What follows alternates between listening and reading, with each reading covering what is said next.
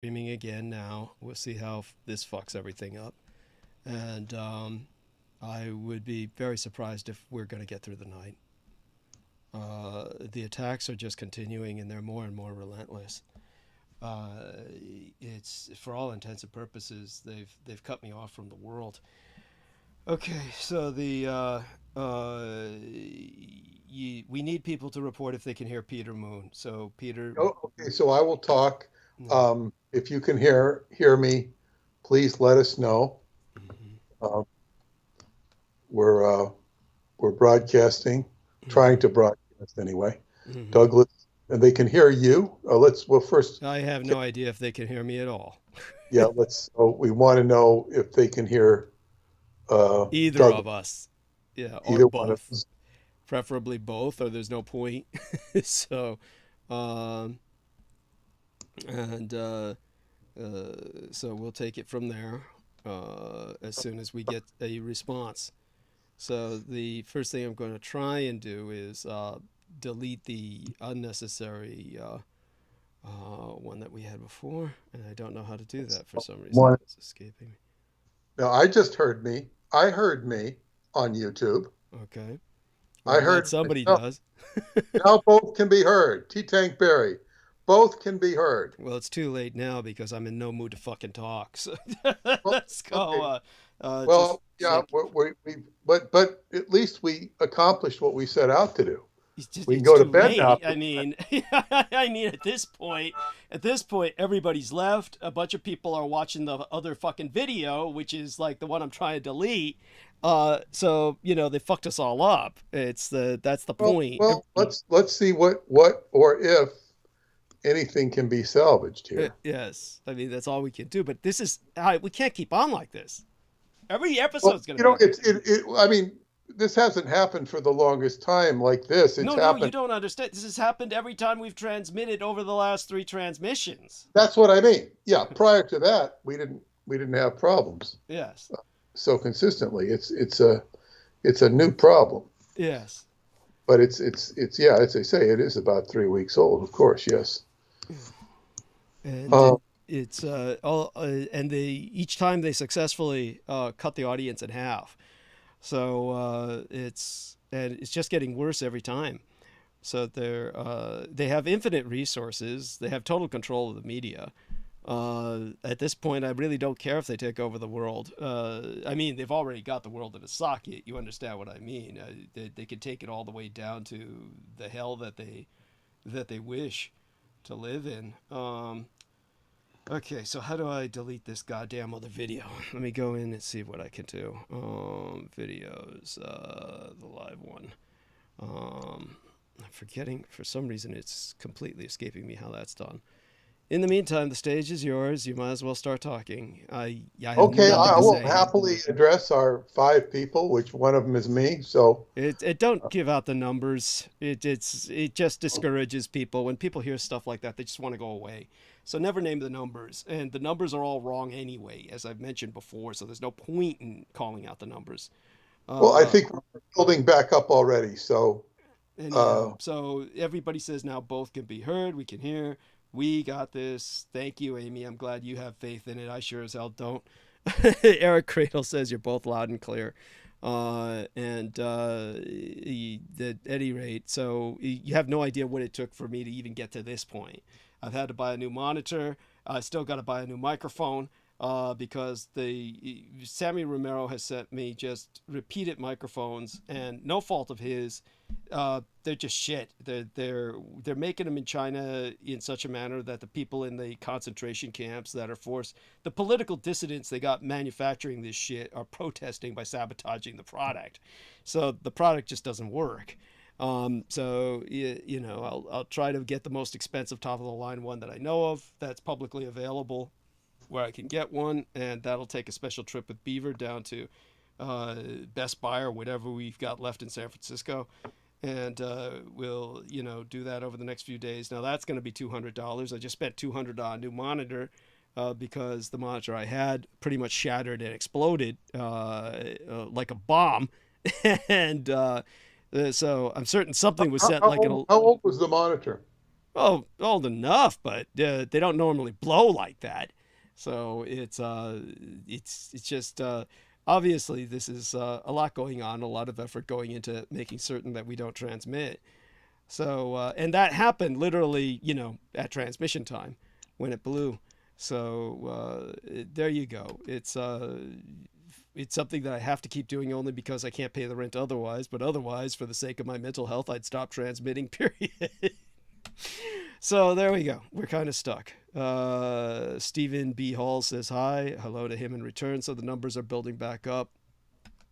And with that, take it away. Okay. Well, welcome to everybody. Thank you for persevering. And we're here. We're alive and we're transmitting. So I guess I will start with my trip to Montauk on Friday. And my purpose for the trip was to meet up with Stephanie South, the curator and disciple of the work of Jose Arguelles, the man who started Earth Week, the whole Earth catalog through his work as a professor of art history at UC Davis. So I was going to meet up with Stephanie on Saturday, but I spent the night at my friend's house, and a lot of interesting stuff came up with Montauk. A lot of, I guess, stuff I was asked not to talk about, and it's not really missing anything, except that I was given a lot of personal instruction, not that I asked for it, a lot of personal instructions on how to time travel. Not that I asked him a question, and he went into detail about how to negotiate time travel psychologically. And so if it happens, I guess I will know it. But that was interesting. What was something I could talk about that is of some interest? One of my friends, I met her boyfriend. She brought her boyfriend over the next morning, and he worked at the waterworks. So that was very interesting. I'd never met anybody at Montauk who worked at the waterworks. And the waterworks was of interest to me because there is a water pump station in Montauk if you go to the end of Cleveland Avenue, which is on Old Montauk Highway by Gurney's, you go up Cleveland Avenue all the way to the end, and you get to Edison Street. This is known as the Edison Pump House Station. This was very curious to Preston and myself very long time ago, because the man who owned Mystic Fire Video had a house on that block.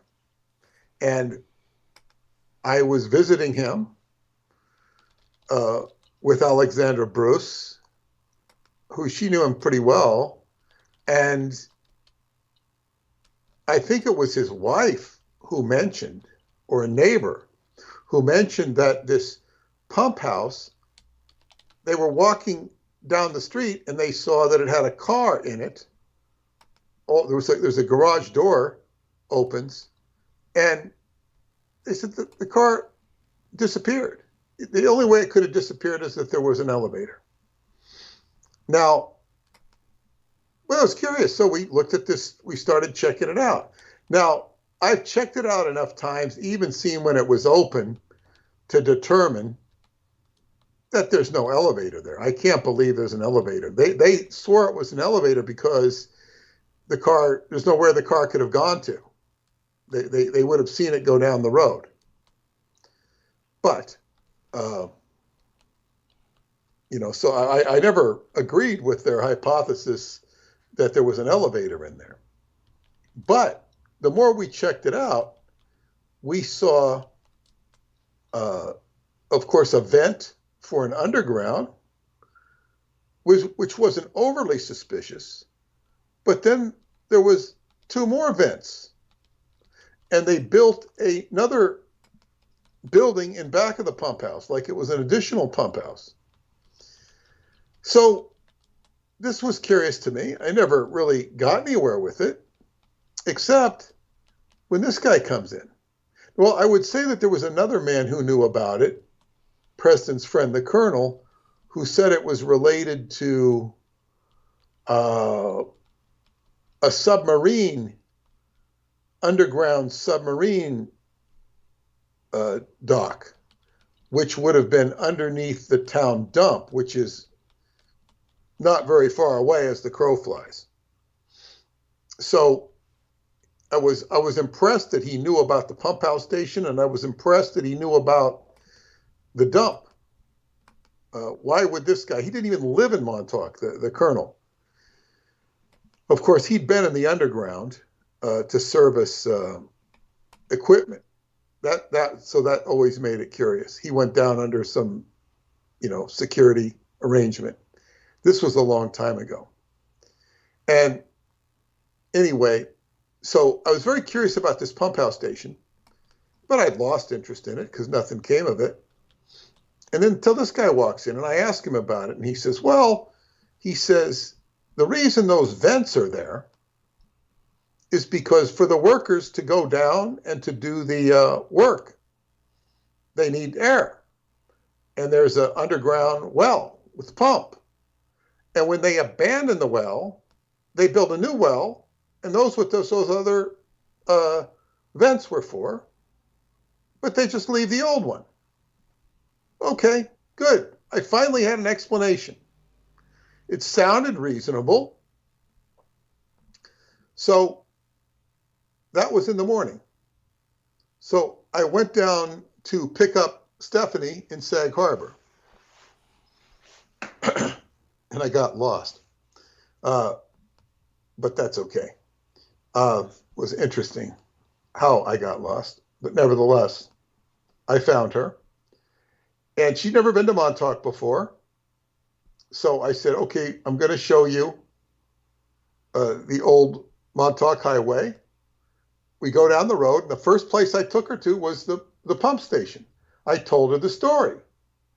I hadn't been to the pump station in years. I got to the pump station, and lo and behold, all of those vents were now gone. There was another one in the back, way in the back. So the story this guy told me, that they just abandon and leave them, his story didn't hold up. Didn't hold up at all. Then I forgot that they built another entire building in back of the other one. So this place became very curious to me. It's still curious. I don't know that I'll find any answers. Then I came back and I told my friend who was before he gave me the time travel instructions, I told him what had happened, and he says, that's because there's massive cooling operations and air ventilations that need to take place for the operations in the underground. He says they have to switch them all the time. They're very sensitive.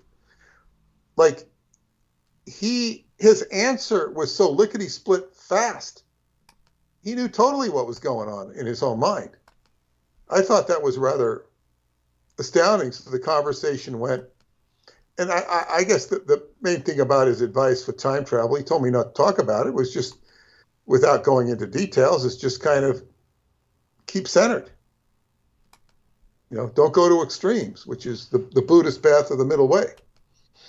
But that was interesting. The weird stuff that comes up. When we went to Camp Hero, it was rainy. It was rainy the whole day. But there were Boy Scouts out there in the middle of old Camp Hero.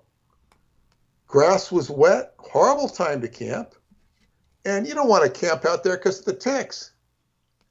I thought they were nuts. There you go. Yeah. And then we went and the transmitter, the radar dish is really falling into disrepair. It's falling into disrepair very bad. In fact, one big piece fell off, and my friend brought it to their yard. So they got a big piece of the antenna in their yard. It's I guess, the size of a bathroom wall, that piece of it. So I basically drove Stephanie around. It really wasn't too seasonable enough to get out and walk around. And she got to meet my friends, which they found her interesting. She could flow with everything. And they were able to flow with her. They really liked her. And it was a good trip. I'm trying to think. So much of the stuff with her, she's so deep. She's so deep. But that was, I suppose, the highlights. The only other thing with Montauk, when I went to find her, I got lost, and it was very strange, because to get to Sag Harbor, where she was staying from East Hampton, I had the directions written down. I knew them from the map. The directions were not the problem. When I got on the highway 114, all of a sudden, I wasn't on 114 anymore. I was in a school. And I didn't know where the hell I was. I tried to go trace back, and I couldn't find 114. So I was driving around lost. And then I was on the railroad tracks, and I recognized where I was because I'd been there the night before. For the first time, I went to the Hampton Chutney Shop. Now, the chutney shop I ate there. It's my favorite place to eat. But it was originally in Amagansett. We used to go there. I used to go there on the way out when I was just in my budding investigations of Montauk. The guy had just opened up the shop. He'd been in India for a long time. And a great place to eat. And then he moved it to Amagansett Square. That's where I saw Alec Baldwin one time. He was eating there too. And that was there for a long time. So I was warned that they changed it. So I found the place and ate there. The next morning, I find, oh, good, I can go in there and ask for directions. And the owner was there. I hadn't seen the owner in years. I went and I told him, I said, look, I'm lost. He recognized me. He came out in the rain, gave me great directions. And he says, oh, I forget your name. I told him who I was. He forgot. I said, oh, yeah, Peter Moon, the Montauk Project. He recognized my face, but he didn't remember. We used to talk about it. Mm-hmm. But anyway, it was very strange. I just happened to, it was a good thing I found him because he gave me perfect directions. And my two GPSs didn't work. My GPS on my phone, and I have a standard GPS. Neither would work. So I called Stephanie, told her I was lost. We were in Mercury retrograde, but I found her quick enough. So that was a little neat coincidence for me. But that was Montauk. Now, I would like to ask you some questions, if I might. I've been working on the show. Oh, yes, do me a favor. You'll have to be patient with me. I'm dealing with so many technical problems right now. We're very much under siege, and I don't even know if I can make it. It's just nonstop. My keyboard just stopped working. I can't work with the production anymore. I really need to just get new batteries in this thing, so it'll take me a few minutes. So do me a favor and just keep doing what you're doing, okay? I can talk a little bit about the show, and I will say something because my friend who's into very partial to Republican politics mm-hmm. said she sent me a message and said, why would they pick this name, Joe Chocolate? Mm-hmm. In other words, she was looking up stuff and she found Joe Chocolate. Mm-hmm.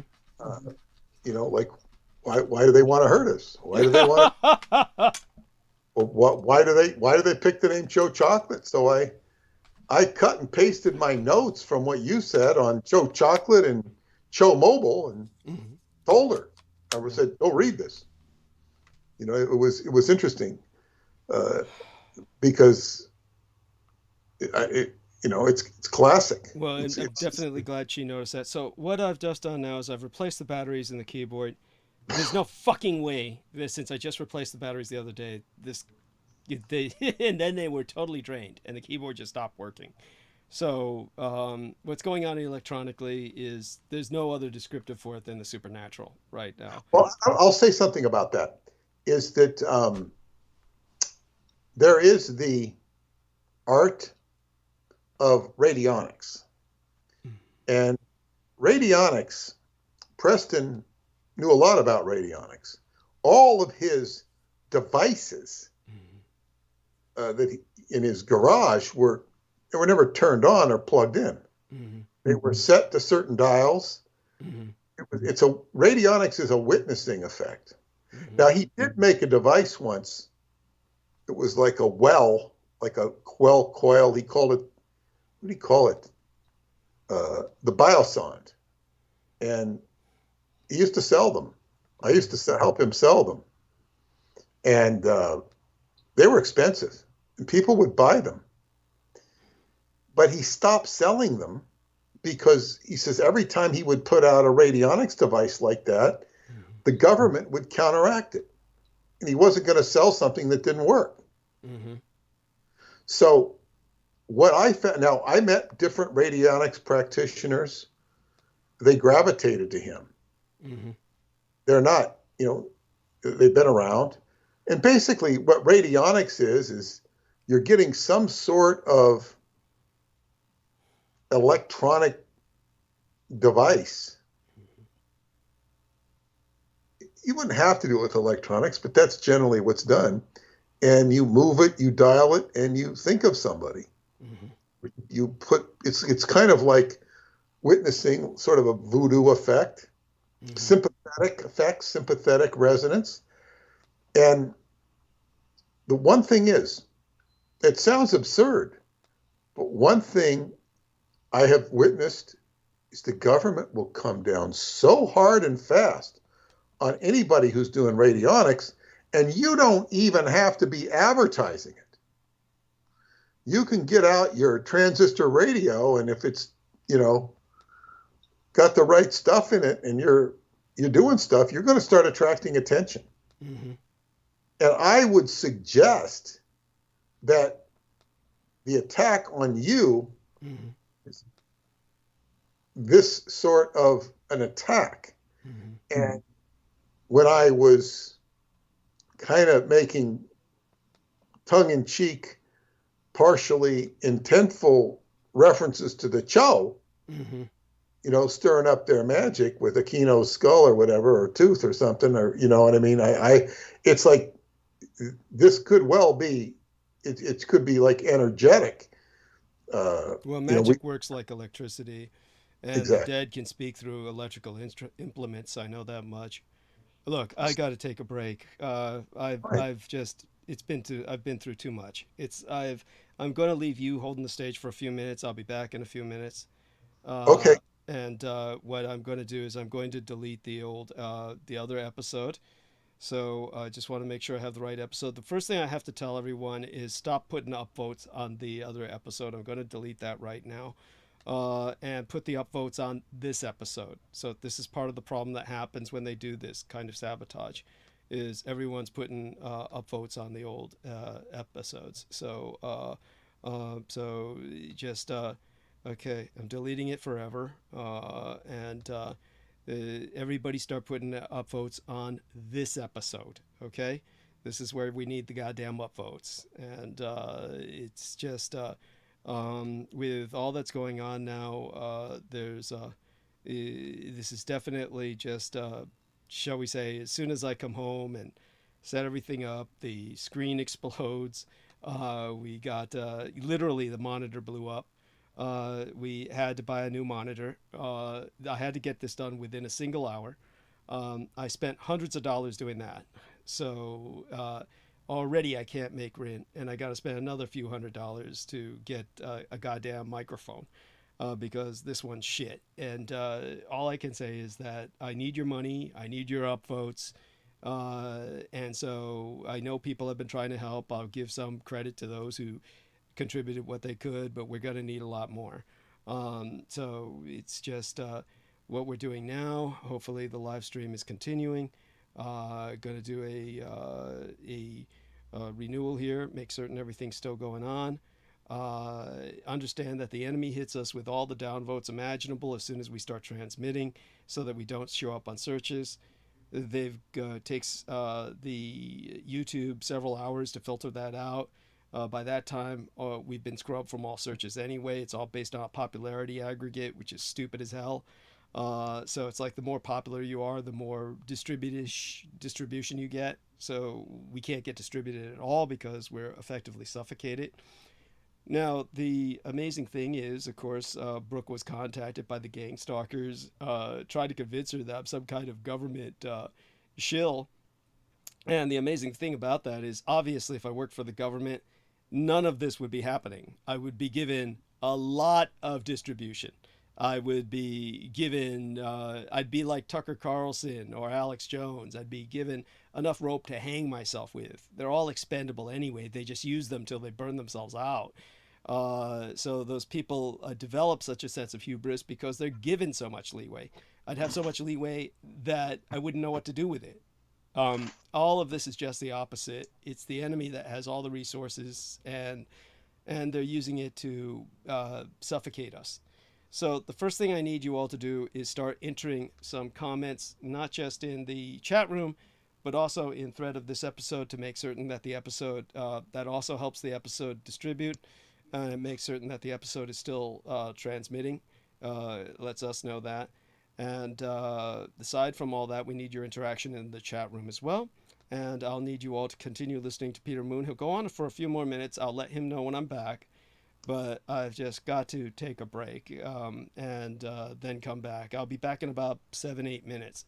But understand that it's been hours and hours of just nonstop action just to get to this point. And so it's just a sewer of shit every day. There's nothing worth coming home to.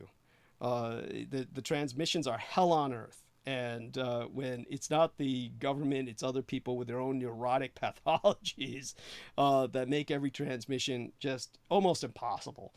So Peter, of course, is doing the best he can. I'm doing the best I can. We're just going to make it work, and Peter's got it. So I'll be back in a few minutes, and I'll be doing some deep breathing, centering myself. So I'll be back in about 8 minutes, and then Peter and I will start talking. And Marky Milk, who's Mark H, says we all sound fantastic. Tommy Carson says he's got my support. Thank you. Good. All appreciate it. And you won't believe the crap we've been through just with the interviews over the past weekend. So I had to come home in time for Monday to conduct an interview that was 6 hours long. And like I said, I'll talk to Peter privately about some of the nuances of that. But other than that, it's we're going to put up an excerpt. I had to put up the excerpt just a little bit, and then I took it off the public accessibility because we just can't have people go into that instead of tonight's episode. So, I didn't want everybody going to that instead of tonight's episode. I don't know if Peter, did you have a chance to review what I sent you at all? No, okay. No, I didn't. Okay. That's all right. All right then. So let me go mute. Peter's gonna hold the stage. I'll be back in about 8 minutes, and we'll take it from there. Hopefully the deletion of that unnecessary episode, the one that was taking all of the upvotes and all of the views. Hopefully that prevents people from being distracted. And they made it almost impossible to delete these things while you're conducting a live transmission. So I had to, you wouldn't believe what I had to do. It's just with everything I'm doing, and then the battery. Why don't you just take a break and just go rest? I just need to take a break. Okay, so. Yeah, go take a break. All right, I'll be back. But we're still live. Peter's got it, Yeah. and I'll be Okay. back in You go about take a break. You go take a break and come back when you're ready. Thank you. Thank you, Douglas. So you've heard it there. And I want to encourage people to, even if you just can't send a lot, send a little bit. $3, $5, $10, $20. It will help him, because it will also help his morale, because obviously you heard it's very discouraging. What I would say in regards to this, what I think actually triggered it, there's a lot of factors, as he mentioned, people working on Brooke and whatnot. They have been working overtime on her, but what I think really kind of set this off is when all this stuff opened on the Chichoa, those diminutive race of little people from Tibet who are behind, totally aligned with the anti-gods and whatnot. And he's done recent transmissions on them. That's what we were talking about. And we were getting into it pretty deeply. And he was exposing truths about the Cho, as we call them, that have never really been subject to scrutiny of any kind. Now, I said certain things to him privately about influences and whatnot. Let me put it this way. Aquino was a mastermind of Psyops. He became aware of the Cho, as far as I know, I can clarify this with Douglas, when he was in Vietnam, because they were all over Southeast Asia. Douglas's father had seen them. And these creatures are right down his alley. It's like a quarterback going out and finding a bunch of offensive linemen to block for him. Oh, it's a perfect fit. He's not one of them, but he can sure use them. So, and then it becomes like, who's controlling who? It would seem that Aquino is putting them to use, bringing them over from Vietnam. In fact, I have pointed out how it's not the habit of America to be taking on refugees when they go and fight a war. This didn't happen with Japan. It was quite the opposite. It didn't happen with Germany. Well, it didn't happen with occupied France, because French were the allies. The Germans and the Japanese were not allies. You could argue that South Vietnamese were allies, but they also brought other Asians over there, and they were bringing, as Douglas has said, 40 or 50,000 Cho, primarily into the Bay Area. But you also have to ask, on an energetic level, were they, who was in control, Aquino or them? And you can make an argument. The irreducible minimum would take us back to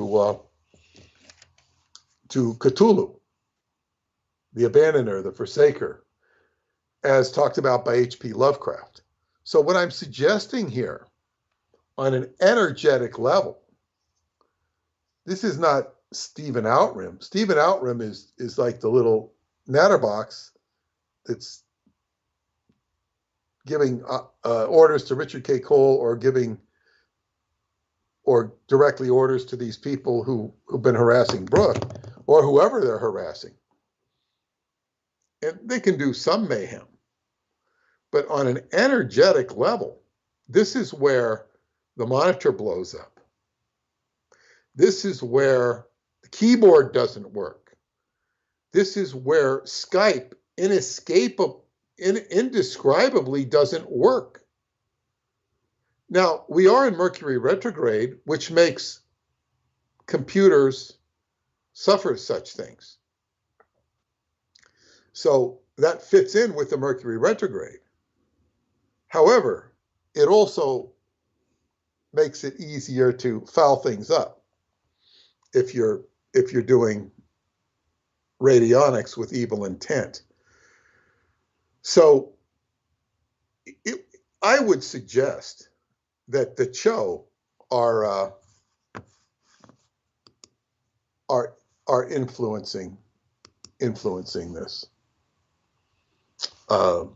energetically, because when I write about them, and I've been writing about them, and it starts to lay it out so that the unaware person can pick up this book that I'm working on, pick up this chapter, and be informed of something they had no idea about. This is the first description of the Chichoa in the civilized world.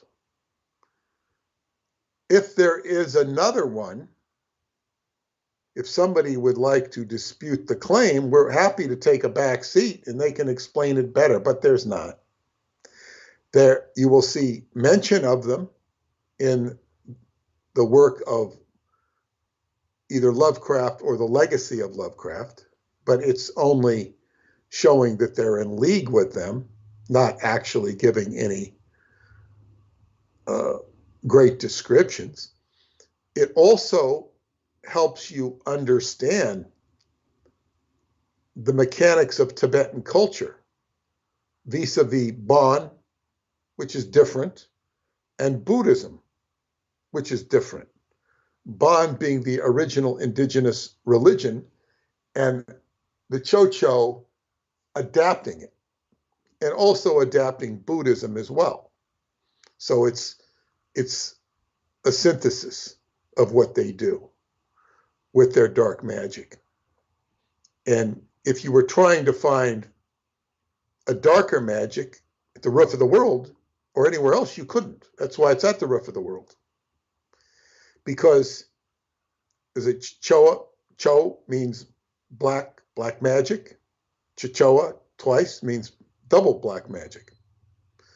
It's even in the word itself. Aquino's not even that dark. Couldn't be that dark by definition, because he had certain benign aspects to him. And I don't mean to suggest he was a benign character, but he could do things that would help people. Not saying he did it very often. It was self-serving, but the Cho are in a different category altogether. But it's the type, he probably would have wanted to be a Cho or their director. And to an extent, he was the director, but I don't believe for a minute that he was, he was not Cthulhu. It was what he wanted to be or who he served. So we have a very, so when I'm engaging in writing this chapter, and my intent tonight was to come on and ask Doug a couple of questions, nothing new, really. Stuff he's talked about before, I can't find it, or maybe for some clarifications and logistical orientations on a couple of points that are not critical at all. It just adds proper color and context to the story. And in particular, those 2 points were his first sighting of the Cho. I have a question about, he's explained that. Just I wanted to recap it, and also the connection between how Aquino first encountered them in Vietnam to the best of his ability. This just adds some context. It certainly doesn't, and just so that I can make sure that I have it down so that I can write the narrative. That's basically all I wanted to find out. Of course, when Douglas addresses this subject, it's he has to go back and he'll start pulling other stuff out, and that can be quite hard on him. So it taxes him. And of course, he comes up with more and more interesting stuff. But what we're dealing here is a sympathetic war, a war of quantum resonance or dissonance in this case, whereby I'm simply trying to write a book. We're going to have a dialogue, and it gets all mucked up. And you have to remember Douglas is empathic. So, well, we can all sit back and say, computer stuff happens, it's Mercury retrograde. He's feeling it. He's feeling it because he's exposing them. And this is different than when we were fighting Aquino. In fact,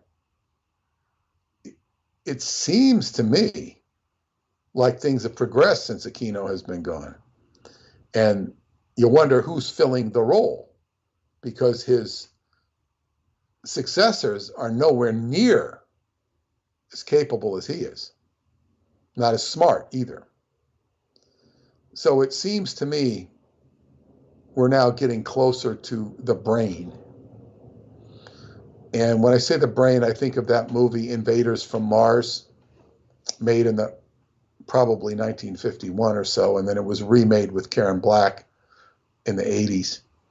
But, you know, the head entity is underground, he's from Mars, and he's kind of like a big head.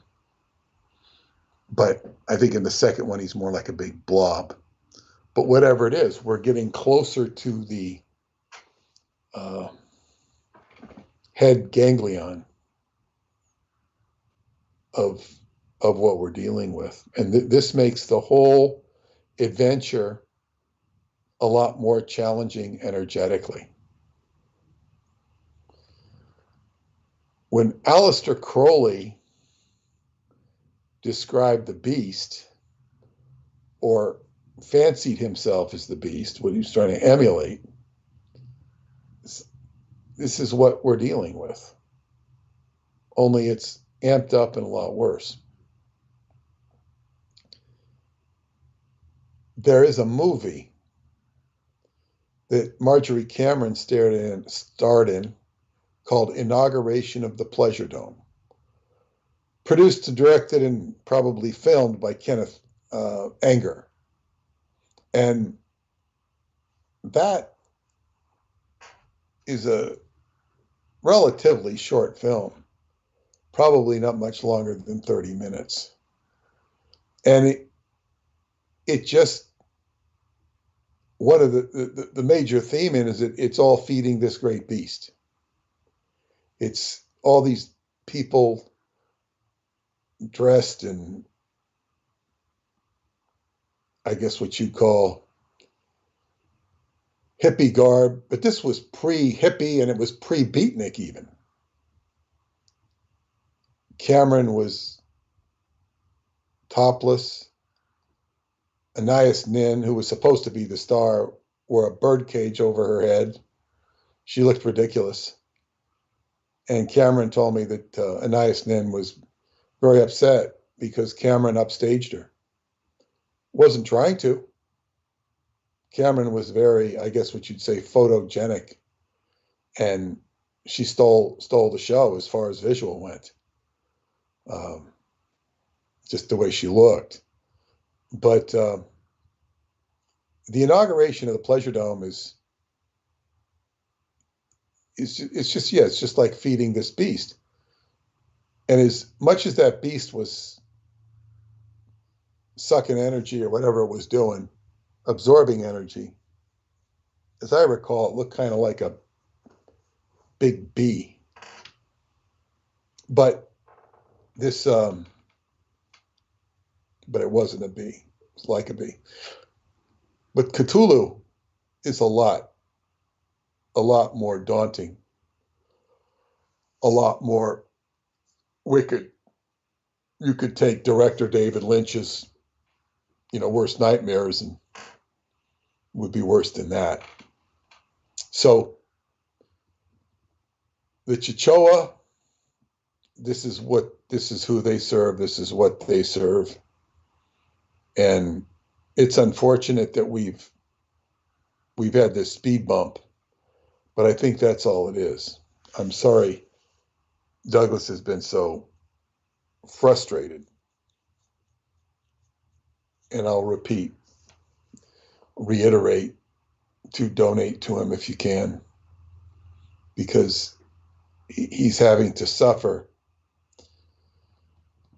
to give out this information, and it taps part of his psyche.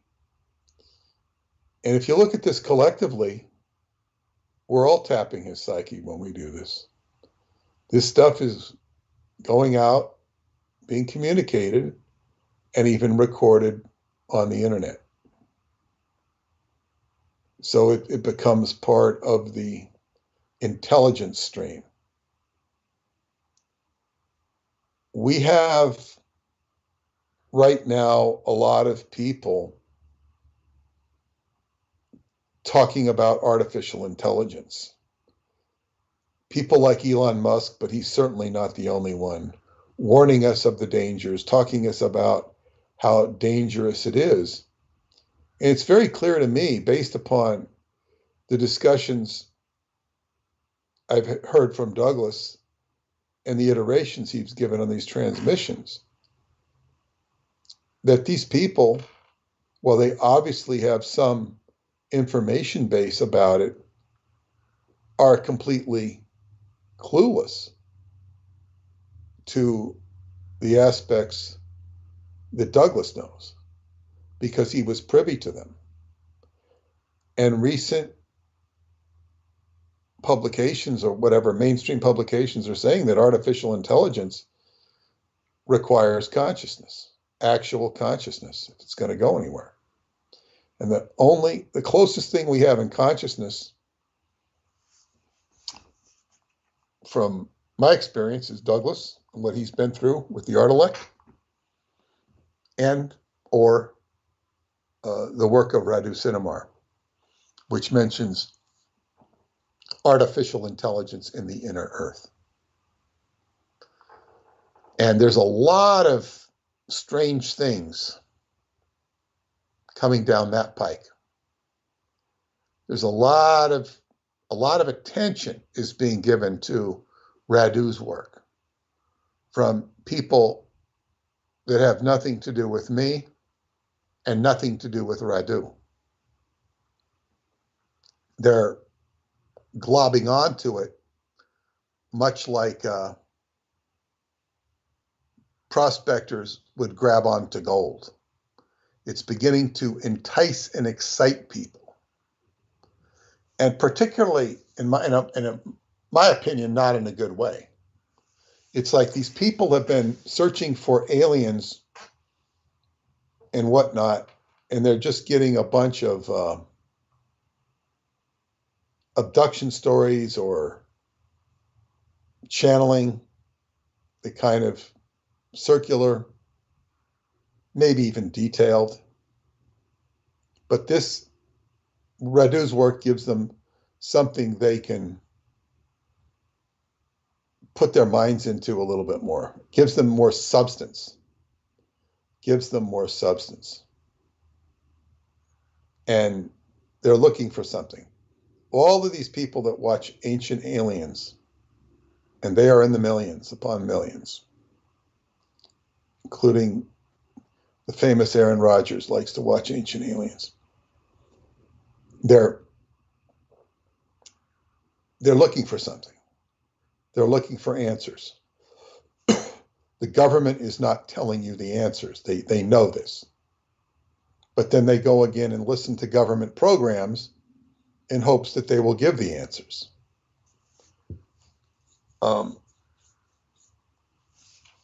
This is not unlike listening to a priest who was molesting you to tell you about Jesus Christ. People will go back. They will go back. And the reason they will go back is because that's all there is on the air.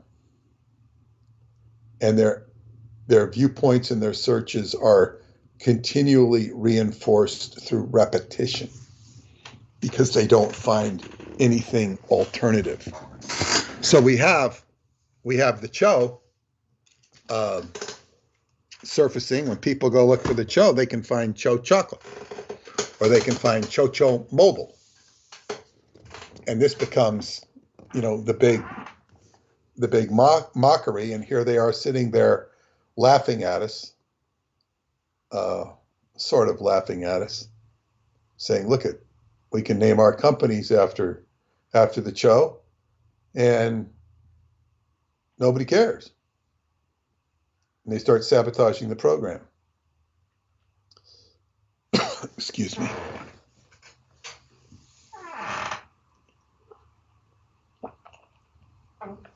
So,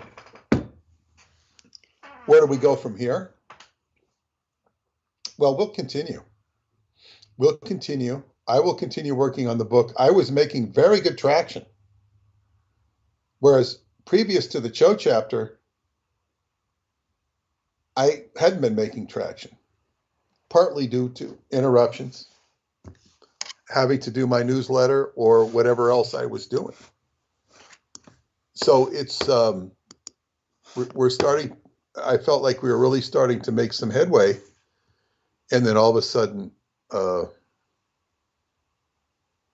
this stuff happened. And I'm looking at the chat room here.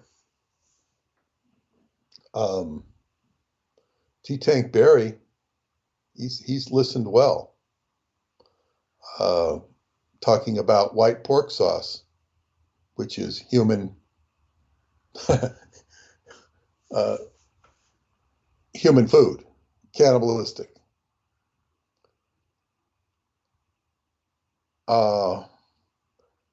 Something I don't think I said the Cho not from Asia, they're from Tibet. This is what I learned from Douglas. Tibet is a part of Asia. Amor says, and I think you did validate and say there was some Iberian origin or previous place of the Chos, and that they basically were expelled. Yes, he did mention Iberian Peninsula with the Basque, but they were not the Basque. We could get Douglas to disambiguate that.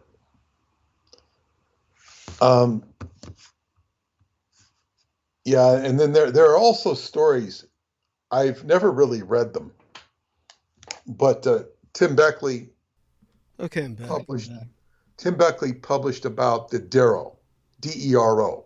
Yes, that's right, Dero. Are they? They're not.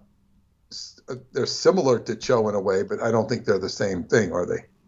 In a sense, they are. Perhaps the Dero is actually etymologically traces back to the original ancient Scandinavian or Norse term for dwegar, or the dwegar, where it's an almost impossible to pronounce dwarfish race that was supposed to be pitch black in skin color. They were a gnomish, dwarfish, malevolent fey folk that had populated Europe, and the Scans, although the Scandinavians wiped them out. They went underground with a vengeance against mankind, and they remanifested through Richard Shaver's interpretation. When he began to describe them, he used a modern acronym, DERO, for deviant robot, as in a drone that went pathological, like a worker bee that, or worker ant or termite that had malfunctioned. So that was how Richard Shaver perceived them when he first wrote about them, and they were published in the works of the individual that you mentioned, who was, I believe, the editor of the magazine that first published about the Dero in terms of the modern sense. But they were obviously very much descended from that Scandinavian dwarf race, which it's hard to imagine that they wouldn't somehow be related to the Chichoa. They seem very alike, or very parallel in their physiology and their motives. Yes, and this gives a bigger and better context. Of course, yes, Beckley had some connection to Shaver. I don't know what the connection was, or Palmer, one or the other. I'm not saying that he knew them, but he was kind of like, like their paper boy or something. And I don't mean to say he was their paper boy, but there was some sort of connection there. Right. Because he was around this field, I think, since he was 14. Yeah, they all knew each other. But yeah, but he's like sort of a Johnny come lately to it because he was younger. Okay. But he was just old enough to get in on it. And I think he told me he was accused of stealing something. I don't know what it was. He said he didn't do it. I believe him. But that's what happened, and he was there in the early days, Ivan Sanderson and all that. Right. Yeah. And he was basically,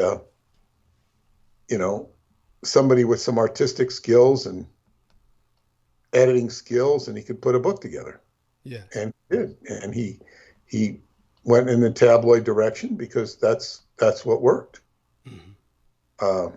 It worked for him, and that's how he made his living. Yes. And I used to hear his problems. He'd share his problems with me, what he used to go through. We never met in person. We always wanted to, but we never got a chance to meet. Oh, I'm so sorry to hear that. When did he die? I think last year. Jesus. Yeah, he had been sick for a long time, and right now there's some legal issues. I think his sister, is taken over. She just has to work some stuff out to get it going again. Mm-hmm. But because we used to sell each other's books, and right. that's why we talk. And it was one of those situations where, I just kind of like faded away from him, and we neither one of us owed each other any money. We had a very good relationship, but as I say, this was nickel and dime stuff, mm-hmm. Just to keep the catalogs flowing, so to speak, mm-hmm. For me, and we had a very, I guess what you'd say, amicable relationship. But, and, strictly professional, but then again, we talk shop and, what's going on, who's doing this, so on and so forth. But yeah, he had, went for the exploitation with the Dero, and the best-selling book, I think, ever in my catalog, I'm selling other people's books, was the Dulce Wars that he published. So cases of that book. Boy, that was popular stuff. The only book he ever published that I think I read cover to cover was The Philadelphia Experiment and Other UFO Conspiracies, mm-hmm. which I read before I wrote the Montauk Project, right. To, get the story straight and whatnot. I never sat down and read the Dulce Wars. People are really interested in aliens. They're fascinated with it. They're indoctrinated into that fascination. Yes. Yes. And it's becoming bigger and bigger issues as now they have, I saw it on Fox Business, mm-hmm. channel, whereas what's her name? I think her name's Lisa Montgomery Kennedy Smith, I think her name is. But I'm not quite sure. She's they call her Kennedy. Her show is called Kennedy or whatever. She's a Fox News. Oh, right. Vaguely heard of her. Yes, go on. Yeah, she wears thick black glasses, and she's Romanian by extraction, just as she's American. But she said, so she was doing this, and she'll have Michio Kaku on. She'll embrace the zany stuff because she's zany herself. Not that zany, but she tries to portray herself as zany. But she'll have, she was talking about, she had some UFO expert on, whatever that is, with, with but they were talking about the mutilations, new mutilations going on. Right. And this is something I wanted to touch on. Yes. And they were talking about the exact, precision of the incisions. This is not something, one of Charles Manson's followers can do. Not a butcher job. This is going in precisely to cattle and just making a precision cut better than a surgeon. Right. Now, I want to hear your comment on this, but the funny thing she said at the end of the segment, she says, well, she goes, maybe this is done by, maybe we'll find out if it's done by aliens. She goes, or Satanists. She said, or Satanists. Oh boy. How did that come out of her mouth? Because this is the way PSYOP works. Yes. They're taking the attention off of what Douglas and I have put together with the Roswell deception. It's not aliens, people. And they're saying it is aliens. Look at these incisions, look at these mutilations. And this shows that all of those cattle mutilations way back when were simply steering. If you know different, you tell me, because what they used to say was that they were, the aliens were harvesting their organs. The aliens were harvesting their organs because they needed their organs, and they would eat off of the emotion. Well, you get the idea. It's Greys and UFOs getting high on the trauma. It's not Greys, it's Cho. Yes. But it's also working as a psyop to make people think, hey, there's something out there. Yes. It's not just a fear psyop. In fact, there wasn't enough mutilations to scare the living daylights out of people. There aren't enough shootings to scare the living daylights out of people. There's shootings every day, and people are outraged and concerned, but it's become normalized. Every day there's a different shooting. Yes. And it's like, how much attention can you give all these people? You could have, if you were to cover all the different shootings, and I'm not talking about the Kyle Rittenhouse shootings, where that was highly politicized. That was a highly politicized. Now it's just, people going in and shooting up schools. Yes. And banks and other places, yes, pretty much everywhere. Yeah. Yeah, and it's like, until it happens in your own neighborhood, then you become, where it becomes a constant threat, a daily threat. I know my Qigong teacher lived under circumstances like that in Coney Island when he grew up. He lived in an environment like that. Mm-hmm. But it hasn't gotten anywhere near that bad because people are stealing. Mm-hmm. They're getting caught or they're getting reported. But still, most people are walking through stores very civilized. Yes. And that's a good thing that they're walking through civilized. Yes.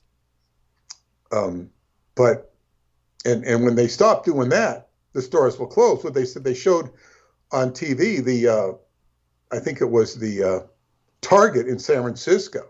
Mm-hmm. Everything's behind, what do you call it?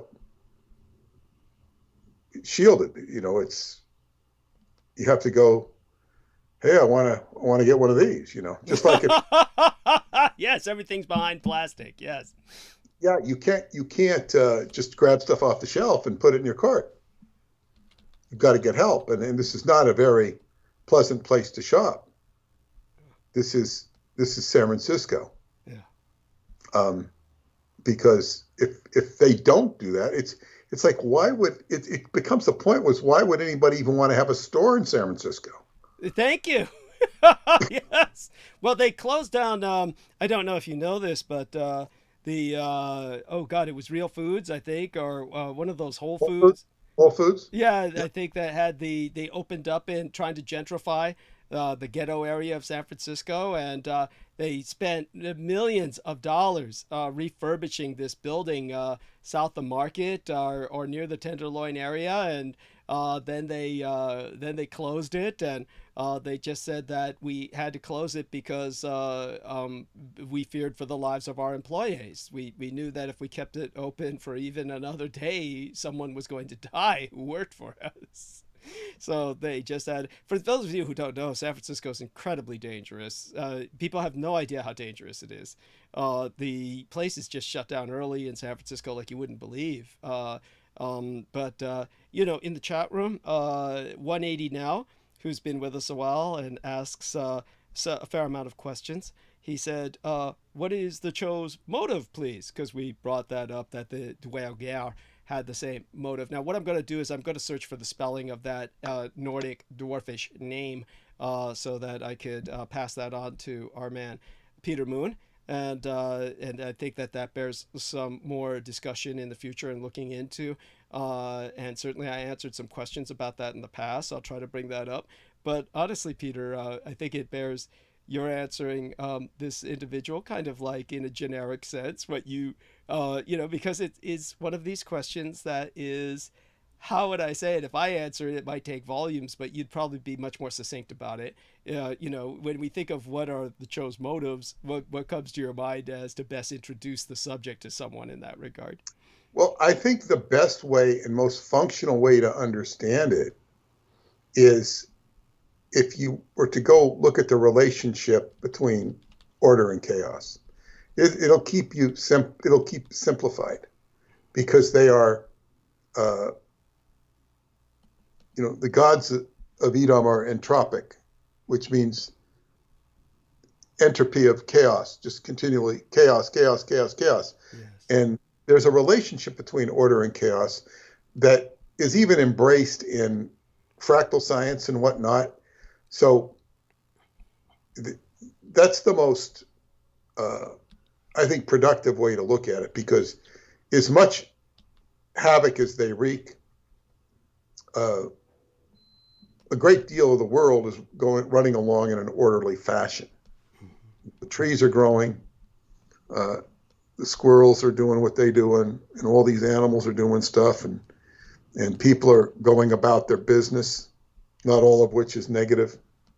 But not by any means, There's plenty of people having fun right now, right this very minute.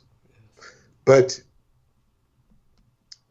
so the Cho are like there is a constant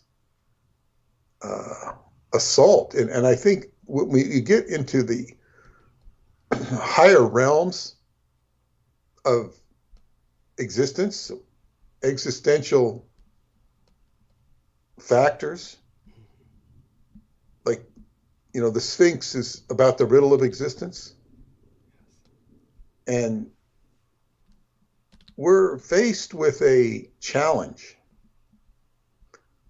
We have the idea of the Garden of Eden and paradise. And then we're faced with terror. Call it hell is just one way of saying it. It's the opposite of paradise.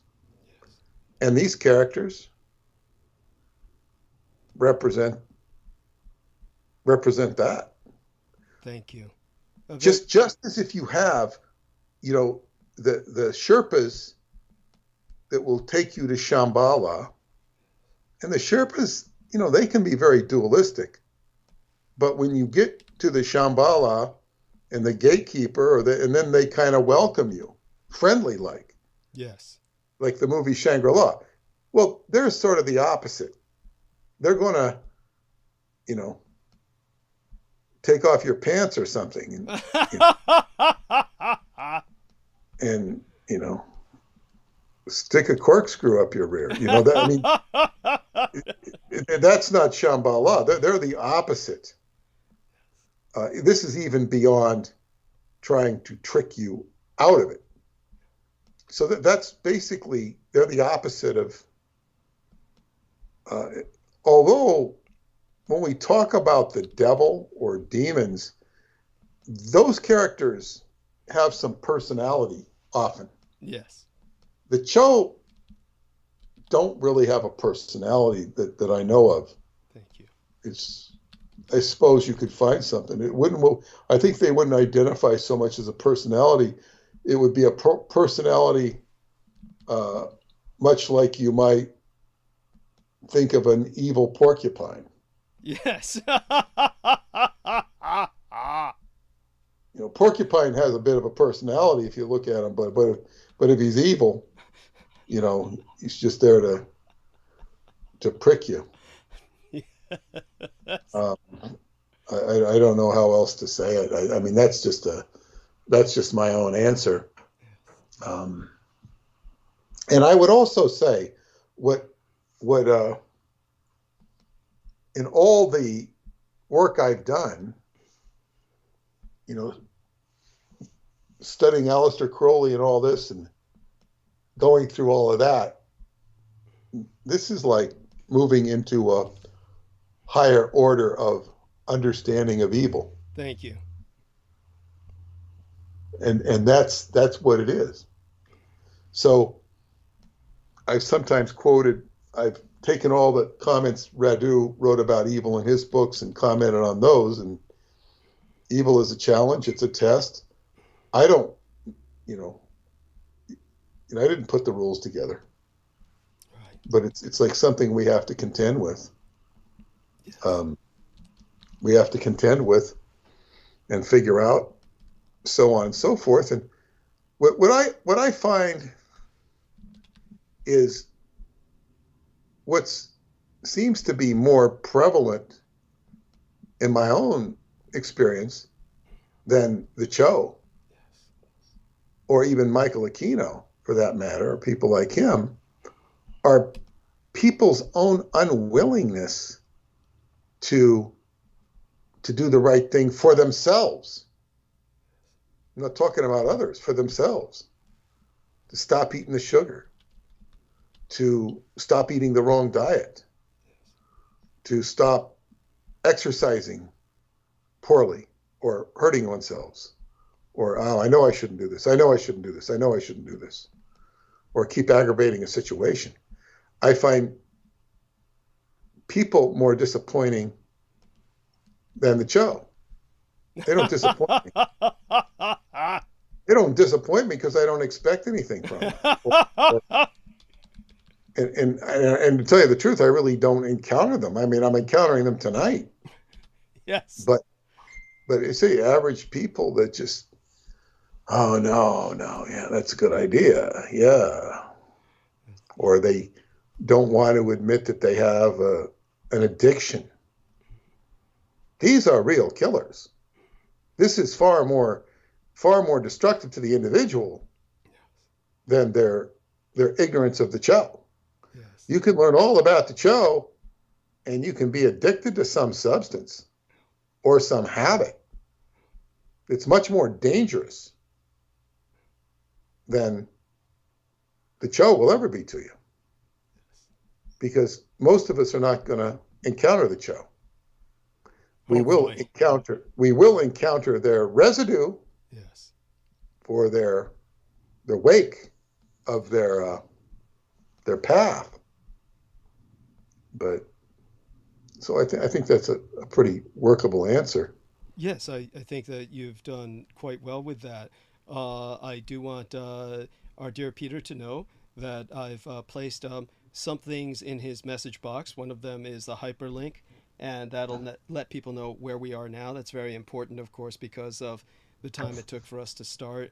So he can share that with his primary base audience, and we've got a lot of people actually. Of course, many people have gathered, and the numbers have gone up considerably, and that's profoundly appreciated. I want to say hello to Debbie Starborn, God bless her, as well as everyone else who's joined us here. So many of you that have been so helpful to get us to this point. We had a Carlos Souza who said he loves Peter Moon's work. Apparently, he said something like he lived in a barracks somewhere where maybe Peter met him. Of course, the reason that I basically hid him from the channel is because he says, Douglas says I'm a troll. I don't even know who this person is. So if he says that I say that, I might as well treat him like one. It's not the way to introduce yourself. I mean, it's that's all you need, right? Is for someone to pop in and introduce themselves in a negative manner. That being said, of course, I do want people to understand that one of the things that I provided Peter was a kind of a summary of the Nordic dwergar. And I do believe I'm just getting the tone of that pronunciation somewhat correctly. When Peter returns, he can kind of summarize that for all of you. And I hope that that will put something in a perspective that will help people understand both they and the Cho a bit better. T. Tank Berry says of the Cho, black magic, monstrosity, and transformation. So it's I think that's very good. T. Tank Berry says Shaver is fictional. This is not. Though it is important to remember that when Richard Shaver wrote what he wrote, he had a enormous response from the readers of the magazine in which it was published. Maybe Peter can help me remember which magazine that was, but I do remember the name of the franchise was I Remember Lemuria, and it was called A Racial Memory Story, and that was wherein Richard Shaver exposited on his belief that all of this was quite real, and he presented this kind of hopeless situation in which the Dero basically you couldn't escape, and that they had mind control rays and death rays, and therefore he presented this hopeless situation that was kind of the world he lived in. I think the most positive way to view Richard Shaver is as an alienated artist. He was certainly clinically diagnosed as a paranoid schizophrenic. He was also ideologically a member of the Communist Party. So he was a card-carrying member of the American Communist Party, which, of course, shouldn't have, well, almost certainly didn't help his paranoid schizophrenia any, because he almost certainly wound up on a watch list and was probably surveilled. So with this kind of negative feedback loop that he had generated for himself by trying to go proletarian as a what he felt was an abused laborer, it's hard not to sympathize with the fact that he was working in an assembly line where he suffered many injuries. He himself admitted that they had a machine that would every once in a while, sliding by on the assembly line, there was kind of this almost robot arm. They didn't have robotics in those days, or there was something that was semi-automated about it, that every once in a while, if you didn't watch it, it would come by and whack you on the head very severely. And so he was probably literally brain injured. So combined with poverty, you could see why he was attracted to the communist idea of a revolution for the proletariat, seeking some kind of social justice. But in the end, he died as he lived, basically an alienated artist. And but what he was conveying, however, most people who were writing letters to the magazine, and there were thousands of letters in response to what he wrote, and this was published in installments. So we're talking about over a period of a few years that this franchise was carried on in that magazine. But during that period of time, almost everybody who was writing, if they weren't saying it was the sickest crap they ever read, they were insisting it was true. So definitely what he was encountering, he may have been the dwegar, or the Cho, and it... when you do, well, I think Peter might be back by now. Are you? Oh, I am back, but it's interesting here. Ray Palmer. Yeah. Something I found very disturbing, but this isn't the disturbing part. It says, he's lived from 1910 to 1977, 67 years old, was an American author and editor, best known as editor of Amazing Stories from 1938 through 49. And then he left Ziff Davis to publish and edit Fate magazine. So, he did Fate magazine. Wow. And he did Flying Saucers, a publication called Flying Saucers. He published the Oahspe Bible or New Bible. Wrote a book called Coming of the Saucers with Kenneth Arnold. Now that ties him to the deep state or whatever. It wasn't so deep then. Right. So Palmer, this is interesting. And then in the first issue of Fate, Palmer published Kenneth Arnold's report of flying discs. Arnold's sighting marked the beginning of the modern UFO era, and his story propelled the fledgling Fate to national recognition. Through Fate, Palmer was instrumental in popularizing belief in flying saucers. This interest led him to establish the magazine Flying Saucers. Well, right there, that's it. That's it. Now, it says that Palmer was investigated by the FBI from early 53 to mid-54 after being falsely accused of spreading Soviet communist propaganda in several Mystic magazine articles. Chicago FBI special agents interviewed Palmer after he ran a story, Venusians Walk Our Streets, by science fiction author Frank Vest. The story claimed the FBI laboratories were researching a mystery metal from Venus. The FBI did a record search and found that their laboratories had never received any such metal and that no such research was being performed. When confronted with this falsehood, Palmer claimed that he did not catch the FBI reference and the mystery metal in his final edit, but quickly apologized for the mistake and offered to run a retraction. Now, this is a pulp magazine. Yes. And the FBI is taking him to task.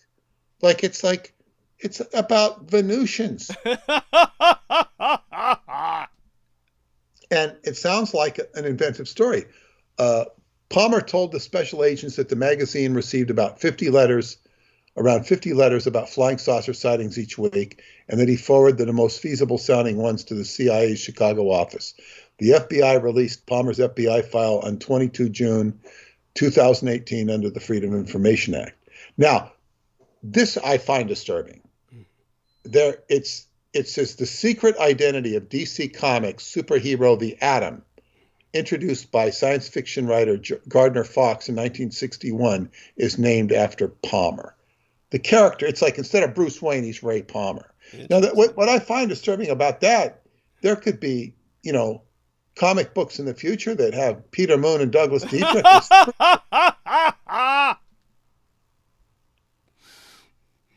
It might be kind of interesting. Yes, disturbing indeed. Yeah, God. That's like it's such a distortion. It's like whatever tribute that is lost in the distortion. Yes. And it's like, okay, so you're remembered. It also says, see the flying disc craze of 1947 was a rash of unidentified flying object reports in the U.S. that were publicized in the summer of 47. Mm-hmm. The craze began on June 24th when media nationwide reported civilian pilot Kenneth Arnold's story of witnessing of disc-shaped objects which headline writers dubbed flying saucers. There would be 800 copycat reports in subsequent weeks. Reports peaked on July 7th. Now, while the reports are peaking, then we have, it doesn't even mention Roswell. It says the 47 craze has been extensively studied within the frameworks of both folklore studies and religious studies, where scholars regard it as the birth of a modern myth. Well, they're right there.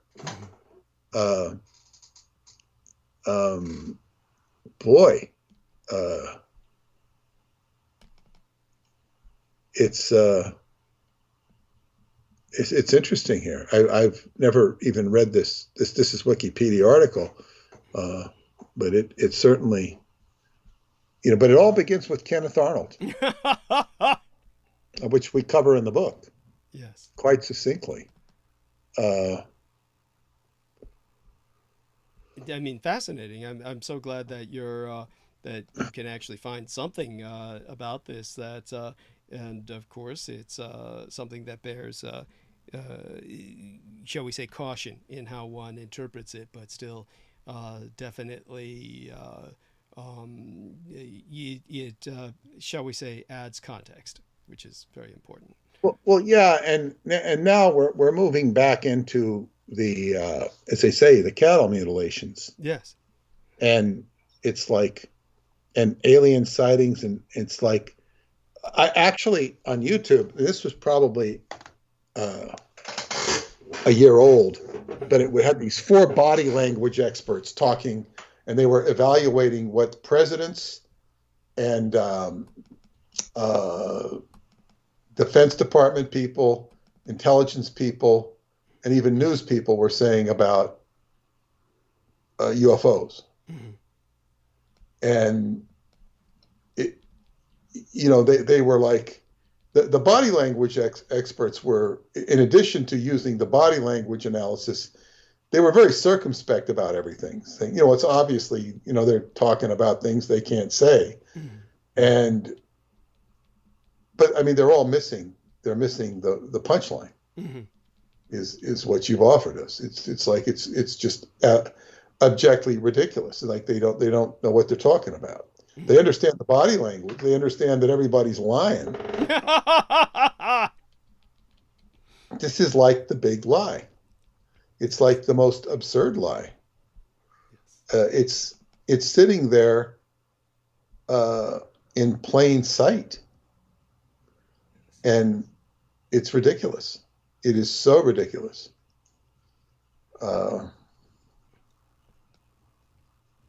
It's well, definitely what I think we are. Let's take a look in the chat room, see what people are saying, if there's any new input, and of course, Viviana Sanchez has joined us in the chat room.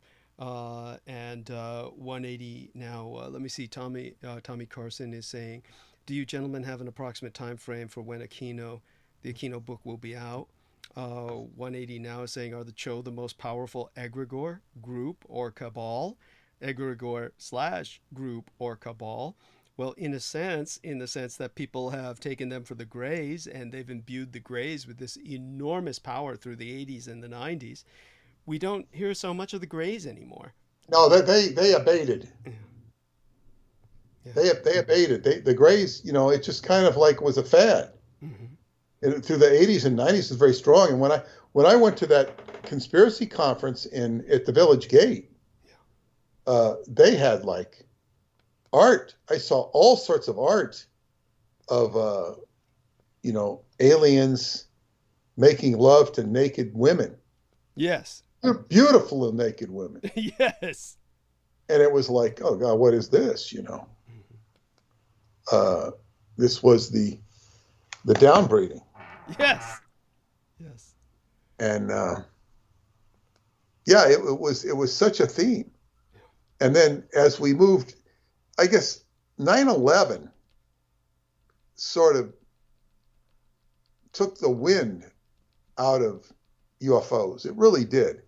And it started with the, Waco stuff, where the target started becoming the government. Yes. The government. It was like Ruby Ridge was, the government.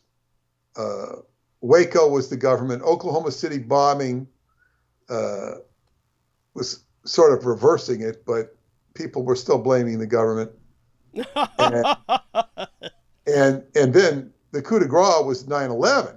Now, 9/11 took attention off the government and put it on Saddam Hussein. Mm-hmm. And,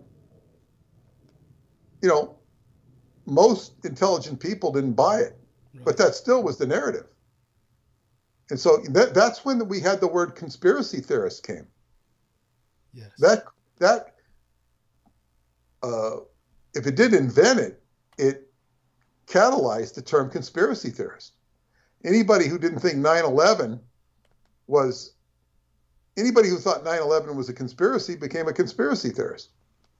And it became a very pejorative word, whereas conspiracy is like, wow. It's like it's a part of the lexicon every day. Yes.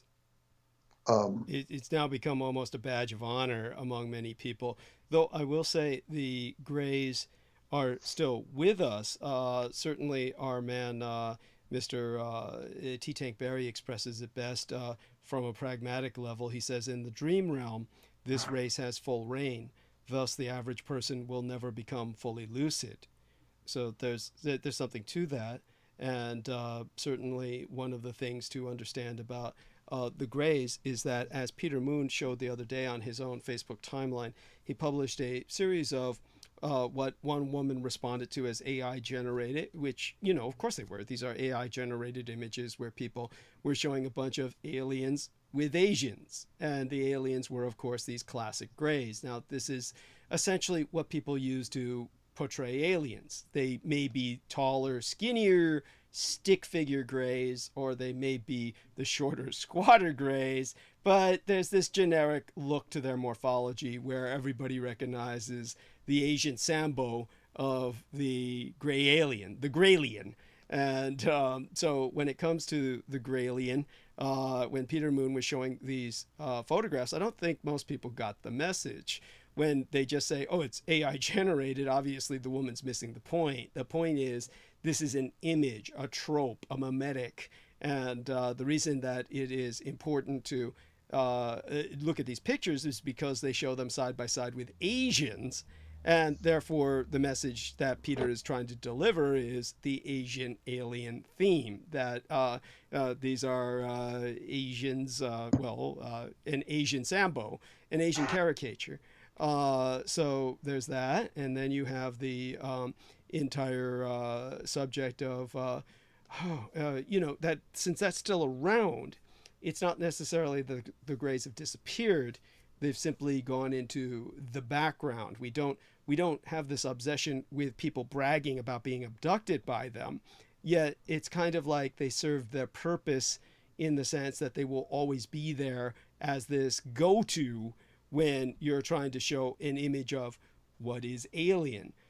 You might think that something that has become so caricatured would then no longer serve its purpose and become kind of a lampoon, but no, people are still buying it. They're still like, they may not go for that image anymore. The image itself might become kind of a funny thing, a kind of amusing thing, but it's they still believe in the aliens that image was used to perpetuate. I mean, take it from there, Peter, for a few. I don't know if you had a chance to scan that paragraph I sent you. No, I haven't. Okay. Yeah. But Preston always used to say, he says, the Catholic Church are aliens. They represent the aliens. But he says, don't ever print that. Don't ever print that, because the public will be against us. And, I wouldn't say that they're aliens per se, but they're definitely aligned with the show. The Catholic Church. The Catholic Church has often been equated to Tibet. Not even the Cho Tibet, but just Tibet. They're very similar. Mm-hmm. The Catholic Church and the Tibetan, in terms of the hierarchical sort of attitude. But he thought that the Catholic Church was basically controlled by aliens. That was Preston thought. And Preston said that, most all abductions are government abductions. They want you to think it's aliens. This is what he said. He says, very few are aliens. Yes. And he said that they want you to think aliens are good. That's right. Sweet and light. There's a lot. In fact, if Preston were alive and were to hear you, he would probably readily agree with most everything you'd say. Understood. I mean, some stuff, sometimes he'd echo government stuff because that's what he'd heard. But he said the Roswell craft were shot down with radio waves, not shot down, but neutralized, which is that's how he'd think, because he probably would know how to do it. But that's just how he thought. We never really talked about Roswell, but he mentioned that. Fascinating. Yeah, and of course, what I liked is, I think I got it from Joe Matheny, but I don't. It was a bunch of. I used to sell them. It was a CD, audio CD of the original Roswell broadcast, radio broadcast, announcing that a flying saucer had been.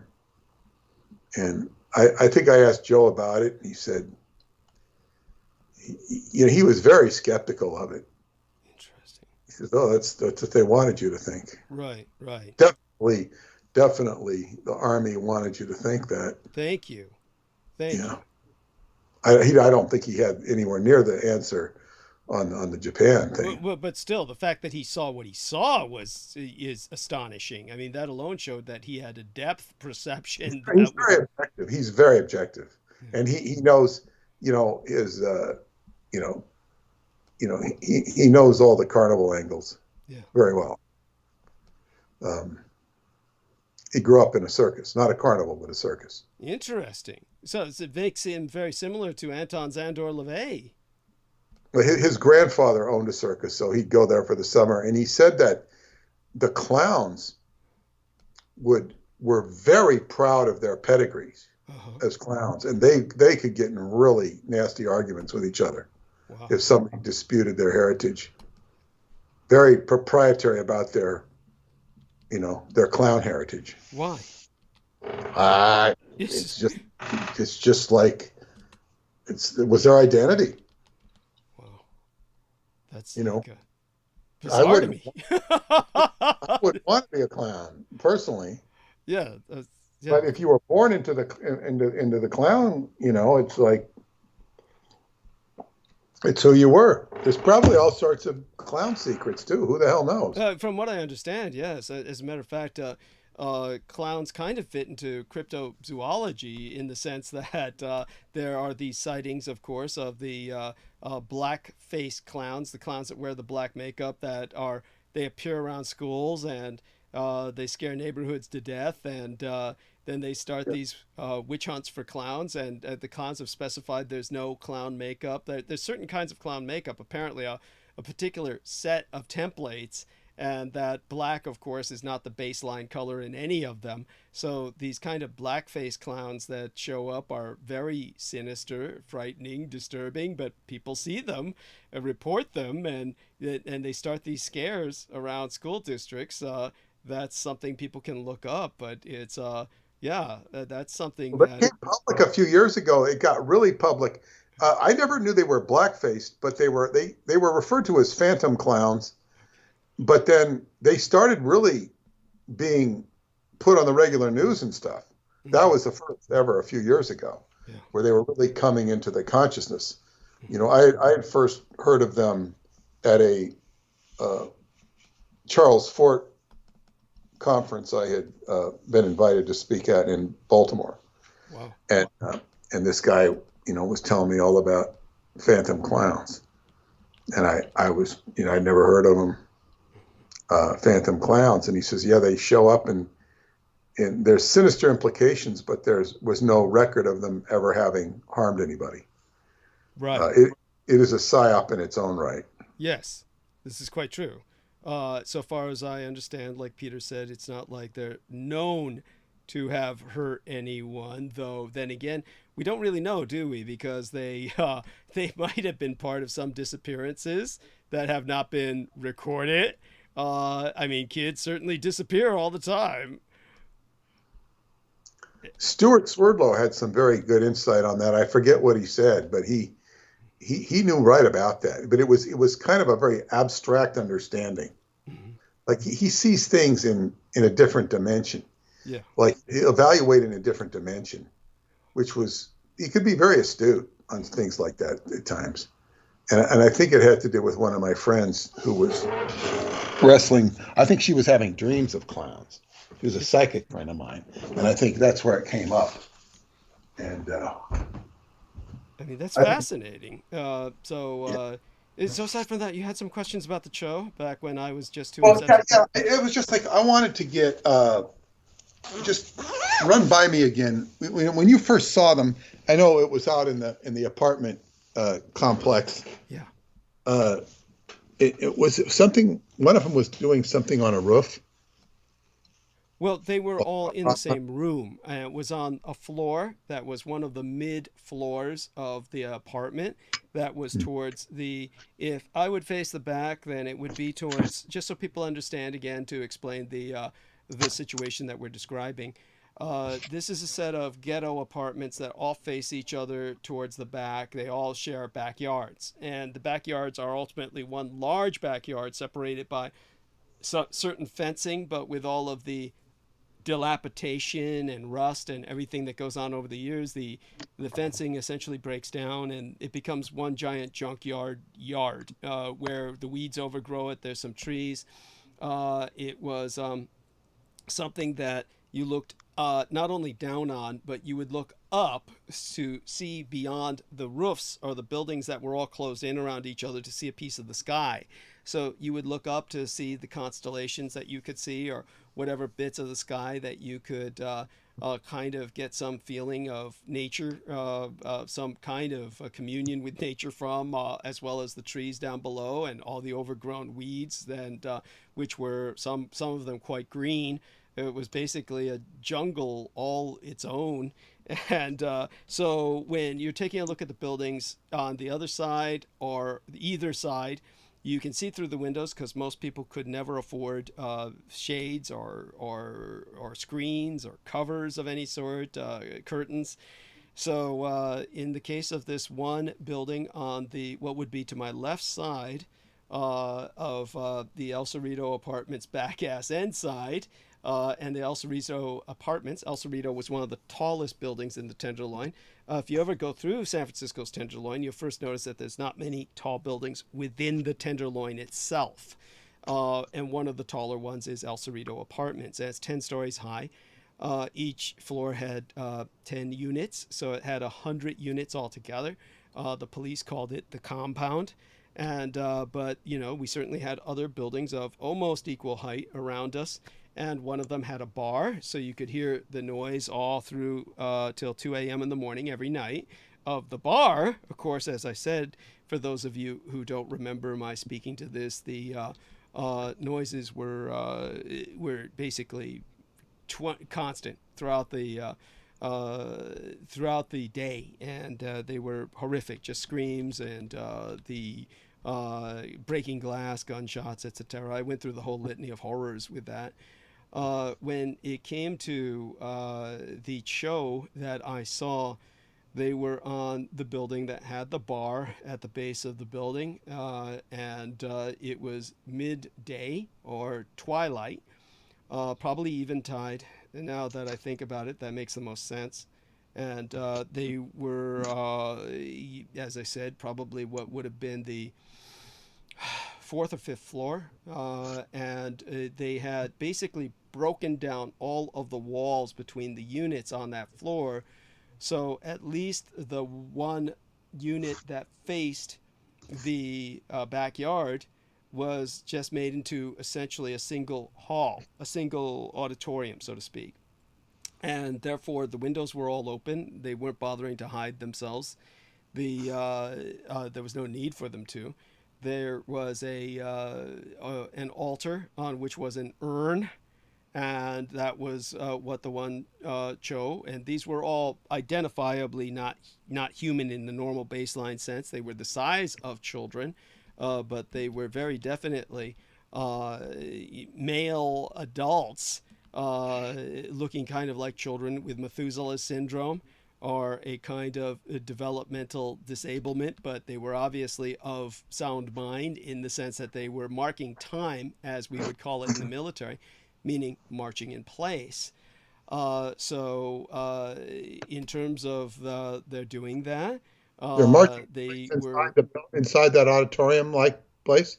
Yeah, yeah. They were all marching facing the windows. So in other words, they were all facing towards where I could see them face up front. Is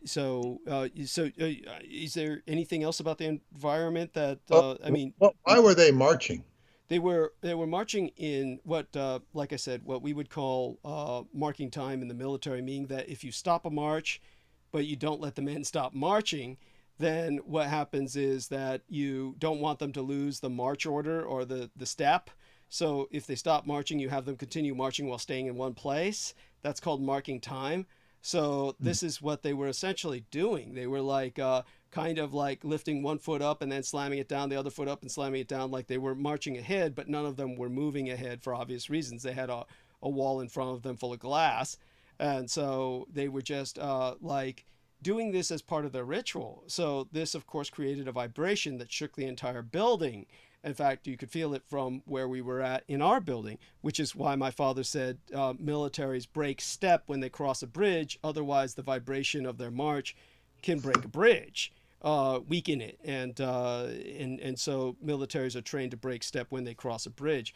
These people weren't concerned about that at all. It was like they were intent on bringing the building down. Does that answer the question, or is there more about that? They didn't go that far, obviously. Yeah, no, the building didn't come down, no, but it was, what they were doing was obviously a ritual. They were chanting. So they were chanting, doing this motion trip, and then of course the man who was at the altar, the Cho, was taking a bag, a burlap sack that was twitching, and he was stabbing it repeatedly, and blood was coming out, filling the urn. So it was very clearly blood. We could see things quite clearly. We were close enough where we could see this sort of thing. I grew up watching people have sex whenever they wanted, mostly men on men across the streets in these various apartments, not giving a damn about anyone watching them. It's so this kind of voyeurism or just what would you call it, the people who display themselves, this kind of, there's a term for it, I'm forgetting at the moment. Exhibitionism was just rampant. These Cho took advantage of that, and that nobody would give a shit about what they saw. And of course my father tried to report them to the police, but unsuccessfully, as we mentioned. The police said that was the point. I wanted you to go over that again. He reported them to the police for the altar and the stabbing. Yes. He said they're stabbing something in a bag that I believe is a human baby, and the police said, "Well, you can't see a baby, can you?" "No, we can't see the baby." "Well, then we don't need to act on it." How do you know it's not a pig? How do you know they don't have a pig in the bag? And it's like, well, shouldn't you investigate and find out? And they just, laughed. And when my father gave them the warning, this is a fertility ritual, a woman will disappear tonight, then the policeman answered, "You know how many women disappear every night?" That was pretty much it. It was total disdain, contempt, lack of care. And by the way, this enablement. Yeah, enablement. In all fairness, this was not a normal response. We had called the police in the past, and the response was usually fairly reasonable. Comparatively speaking. So in all fairness, I do want to emphasize this. One of the reasons is that it could go either way. There were times when you couldn't get the police there for whatever reason, no matter what. And there's other times they would respond. And it wasn't surprising they would respond because, as I said, the Tenderloin was where the police made their money. They gave it the name Tenderloin because all the police patrolling the Tenderloin got hazard pay to the point where they could afford tenderloin steak every night. Hence the name, the Tenderloin, was applied to the district. So it was their money district. So it's not like they wouldn't respond. They had a station in area. So it's not like it was this was the norm, which made it all the more sinister. It was almost as if they had been contacted ahead of time, told that this was going to happen, and told not to respond to it. That, which I later found out was the most likely scenario, because as I grew up, so to speak, and then began to meet people, like of all people, when I was taking care of my mother in the latter stages of her life, we had a medical supply store owned by a Chinese woman, and I told her to name it Sovereign something. It was supplies, Sovereign Supplies, because she had named it something like Kingdom Supplies, and some motherfucker sued her saying, oh, that's the name of our supply shop in some other state. And so I said, well, you can keep the same theme by calling it Sovereign Supplies. And I forgot what she ultimately changed it to tell you the truth. And it's probably for the best. But she didn't take my suggestion, which she should have. I thought it was a good one. But she changed it to something else. But she had a husband who spoke the Cho language. And so I said, well, he could probably earn a lot of extra money at serving as a translator for the police department. I remember that. Yeah, but when I brought him to the police department, the police said, and this was something I learned in the police academy. One of the things I learned in the police academy was, of course, they told us that, San Francisco is not like other cities. San Francisco's like New York City, in the sense that Washington, D.C. has embassies, and every city has consulates, every major city. But San Francisco and New York would be the two cities that have something that's a bit above a consulate. It's in between a consulate and a embassy. So in other words, it's a consulate with much more clout than you would have in other areas. And they were explaining to us the disadvantages of that. And they said, here is where we really deal with crimes where you can't do anything about them because of diplomatic immunity. And they gave us a great example of an Iranian ambassador who was at one of the San Francisco consulates, and his wife was his property, so he just beat her to death with a typewriter. He just cracked her skull open with a typewriter, and the police went there, and there's nothing they could do about it. He had diplomatic immunity, and he just looked at them and laughed. And he said, you better get out of here or I'll kill someone else. And so they just had to turn around and leave. And so they said, understand that there's certain things that happen that you have no power over, and you just got to give up and turn around and walk away. And when I brought up the Cho to the police, then it brought up another aspect they had taught us in the police academy, which was because of San Francisco's status, like New York City, it was one of the few places where you had the alphabet agencies out in force. And by that, they meant FBI, CIA, NSA, any of these intelligence agencies. They were running rampant throughout San Francisco. So they were saying, as a police officer, you're going to be encountering people from the CIA or the FBI stepping into your territory regularly, and they will often tell you to back off. We're taking over, which means they're covering for the crime or something of the sort. And again, there's nothing you can do about it when that happens. You just step back and walk away. You've got to learn what you can do and what you cannot do. So when it came to that's what I thought of, all of this, when I brought this woman's husband to the San Francisco police station and said, look, this man speaks the Cho language. He could be invaluable for investigating much of what goes on. And then the police said, well, let me check with the supervisor. And then the supervisor pretty much came back and said, well, we know the language is anthropologically recognized, but we've been instructed that we can't recognize the existence of the Cho as an ethnos. So that's it. So that ended that. Therefore they couldn't hire him because it's just was, in other words, because the intelligence agencies have control over the Cho community.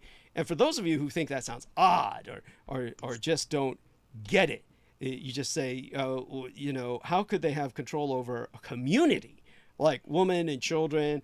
Understand, well, first off, the Cho are essentially all male. Whatever females manifest are like hybrids from their raping baseline human woman. And that when you take a look at some of these other communities, like the ones they were feeding on, preying upon, the Hmong and the Laotians, these are overall almost universal welfare communities. And this isn't to disparage them. It's not to degrade them or say that they're all bums. It's simply that these are rural people who have no way to assimilate with American culture. Maybe after some generations, some of their children do, but they really are the exception. Most of them maintain this peripheral borderline existence, and the reason that it's so trapped, it's so frozen in amber, like it's fossilized like that. Ossified is the term. The reason it becomes so bureaucratically ossified is because the bureaucrats are dependent on keeping them like that so that the bureaucrats maintain their job. And so a great example of how much they move in lockstep is when this one woman I knew, who was the Thai wife of Rick Preston, who was the guy, if you ever watch the Roswell and the Rising Sun video, which is on my channel. If you ever review the Roswell and the Rising Sun video, there's this ugly fat white guy with a balding head, big bald spot in the middle of his head, who's turning the slides. That's Rick Preston. And he married this Thai woman, and I was actually anxious to meet her because, Thai men are known as some of the most beautiful cross-dressers in the world. So I figured, their woman must be extraordinarily beautiful.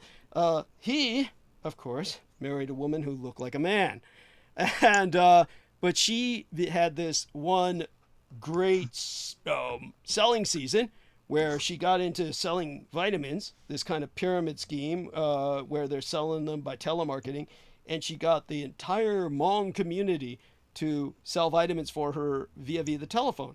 So she instantly skyrocketed to the most successful vitamin salesperson in the United States and was given lectures on it and shit, even though she didn't speak a word of English. She would just get up on stage and grunt or something. And then, of course, what happened was the social workers all approached the community and said, well, this means you're all employed, so we have to take you all off welfare. So automatically overnight, they stopped selling for her. And she went from the top salesperson in the United States to the bottom salesperson in the United States. And this is how much in lockstep the community works. They can all be convinced to do something, in which case they're all in on it. Whole families are telemarketing or something like that. And then they can be just as easily ordered by the social worker, hey, stop, or we stop the checks. And then they stop in lockstep. So if they do that with normal people, you can imagine what hold that the intelligence agencies might have over the Cho. Now, the reality is, of course, like this one lovely young lady, a young Jewess named Lyra Walker, who wrote to me, talked about the feral nature of the Cho. And she was actually harmed by one. Her hip was broken, and it took over a year to heal, maybe never even fully healed the rest of her life. But she was saying with these creatures she certainly didn't, she knew they weren't human.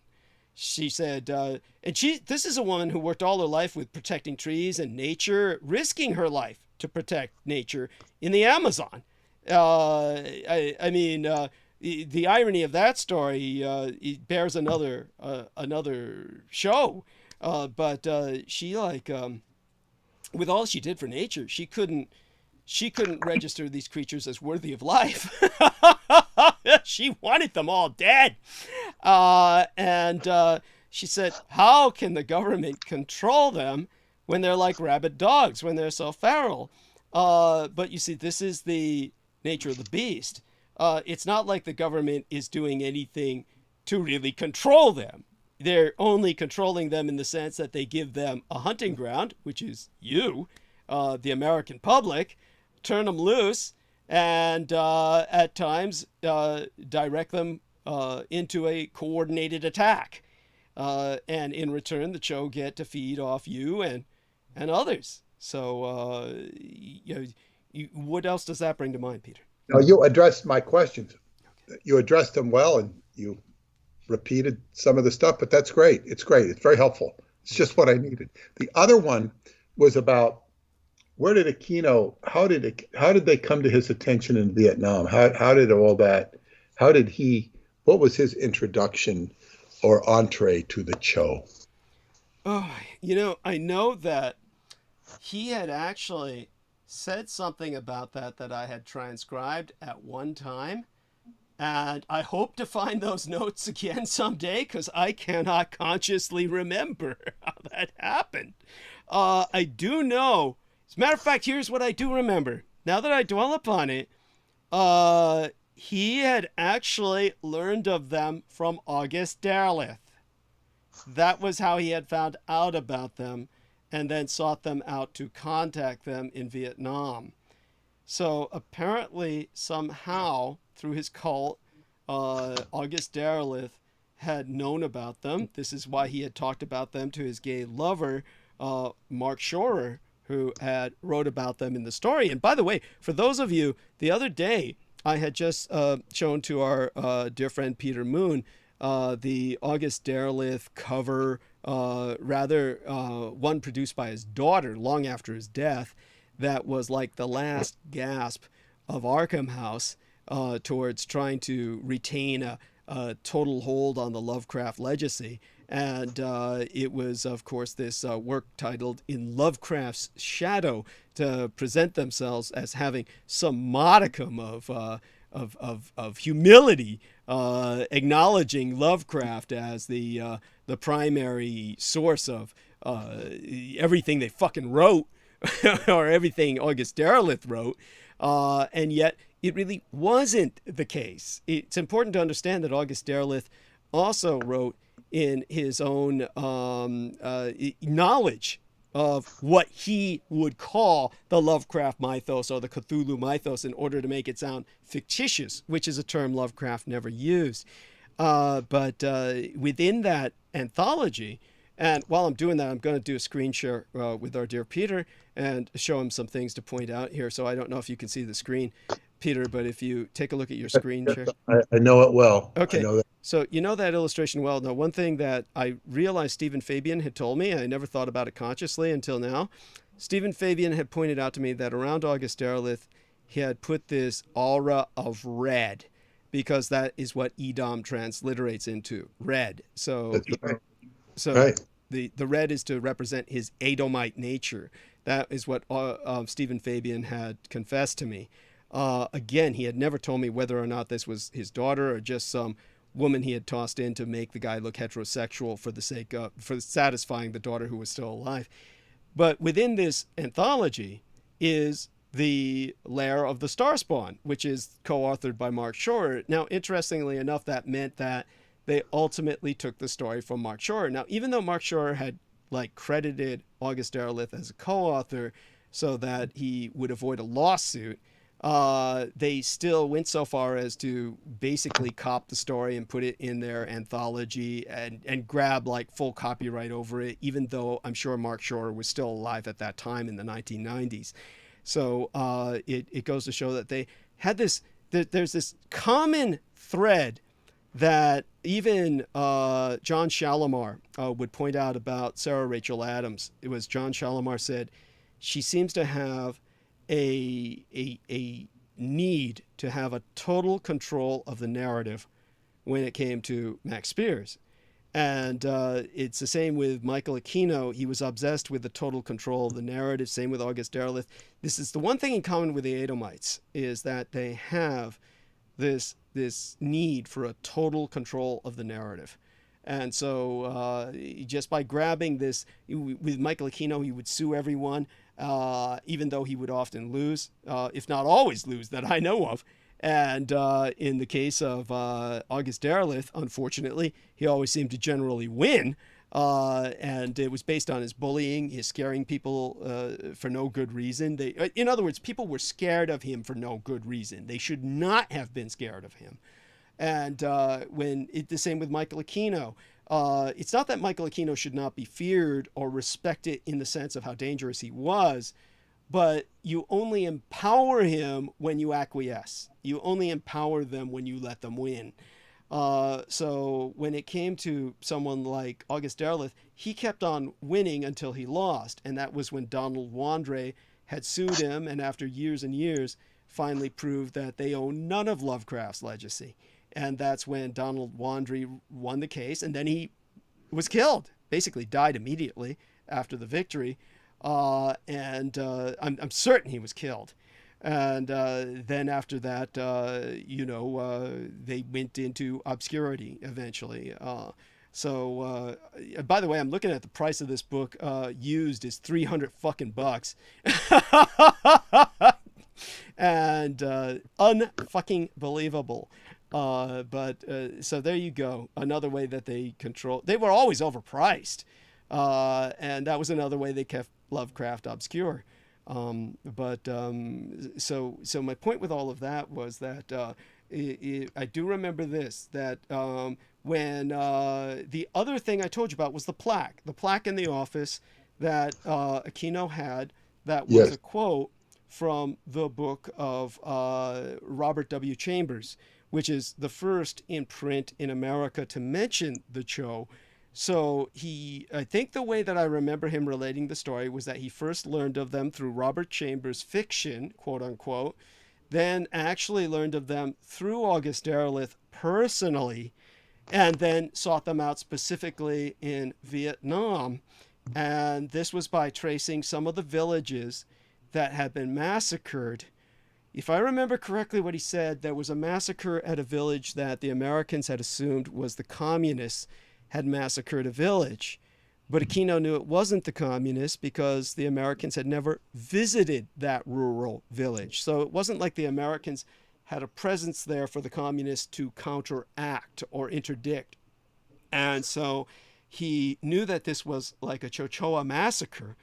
And he felt that that was probably because the peasants hadn't enough resources left to pay the Chichoa off.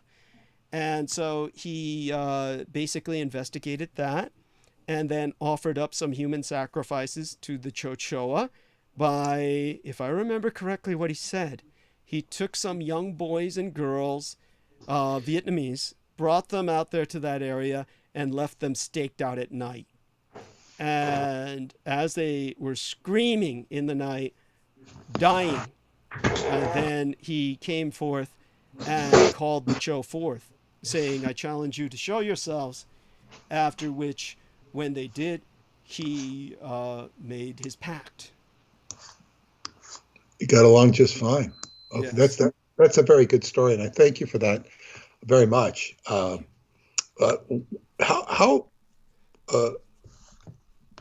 did he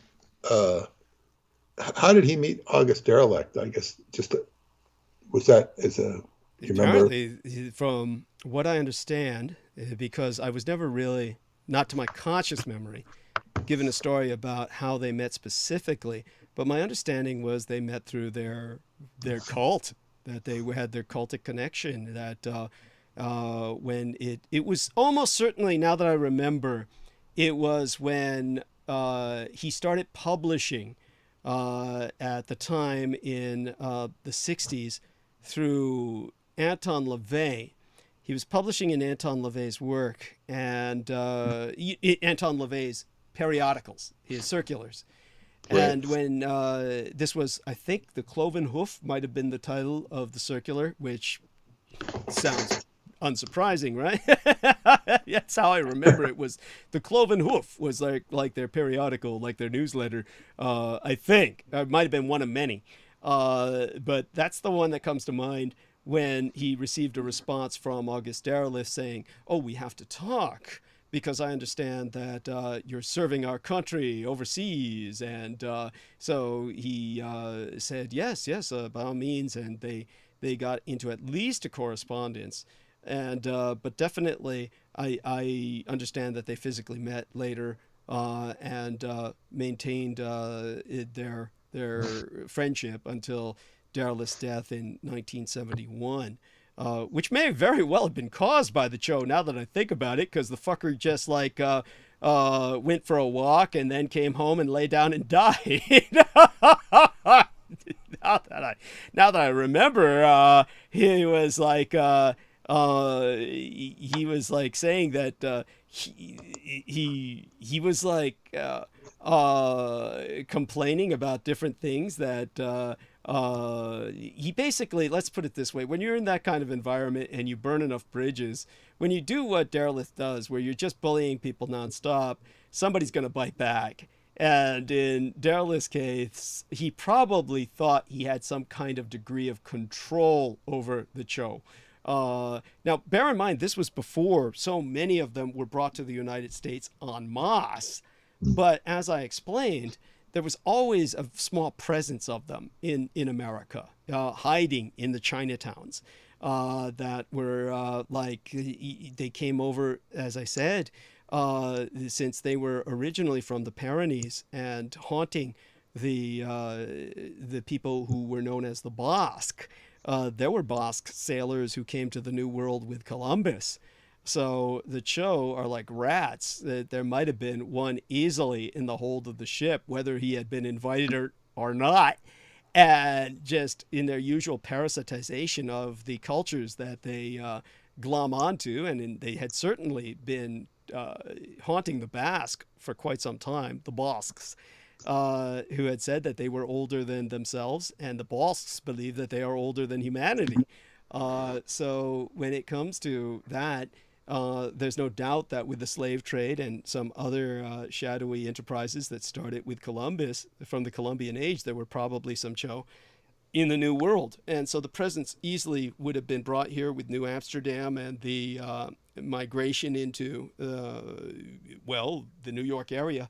And whatever Chinatowns got established, there would probably be a few in the more in any of the worst areas of these ethnic conclaves. And so something was going on with August Derleth, and it might well have been the Cho. That would be ironic enough, and certainly a satisfying and deserving end for him, because he did die in his sleep. He came home, he lay down, and he died, from what I understand, screaming and clutching his chest. Of course, people can say, hey, that's a normal heart attack, but no, it's not. Your normal heart attack, you don't die screaming and clutching your chest, you just die. So it sounds like SUNS, like sudden unexpected nocturnal death syndrome. I couldn't think of it happening to a nicer and more deserving fellow. Okay, does that put some context? Oh, no, that's great. That's great. I also wanted to mention, I had sent you a message on it, but announced to the audience that there was in Boston, I think it was for Walpurgisnacht, April 30th, that weekend, there was a SatanCon. SatanCon meaning Convention of Satanists. That's right. And it's in Boston. And I'm sure the only reason they didn't hold it in Salem was because they don't have a big enough facility in Salem. Right. That's right. Because that's an attraction to a lot of Satanists, Salem. And the press was saying, there was a lot of, I guess, fighting to have it done there, a lot of resistance to it. And they said, the press was saying, this is just poking fun at the mainstream. Poking fun. Yeah, of course they would say that. In a sense, it is. Understand there's always that trolling aspect. Then you're going to have these people who are just attention seekers, who are like putting on silicone injections into their forehead so they can have artificial horns. And you're going to have the people who are quite serious about it, some of whom are using the silicone injections to give themselves artificial horns, to kind of make themselves obvious because they don't care, and they can act in with this kind of brazen attitude, this impunity. I noticed this satanic movement that claims that it's involved with free speech, and that they are simply trying to taunt people about the hypocrisy of Christian fundamentalists who basically indoctrinate their children, which can be interpreted quite justifiably and arguably as a form of child abuse. But when it comes to the Satanists, there's always this kind of you notice that with the link that Peter Moon had sent me about the Satanists in Boston. The first thing you see on the screen is they're talking about something about after school Satan. That's literally on the background of the photograph of this dweeb who's behind the podium. And there's always this focus on the children. So when it comes to the so-called free speech movement of the Church of Satan or Temple of Satan, they are always talking about, we're making like books for kids about how to be bisexual and open to transgenderism, and they'll say all of this is just to taunt the squares and the hidebound conservatives. Because if they can have the freedom of speech to speak their religion, then it's only logical that Satanists should too, and that what they're really all about is separation of church and state. But it's all bullshit, because there is such a less repulsive way to present that argument. There is no need to go through all these theatrics. None of that is necessary. In fact, all it does is alienate everybody. So if you're just in it for what they call the lulz, L-U-L-Z, that they use that term oftentimes, are L-O-L-Z, the lulz, the laugh out louds. If you're just in it for that and making all the enemies you can, then have at it. But we all know it's well beyond that. We all know it's well beyond that, because if it were just that, it wouldn't last. You can't get people together to say, let's troll people and let's get in it for the laughs, and do it year after year after year. It's not like you're going to find people to continually replace you with that as your selling point. It's like, okay, we're just trolling. So, and how do you build a consistent return of people to troll in your place as you grow old and die or get tired of this bullshit? So there's obviously something more to this, and so there's a trolling element, and they probably bring in all kinds of suckers who just think it's something that's fun in games, but people will soon realize they're in deep. It's like, for instance, when it comes to someone like Selena Khan, and she was like saying, I can be friends with you and Neutral, and friends with Lena Shea and Miguel Andar, and then she goes out some night with them after they break into her home, and they all publish what I call this alibi footage, like found footage out of a horror film, saying they were at a Fix concert. There's no discernible way to even tell you wouldn't know it was them unless you were told. There's none of them in the footage. So they have this footage, maybe of the concert. There's no real sound that's discernible, even though you hear sound. But they're certainly not filming each other.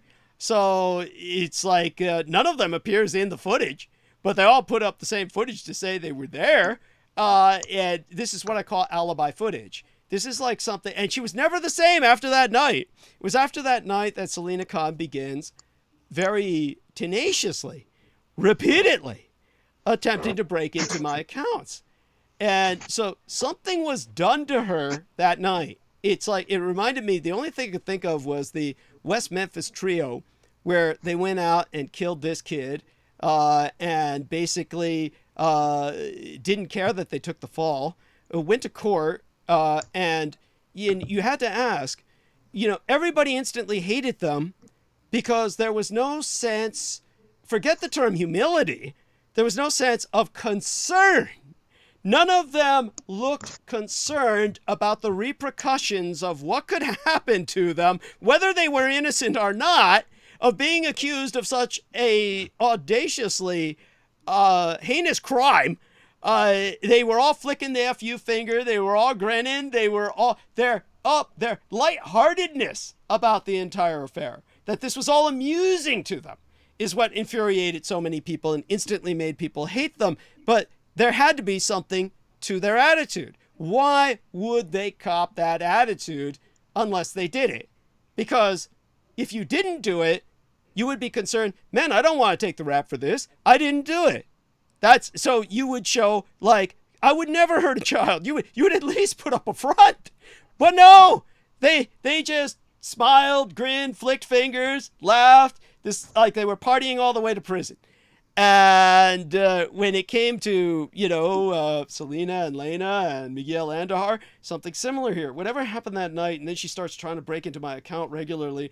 It's just something that there's something that goes on where if you were to involve yourself with these so-called lighthearted Satanist shenanigans, at some point, sooner than you would ever hope, something would happen where you get drawn into an entrapment where you can't get out, and you're stuck basically with these people doing things for them. So it's a giant sucker recruiting campaign is what I would call it. It's a sucker recruiting campaign. Does that put it in context, Peter? Oh yeah, it's excellent. It's excellent. It's wow, you answered my questions and then some. Thank you. So it's very useful, very helpful. It broadens my understanding. Thank you. But this is the world we live in. Yes, and I hope that enough people get concerned about it where they're somewhat terrified. If you could do me a favor and scroll up and take a look at the paragraph that I had sent you. I was answering a question about the Duergar from Kenneth Heck. I'm going to take my earbuds off for a second because it's getting incredibly chilly here in San Francisco. I'm going to change to a warmer sweatshirt. While I'm doing that, it'll take a few seconds. Want me to read that out loud? Yeah, if you could. Thank you. Okay. This is Kenneth Heck. Hi, Mr. Dietrich. You know Richard Shaver wrote about a race called the Deros, which live permanently underground. Do you think the Unterlanders will always be underground, or will they eventually come out, perhaps after a catastrophe such as World War III? Douglas Dietrich. An indigenous Europoid relic population literally driven to ground, the supposedly mythical Dwegar, that's D-W-U-E-G-A-R, the supposedly mythical Dwegar were painfully known to the Nordic peoples and reviled as cruel, twisted, and, ironically, for an eventually subterranean species of sentient hominoid, only I lost my place here. I'll read it again. Okay. Dwegar were painfully known to the Nordic peoples and reviled as cruel, twisted, and ironically for an eventually subterranean species of sentient hominoid, originally swarthy dwarfen, 3-4 feet tall. The Dwegar were to be scientifically represented by the tortured American artist Richard Sharp Shaver, who served inspiration to American author H.P. Lovecraft, his horror fictional character. Richard Upton Pickman of Pickman's model, American fans of the periodical Amazing Stories came to know them as Dero, deviant robots, in reference to their unimaginative as well as consistently perverse and sadistic behaviors, doubtlessly rooted in centuries of festering resentment over being driven from the surface world by the successor populations of Norsemen. Dwegar have been concluded to dwell in both natural cave formations and clusters of intraterrestrial earthen hovels thinly dispersed in an underpopulated intraglobal arc from the central Cyber-Asian taiga through the northern polar wastelands about the Arctic Circle, where they were eradicated by the Eskimo, and throughout the Americas, apparently having been eradicated from the European peninsula itself. Disturbingly intercepted and predictably dismissed, sightings by Spetsnaz Specjalnoye Nacheni, Special Purpose Force of the Soviet military intelligence, on reconnaissance insertions into Alaska reported Dwegar sporting what were interpreted by the Spets commandos as Novi Schmeissers, or some modern descendant of the World War II era machine pistol. Presumably, the Unterlanders would never suffer an alliance with their ancestral enemy any more than their Teutonic forebears would. It is almost certainly safe to assume that such reports indicate a literally underground conflict of chronic endurance, one in which captured weapons would serve as trophy for this particular genus of sapient. Perennial challenges as this probably involved the attention of the third thousand-year Reich in exile to the point where that Unterland would never devote much energy to mounting an invasion on the surface world. It is conceivable, however, even probable, that Unterland would attempt reestablishment of the communications and intercourse upon the inevitable transition of the unipolar American empire. Or at least when, yeah, go on. It's a mouthful, that's it. Sorry about that. Yes, it's Dietrichonic. I'm so sorry.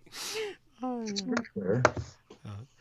But by that I mean, on the passing of the American Empire, probably the thousand-year Reich in exile would establish contact more readily with the surface world. But we really, the one thing I can tell you is that when they radio in the old code to the surface, it would be more likely to Taipei than it ever would be to Berlin.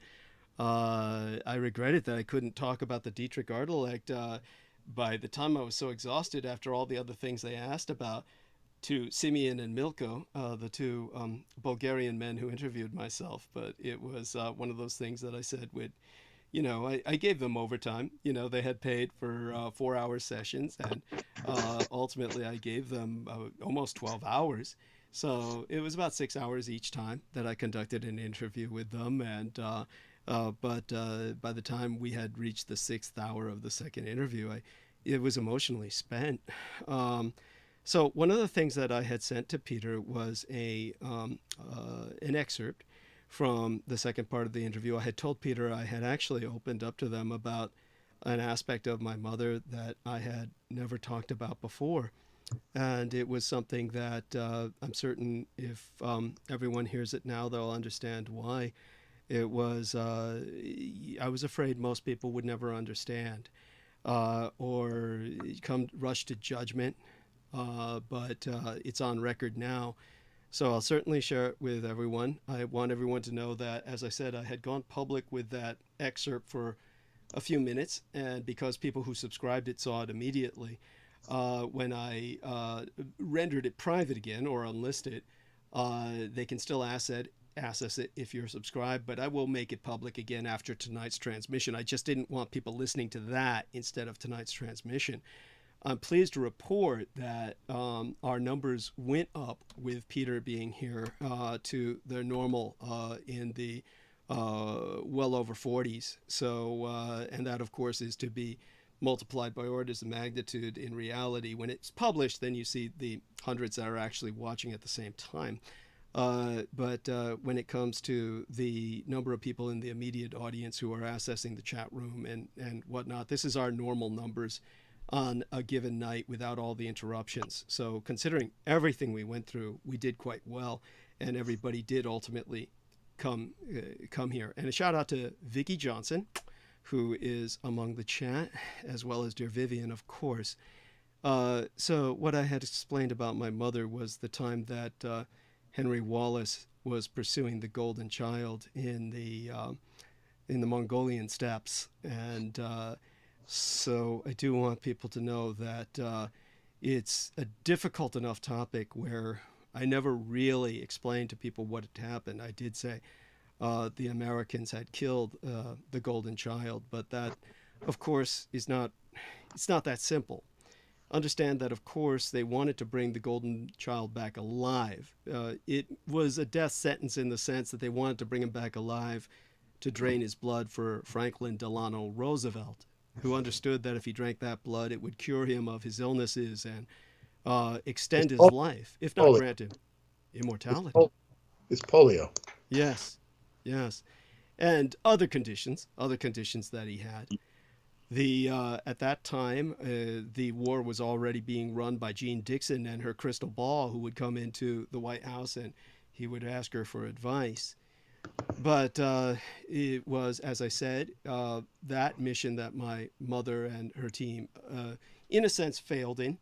But they succeeded right after with Nyaga that they rescued, which was the next entity the Americans tried to capture because it had, at that point in its history, as it does periodically, shed its skin and was left very weak and unable to defend itself for weeks. But the first attempt that they made was to go for the golden child, the Maitreya, the Buddha to be, the Messiah that could have ushered in a golden age. But in the hands of the Americans, he would have been drained and his blood fed to Roosevelt in order to prevent that and the catastrophe that would have brought upon the world. With Henry Wallace, of course, then having succeeded, he would have truly been in Roosevelt's favor, and we would have well been on the road to communism in the United States, which we already were. And as people can speak about cultural Marxism and the culture wars, we're obviously dealing with the repercussions of what Henry Wallace incepted in World War II. When it came to preventing the worst of it from coming to pass, my mother, by the time her and her team had tracked the Americans down, they were bringing the child into their dirigible. And there wasn't a moment to do anything else. My mother had to prevent him from going back to the United States. They couldn't have fired at the Americans around him because that would simply have prompted the Americans who had him in hand to bring him further into the dirigible and out of range. So she had to order the sniper who was with her to kill the golden child. And his first shot blew his brains out. But she had to make certain they weren't able to bring back any blood. And as someone half vampire herself, she understood the importance of blood and how you could still save it from a body that has effectively had its head imploded. So she said to keep pumping bullets into the body. The sniper fired as fast as he could, replacing the bullets as fast as he could. By the time the Americans simply threw the body out of the dirigible, the child must have had 100 bullets in him. But by that time, he was bleeding like a sev, and they couldn't have recovered any blood of any worth. So they just threw the body onto the ground from out of the sky. That was all that could be done at the time because the dirigible had was taking off at the time that they spotted him and did what they had to do. That's war. It's strategic denial of an asset that otherwise the enemy could take full advantage of, do something horrible with. And in that sense, some people would probably have tried to propagandize, namely my gang stalkers, that my mother had prevented a golden age.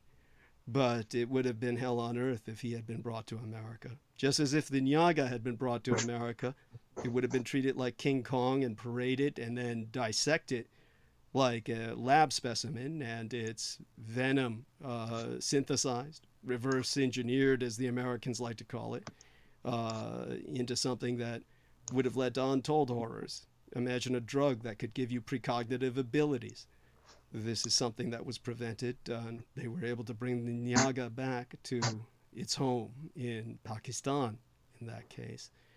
So this is the kind of environment, the kind of war that my mother fought. This is the war that the Bulgarians of the Golden Apple program were asking about, Milko and Simeon, because they feel that the war was a war of bloodlines. That's how I explained the Americans attempting to exterminate the true Israelites, the Japanese. And they understood that this is an occult war, and were anxious for the details on that. And certainly because they were doing their best to pay myself and remunerate me for my time, I certainly felt that they deserved the full truth. And And of course, Peter will probably have questions about that in the future, and we can always get back I to told the the topic. story before, with the exception of, you might have, with your mother directing the shooting. You've told the story before.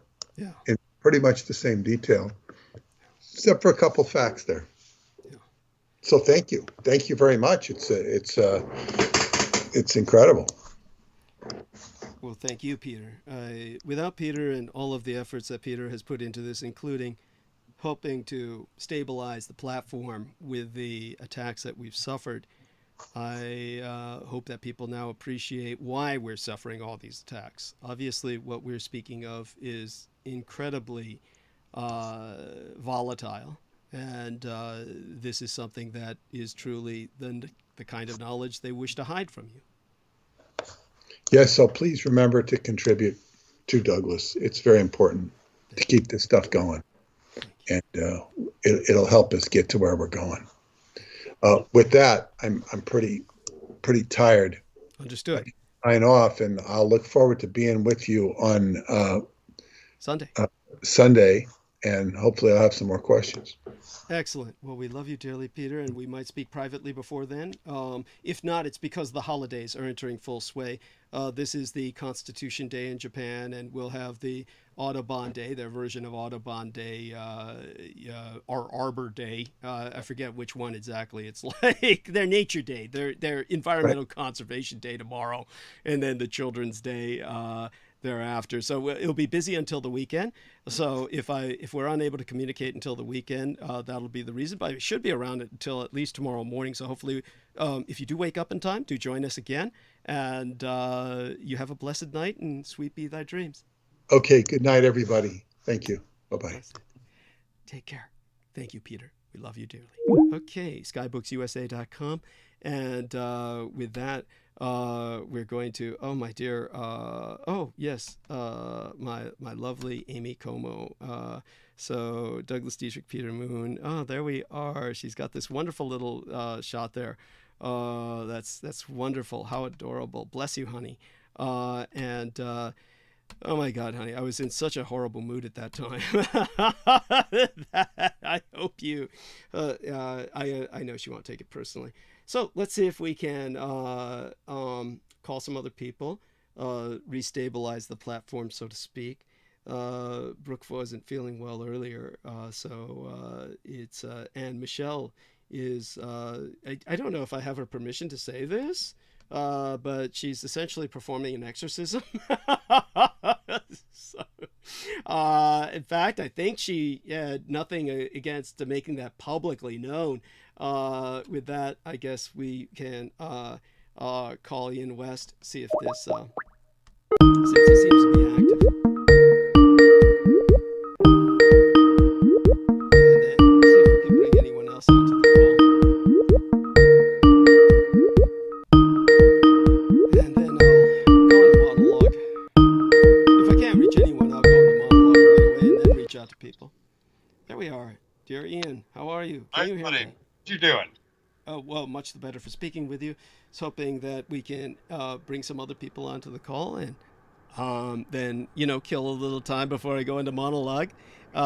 So aside from all of that, you can catch us up on everything that's been going on with you. I hope everything has been as well as can be. How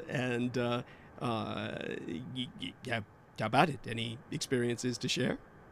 Oh, yeah. No, we're, hold on. Let me get this air conditioner off. There we go. The goddamn Disney shit, it's worse than I thought, and I was completely naive to the whole thing. Uh-huh. And, yeah, they're fucking Ron DeSantis pretty good down here. They're not even giving a reach around, so. But, here, let me, get to the clips, and you gotta hear this shit about this fucking Disney contract, and goddamn, I didn't know it was this bad. Like, I had no fucking idea. So, let me get to it. Shit. I gotta do that share screen shit. Hold on. Oh, okay. In the meantime, just trying to bring a few people onto the call, see if we can. Yeah, don't bring Brooke on. Don't bring Brooke. Leave her be. Let her get some beauty rest, whatever she does. Are you serious? Yeah. I just don't want to hear it right now. Well, we'll see if she answers. I doubt she'll answer. I think she'll probably take advantage of this opportunity to get her beauty rest. Now, you were helping her recently. You were helping her with a lot of stuff. Oh yeah. Well, I help all of these people that are willfully ignorant and don't know about their own health. I try to, Brendan Zogan has joined us. Yes. Hi, Brendan. And Viviana Sanchez has joined us. Hey, Viv. Love you, honey. Hey, Douglas. Hey, honey. Ian. Yes. Good to see you. Greetings. Yes. Brendan, hello. Yes. Greetings, Viviana. Yes. So Brendan, are you still at work, or what's it like at work? No, I had a pretty easy assignment, and I left. I don't know if I should say this publicly, but I left early. Yeah, we can. Don't worry, nobody at your work listens. Yeah. So he's even if they did, now. they would disagree with that. Yeah. Oh, there's some people you know at work who might actually listen to us. No, I said even if they did, they would all these people leave early and scheme overtime. I mean, it's just a classic state job. Oh, of course. Oh, Jesus. They're lucky you fucking show up. Most people would just clock in and leave. Right. Pretty literally. I had one guy last week. He was like, "You're not done yet?" And I was like, "No." And he couldn't imagine somebody with your work ethic. Yeah. 2 hours. Yeah, exactly. Like, he couldn't comprehend it. He's like, "Why are you going so slow?" I'm like, "Well, I'm like vacuuming and stuff." And he's like, "I vacuumed all 8 rooms already, and I'm ready to go." I was like, and by the way, he's not bragging that he did it well either. He's just bragging he did it quick. No. They do what they do is they do it quick, and they still, on their time card put 4 hours of overtime, which is like the maximum. Of course. So, yeah. So it's just like, I mean. Well, welcome to government work, people. Right. And like our man Brendan was saying, they leave confidential all over the place. There's fucking, you know. Yeah, like people's files and all kinds, and money and all kinds of shit. Even though that, like, every school has a safe, they just like leave shit out. It's just like crazy. Oh yes.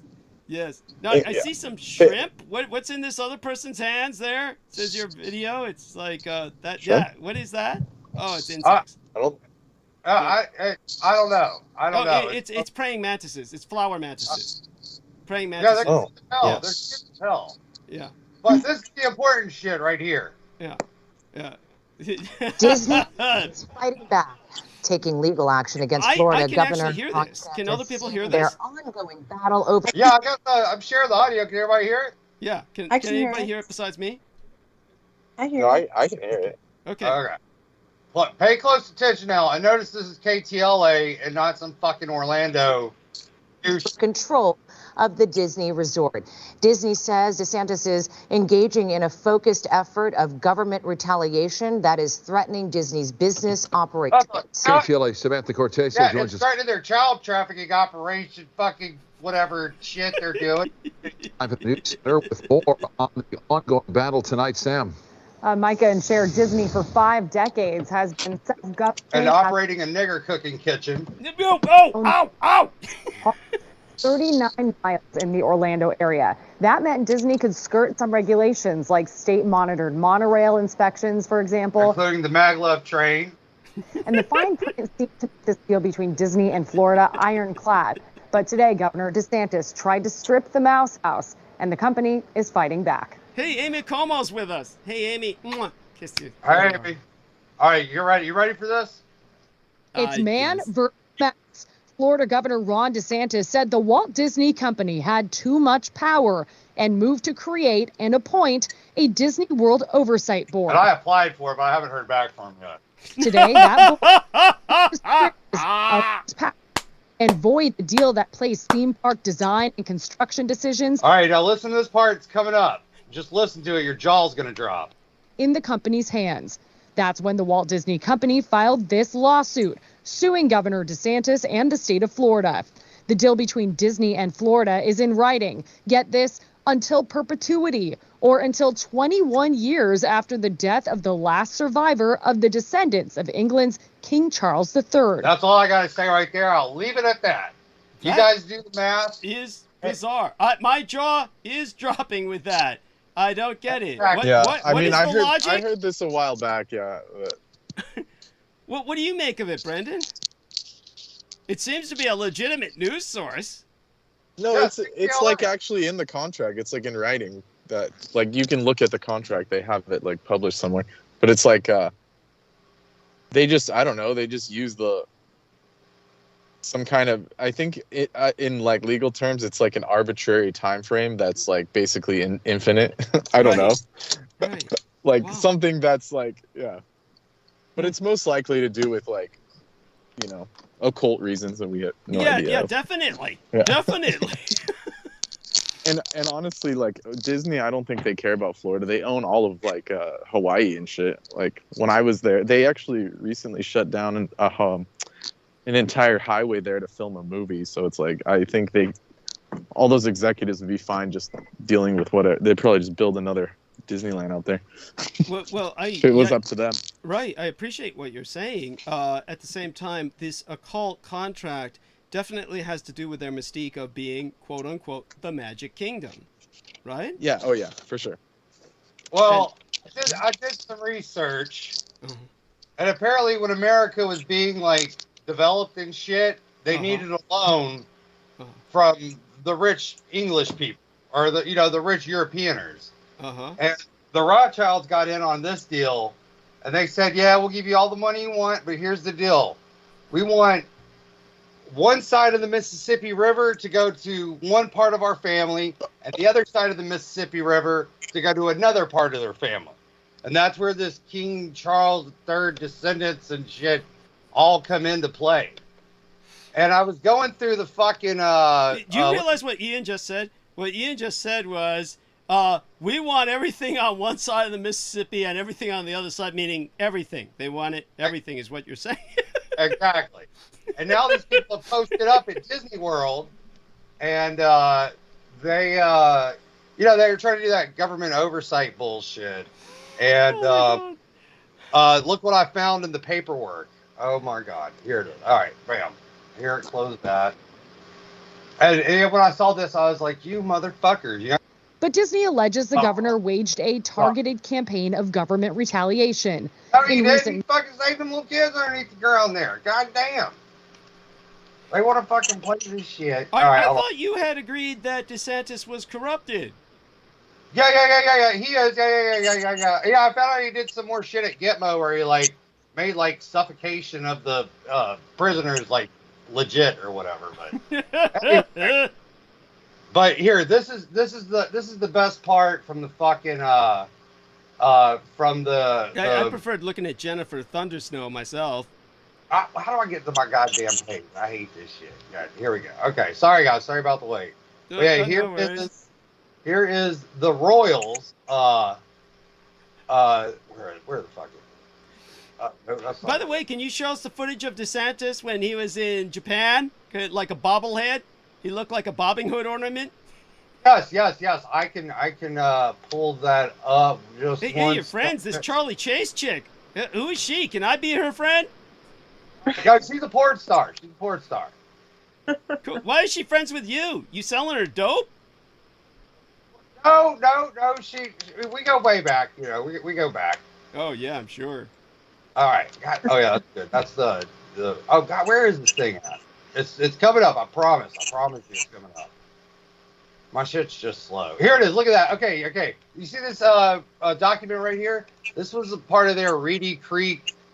What's it called? Like total. Total visitors per year. Shit. Look at this. Population in 2019 was 33 people. Permanent population is expected to go to 43. So I think they're going to incest it up over there. Like, they're going to, like bang a few of their kids and shit and fucking, and, grow. But yeah, isn't that like a Southern thing anyway? No, that's actually a New York and California thing. Incest is legal in both states. That's why the Royals and, all these sickos fucking live there. But yeah, there's your permanent population of Disney World, what they're claiming. And I thought it was kind of odd, like they said there's 33 people, because you know there's got to be couples in every one of these like $1 million homes and shit that are on the property. But yeah, these 33 people are why the 700 children a year go missing from Disney World. Oh my god. Wait a second. Isn't that a bit of a leap?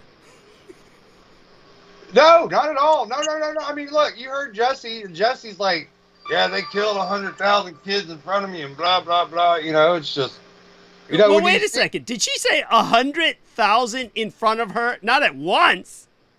Yeah, once. Yeah. They just picked them off and shit. I mean, they're half dead anyway, but. I'm sorry, I'm not laughing at the idea of that, but you gotta admit, it's like, it's kind of, don't you find that hard to believe? Not knowing now what I know about Disney.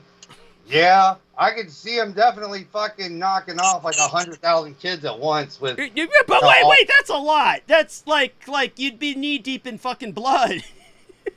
Yeah, that's the way they roll. That's where, yeah, and this chick's like, I listened to like some older interviews of her, and she's like, yeah, I watched my grandma kill the head witch of the whatever, and she had blood on her hands, and she like touched my face with it, and I got pissed off. Anyway. I'm sure. May I ask who is that? Is that Jesse Zaboter? Jesse Zaboter. Yeah. How do you spell her surname, please? It's here. Let me just pull her up. It's He'll pull her up. Well, she emailed me on Instagram. Hold on. Oh, cool. So you're friends. So why doesn't she come on the show? Well, she hasn't replied back yet. Okay. Wait, she replied to you. Yeah, but not about me. Fuck, is that her? Damn, she's tattooed. She's inked. No, that's one of my old co-workers from the Cocktails and Screams bar. Cool. She's cool. Yeah, can you introduce us? Well, yeah, I got her number. She's kind of yellow. Yeah, she's yellow. Why is she yellow? She's at the Simpsons ride at Universal Studios. Oh, she's on the Simpsons ride. So that's not natural? Thank God. No. She's just like a total makeup whore and fucking, you know, fucking, yeah. She's a sweet thing though. She's a sweet thing. Hold on. All right, here she is, Jesse Zaboter. Zaboter. Fuck, that's not spelled the way I would think it is. That's Czebotar. Like Zebotar. Like, actually, that's probably pronounced like the word Czech. Like Chebotar would probably be the correct pronunciation in the Eastern European. Botar. That sounds like a James Bond villain or an alien. Right? Zebotoir. Yeah, thank you. Hey, yeah. That was good. Was that Amy?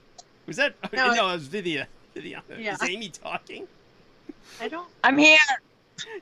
We love you, Amy. What are you doing up so late? Where are you? I don't even know. Ian's got his shit together. How did that happen? Tonight. I'm so glad. And what's this weird shit, Ian, with the alligator guts? Like one of them tried to. No, these are like these this Thailand dude fucking with these crocodiles. Okay. It's so much fun though. It's so much. I want to go do this. Yeah, why don't you? That's just animal cruelty. That's cruelty to animals. No, it's like exercise for them. They're lazy, you know. They lay there all day, you know. Look at this thing. Look at that motherfucker. Yeah, they can keep on shit in Australia all they want. Look at that motherfucker coming up to it. Look at him. Imagine if that was a child. Oh, you think it's ass. That thing deserves it. Yes. What, oh, the train? I wish he'd do that to the human who sent it in. You know, yeah, that'd be so nice if the human fell in there. Well, we're not trying to relive the Disney night parade. All right, here's some pictures from Earth, some video. That water pouring out of the ceiling. God, the man's voice sounds so fucking retarded. Yeah, I think he's better. I think he's better. Well, yeah, this is a video from Middle Earth. Well, the guy, he has a talent for belaboring the obvious. It's like, I never would have known the water was pouring out of the ceiling without him telling me. Is that a cave?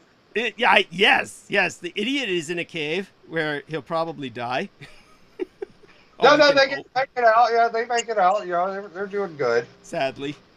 They're doing good. I like the fact that you have my post up there, so that's cool. I like. Oh, that. yeah. Oh, we found this thing. This fucking freaked me out right here. What kind of creature is this? What? Yeah, I was like, what the fuck is this thing? He's like beating this bird up. And I'm like, what the fuck? Whoa! Oh, whoa! Yeah, he ain't having it. Look at that. That poor bird. You know? Whoa! Where is this? That.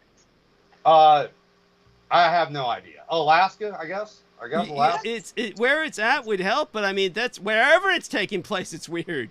I mean, you got a goddamn seagull. I can't even do that.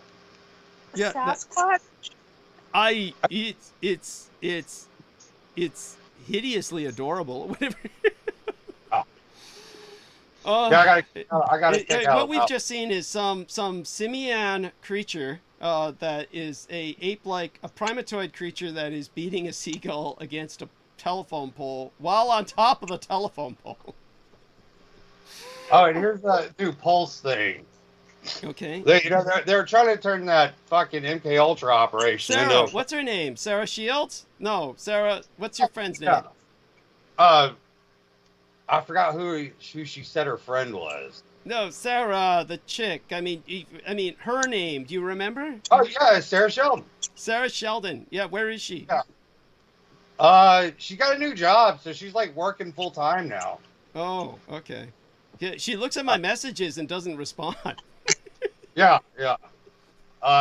Anyway, oh yeah, we got some more dead people in Orlando. They're trying to hide some shit.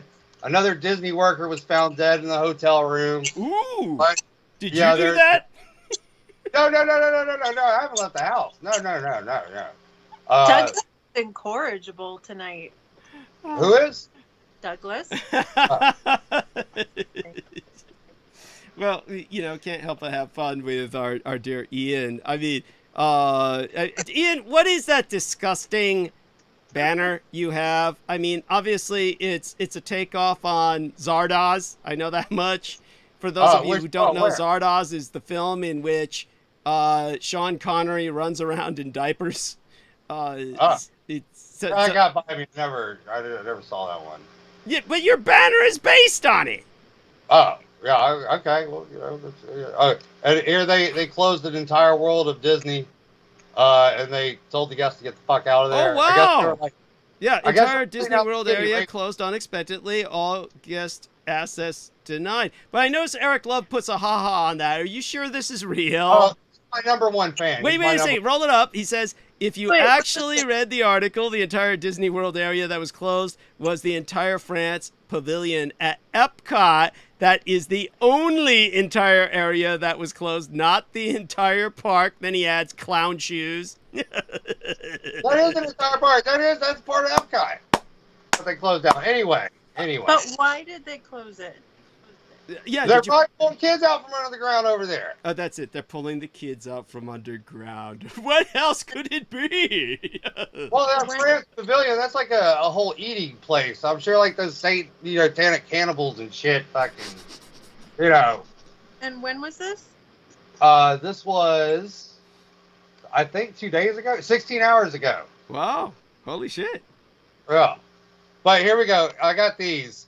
So here's the boys' bunker out at Montauk. This is the entrance to it. Now, this is where you say Preston Nichols was butt fucking these kids? Yes, correct, in there. Okay.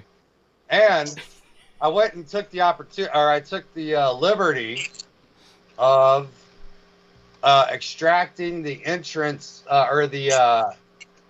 extracting the video footage that Mr. Moon videotaped. I think. Where the fuck is it? Not of Preston butt fucking the kids. No. Where the fuck is it? Oh, dude, look what I found from 1972. Oh, I shudder to think. Oh, your jaw is gonna fucking drop. I'll admit I was impressed by that Disney legal contract. That's impressive. Yeah. That's where all the old royals are. That they're the descendants or whatever. Why the fuck is this not playing? You fucker. There we go. I hope I don't have too much porn loaded up on here. Oh, you sound like me. Yeah, you're wearing off on me. Yeah. I was like, now, Ian West is blaming me for corrupting him. Oh, yeah. That's, yeah. Why the fuck is this thing not fucking playing? Oh, let me see if I can get this one to go. Oh, no, that says 0. Anyway. Yeah. Man, I don't want to say it because I don't want to fucking ruin the surprise. Well, we'll go back to you in a second. I mean, here we can take a look at. Let's see now. Oh, look at this. Look what I found on my screen share. Epstein revelations from beyond the grave. They bitch about Noam Chomsky? Yeah, Noam Chomsky. Wall Street Journal found that the disgraced financier met with everyone from Bill Burns to Noam Chomsky, who, for those of you who don't know, Noam Chomsky is this uptight intellectual liberal progressive from hell who's just this side of fucking Stalinist. And you're right. Yeah. And he's one of the mentors of Brandon Young, which explains a lot. And so he was apparently, and Bill Burns. Now remind me, Bill Burns. I know the name, and I again, who was he again? Look him up. Let me look him up. Bill Burns, and he did parody and comedy. Was he comedy? Here he is. He's an American diplomat serving as director of the Central Intelligence Agency in the Biden administration. You're right, Viviana. He's comedy.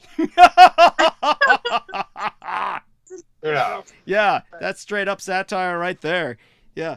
So everybody was going there to fuck Epstein's kids. It was better than Jerry's telethon. I'm sorry, that's horrible. Yeah, I know. Yeah. He's like, I want those kids fucked and buy the book. Then he took my joke and ran with it. Yes, we're irredeemable. Oh my god. Okay, so we'll go back to our man's screen share. Let me cut this off. Let me pull this up.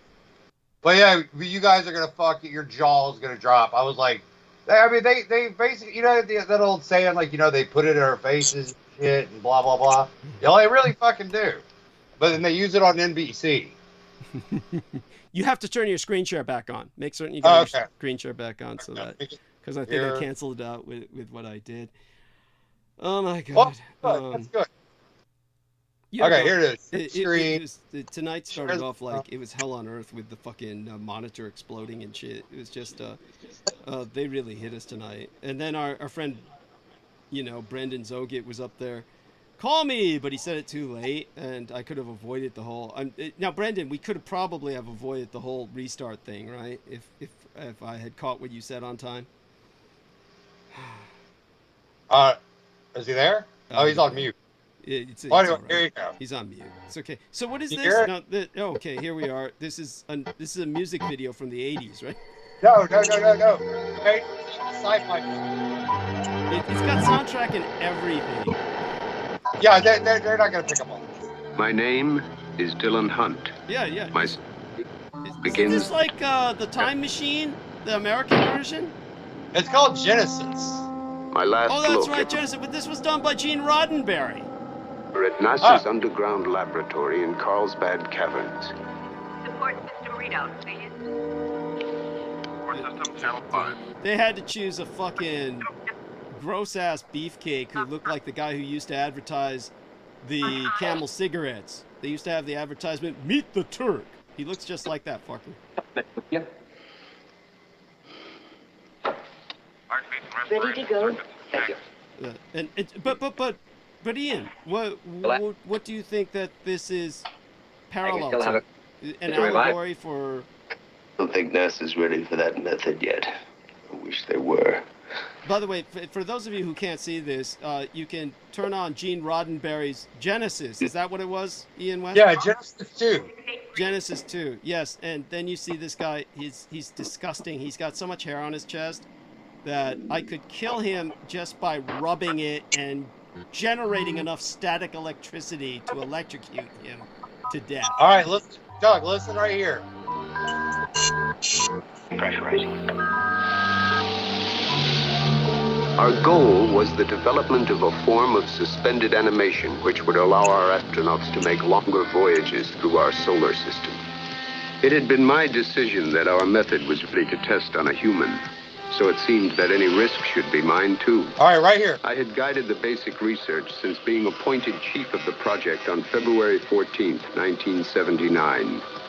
I arrived from Washington, D.C. on the newly completed underground sub-shuttle. Perhaps my confidence in our experiment dated from that trip. And bam, here it is. That's it. Yes, that's right. He showed these underground maglev. They're actually a big part of the plot. Matter of fact, you see him later on getting on these trains like what's supposed to be thousands of years later and shit. But anyway, yeah, that's just the soft disclosure, I guess. I don't know. That was like that was done years ago. Gene Roddenberry was responsible for this, and he was showing these underground maglev trains all across the North American continent. Yes, so that's appreciated. This was your point, right? Yeah. I was just shocked that they, admitted it on TV. Well, why should you be? I mean, they say all kinds of things with impunity. They just what's this document you have on the Deep Underground PDF? Oh, here we go. I pulled these up from 1959. This is the RAND U.S. Air Force project about the underground maglevs. Okay. These are actual, from the shit. They got all these people's names and shit and what they're doing and techniques and shit. And, yeah, that's just one of them. Then I got, what do we got? No, that's Disney I shit. noticed it was titled Underground Phenomenology, and you were going past it too fast for us to really see. I mean, it's about something, but maybe, this other one, the Deep Underground PDF, what about that one? Let's see what this one is. Here we go. Collaborative projects between the USA, France National Subsurface Laboratory. That's great. They didn't squeeze Ukraine in there, but anyway. To improve imaging of fractured porous rocks properties coupled THMCB process. I haven't gone through this. I haven't gone through this whole document yet. Okay. But I know about the Sanford lab that they're mentioning right here, and I think they mentioned the Romanian underground lab that they were doing the chimera shit in. Now that's interesting. So that might explain a lot about Peter Moon's experiences. Yeah, dude, like the fucking the what's it called, the Alliance soldier. I think he was an American dude. Fucking, he's like, we didn't know what we were getting into when we were going to this thing. Like our orders were to just fucking go in there, waste the entire crew and staff, and then pull as much details and information out as we could about, what they were doing. And the dude's like, I walked into a room of all these baby cribs, and I looked down, and there's like half dog, half man babies and shit. And he killed all the half man and half human babies and shit. And they got the fuck out of there and blew it up, and then, flew out of Romania.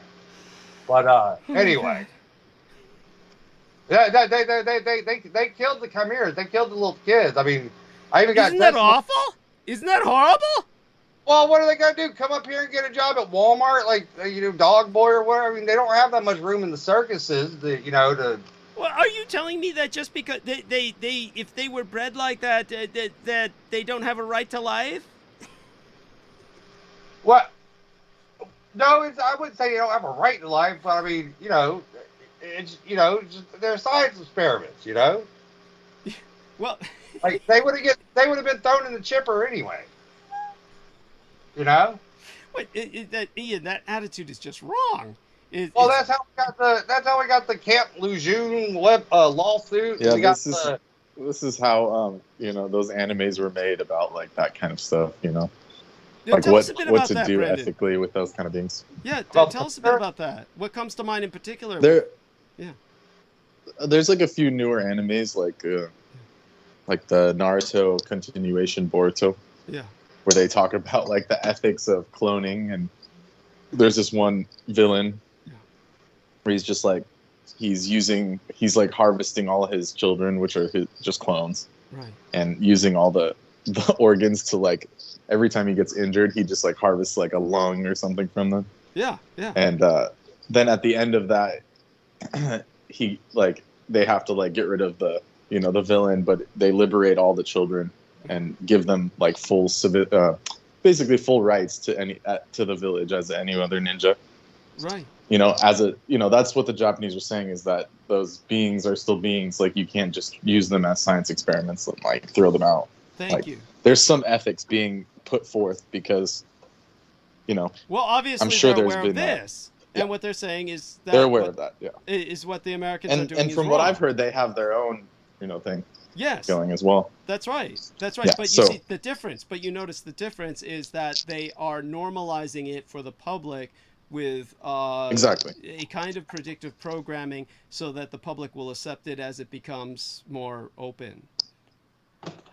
Oh my God! That's what I assumed from Thank you. But so if this is what Ian, if what you're saying is true about the soldier comes into some place in Romania where the Americans obviously knew of this, and then they're having them wipe them out. What I can't understand is, if the scientists produce these creatures, why the scientists don't have the capability of wiping them out themselves after a certain point? Why do they have to bring troops in to do this? Did something go terribly wrong?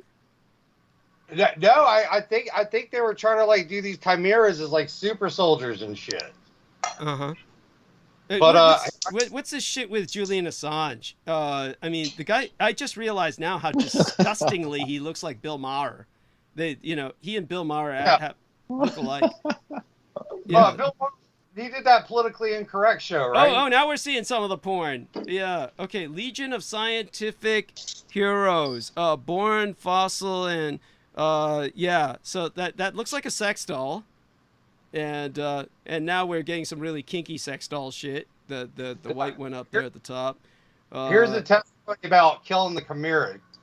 While they're still in the cradle. Is that what you spend all your money on? It's like old gremlins thing. You don't feed them after midnight and don't get them wet, especially that don't get them wet. There are some areas that they just like literally, just like that, regenerate. How are they regenerating? Like in the games where you got, like, if you don't lose your soul, I forget what game my daughter played. There's one what game did he where say he gave his daughter that got her wet? Yeah, this guy's like a retired special ops Navy guy. That would go par for the course, wouldn't it? Respawn until you lose your soul. Mm-hmm. Stuff like that. You know how they're fight the reptiles too. Who's they? The reptilians. Yeah, unfortunately, Aaron, I hate to say it, that depends on which group you're talking about. Any of the negative ETs, I guess. Well, that's a really huge hole on that, because certain ones regenerate a certain way. How's this guy talking without his lips moving? Well, he's like still on mission, so he can't show his face. You go back into tubes. Oh, okay. That's what it is. Oh, anyone course. Who's on that. Anyone who's on that level and uses the word literally to describe what's going on is already suspect to me. Thank you. Just saying. None of it sounds tactical. Yes. That's literally my favorite word. Yes. Based on melanin. Well, but you know what it really means? It means produce better off of certain groups with melanin versus. Yeah, it means there's literally. A real meaning to it. It means it's like and people always misuse it. It's like they misuse it. Yeah, they misuse the term, and oh my God! But the guy sounds he sounds sketchy. Let's not get into that. Yeah, it sounds like he's I don't know. It's just one of these things I find very hard to take in from half these guys. What about there is a similarity with the format of these stories. It's very similar to what they claim happened at Dulce, which is like the granddaddy of all of them. Is that, you know, we had to have an underground battle, and not all of us made it out. I love that one though. That one where they had like it was like Dragon Ball Z, where they had like finger lasers and shit. I like that. Yeah. Yeah, it was some shit like that. It was just it was engaging. It was engaging enough. So Ian, I mean, so with these individuals, I appreciate you're looking at some of this, and as always, some of what you find is really bears thought. It really bears consideration. Most of the time when I hear these guys who claim I'm military, but I can't show my face and I'm secret, I'm sorry, I just automatically have this visceral revulsion. It just feels so, it just makes me sick. I mean, you know, I hear these guys and they say, you know, I can't show my face, but I'm going to tell you all this shit. I mean, you know, I come out here and I show my face, and you look at the shit that happens. My monitor blows up. I fucking, you know, get these attacks that electronically, the batteries died in my keyboard and I had just replaced them. I mean, it's like, keyboards don't really have batteries. What do you mean? Yeah, my keyboard has batteries because it's like operating by wireless to the stupid computer. And so that shit never happens to any of these guys. These guys try to talk and there's no one interrupting their transmission. They, you know, so why don't they have any of the technical problems I do? Under house. Well, I don't know. I mean, think you know the answer to that. Thank you. You know, they run a tank ship over at what is this? Journey. It's a rhetorical question. Anyway, yes. Federal Guard. Federal Guard. Did this guy just say there's no such thing as a federal guard? Is he trying to say there's a secret branch of service? Of course. Well, no, they're talking about Ezra Cohen Watnick's military side hustle thing that he was doing. Okay. What? So what's this chick with TruthStream? When seeing is no longer believing. So what's her trip? Oh, I have no idea. I haven't. I don't really listen to her. Yeah, I mean, I prefer to listen to her at least for a few minutes than this shit. You know, with Navy Contact. Oh, I like this guy. Navy Contact is the guy's name. Yeah, that's a good one. He's trustworthy. Yeah. Anyway, all we're missing is the X-Files theme music. Yes, thank you. Thank you. I couldn't put that off. Oh, furries! Oh, we got furries. Yeah, there's some. I don't know. Not surprised. Brian Mullen the Fox. So what's his name? Sean Stone's back. Sean Stone. Oh yes, that Del Bigtree on Satanist. I mean, half this shit's in Turkish. He's in fucking Turkey now. That fucking thing. He got like banished. Yeah. Let's see what this is about. He got banished to Eastern Europe. Yeah. And worse. Yes. That Biden's policies on the southern border actually create American arsenal. Never mind. I love that accent. Yeah. Show us the footage of DeSantis in Japan bobbleheading. Here, hold on. Let me get to my folder. Yes. Wait, what was wrong with him? And he was in Japan and they were asking him about his run for the presidency, and his head started going up and down like a Robin Hood ornament. Like he was like possessed or something? No, just like he's an idiot. Yeah. He just started nodding uncontrollably. Wait, so my question that begs the question: if he's anti-V, how is he getting into Japan? Yes, thank you. They must just have like their own system, obviously. Yes. Diplomatic system. Yes, thank you. And of course, they ain't going through customs. Yes. No, it's true. Thank you. Oh, by the way, got a contribution from Viviana Sanchez. God bless her. $100 from you, honey, as well as from Aristides, who I will credit later. Wonderful human being. Sent some contributions. You're all such wonderful people. A wonderful individual with a very Muslim name, or at least Levantine name, was also sending some contributions as well, about $3 or something. So, all credit to everyone who sends anything. With that, our friend Ian. Oh, is this your computer room? I mean, it could very well be. Ian's showing us. No, this is Montauk. Is what? This is the radio interception room in Montauk. In Montauk. Did you film this? No, Peter did. Peter did? Yeah. Peter held the camera here. Yeah. Okay. And I know for a fact Peter's done some of this shit. So Peter held it. What year was this? This was 92. It was a VHS rip. Jesus Christ. It looks 93. But by the way, what we're seeing is the prelude to the Blair Witch Project. Yeah, we have Peter. He's running through the woods and he's screaming, and he's saying, "It's like the world's most shaky video camera." Yeah, he's saying, "I'm lost. I'm lost." You actually heard this at the beginning of the transmission. Well, I saw this on YouTube. This is there's nothing content-wise in this whole thing. Wait, is that Peter in the very front? No, Peter's holding the camera, right, Ian? Yeah. Yeah. I think so, yeah. Yeah, and this is, see, the disappointment is Peter, he said the radar station's in very bad repair. I'm having deja vu. Peter was talking about this right at the beginning of tonight's transmission. Oh, was he? Right. Yeah. Well, he was talking about getting lost. He had just visited Montauk again and gotten lost. And so, this is the... Peter, of course, what he does is he turns the camera away whenever these guys start ripping each other's clothes off. See, that's when we see the glitch. You can see Why is there music? I'm so lost. This is like Preston Nichols' vacation video. Preston Nichols' vacation video would have a bunch of naked young boys. What? Yeah, but I mean, I guess they shut that down, But with the music, why is there music?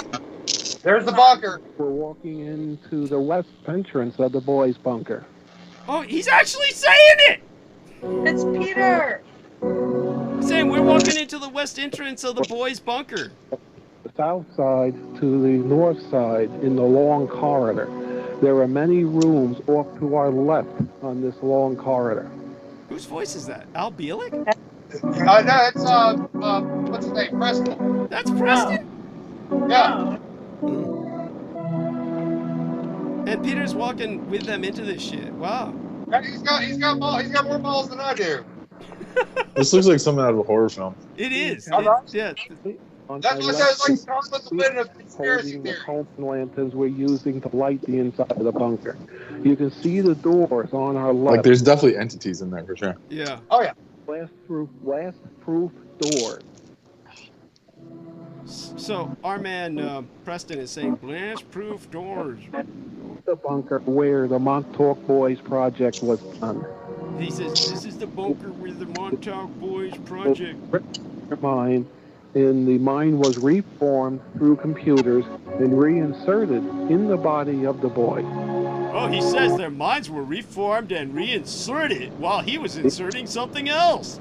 Yeah, they're doing a adrenochrome extraction down here too. Although it is essentially underground, it is about 55 degrees at all times. What this means is they had a large number of bodies in here creating heat. This tells us 100% that they had the heat source in this room here, in this group of rooms. Basically, he's saying a bunch of kids' body heat was being generated to warm the place up because otherwise it was 55 degrees at all times. You can understand heat in the winter because you want to be warmer than 55. But in summer, this area still would be somewhat cold. So this suggests there was a heat source, which could be a number of bodies. Now we have the cage that the Montauk Boys were held That's in. quite the inference, but...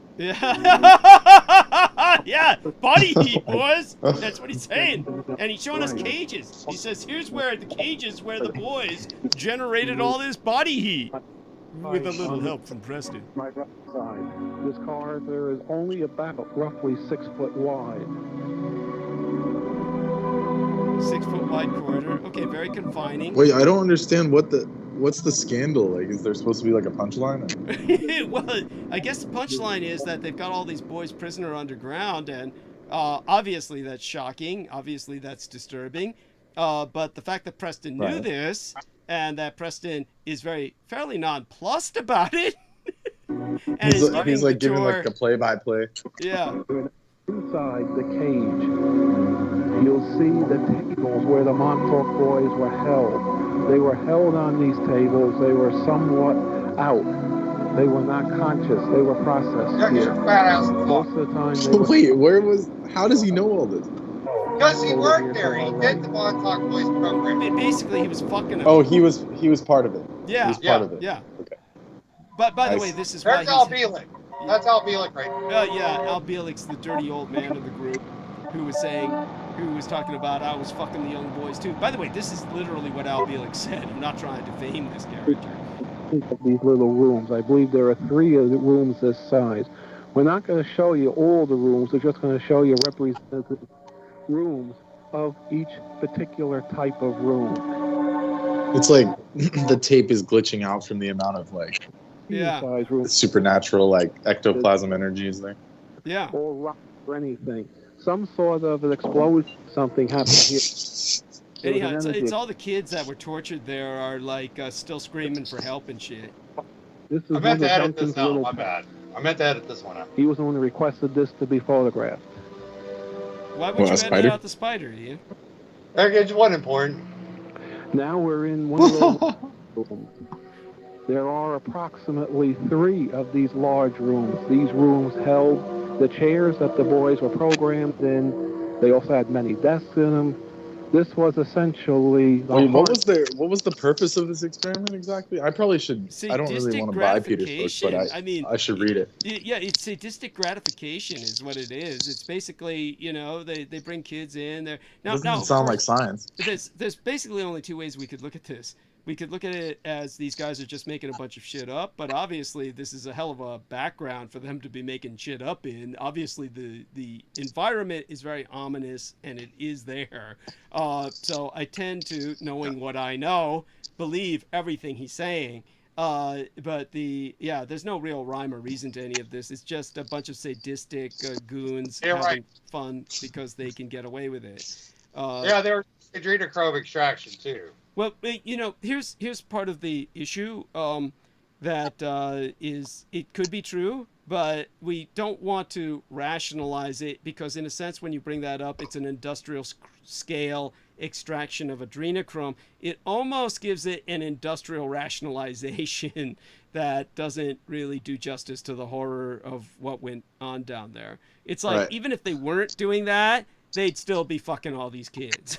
So... No, I agree 100%. No, I agree. Yeah, they were fucked up. But check this out. When you say the industrial scale extraction, yeah, the adrenochrome. I don't think we really need to go there, do we?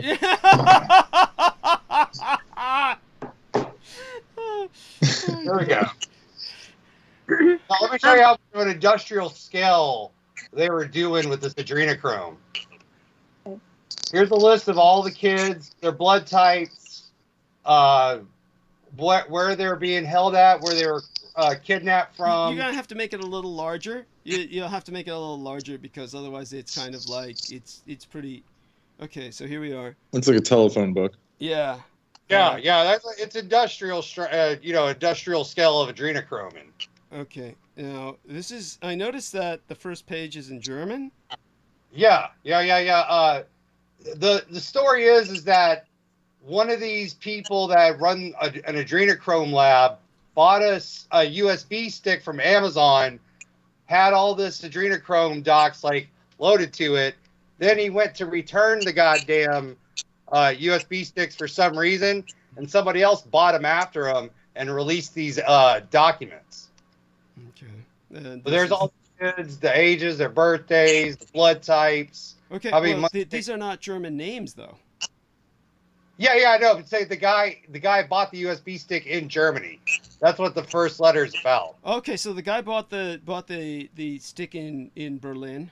Dirk Schaefer, he bought the USB stick. Okay, and so this is not so that people understand this. This is an American SIM corporation, CYM, 2020. Okay, and so their headquarters are at Trump Tower. Now it does say these are inmates, so it says these are inmates, and you say this mentions Trump Towers. Yeah, that's where this CYM corporation, they were renting a room out at Trump Tower. Well, that fucking figures, doesn't it? Well, you gotta make that money too, you know. It says inmate main detention centers inmate report. Okay, so these are all most Americans. of these people are from. Yeah. Looks like they're sourcing from South America mostly. Yeah. Yeah. SOCON brought a lot of those kids in from South America. Could be. And Africa. Okay. Right. But what's on the right? Yeah. Oh, thank you. You're quite right. A lot of them are. I do notice that. First off, just so people understand this, Costa Rica is almost all white people, so it's almost South American strictly by geography, Central American strictly by geography. A lot of white people there. It's all the assholes from police and security work go to retire there, mercenaries and spies and shit. Right. So, yeah. So they would be trafficking in children. That makes sense. The children probably sourced from outside of Costa Rica, and they're trafficked by these individuals out of Costa Rica. So that makes sense. Then you got some from Mexico, Canada, United States, but mostly it's Costa Rica. And because these names are not Latin American names, the overwhelming majority of them, a few, but most of them are not. Velasquez, of course, stands out. Some others, but most of them are very Anglo-sounding, very, very, your typical American names. Now we're going into some other stuff. So, okay, so this is is fascinating. Go on, Ian. What else comes? What's awesome is if you look at the font that they present to with numbers and letters and shit, none of them match up. Like they're hand typed from a fucking typewriter. Yeah. Like this E doesn't look like this E, and these two T's don't look the same. There's just minute, small differences. Now, they could be fake, but I mean, this is a lot of goddamn work to bullshit, a lot of fucking work. So this was 2020. I mean, there's a lot of designers that can produce this in like days. True. Just for like shtick. Yeah, true. Which it could be. But I mean, I've seen documents that are like, science. I don't know what to call it really. Like chemistry documents. Because one of my friends, she's a biochemist. She pulls up stuff literally online. She has access to still from the days when she was doing that, and none of it looks like that. It's all highly it's highly cryptic to anyone that's outside of the profession. So that's like a bit too legible. That's what I would say about that. Interesting. Okay, your point. Like they wouldn't. I don't think they would put that word in bold at the very top of the letterhead. Like you mean adrenochrome, like they do here. Right. Yeah. Interesting. Okay, your point's well taken. Because it's like even if it was a product, like I've never when you're ordering a product, like you don't see that. You just go to the catalog and you find the number. You just order it. Well, that's the thing. We're not supposed to see this. These are all fucking what's the word I'm looking for? Like right, but these people are definitely sensitive to leaks. Like they know that happens. No. I mean, I take both of. You know what I'm saying? Yeah. To put this into. I'm not denying it outright. I'm just saying. To put this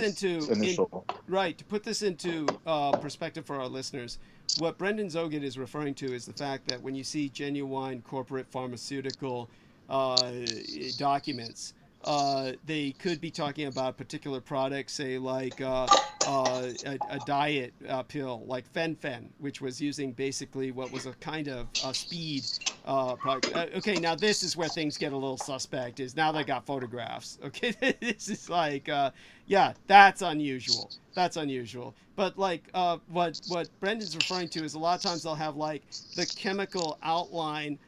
You'll see like the chemical outline of the product in question, and this stuff is just a normal person would look at it and you can't make heads or tails of it without the kind of training. But these are actually somewhat legible. In other words, the very fact that we can put a narrative together just by looking at this is rather. What are these people's faces supposed to be? What are these people supposed to be? People involved with working with this?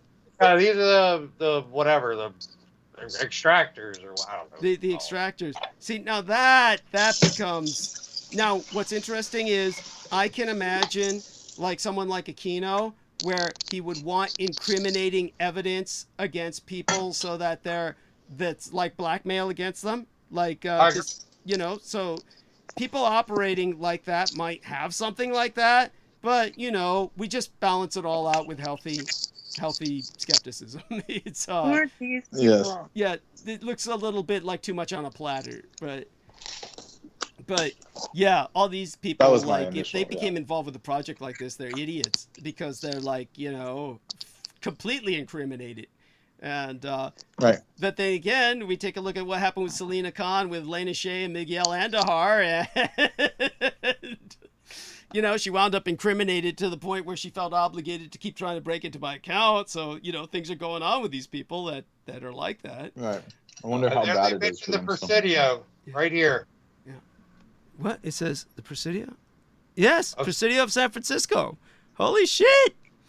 And so what category is that under? What does it say? Like if you scroll up a bit, what these categories supposed to be for? Confidential personal data. I noticed these are a lot of army depots and shit. This almost makes it believable to me because, of course, when I think of the military force's level of incompetence and stupidity, yeah, keep going up. These are all military forts.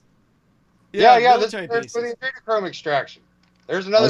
I see a couple from Sacramento. I don't doubt it. Yeah, there we are. See? Sacramento Army Depot. Shit. Mm-hmm. Yeah, that's the capital of California for our listeners. And Sacramento is where our man Brendan essentially lives. Think he'll stay safe, giving you that much. The Where's enemy George? knows where he lives anyway. Yeah. And they're too scared to go to his neighborhood. It's too sketch. Well, what is this document? How far back was it? It says 2020. Yeah, 2020. Well, how can it be Presidio if Presidio shut down?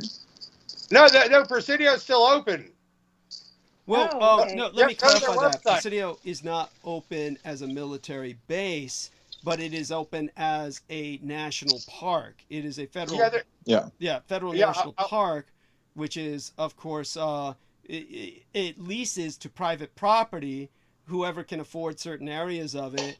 But then, like Disney. Yeah, like Disney. Yes. Yeah. Like actually. Yeah, yeah. Disney and George Lucas and whatever took over. Disney took over George Lucas. So it's all Disney. So they now. basically own it all. Yeah. Yeah, and they even have a museum on site. So okay. I remember driving up there one year at on Easter. Yeah. And it was like all the kids looking for eggs, and then all these like rich parents were just like, "Who are you? Like you fucking stoners." Interesting. This was like way back years ago. Wow. Just for reference, Douglas. Yeah. 7 days ago on Forbes Breaking News. Yeah.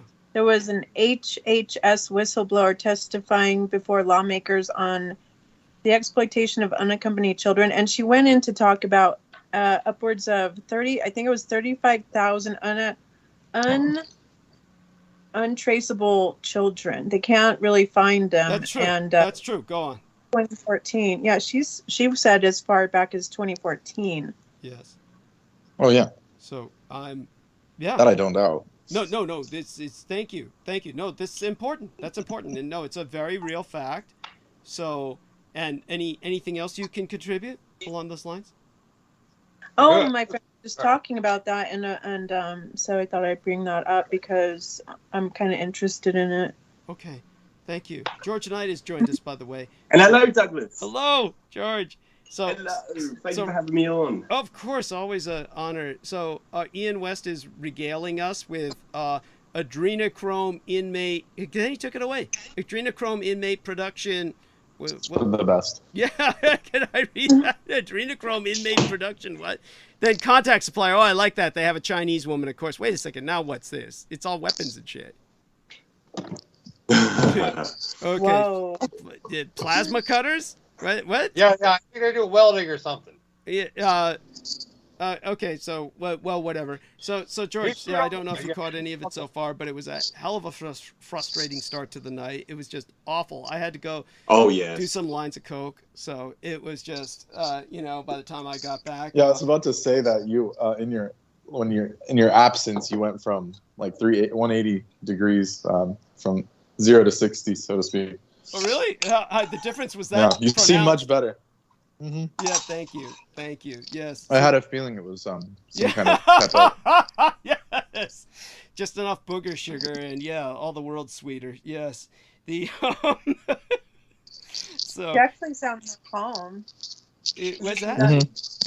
Does it calm you? Yes, I usually have a paradoxical effect, as they call it, from such things. So it's well, and if you get the actual fish scale, it makes you feel good. It's not like the fake shit. Thank you. Like if it's powder, it's trash. Yes, thank you. See, Brendan. Let's not get into the details. Yes, Brendan knows. Not from personal experience. Brendan knows quite well. Yeah. It's sad. Yeah. I'm sorry, George. I'm saying hi to George. Okay. Yeah. Hello, Viviana. I wanted to ask Ian, are you able to search through that document for certain names per se? Yeah, I can do that. Can you just type in Dunlap? On the inmate list? Well, I don't know. See, this list is where all the human hunting parties are being held in their dates. But I can't figure out what these 5 digits are. After the in the world of encryption and stuff, I don't know about all these like paper trails being left. Right, hunting dates. I mean, actual hunting dates for where they're supposedly hunting people down. Then again, just for what it's worth, I've seen. I busted one here in Orlando. You busted one? Yeah. Could you tell us the story? Yeah, here. Oh, shit. Hold on. Ian's going to tell us how he busted one of these human hunts.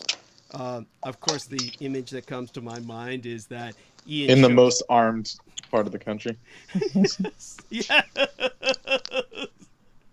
The image that comes to my mind is that Ian shows up and fucks up the whole hunt, by... All right, we'll let all these kids out. No, I'm just joking. Yeah, yes. Something like that. There's a lot of lakes. Jesus, that's a lot of lakes. Is that Florida's half submerged and shit? Yeah. But a lot of them are man-made lakes, and they've got those underwater fucking ball reefs in them. That's right.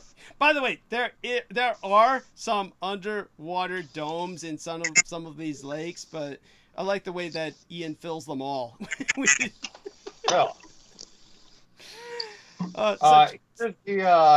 Where's the human hunting place? Right. Yeah, do you mean the most dangerous game? Yes, right. Well, I we all like had the to way read that that in high Ian school. says, "Where's the human hunting place?" And he's just looking at this place like it's Golden Gate Park or something. Right. It's somewhere right up in here. Oh my god! It's disguised as a chipper place. It's like a. Is this it? What do I got marked here? Oh, that's the Bunker Gun Club. I love the name. Yeah, it sounds like a bunch of assholes. The Bunker Gun Club. So George, while Ian's doing this, tell us, everything go okay with you lately? Yeah, thank you, Douglas. And did you have a lovely weekend celebrating Showa Day and just having a wonderful weekend celebrating? Yes, George, same. I did not want to come back. I did, and when I came back, everything I was afraid of came true. It was just a sewer of shit experience. Turned on the fucking monitor and it blew up and shit. And then I had to get the monitor. Then then they were attacking us nonstop. The batteries in my keyboard were like fucking drained dry. I had just replaced them. It was just, by the time I went and did the lines of coke, I was through. And Peter was left holding. By the time I got back, Peter was reliving the Blair Witch story. He was like going, I was lost in Montauk and I was running around. And then this guy came out and gave me directions. And you heard this, right, Brendan? You can help me out here. I heard it. Yeah. And Peter went back to Montauk recently and got lost. Yes. And like, why? I mean, why does he keep doing this to himself? Yeah. Yeah, it's like that would be like me going back to the Presidio. Anyhow, go on, Brendan. Right. Yeah. Oh, I just said it's a pretty nice place. That's where all like the most richest people go. I I'm going to talk about human hunting. He's going back there for his programming, Douglas. Well, he said that he was on the highway and then he just like he basically ended up on a wholly different street. That sounds pretty wild. Thank you. That sounds like a missing time. Yeah, missing time, but like brain to what is it? Radio to brain. Yeah. Skull to brain technology. Yeah, voice to skull. Voice to skull, but it's like it's time skip. It's like you're not gonna remember this, right? You know, well, but you know, I'm sure he's okay. Oh my god. And so I don't know if you caught it, George, but earlier Preston Nichols, Ian had Preston Nichols footage where Preston Nichols is casually giving us the grand tour of where he used to rape kids on tables and shit. This is where I held the kids down. You know, it was always 55 degrees in here, except all their body temperature made it warmer, especially when I was giving them friction. You know, they were removing their brains and reinserting them. He was, he was talking really about his inserting his brains in certain crevices, the brain between his legs, which he thought with when he wasn't thinking of anti-gravity and shit. So there you go. It was kind of like a horror film. It was fascinating in its own right. And apparently, Peter took the footage, which is what, just so people understand, this is a guided tour of what was then an empty base, but, years later after the experience. But, imagine Peter being in there in those tunnels with these creeps talking about what they were doing with kids. And yeah, it's pretty sketchy. I know. He's got balls, man. Yeah. He's got balls. Oh man. I got a camera. If I was in a situation that was sketchy like that, I would definitely take a camera and just be like, "This is for my own protection." Right. Thank you, honey. Yes, that's right. Well, and we you know what that they the say, camera curiosity killed the cat. Yeah, that's right. That's right. Yeah. I mean, now the one thing I can emphasize to our listeners is that the footage was steady throughout, as opposed to jittery and shaky. So we know Peter was not jacking off. So there's certain assumptions that can be made in his favor, to his credit. Yeah, he did good. He did really good. He did good. Oh my God! But here's the Middle Earth entrance right here. The Middle Earth entrance. Gator Sand Mine. Gator Sand Mine. Where the f is the C-Mex place? We are on it. We are on Middle Earth. Here it is. No point. Oh yeah, this has like one of the Maglev fucking unload and loads right here. And ironically, they're right next to, where to go? Right, and they're right next to Amazon's next day delivery. Holy shit! Wouldn't you know it? Yes. I mean, these days you can just put a pin in the map and you're next to one. Yes, thank you. Yes. Oh my God. By the way, the point that Brendan was making was that no matter where we are, we're directly above the center of the earth. Yeah, because it's flat. I'm fucking with you guys.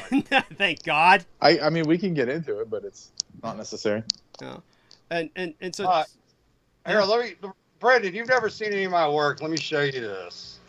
Oh, no, I saw some. This. Brendan's trying to stave this off. He's trying to hit this off. Wait, what is it? I'm not looking... What is this? Satanic I guard tower.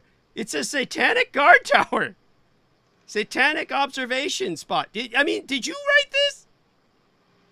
Ian, or is that actually on the fucking... This is on Google Maps. You can go to it right now, but you won't get all my little notes about the place. You added the satanic shit. shit. Those are his pins. But there's a big shield of David on the floor. With a heart. You added that heart in the middle. Where's this? What's the location? These are missiles. It's a big shield of David with fucking missiles. This is Florida. What does that tell you? Yeah, this is like 30 miles away from me. What is it? Well, Jesse the voter calls it a spirit gate. A spirit gate. Just so people know what we're looking at. There is, on Google Maps, a giant shield of David, what you would call a Star of David if you're ignorant, with fucking missiles in it on each of the 6 points. I call this a little Auschwitz right here, but anyway. Underground interests. Well, you added these certain tags to it, but Yeah. what I was looking at is the missiles. They look real. They Well, might are. be. They are. Well, they might be museum pieces. They might be dummy missiles or empty missiles that are duds, but they're real missiles, or were once. I don't know is if it they're like an operational. active place or what? What's that? Yeah, could you bring us back to that place because that was fascinating. And then, This is a. Well, they're claiming it's a bombing range in Florida. Yes. Yeah, like an hour or 45 minutes south of me. Oh my God. This is what freaked me out, and this is what led me to finding you. Wow. Was when I found this. Wow. And I was like, hold on, there's got to be something this fucking satanic shit in the goddamn military thing. Right. And you were the first one that popped up. Interesting. I believe that. That makes perfect fucking sense. And look, here's the. Because all the rest of them are all Masons. They're not going to reveal that. Thank you. I like, what is that? Fort Kiss My Ass Cemetery? Satanic Human Herding and Torture Center. By the way, these are not Google labels. This is Ian West labels. Satanic Human Herding and Torture Center at 27 degrees north. Anyway, man, they ought to have you write fucking greeting cards or menus for fast food restaurants. I can imagine what you would name the McRib and shit. Get here. We were gonna try to, but I pussied out. Yeah, Fort Kissing Me Cemetery, Kissing Me River. Fuck, it's a real name. Is this like a public place or is it a private military outfit? It's a military compound. For sure. Like you can't go up to it. Yeah, like, do you mean paramilitary or fucking U.S. military? No, I mean like, is it, like you were saying, Douglas. Like, is it a museum or something? Thank you. No, that's what I was wondering. It's like, it looks like it's no, like believe me, I'm like not coming down on you, Brendan. It was like I was just saying this to Ian. Are these paramilitary sites? The paramilitary sites would not have missiles, obviously. So it has to be like a military museum. Avon Park Air Force Range. Okay. That's the name of it. Just the airport. Oh. And but I've seen a swamp. Well, yeah, it's Florida. I mean, come on. But see, like they tried to do one of these spirit gates here, and I guess it wasn't the right longitude or latitude, so then they built another one right here. Uh-huh. And this is like 45 minutes down the street from me. Yeah, but back to that Shield of David. If you go back to that, so everyone can see the missiles. I don't know if George saw them. There we are. Yeah, focus in on that so Brendan and George and everyone can see them. Yeah, go in there and then you see missiles. Fucking missiles. But they got these like primitive Stonehenges around them, so they've got to be museum pieces. But it's like, but who would just leave them out there like that? That there's no. Yeah, there's a satellite computer in the middle of them all. Okay.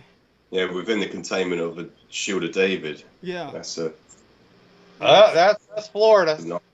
Yeah, that's also they have similar things in Roswell and stuff. They're like target practice basically. Okay. That's probably the line they would give you if you ask them. Look at all the planes and shit. Right. But the idea that they would have target practice in Florida is odd. I mean, that's like so these planes, some of them are destroyed. That's a destroyed plane. Oh yeah, so it's just a target. That's what I would assume is that it's a targeting, Yeah, but it's in Florida. It's like where all the Jews go to die and shit. Why would they put it in the Shield of David?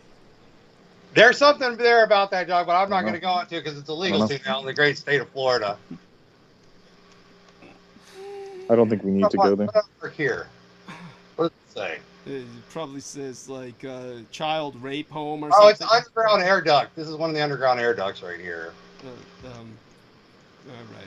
right. Some things you just got to roll with. But yeah, there was definitely some target practice bullshit that we saw. They do apparently have like these target ranges for the military in Florida. The paramilitary is not going to be going around destroying planes. At least you would fucking hope not. Right? So it's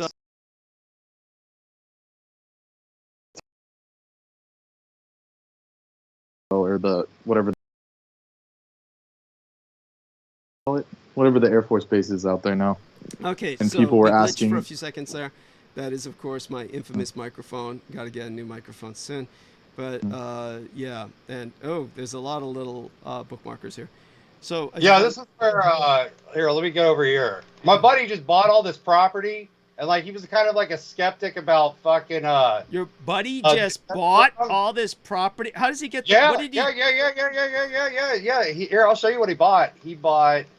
Let me find the Hillary Clinton, Jeffrey Epstein. Wait, doesn't that put him on the level of Hillary Clinton and Jeffrey Epstein if he's got that kind of money to throw away in Florida? No. There's this website called Be a Man, Buy Land. And you can buy like lots for $5,000 and shit and pay like $75 a month. Called beamanbuyland.com. Yeah, dead serious. Where the fuck is the Epstein tunnel? Oh, here it is. Here's the Epstein tunnel. All right, yeah. So here's the underground submarine entrance that Hillary Clinton and Jeffrey Epstein developed to do their drug and fucking child trafficking shit. That looks like a Civil War relic. Probably is.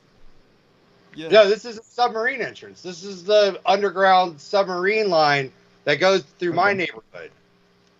Through your neighborhood. Yeah. Yeah, it goes underneath the whole state of Florida.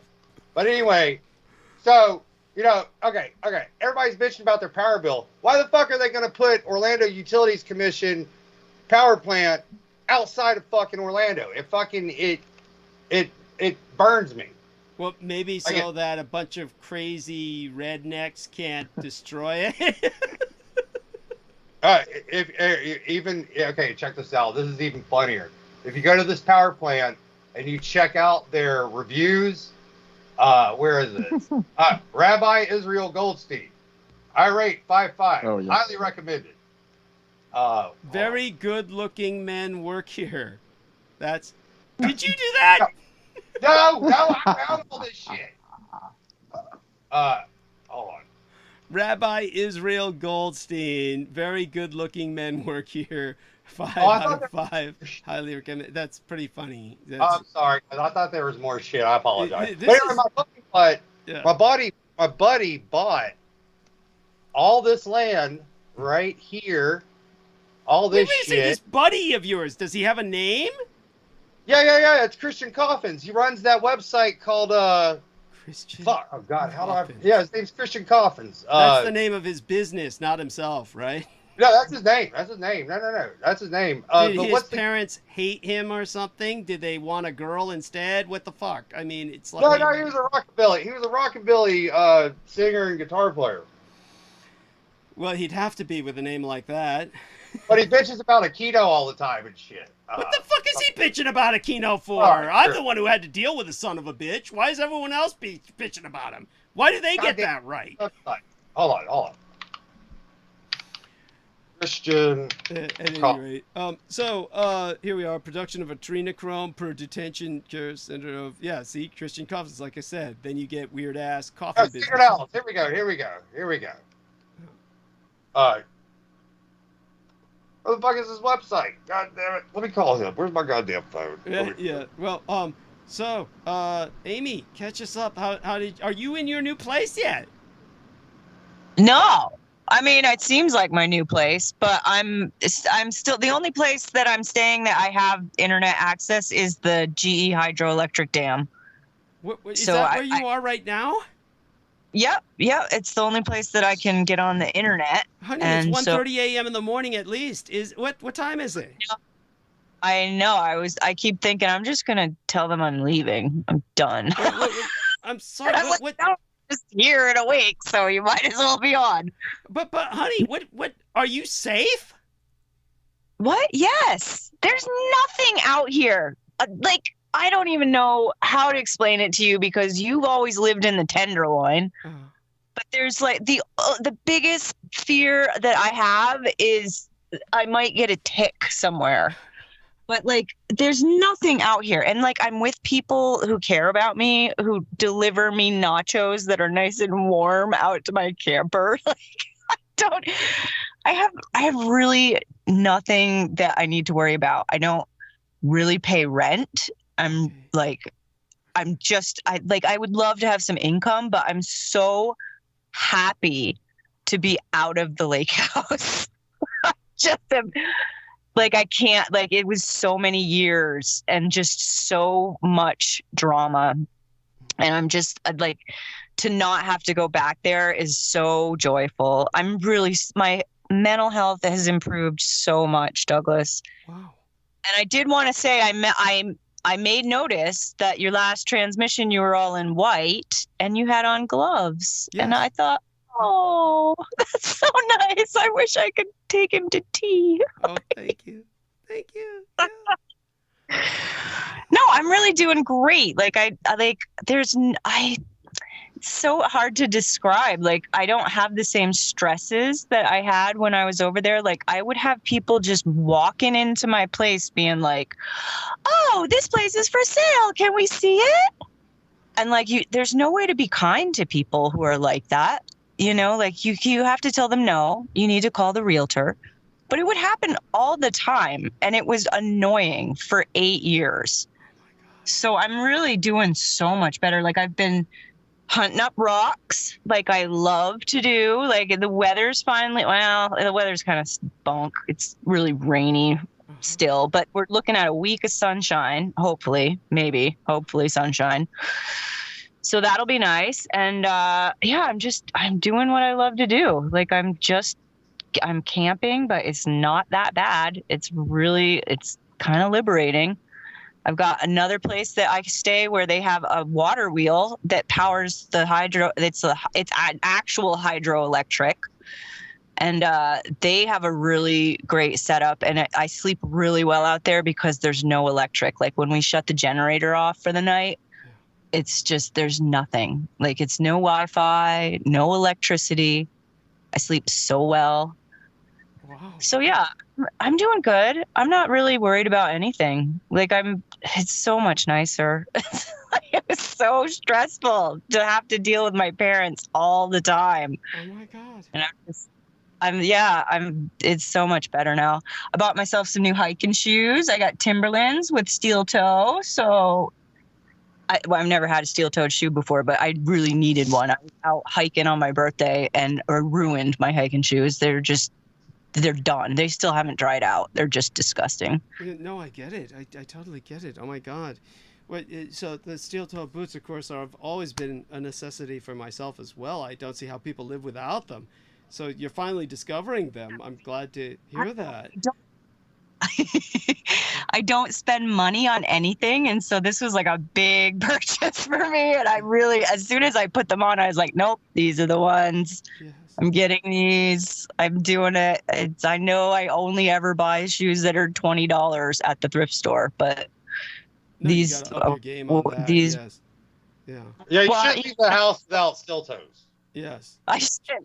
Well, the thing is, like, there's really nothing going on in Vermont. It's very disturbing. Like, we have like an unprecedented amount of homelessness. Like, it's really like aren't you part of that phenomenon now yourself? I am. But the thing is, I keep meeting other people with the same problem. Like, when I was on previously and I said I'm in the Mercedes tonight, remember we had a lot of issues with the tech that night also. Oh, by the way, there goes the tongue-sucking video with our Dalai Lama. But go on, honey. Come on, honey, please. So that night, I was with this guy who used to audit the Vermont State Police. And he is also homeless now. So I kind of feel like How did that happen? Right? Yeah. I mean, he has a fantastic story. We hit it off straight away. I like, no, not hit it off like you would like to hear about, but he was telling me about being involved with the state police and just, refusing to let go of his ethics, just refusing to give in, to cave. Like, he just stuck it out. They arrested him. He went to jail. He lost his marriage. He didn't even know what a honeypot situation was. I had to break it down for him. Oh my God. I know. And so that was really fantastic. And he drives around in a Mercedes. So he had me in the Mercedes and I felt so safe. I was so warm with the heat warmers. Yeah. I mean, I don't have the same experience as other people where like things like not having a job bother me, because there are things I'm not going to do, you know, that's just bottom line. Like there's things I'm not going to do. And if that's my only option, I'll make a new option. So yeah, I'm doing really good. I just wanted to say that. I wanted to say hello to everybody. And, you know, I am expecting that I'm going to have to be more online anyway in the future. So I appreciate that. I'm looking at maybe going closer to New Hampshire. So that's sort of a goal at this point, is to get over to the other side instead of being up near Montreal. Right. Wait, before you go to the next page, Ian. No, go back to the other one and scroll back up all the way to the top. And what do y'all think of my boy's website? What? What do you think of my boy's website? This is your boy's website? Oh, this is the Christian Coffins guy. Yeah, yeah. Oh, okay. Scroll back up to the top. That's where the weird porno shit was. that caught my eye. Our lovely lady Amy Como seems to be doing okay with what's a challenging situation. So here's one that's says thousands of pedophiles released from California prisons after less than I told a year. You about that. Okay, then go down further. Lada Volkova. Man, he stole that from me. I told him about that. God damn it.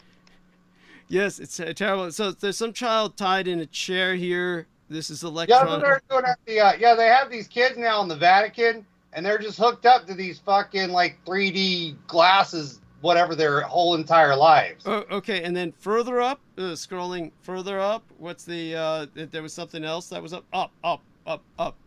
There's an up, up, not down. You're going down. Sorry. I hate to see this guy driving. This one now. What is this? Valencia owner auctioning fuckface child sex dolls, among others, from Twisted Chapman Brothers. Okay, so what? Wait, what are these children? Well, one of them has Pinocchio nose. No, some of these are from stupid like sculptures and shit that I've seen before from the. Yeah, they don't sell anything, Doug. I'm pretty sure. What? Yeah, but this is like, this is like a collage of different subjects that don't connect. I mean, these are like sculptures from this guy who's like doing these like, it was supposed to symbolize the Holocaust or something stupid like that somehow. And so yeah, it makes sense that it would wind up here, but okay, so that was interesting. So aside from that, this just so reminds me of like what happens when you go too far down the rabbit hole and your mind just explodes. You're like, yes. Bobby Joe was with these guys in a tunnel, and the aliens were like doing all this shit. These aliens from Uranus, and yes. Oh my god. No offense, it's just like it hurts. When I've tried, for 20 years or however long, 10 years, to like make heads and tails of all this, then you see stuff like this, and it's just like, damn. Yeah, I've switched off. Yes. What was that, Judge? Oh, I've switched off, Douglas. You switched off from looking at this, you mean? Yes, exactly. Yeah. So I shouldn't be looking at it either. Ian, there's a lack of coherence to it. What's that? Lacks coherence and. Yes. It's pretty much. Well, yeah, it's a lot to take in. It's a lot to take in. You got to really stay on top of things to really follow it. Well, maybe we don't want to stay on top of things when it comes to this. So George, how much time do we have with you? I mean, obviously, you've heard that Amy Como is in what some would consider a plight, but she seems to be enjoying it. Yes. Wonderful. I've got about an hour, Douglas. Okay, so you got about an hour. So perhaps you could tell us. Yeah. First, tell us a bit about how work is going. How's work going? What's been happening there? I take it you made it safely. I can't believe that they allow you to go up these stupid poles without any work partners to watch out for you. I mean, that's incredible to me. Why aren't you people working in teams? This is bizarre to me. Yes, thank you, Douglas. It is actually, it's all down to your what they call risk assessment and method statements. So RAMs, they call it RAMs. So if we deem it or condemn irrefutable or basically if it compromises health and safety, then we are allowed to have a safety person with us. But they prefer us to work in as singletons. So yeah.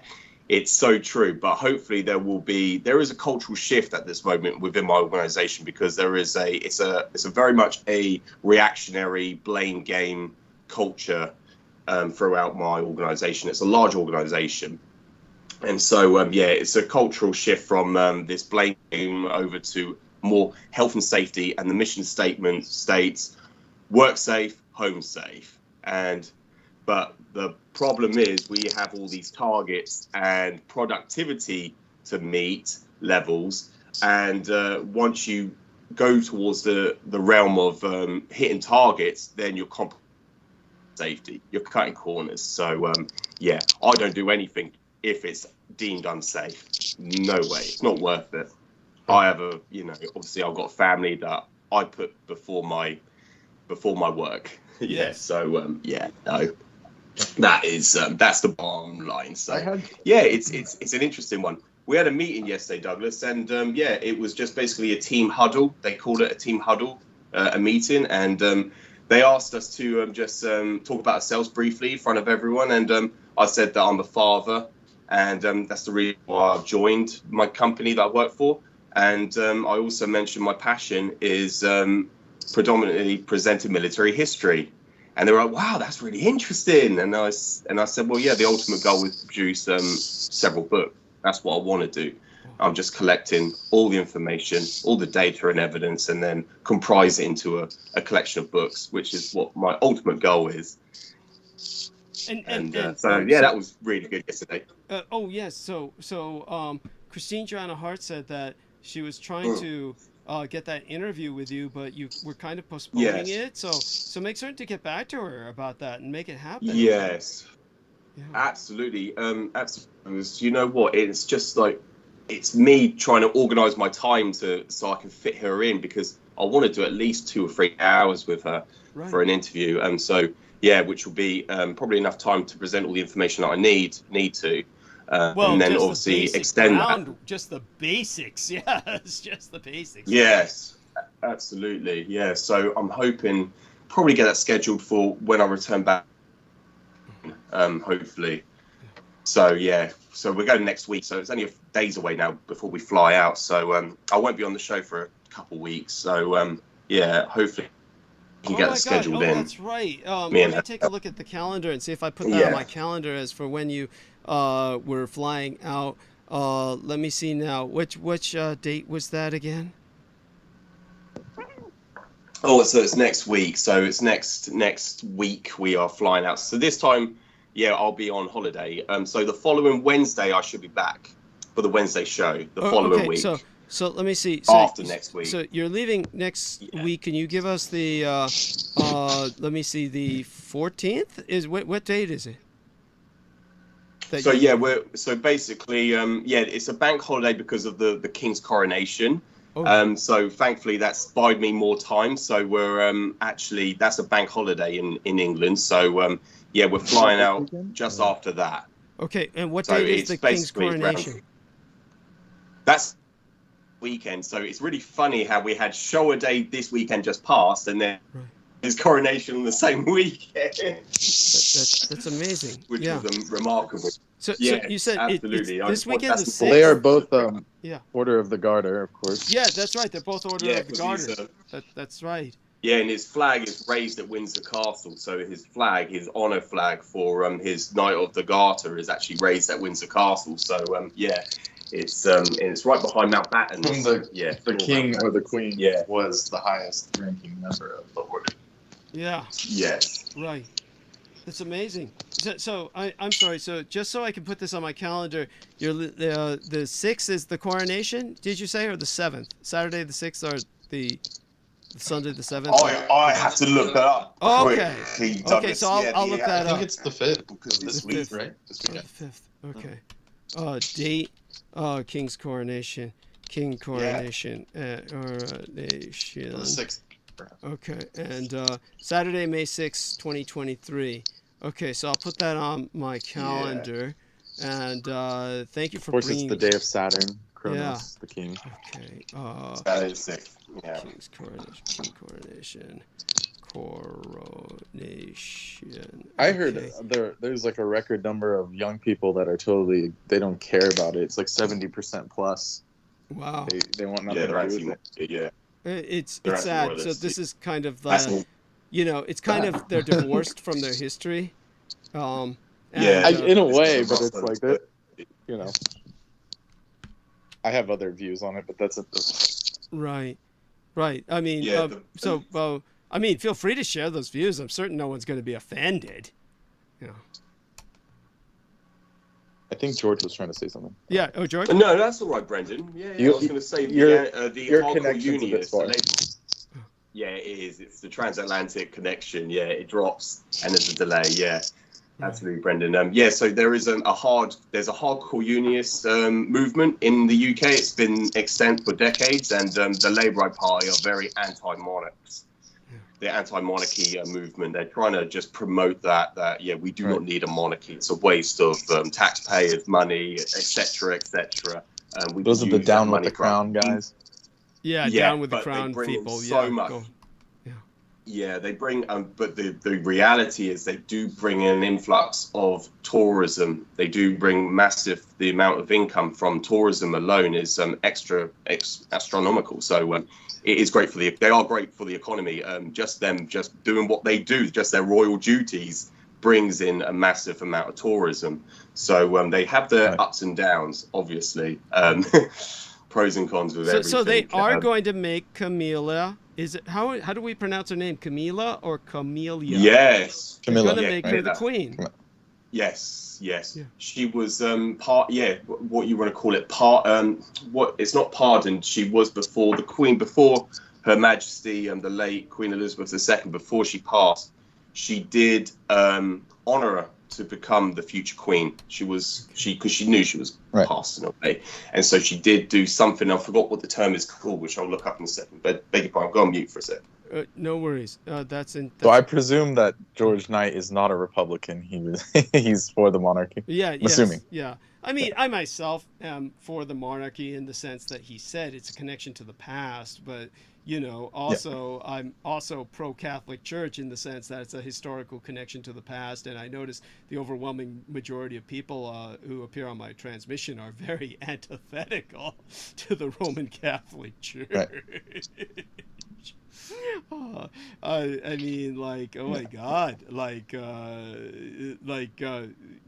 would say, yes, Viviana can tell us, yes, there, and I can see why. Believe me, I mean, I could make an argument about how certainly they've been engaged in genocide and criminal activity for thousands of years.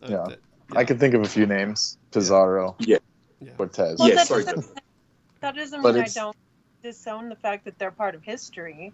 Right. Yeah. Thank you, honey. Yeah. Yeah. Thank you, Douglas. The term is consort. She asked her to become the next queen consort. That is the term. Thank you. Thank you, queen consort. I mean, it's incredible. I mean, just to go from basically the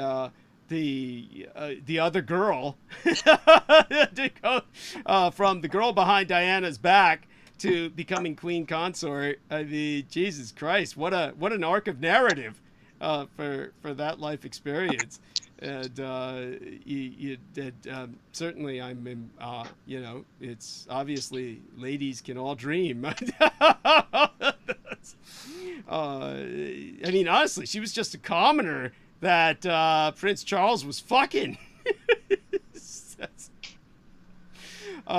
So it's like then she's been more than. So then why are they upset at Harry then, other than his just the way he's dealing with it? She's black. Right. That's a good point. Yes. And what's interesting is I follow this Babylonian astrologer, and she did like a whole breakdown of their chart, their marriage chart. And the marriage date that was set for them by the royal family was done under it was deliberately done under a moon with no course, which is like the most inauspicious possible timing. And they like deliberately did it to like, hopefully break up their marriage through astrological means. Wow. Oh my God. Yeah. So they had it out for them the whole time. Basically. Oh my God. That figures. But there's also like problematic things in Markle's chart as well that make her, not as trustworthy as she seems. So we won't know till it comes to fruition, of course. I can't just like speak, against these people. I don't even know them, Understood. Understood, but definitely these are valid points to be brought up. I mean, many things are considered astrologically. George, what I'm writing on my calendar is that if you're leaving on essentially the bank holiday of the King's Coronation Day weekend, then you're leaving that weekend. I'm going to put that on the calendar. Are you leaving on the Coronation Day or just the day after? No, so next week, I actually don't know what time we're flying, so I can't give you a specific date and time. I can understand, but I do know reasons. Okay, so not a specific date then, but it would be like next weekend, meaning the weekend of the 12th, or the 13th, or 14th. Yeah, so basically all next week. So this coming Sunday's transmission and next Wednesday's transmission, I will not be here, unfortunately, because it will be the Sunday. I'll be planning on going on the flight and then prepping for the flight, and then that Wednesday I will be out on our honeymoon, and so I'm returning the following week. So I'll be returning back on that Tuesday the following week, so I'll be available for the Wednesday's transmission. Okay, so George returns home on the 17th. Yes, so it'll be on the. Okay, there we are. So 17th. Well, yeah, congratulations, George. That sounds like a nice trip. Yeah, looking forward to it. Thank you.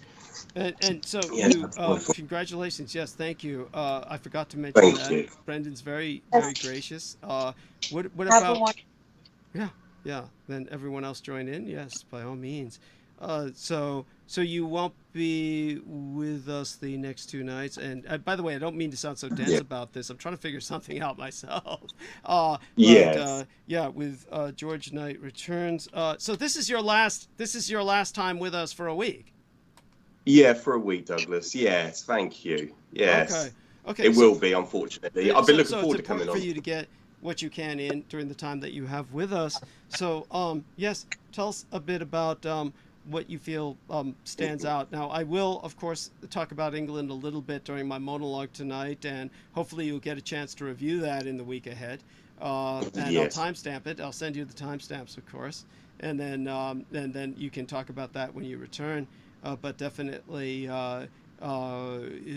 have a lot of things going on concerning everything. But what stands out to you recently in terms of current events that you think we should, anything you want to talk about?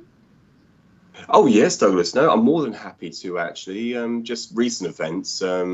Great conversation with Eric. Great conversations with Eric just to share.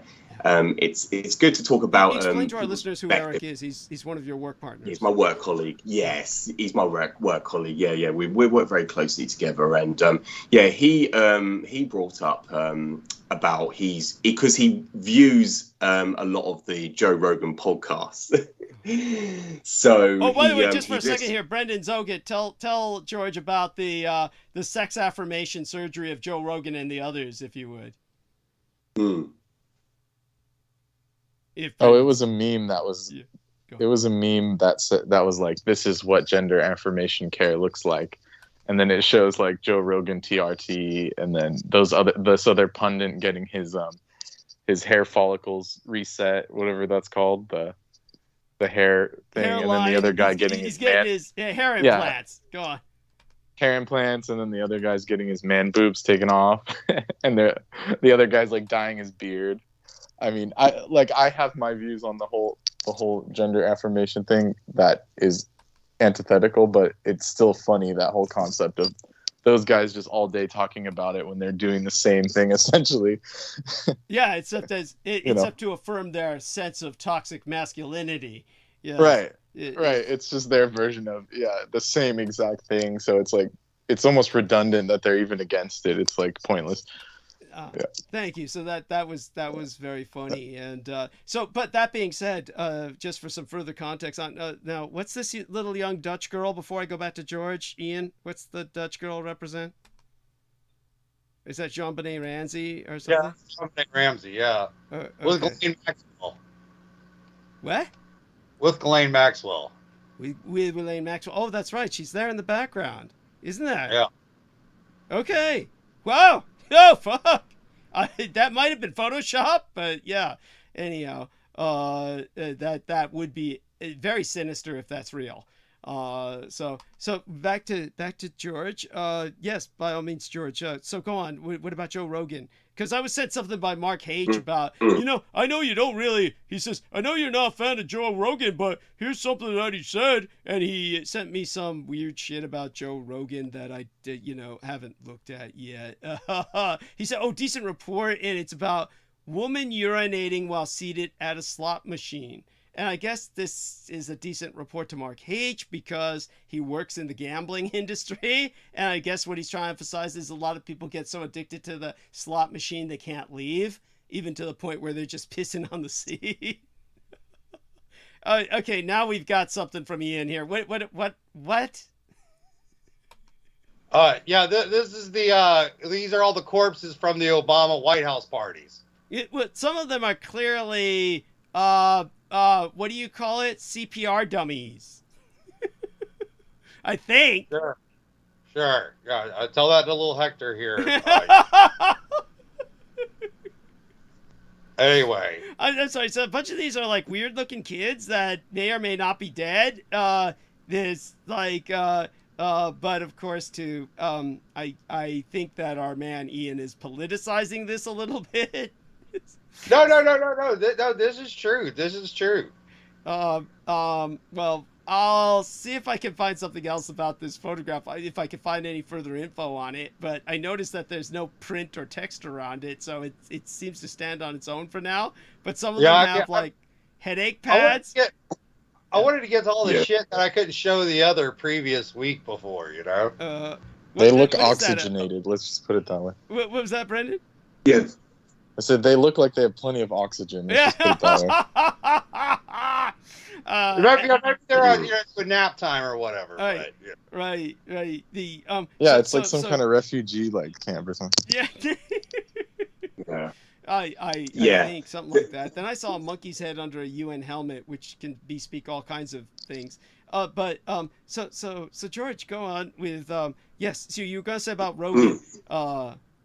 Yes. He brought to my attention. He was listening to the recent of the last few days interview conducted with a man who I recognise his face only because of all these other propaganda videos that get published and uploaded onto Netflix. His name is James Fox. He was saying he was listening to this charlatan shill, but he didn't refer to him as a charlatan or shill. He referred to him as, I was listening to James Fox's interview conducted with Joe Rogan, and he goes, it's very compelling what he was saying. He goes, it automatically made him think of me from what I've told him. But then when I went off and listened to a 5-minute segment of what he conducted, because he interviews these people for about an hour or two. I mean, he listened. The only one I've ever listened to is between him and Bob Lazar, because that is actually what Bob Lazar experiences was historical. It was a historical fact, what he experienced. So it was worth listening to his 4-hour segment conducting an interview with Bob Lazar. That was the only one I've ever actually listened to the entirety of the whole video, the whole interview. But with this guy, I only could listen for 5 minutes. And he was just, trying to promote that, it was a creature. And it was definitely extraterrestrial. The kids saw it and they just turned and looked at the children and they had terror in their eyes. This thing looked directly at them. And Eric was just explaining to me that the way he expressed it sounded very convincing. And I was like, well, that's what this guy is. The guy's just an actor. Yeah, the guy's just an actor. He's just, he is very good at telling stories. And that's what he's recently just published, one of these documentaries or docu-series on this, promoting this. It's a Brazilian case of this, the children see an extraterrestrial creature by a wall. And that was, as far as I listened to it, that was as far as I got to, and I was like, no, I'm turned off now. And he was trying to say that he had a contact with someone that had the creature in the car with him. And he was saying that he does. He just hitched a ride. Yeah. Yeah. And he was talking about men in dark suits visiting these cases, talking to the individual victims of the people that have, been abducted. And he goes, he's never ever dwelled on that in any sense, but he goes, he had to do it for this documentary about the men in black, and he referred to them as the men in black, men in dark suits that visit you. And I just had to switch off from it because it had no context. And now, unfortunately, that's why I had to switch off, Ian. Unfortunately, mate, no disrespect, because there's lack of context to everything that I'm seeing on the screen. There's no context to it, and so that's why I have to switch off. None taken. No, I'm not supposed to. No disrespect to you at all. Yeah. But I when I said I had to switch off, it's because when there's lack of context to anything, I don't know, because then all of a sudden because I like to do my own due diligence, but there's nothing there to disseminate. Yeah. But by the way, for all of these people out there who are just they talk about the Third Reich a lot. I just put a link into the chat room, and I sent the link as well to the text box here in our call, and I sent it to George and I in the private message box. There's a documentary called Growing Up Black in Nazi Germany by Esther Anemu Fordham, who basically said the worst racism she experienced was after the war when she married an American GI.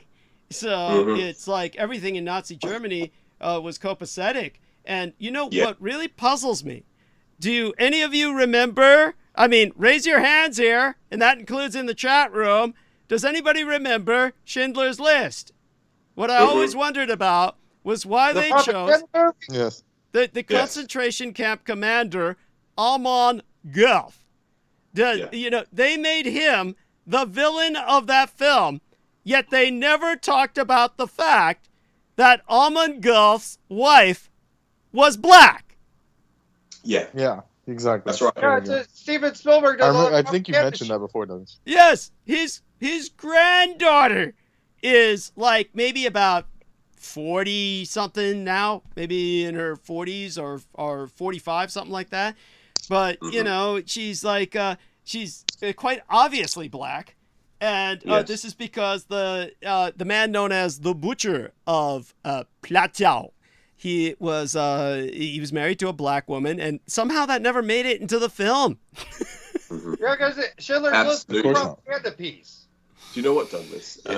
Do you know what's really what I wanted to bring up? Actually, you just reminded me on the show because do you remember that time when you told me, it was going back, I think probably last year, about the accents that they developed when when Germany was split between East and West? They have the president's English accent, so they don't have a British, the Queen's or the King's English accent. That's right. In West Germany, they developed a accent which was resembling more of American accent. And I was actually watching the I was listening to this quite a tune I like to listen to from Guano 8 called "Open Your Eyes," and there was this German individual that appeared on The Voice show. And so it's a German contestant show, just a bit like X Factor. They're trying to show their talents with their voices or musical instruments or whatever. And I noticed the judges, when they spoke, now when they turned towards speaking in English, they had an American accent. All of them had American accent, but they spoke fluent German. The Deutsche Sprache, they had a fluent German accent. But when they resorted to speaking in English, they all had an American accent. I was like, that's exactly how Douglas told me, educated me on that. They all have that. They all develop, when they're speaking in English, they all have an American president's English accent. And I was like, that's so true. Just from listening to this, just watching this show, just listening to this one contestant sing this song, I was like, that's so remarkable. Thank you. And yet, when people talk about, I had it last night, I saw it on Facebook, I saw it on a thread, when another comment, another disingenuous comment, it's so conflacious. It's so offensive. This individual saying that, oh yeah, if the French didn't do this, then we'll be speaking German. And I just said, well, United. I just put in the text box beneath it, I just replied to it saying, well, the United States are the so-called victors of World War II, yet you go to Japan and they don't speak English. Yes. They speak Japanese. Thank you. In fact, they have one of the lowest English rates of all the world, basically. Yeah. This is a mindset of the Anglo-American presentation or portrayal or personification that we believe that they would make us convert to speak in their language, but in reality, it's us converting the rest of the world. We want the rest of the world to speak our language because we don't understand. Yes. And I'm referring to generically all of us. I'm giving a general summarization, all of us, colloquially. The westernized world. Yeah, westernized. Yes. Exactly. Not referring to individuals at all. Yeah. No, definitely. So what had happened was that when I was noticing what I believe that what George Knight is referring to was, I think somebody was talking about the British at the that great patriotic myth, the escape from, as they call it, from, oh God, what was it again? Dunkirk. I think that what they were saying was something about if the French hadn't helped us at Dunkirk, we'd all be speaking German. I think that was what the individual was referring to. Yeah. It always comes down to some bullshit like that, where there's one guy was talking about Liberty ships and saying if it weren't for the supply ships of World War II, we'd all be eating sauerkraut with chopsticks. You know, I mean, it just gets obscene with the kind all of... the auxiliary merchant ships, Yes, exactly with the kind of, bullshit that these people come up with to try and say that we would have been acculturated. I, for one, wouldn't be upset if I was speaking Japanese and German right now. You'd all be better off. Yes, thank you. But that being the case, it's not like even the Germans and the Japanese even wanted to do that. It's so. But philosophy is much easier in German. Let's put it that way. And psychology and all that. Thank you. Oh my much more God. direct. But so when I was dealing with the two Eastern Europeans, I was just so everybody knows, Brendan Zoget helped me secure today all of basically 12 hours. It's 12 hours of audio, which I would have missed 4 hours of that. Because the Eastern European guys basically had told me to record on my side while they recorded on theirs. They didn't trust what they were using, which Brendan speculates is probably the online broadcasting software. And so they wound up successfully recording our program, and I know that for a fact, because they asked me to download my side. And what I had been confused by, because, you know, the stupid Skype keeps updating. And so even if you've used it for years, the formatting and the template just keeps changing. And so I had thought, because we had conducted a short test recording, I had thought that the first part of our interview, because I didn't remember that there was a break. That these interviews are so exhausting. And when I'm doing 6 hours at a time, I didn't remember that there was a break. Then we had 4 hours in one block and 2 hours in another. So I thought that the 4 hour block was the test recording, which was only a few seconds. And I didn't really look at it. And so I downloaded for them the 2 hour part and emailed it to them.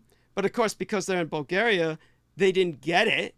And it may have arrived days later. It certainly didn't arrive during the half hour we were still on Skype together. And so when I talked to them this time and I said, did you get the download of the video that I sent you? And they just said, oh, yes, it eventually arrived. And that was the moment that they had every opportunity to tell myself it was only the last 2 hours of the show, that the first 4 hours were missing. But they didn't tell me that because they wanted a total monopoly on that first 4 hours. And so it's just, and they scrubbed that after 30 days. So today was the last day it was up there. So if it weren't for working with Brendan Zoget, I wouldn't have gotten that down. And so, you know, that was another wipeout in terms of energy, was just all the emotional energy in having to contend with the fact that these people were willing to do that. Their attitude is like Eastern European, which is like Brendan said very astutely, if you can't keep up, you just fall behind. They don't give a shit. No one's gonna pick you up.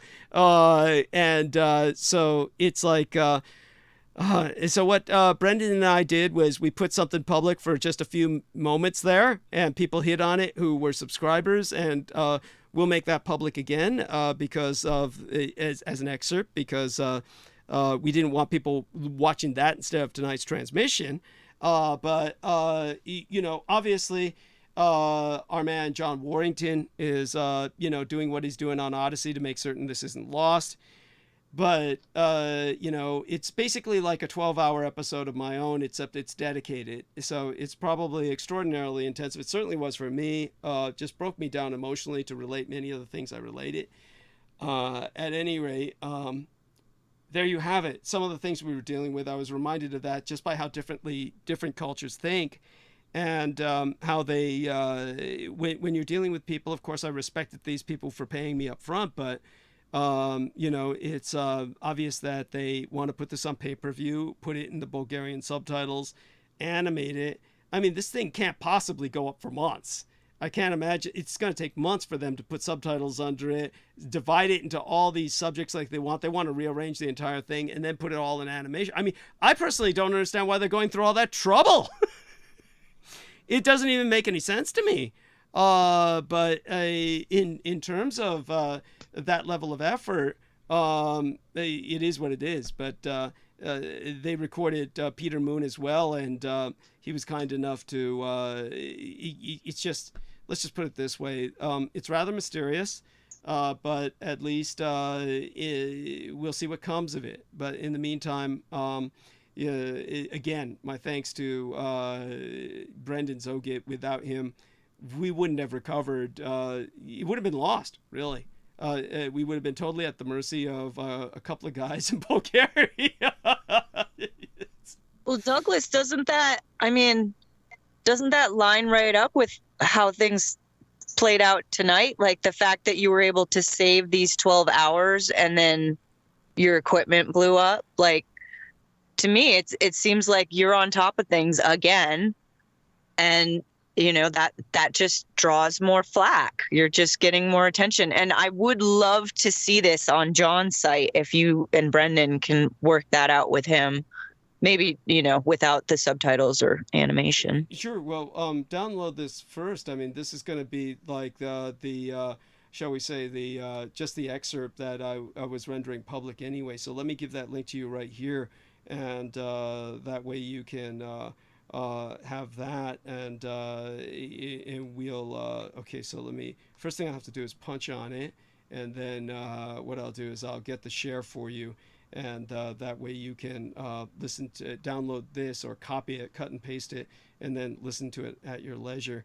You're gonna chat, you can download it. Yeah, so here we are. Let me put it right here in the text box. So it's in the text box. Can you see that? And so there we are. So Central Europe. Yeah, and take that, and that'll be the first part, and then I'll release the rest, later. All I can say is that it's something that, based on the fact that, they could have told me about the 4 hours that we did recover. I think you're being very gracious to me and trying to make me feel a lot better about the opening of tonight's show. The attack was such that, we recovered ourselves only by my basically going in the back and doing a bunch of lines of coke and recovering myself more than anything else. Medicine. It's all medicine. Yes. Otherwise, I would have been just flustered enough where, honestly, just wanted to quit. But thank you, honey. And so you're sitting there in your little camper, and you're not worried about Bigfoot? I'm in someone's car, and I've got here, I'm going to put my typed thing in. I'm really interested in talking to George about what's going on in the governance of the UK at some point, but this is too late for me. I gotta check out. I gotta go lay down. He can respond. Well, you can listen to it later in the morning, but we love you. Yeah. I love you guys too. And as I said, like Well, who brings you nachos out there? What's that? Who brings you nachos out there? Who do you think? My lovely Anthony. He comes and delivers hot food to me and checks on me. He's the one who got me the camper. Okay. He put it all together for me. He helped me move everything. The one who owns the cat. The cat man, yes. Your boyfriend, your ex-boyfriend. Yeah, we're just who we are. We've known each other forever, and we haven't been together in years. But I mean, I love him so much. He does so much for me. Like I'm really just pleased to have him around. Like when I go and stay somewhere else, I just miss him. So, so that's why I'm here at his dad's camp. And that, you know, it works out for a while, and then I go somewhere else, and it's fine. And it, you know, we're good. We're good friends, and we're gonna stay that way. When you say his dad's camp, so it's like his dad owns a camping ground? Yes. Yes. Wow. And it's an old General Electric hydroelectric dam that fell into the river, and they never rebuilt it. But he got this property years ago, and when him and Anthony's mom got divorced, like a few years back, they got divorced in their 60s, which is just, I mean, it's late. It's a very late breakup. Yeah. But it's just they have all this property, and their kids, you know, are at all the different properties now, and and that's what they do. They were auctioneers, so they know a lot about absolutely everything, and so, you know, I respect a lot of their input about things. Like when my parents told me they'd sold the camp that I was in, his dad was the one who said, just call, because they hadn't contacted me. I didn't know what to do with the key. And his dad said, well, just call these people, call the utilities, see if it's out of your name. And it wasn't out of my name. So I got really confused. And then it became a really bad scene between me and my parents. And so I had a week to decompress from all that. And then, you know, I'm just looking forward to some warm frickin' weather. Like this has been a very cold spring. Like we just do not have 40-degree rain for months and months and months. Like usually by this time of year, we've had a number of days up in the 70s and 80s, and things are blooming. Things are really late here. The fiddleheads, like usually people go around trying to sell fiddleheads. They're late. They're not even up yet. Like, and it's, what is a fiddlehead? A fiddlehead is the fern when it comes up. Is this Mark? Is Mark telling us what a fiddlehead is? Mark is here, but it was Brandon.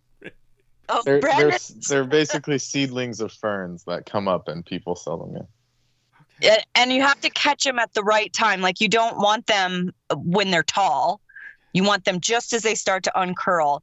And we were looking for them at the last week of April, and we thought, you know, usually by then they're done. The ferns are up, but nothing. There's hardly any. And like it's been so cold, which is really strange. But I'm guessing that we're probably going to have a really hot summer just based on the fact that this spring has been more like winter. Right. Yes, that's right. That's right.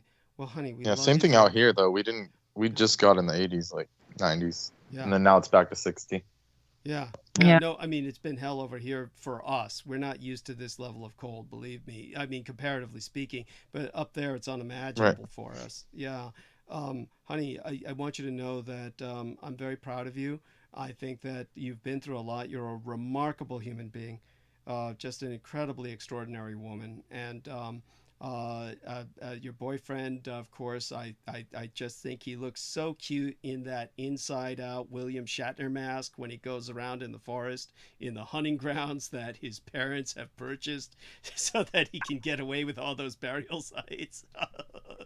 But all that being said, he brings you those nachos. Yeah, I love those nachos, but I went hiking and I was up on our land, like the 130 acres that we have. That is, again, another mess that my parents have made with their estate.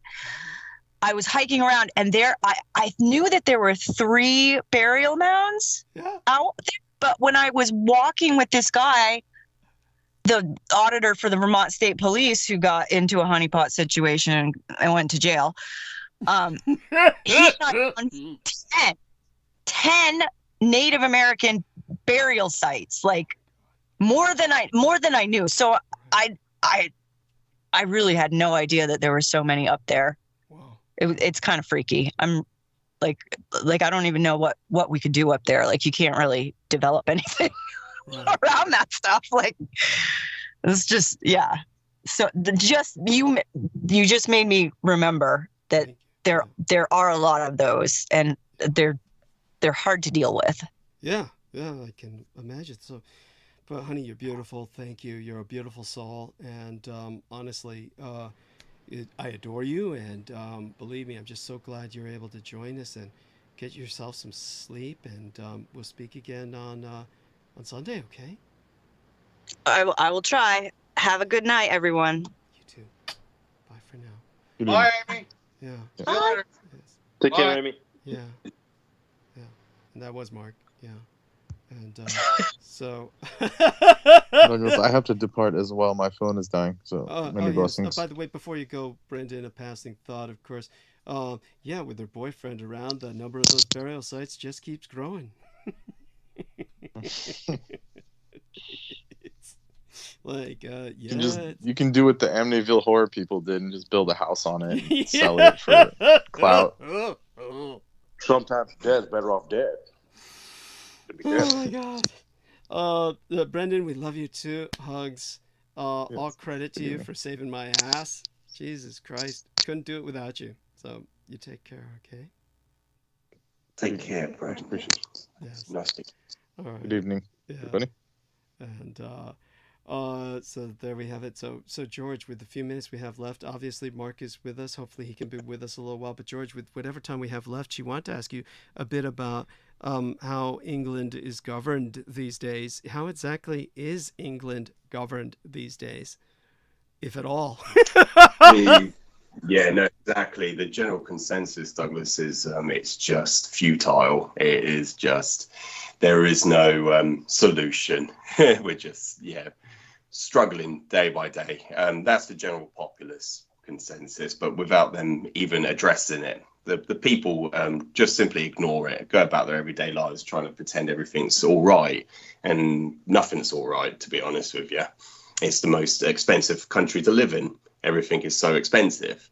Utility bills are rising astronomically, extortionately every single month. Everything's going up, and it's the end of the fiscal financial year coming of April, and then everything's just gone boom, straight back up. But salaries and wages don't rise the same rate as inflation does. So, we're already in a recession. And it's just basically, there is no solution. And what they keep just saying is, Ukraine, Ukraine, Ukraine. And that was the answer we got given yesterday. The reason why we have such a shortage of supplies for our workforce, for what we are doing, providing the network to the customers. The shortages were there before the Ukrainian conflict directly result in Brexit. Brexit, yes, exactly. So the excuse we were given yesterday, which is not a rationale reasoning at all, justification, it's just an excuse. And well, if it is, my answer to that is, of course, as we presented, Douglas, if we were in a position of secular power, we would end the conflict there and then last year, back in February, the moment they invaded, this illegal invasion that the Russians are. And then did you see that the president, Vladimir Putin, has accused the Ukrainian government of conducting an assassination attempt on himself over at the Kremlin? Did you see the news report? Yeah, tell us a bit about what you know. Yeah, I just caught a quick segment of it. I just got the BBC correspondent. I forget his name. Beg your pardon for my name, shame, disgrace. But he just basically, it's not worth remembering.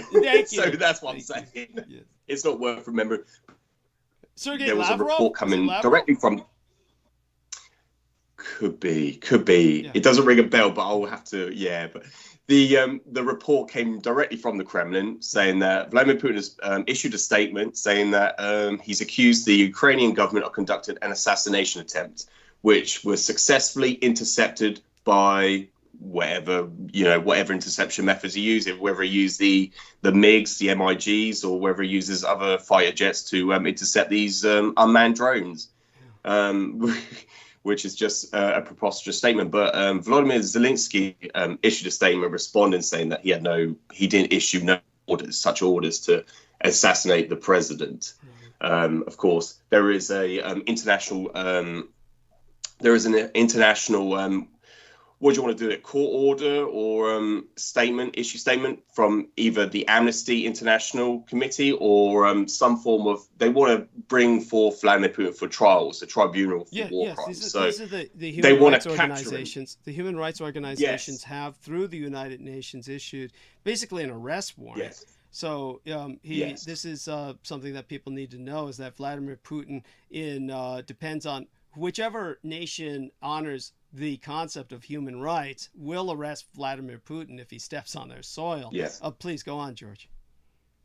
Absolutely. So this is what the ultimate fate of Vladimir Putin will be.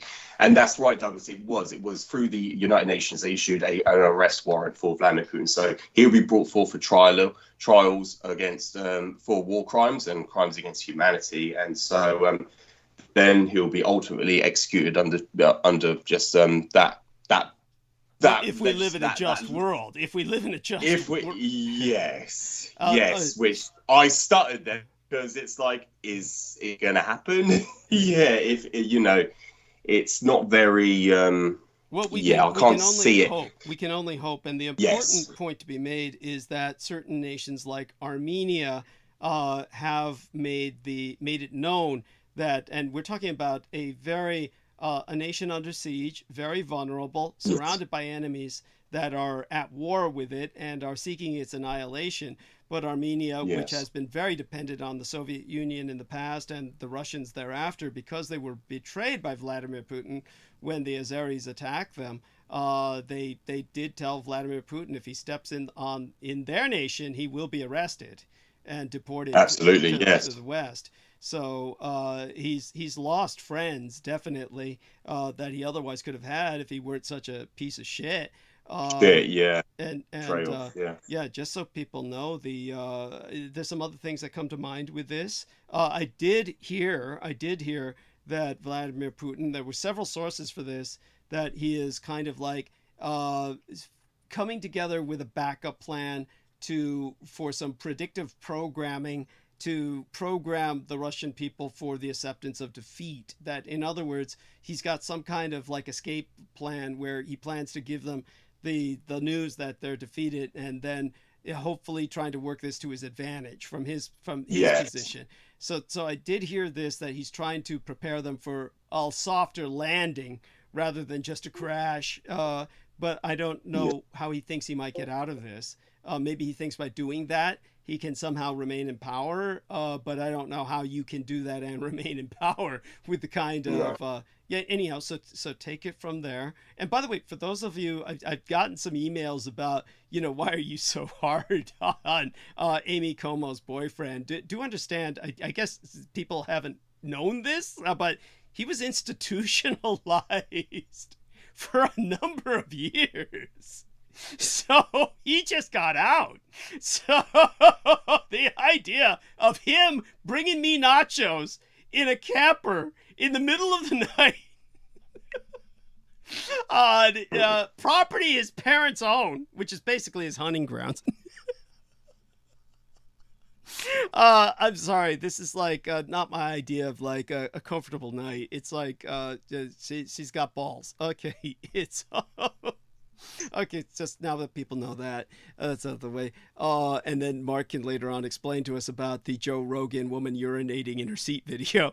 But George, so with they're giving Ukraine as an excuse. Obviously, the British alone could have defeated the Russians head on by joining with the Ukrainians when they first invaded. This is something that was never in question. At least the one thing that we do know is that both George and I understand this. It's beyond tourism and beyond some sense of culture or historicity that George Knight and I support the monarchy. It's because, as I said, it's really the only sound foundation for the future of England in terms of creating a united kingdoms, in the plural, with other kingdoms that can easily be united with the sheikhs of North Africa and the Middle East. As I said, Rothschild, Baron Rothschild, is an English baron. He could be legally coronated to be a king of Israel, which would make Israel united with England and eliminate it from being a rogue state and the cause of so much That's grief. the solution. Yes. And so England is the solution for so much by taking advantage of the monarchy. And ultimately, as I said, it is Russia that will be the next British Raj. England has always gotten itself out of these horrible, precarious situations by starting another empire. And really, the recourse out of this will be war and a third empire, because otherwise it's either that or the British people are going to die. That's basically it. And so when we present this in front of someone like Brooke Gibson, she gets very sad. It makes her sad to think of war and this sort of thing. But well, it's reality. I mean, we do live in this world, and it's a very hard world, and it's a world that's very well, I mean, you can take it from here. Give us the last, few thoughts for as long as you can be with us, George, tonight. Give us a few more thoughts on the subject. Oh, absolutely. Yeah, thank you, Douglas. Point to bring up, actually, and it goes back to, I don't know if she's mentioned before, just cognitively, I can just reminisce that she's mentioned about the hunter-gatherer situation, and we can go into the historical, the historical reality of why we are where we are today. And it was all thanks to Adam Mann and what happened. It was during the what do you want to call it, Douglas? Primordial or the Edenic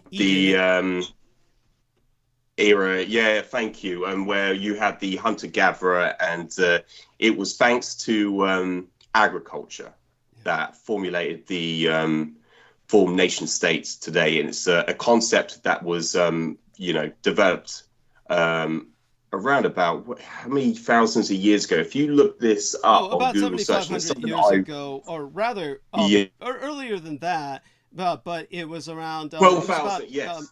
10,000 years ago. But it was about 7,500 years ago. It dispersed to the rest of the world because of that flood around the Black Sea. Thank you. And this is this ultimately developed into the concept of what you have today in the idea of a defense force or defense forces. And for those of you who don't understand what George Knight is saying, what George Knight is articulating is that the moment that man began to harvest crops, he had to defend the territory from the hunters and gatherers who simply would have stolen all of the harvest. So this resulted in the need for security forces and a perimeter of defense, hence the birth of nation states. It's agriculture that's the demon engine of civilization. So take it from there, George. Yes, absolutely, Douglas. And that is exactly what exactly how I was going to articulate that, actually. And so you had, to put it in a generalized sense, you had the concept of, you had the hunter-gatherer. What the man would do was go on the hunt and gather and capture what they could get in the day to survive for the following day. And they would repeat this over and over again.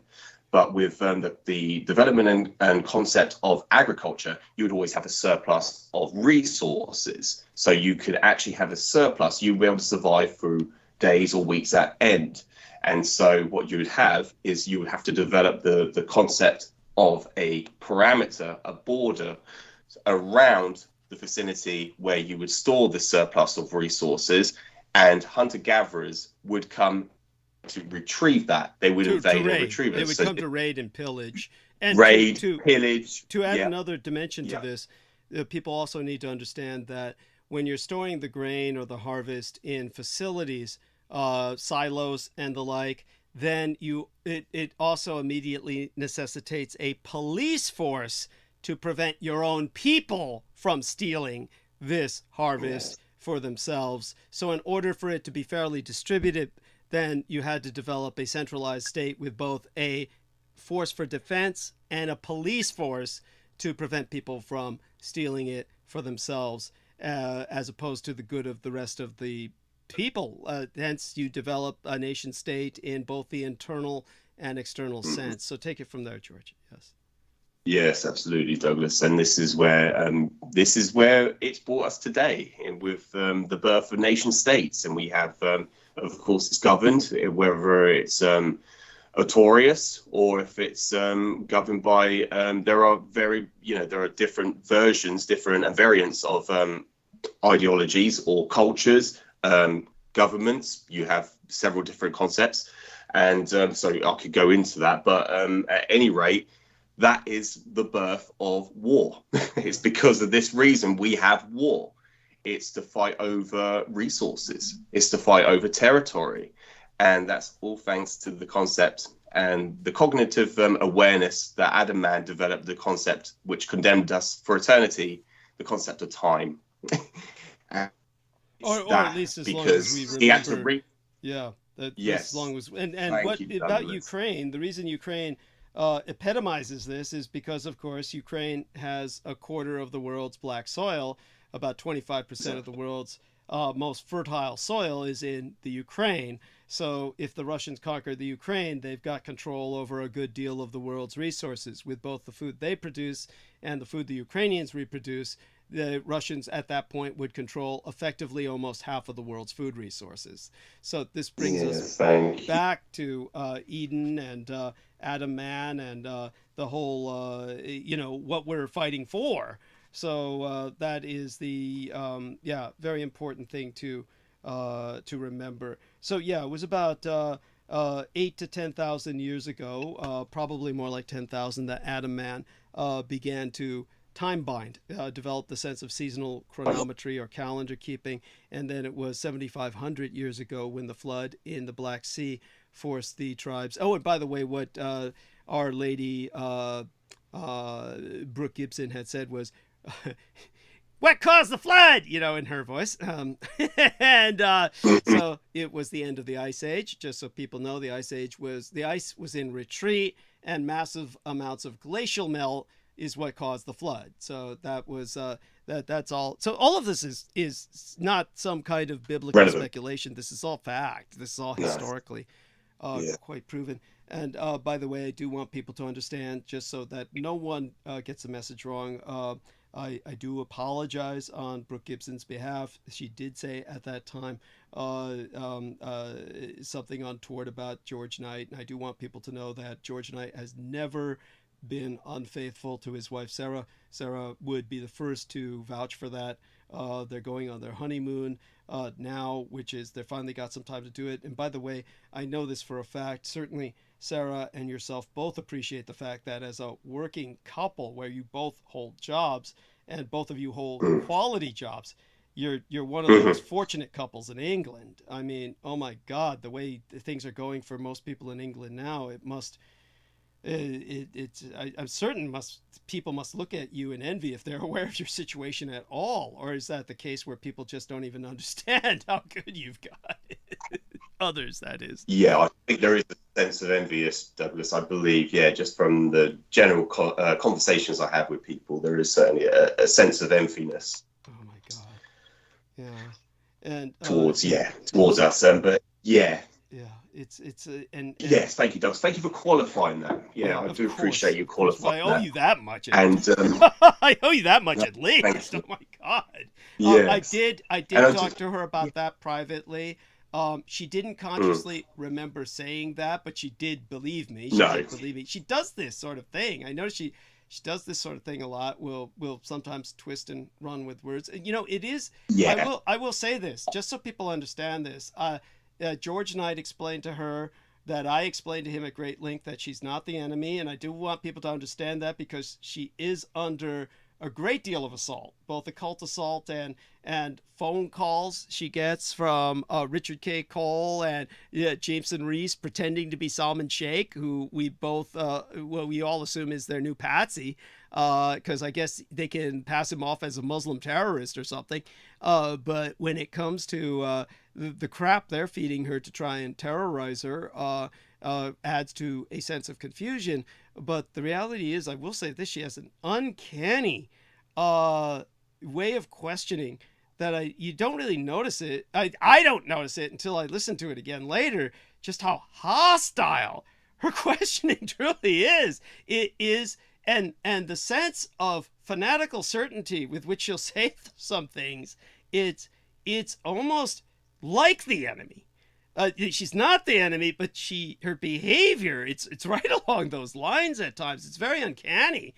So yeah, it's odd. It's definitely like when she says, you know, oh, I want to go to the estate. Like, oh my fucking God, are you kidding me? And it's like, and then, oh, I don't believe it exists. And when she'll say that with this fanatical certitude that this is how the enemy talks. It's very bizarre. And it's one of these things where obviously that would bring up a whole host of questions that, you know, I could ask her quite reasonably. Is where on earth would you think I get my blood from? It's not like I hunt in the wild like my mother did. Obviously, I wouldn't even have time to host the show if I were doing that. I'd be out on the prowl all the fucking time.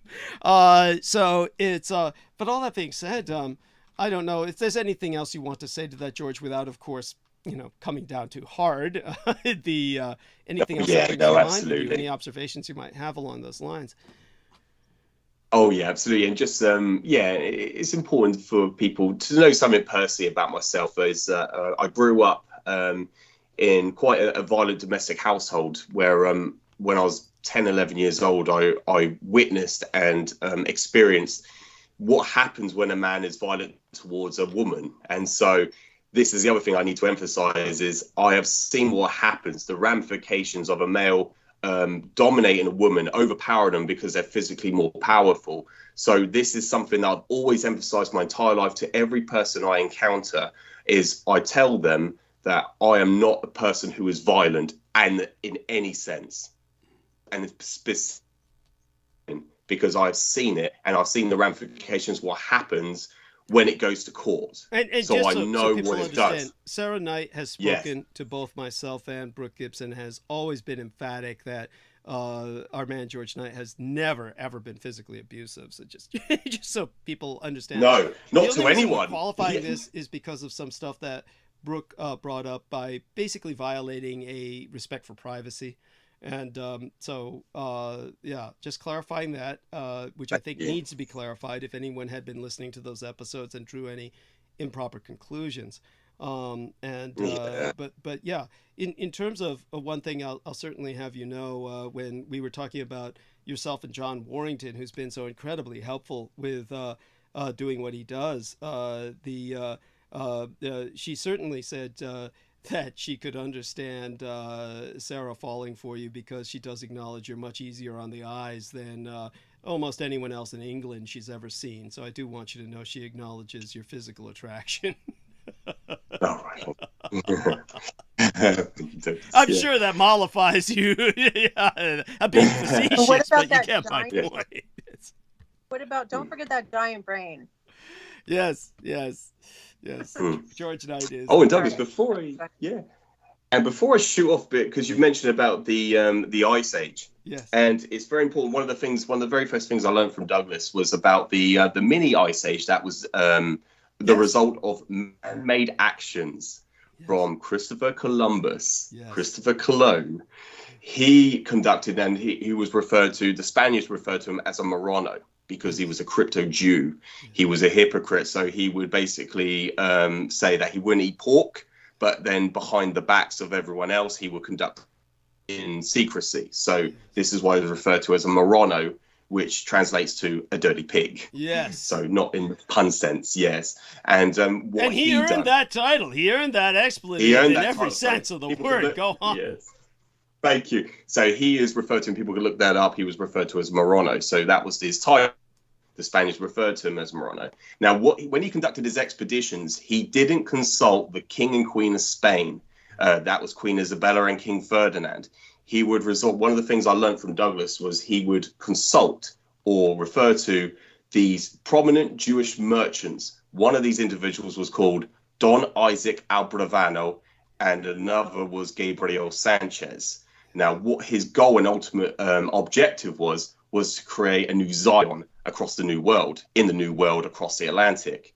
And so that was one of the things that I learned from Douglas. And the end result, after with his the Jewish mafia, the Moronos brothers, they generated a mini ice age, which resulted in the River Thames in England to freeze for centuries to come after after he conducted his expeditions where he slaughtered millions. Yes. Millions so just so of people understand the dynamics of this, what happened was that the Corlam Buenos brothers, meaning that was the real name for the Columbus brothers, the Corlam Buenos mafia, the Columbus brothers were responsible with their minions with the diseases they carried as well, magnifying the lethal effect of their murderous rampage. They resulted in millions of deaths, so that so many people died off that America reforested. One of the early explorers into the heartland, the hinterland of America, the French in particular, noted that the American Indians had entire cities, and they were very similar to European fortresses. They were wood cities that were kind of like Native American castles. They were castellated fortress structures made of lumber. And so the Native Americans had deforested, in a much more organic sense, much of the heartland of America. But when they died off of the disease that reached the hinterland, while the natives were being slaughtered in the Caribbean, later on, Europeans encountered nothing but forest. Now, this happened in West Africa when the Europeans turned towards the blacks to replace the Native American population as slaves. The native population just kept dying off. And so they brought the hardier blacks to the Western Hemisphere and denuded the population of West Africa, which also reforested.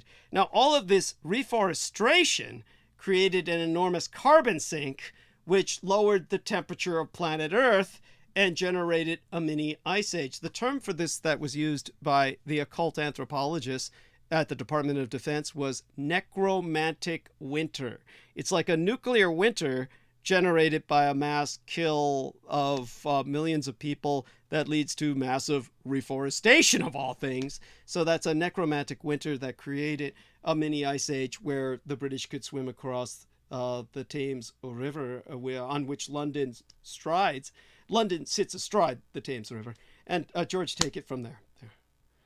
Oh, yes, thank you, Douglas. And before I shift and make a move and make my amends for the day, so people can look that up, actually, and they can actually see pictures of people ice skating on the River Thames. They did this for years after Columbus's expeditions. And thank you for articulating that, Douglas, because that put things into perspective, just for people to understand the result or aftermath of what Columbus had started, what he was conducting in the Caribbean.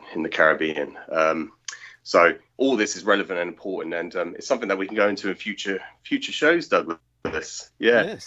And I look forward to that. But I do have to make a move now. Thank you so much for having me on. It's been a pleasure speaking to you all, and thank you for having me on. And please support Douglas with everything. And I'll look forward to returning and being with you in a fortnight's time, Douglas. Thank you. Yes. Well, it'll be only a week's time, apparently. I mean, you'll be back on the 17th, apparently. So yes. Yeah.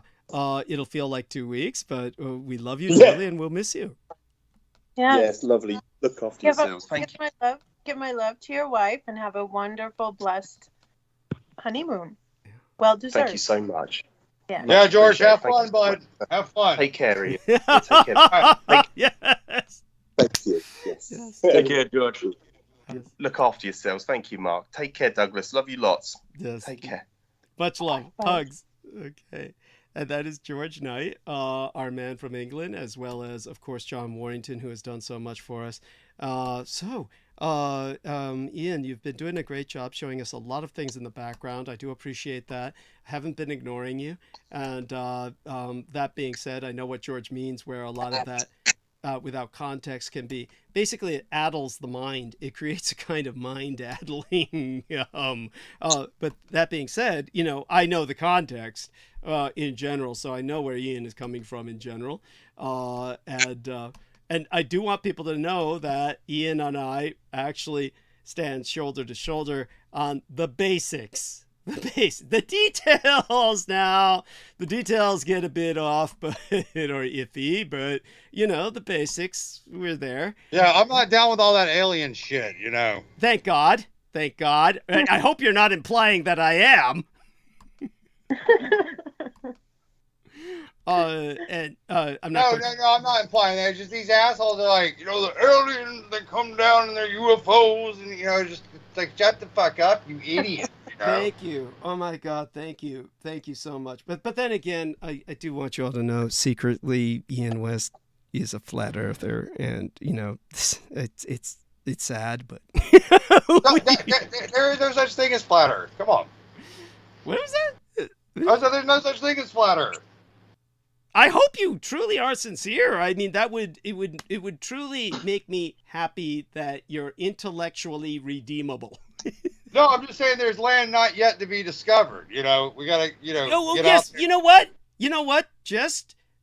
Now, when he said that, and I forgot it was George Knight. It was actually George Knight that kind of went with that to a degree, if I remember correctly. And Brooke Gibson was jumping all over that. But I do want people to understand that here's a hypothesis. A hypothesis, or what they would call an intellectual. By the way, welcome to Sammy Romero, who has joined us.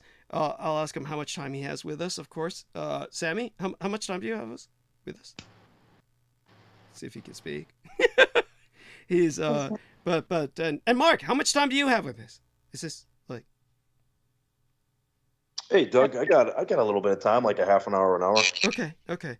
So I just want people just to understand this. The what they would call the thought experiment. The thought experiment is along the lines of, if you were to travel forward into the future, then you might have this kind of effect that people fantasize we would have if we went into the past, where a lot of people project ignorance onto the past, and they think that many people believed the world was flat and that Columbus somehow proved otherwise, which was never the case. Columbus did what he did because he knew the world was round, because other people knew the world was round. It's that simple.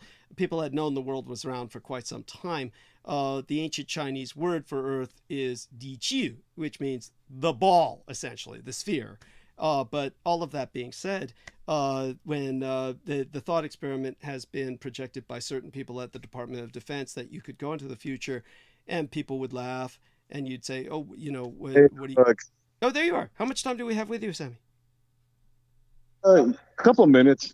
Okay, so since we only have a couple minutes, I won't bother to explain the thought experiment right now, but hold on. Yeah. Hold on, give me 1 second. Sure. So I'll continue while he does what he's doing, probably changing diapers. When it comes to the thought experiment, people might laugh and say, wow, you people actually thought the world was round. And you might ask, well, is it not? And they would say, no, that was because you were ignorant of the fourth and fifth dimensions. And the world is really toroidal, like a donut, torus-shaped. That would mean that there are undiscovered dimensions that may be new land. So along those lines, it has been projected that, yes, there is potential for undiscovered lands. So how does that resonate with you, Ian? Well, Japan just took over 7 of them, so I'm rooting for Japan over here. Yeah, by the way, I have put this into perspective for people. I brought it up again in that 12-hour interview. So Japan's land area, its landmass, doubled overnight, with from 7,000 islands to 14,000 islands. And of course, when Brooke was here, she was reading out the exact number. But it's what I'm saying is. Well, thank God she can read. I mean, thank God for that. Everybody do maintain her in thoughts and prayers. She's trying to deal with this. She's just trying to deal with the health challenges she's been facing, and it adds a lot to her viciousness. Yeah. Oh no. Yeah. She's got to cross the bear. She does. Yeah. Yes. And so that being said, obviously Sammy's busy. Scorpio baby's got him by the throat and is probably strangling him, and he's probably choking and red-faced right now. And we're once he's taken the entrails of the baby off of his neck, or what is it? Oh yes, I'm sorry, the umbilical cord. That's it. Once he's unwrapped the umbilical cord from around. Why did I get these bizarre visions? Where did they come from? You need to really go into comics. That'd be amazing. You're so honey. It's I understand you were taunting Brooke over the weekend, telling her how does it feel not being in Cali is what she told me. Oh, that was a bit vicious, wasn't it? Oh, and you were checking in with Maria Carmela Saldana. She's performing an exorcism now. I did all the check-ins. Yeah. It was truly on my heart. Thank you. And I didn't know that someone leaked to Brooke that we had that conversation. Yeah. Yeah, Brooke. Yeah, what the fuck was that all about? This bitch called me up. She's like, "Well, yeah, I heard you say that, but I knew it was funny what you said." And I was like, "Shut the fuck up." It's like, anyway, yeah. Ian. Who's talking to Brooke? No, we worked it out, and she had a valid point, and what, it hurt her feelings? Or I'm sorry. We worked it out, and then we correlated over Dune. And I was like, hey, where can we watch movies together? Maybe on Discord. You know, and I'm sitting here hanging out with Steve Martin and Martin Short the other day, and fucking Brooke just did, "Hey, call me." And I'm like, no, it's like I'm fucking busy. I mean, come on. Oh my God, Sammy, basically, are you... I'm bad at girl. I'm just bad at girl code because I really don't do well with girlfriends. Okay. I recognize that, and I apologize. Okay, I'm done. No worries. It's all well, like you said. It was all worked out. Thank you. And yes. I'll never forgive her about the George thing. I'll never forgive. Yes, you're so righteous, Ian. Sammy, are you there? In this few minutes we have with him before he's taken down. Sammy, he's got pulled back into the crib. It's a really big crib. The child is like, you remember the movie It? Yeah, Sammy. So are you there? Hey, Doug. So tell us what's going on. Oh my God, I'm dealing with incompetent ass people right now. Well, here, let me just give you a little scoop, okay? Sure. What's been going on at my job. Yeah. I don't know if you're familiar with EVA Airlines. EVA Airlines? Yeah. Oh no, not really. EVA Airlines is the Taiwanese right. Like okay. So go on. I did hear about that. Like Evergreen, kind of. Yeah. So go on, please. Well, apparently, the owner of that airline, his wife, I guess his ex-wife, soon to be, got pissed off and started her own airline on his dime. Holy shit! Okay. So, I'm sure, they worked something out. So, now we're handling that airline. So, it's just a big mess because they're new, and like anything, it's a new contract and people, want to look good, but, the people they hire it's just incompetent. So, you kind of have to juggle. I have to juggle with that sometimes, but other than that, I mean, it's been all right. What kind of communications problems have you confronted with them? It's more of, how can I say it?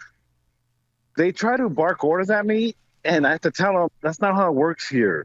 If you bark orders at me, I do the opposite.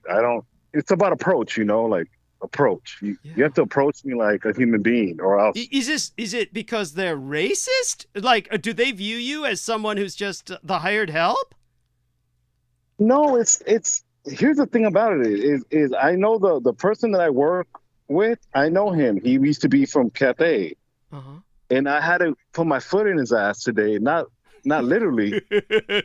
By the way, just so people know, our man Sammy works with Cathay Pacific Airlines, which is Hong Kong based. Go on. Right. So I had to rebuke him verbally. Right. To, you know, pretty much tell him, hey, you can't talk to me that way. And next time you do, I'm just not going to do it. Right. And one of the things that what I use to my advantage is, like any big conglomerate that I'm a part, they don't want no liability. So what we do is what they already, forced us to do, quote unquote, not really forced, but it's mostly liability purposes. They make us sign a waiver that if there's anything that we feel is not safe, then we can just stop. Like we can stop mid whatever the hell we're doing and not do it. Right. Because it's not safe. So, by the way, that's solid. That makes sense. Right. Go on. Right. So, you know, they're trying to not be liable for any fuck ups, which happen a lot in the airline industry, believe it or not. It's just, you know, things get swept under the rug, you know, but it is what it is. But you know, that's just a loophole that I have that I'm going to use if you know anything that I don't feel like it's safe, and that's really what I'm about. If it's not safe, then I'm not going to do it. I don't care how much profit margin they're trying to bring in, because a lot of it too is, since they're a startup company.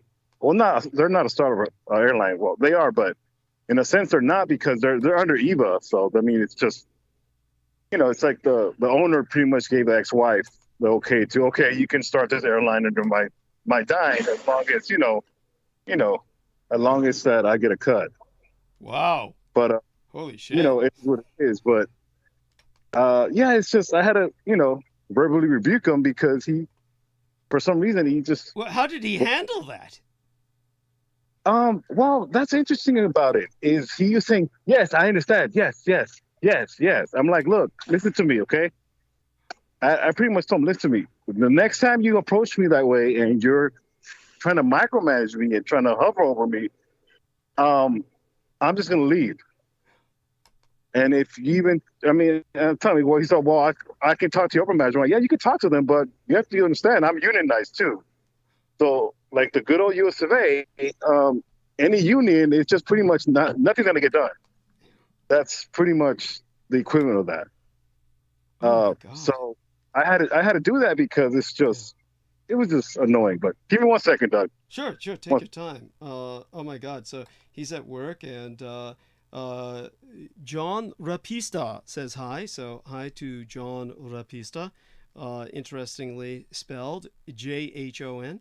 And aside from all of that, of course, Mark, perhaps you could tell us a bit about, have you faced anything like this at work? Has anyone tried to command you?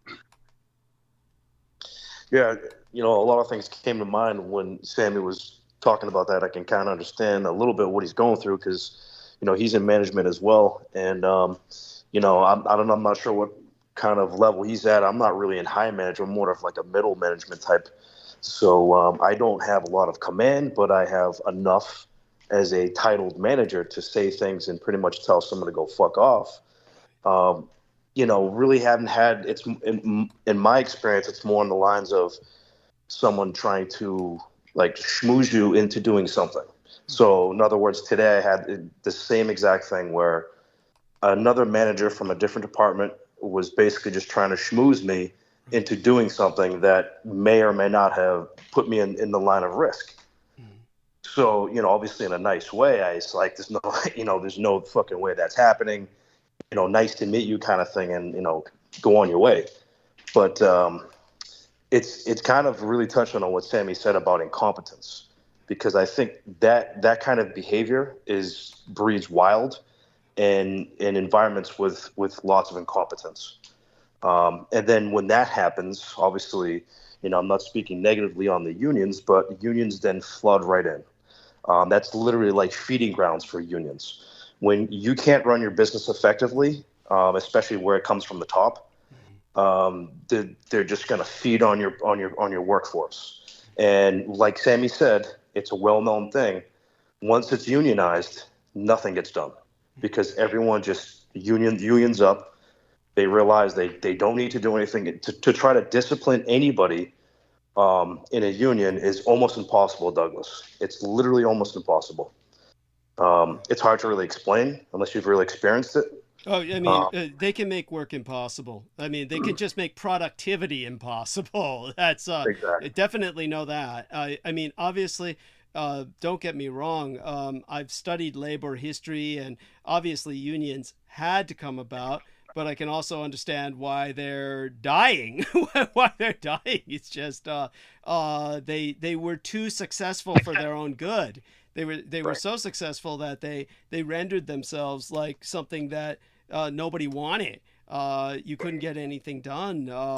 And by the way, I do want people to know I'm entering into the text box here for the sake of both Viviana Sanchez and Mark H. And Ian as well.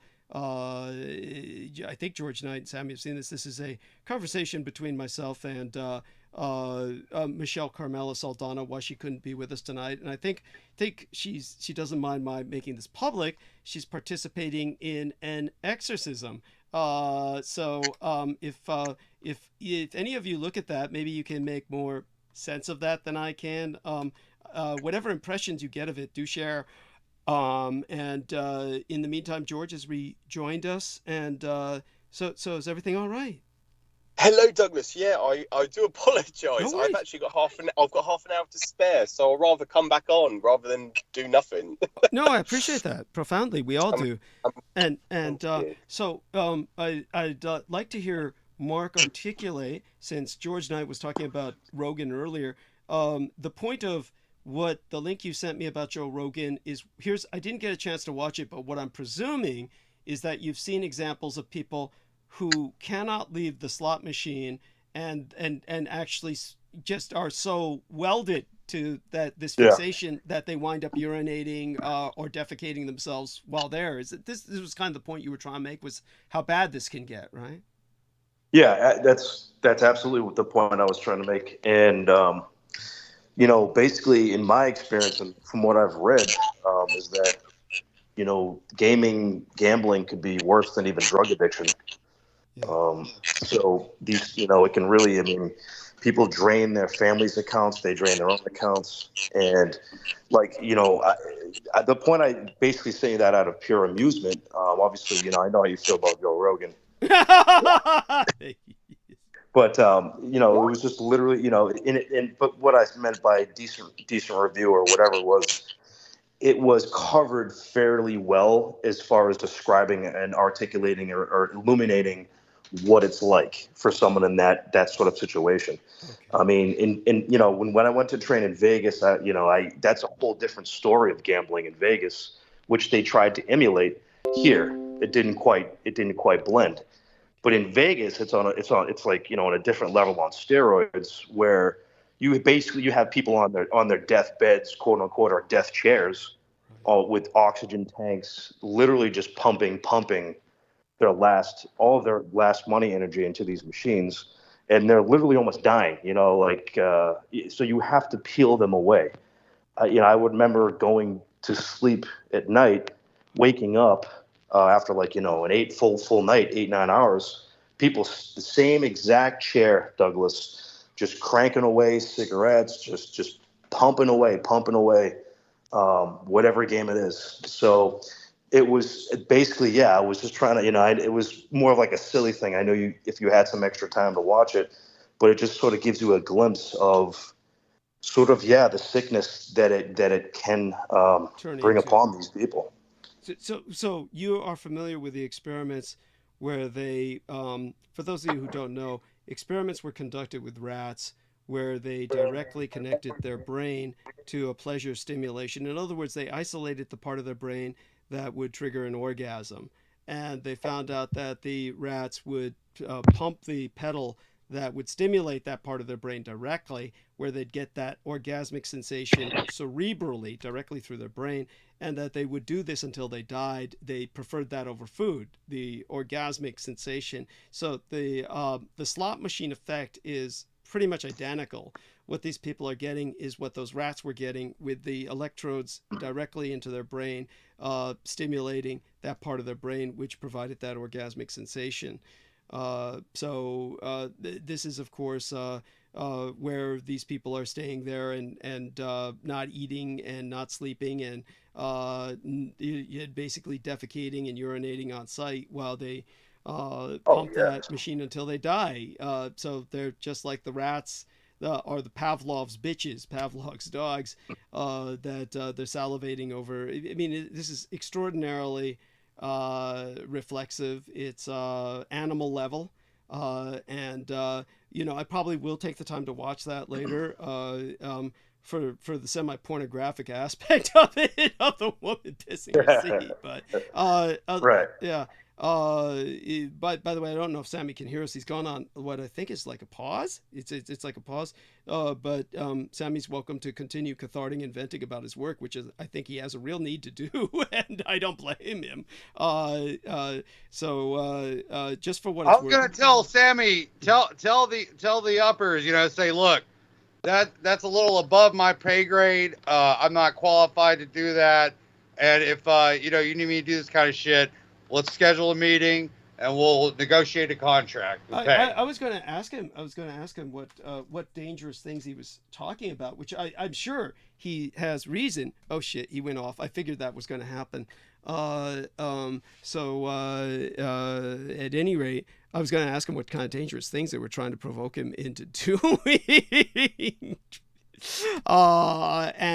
So that being said, I know that they've been working with some animals. He actually showed some footage to Brooke and myself of animals he was working with in the past, like a rhinoceros, and the other one was a horse. I mean, they do transport animals. And so it'd be interesting to see what the hell they were trying to get him to do. Aside from that, have you encountered any animals at work lately, George? Oh, hello, Douglas. Yeah, thank you. Yeah, dogs are the most frequent or common ones that we have to avoid. So, yeah, dogs. How dangerous has it gotten for you? Are you given any, like, sprays, like pepper spray or anything to keep them away? No, we basically got to do this thing where we ring ahead.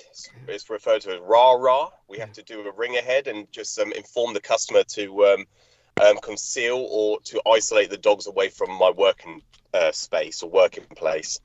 So yeah, that's all we can do. And if it is, then we can put it as a hazard. If they do not comply to that process, that procedure, then we can put it down as a hazard, so we don't have to enter on site on property. So, which is great.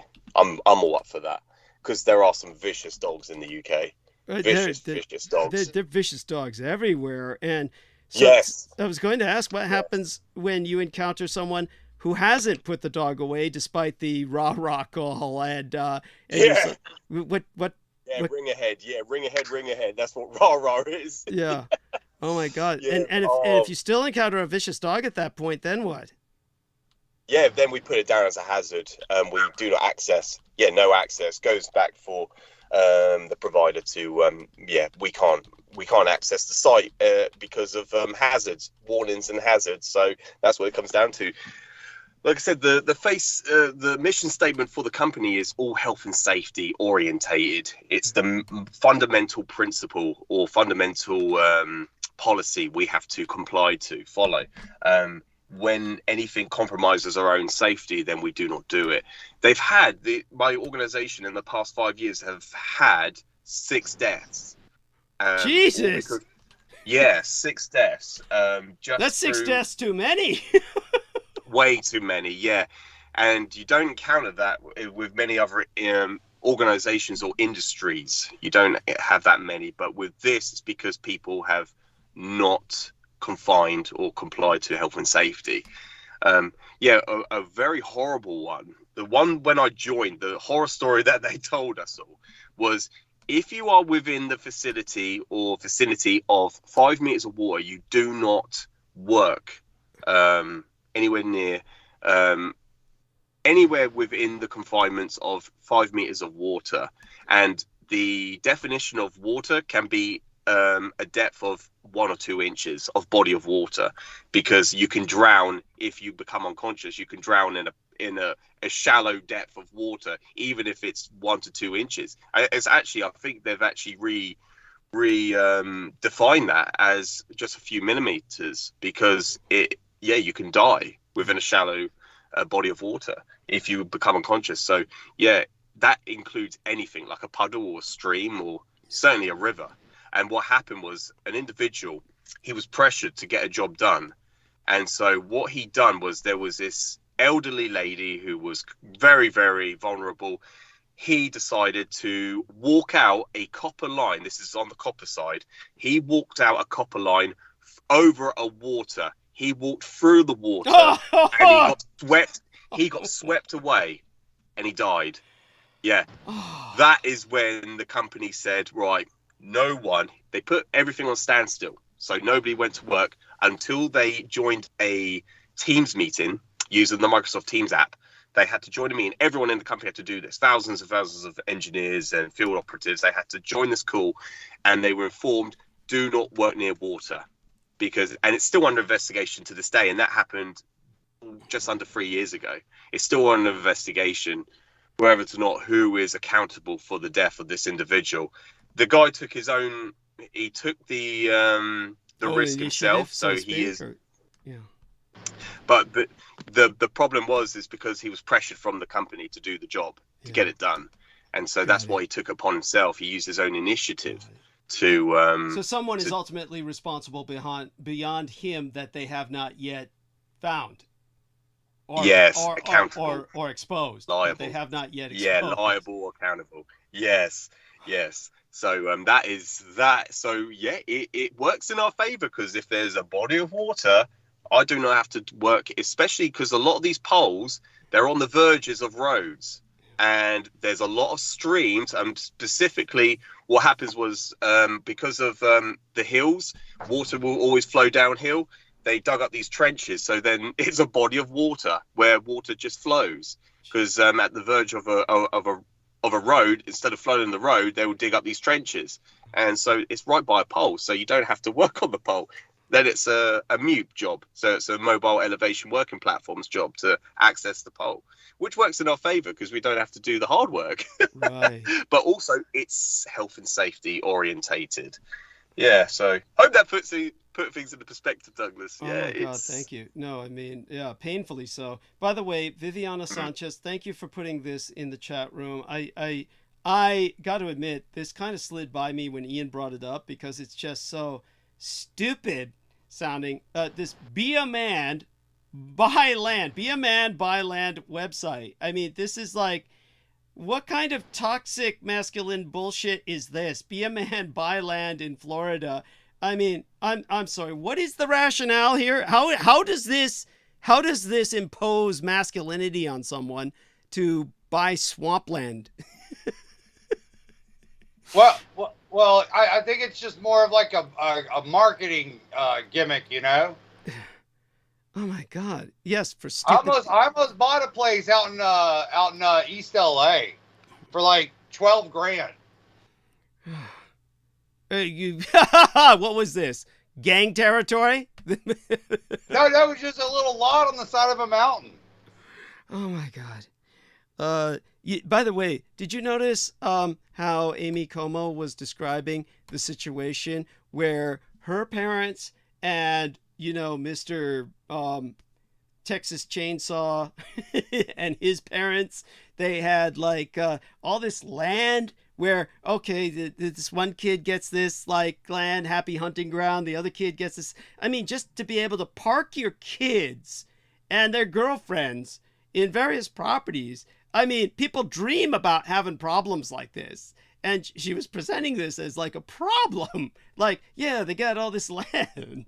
And it's like, they don't know what to do. I can't take care of 7 acres on a daily basis, Yeah, anyway. Yes. Oh my fucking God. No, I don't want to rent them out to RV lots. No. Anyway. Yeah. And it's like, talk about this kind of white privilege that comes from, and then she talks about the dead Indian burial mounds. It's like, well, imagine there must be entire tribes of dead Indians that must be on these lands. Yeah, I agree. Thank you. Oh my fucking God. I'm just left aghast. Well, I mean, she does right not to rent that land out. You know, we don't need another poltergeist. Yeah. You know. I don't understand how she doesn't experience ghost Indians rocking her little caravan camper at night. I'm just glad she's alive. I'm glad she's alive. I'm glad she's kicking and going. You know, I can't say that about Brooke, but you know, oh, that's just cruel. That's it.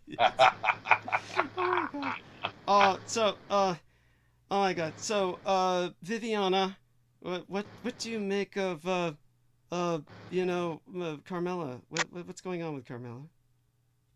Oh, well, apparently she's under some type of probably a spiritual attack, where she seems to be kind of alone in it, and dealing with these individuals who must be doing something to her. I know she referenced it when we spoke via chat, and so I hope she's getting some victory in that and some reprieve, hopefully. So she's not performing an exorcism on someone else? No, she's going through like I call it deliverance, so more like there's something going on there. Or some kind of purge. Yeah, like within, something like that. Yeah, not like the film franchise, but she's purging herself. Yeah, she's not like literally. Oh, am I saying that in the wrong text? Sorry.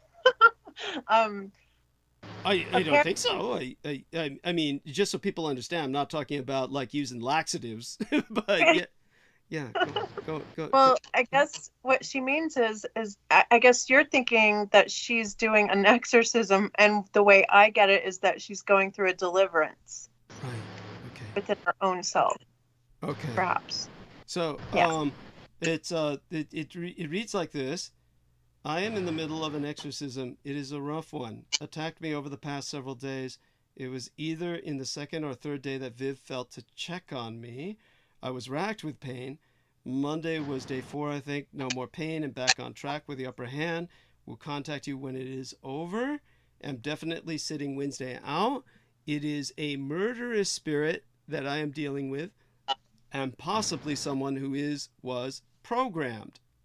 He has targeted several anti-slave activists.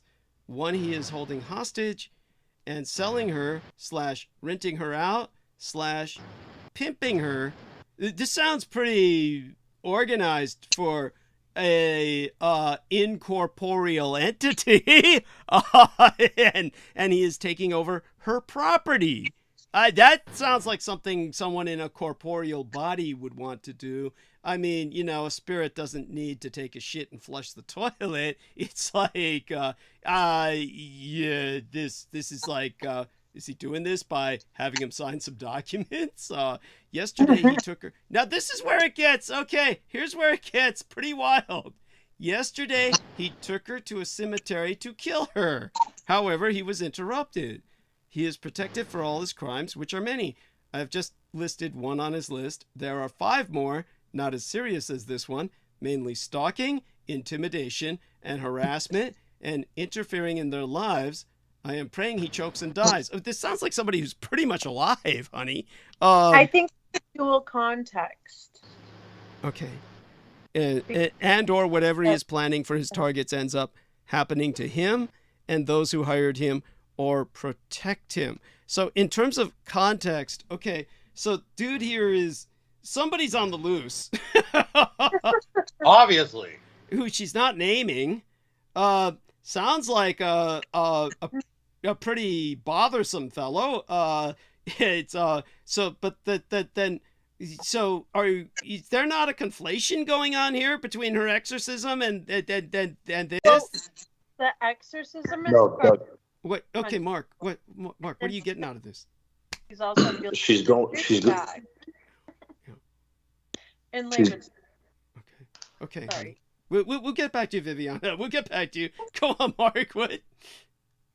Plainly and simply, I'm not sure what Viviana was going to say, but I think she's basically saying she's going after this guy.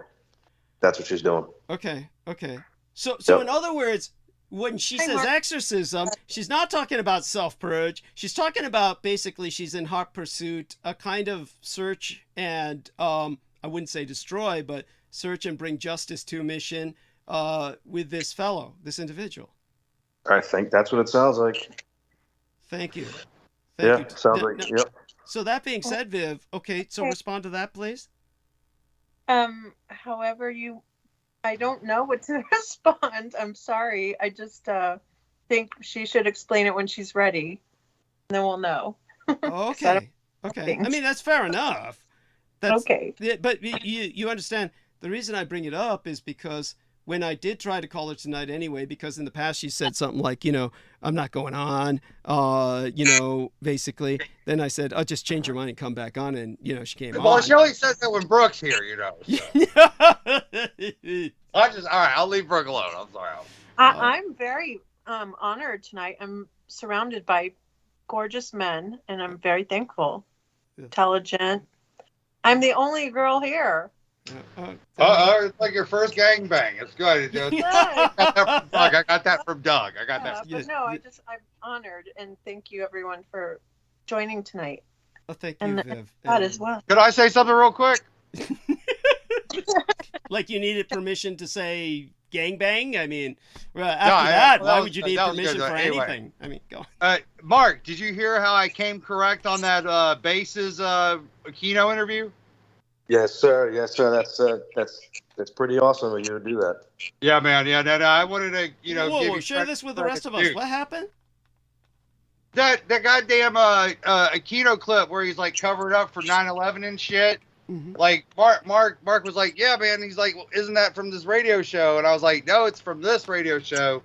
But I got the best of. He heard the original, and that's where we got lost in translation. Okay. Thank you. Okay, vaguely remember that now. And I thank Viviana for everything she said. She said she was surrounded by gorgeous and intelligent men. I presume she threw the intelligent in there for Ian as opposed to the gorgeous. But then he blew that away with his gangbang comment. I thought that was funny myself, the way I delivered that. Good. It was good. I'm laughing. Thank you. What are you implying, Douglas? That he's flattered. That he's flattered by your observance of tonight's panel. Yeah. I was making a joke against Ian. I was making a joke about Ian.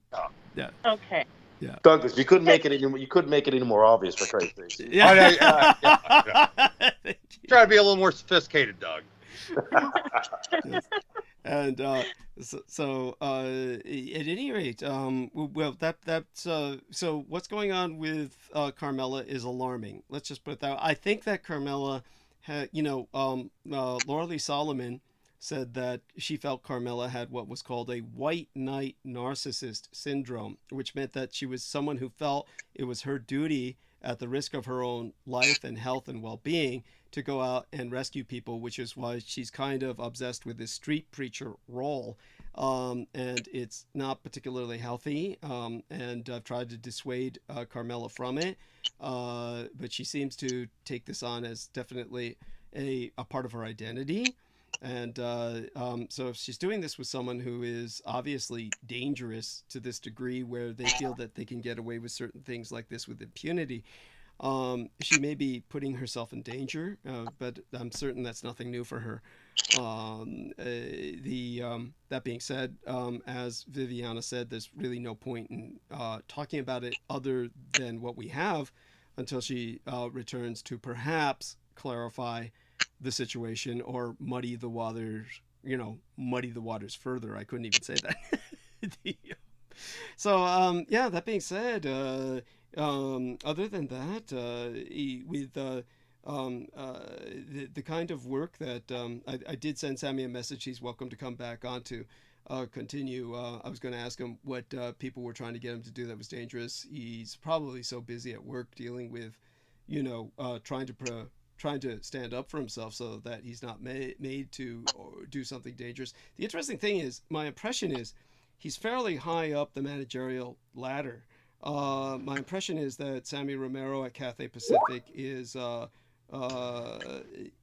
Okay, so now I've just had something interrupt my brain. I shouldn't allow Ian to do this because he sends my brain into different directions that are... Anyhow, let's just put it this way. Sammy's at a fairly high level of management, so it's interesting to see what it might be that they're trying to get him to do. Now, with Betelgeuse, the star, is this about the star or what? Yeah, that's the original story of Beetlejuice that what's his name stole. Tim Burton. Oh, right. You mean Beetlejuice? So the original story was like what? Was it more of a horror story? Trip through hell. It's a trip. It's like it's a cult. It's an occult book, but it's like a true journey of a trip through hell. And so this was the inspiration for the film. Yeah, for the Tim Burton flick. This is the original Beetlejuice. You remember when they made that a kids series? Yeah, I got it on DVD. I got like all 7 seasons on DVD. Holy shit.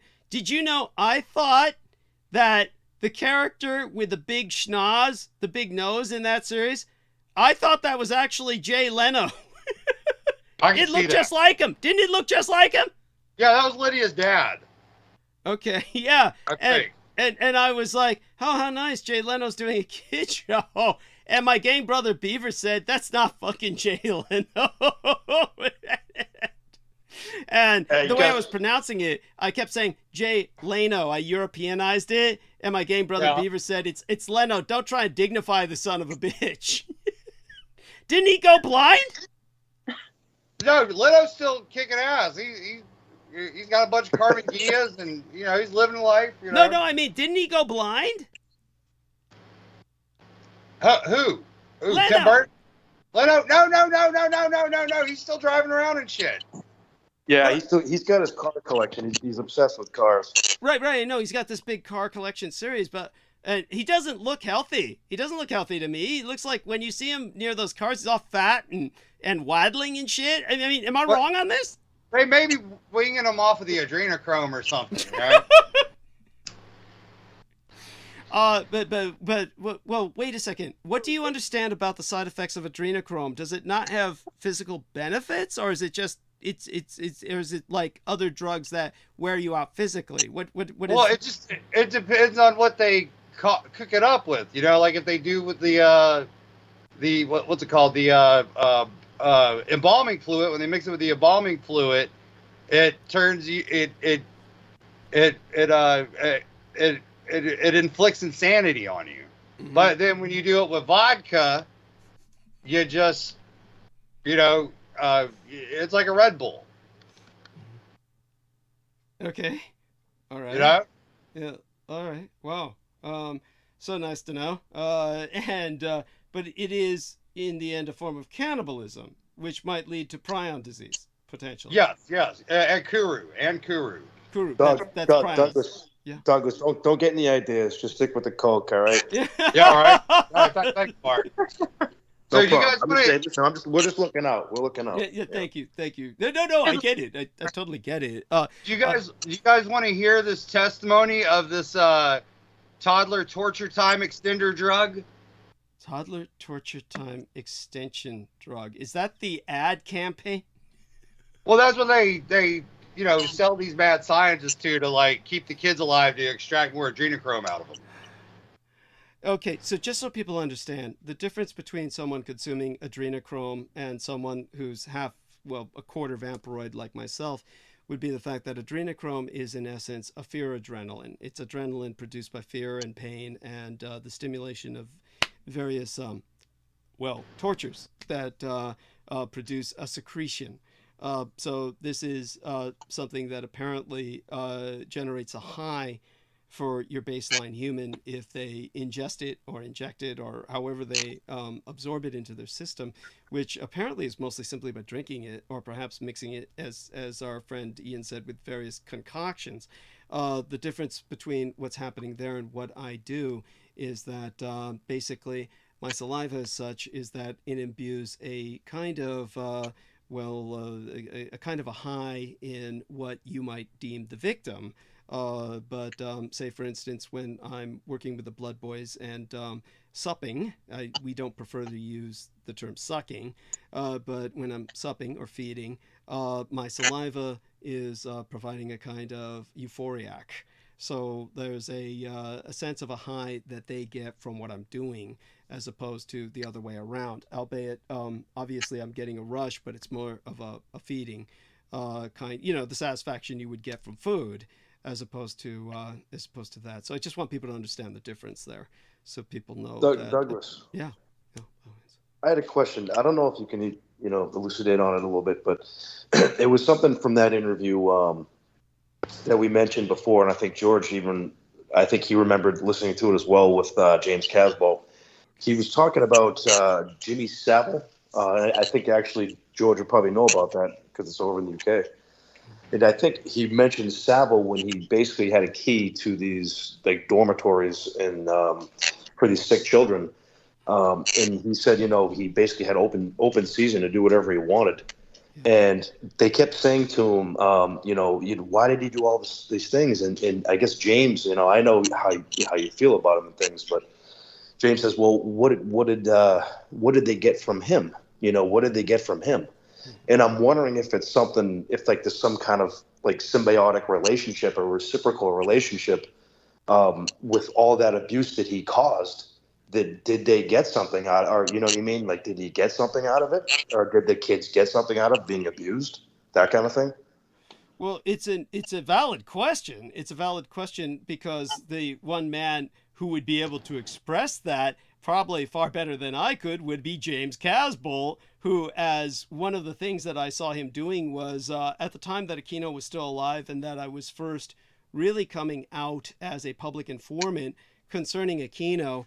On some of the YouTube videos that were my interviews, where Aquino would set up his little bitch fest where he'd basically, appear in his special forces uniform, which T-Tank Barry was bringing up how they were all addicted to the human ganglia paste from the Vietnam era boys in particular, and which added irony, of course, to everything Aquino was saying. But for those of you who don't know, many of them got addicted to a Chichoa hot sauce, basically a meat sauce that had been served by Aquino to myself at one point, unbeknownst to myself as to exactly its ingredients.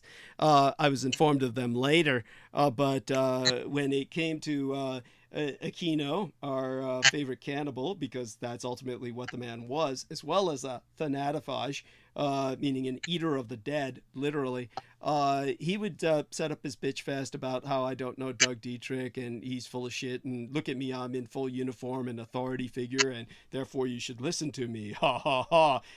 And one of the things that James Casbolt did was respond to him by sending him ultimatums, asking Michael Aquino to turn himself in to James Casbolt. So he could protect him. He could protect him and provide him basically care provision. Just to turn yourself into my care provision and protection. Turn yourself into my he was essentially implying care provision as well as protection. So this Aquino was basically the closest thing that James Casbolt / Michael Prince had. Father figure. Yeah, to a father figure.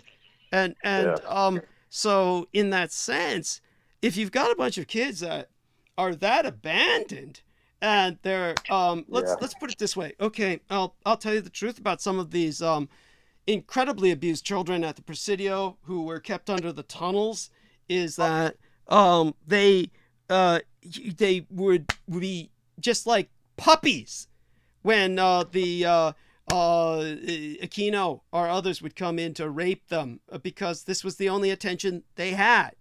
So if the only attention you get is, no matter if it's rapes and beatings and degradation, it's attention.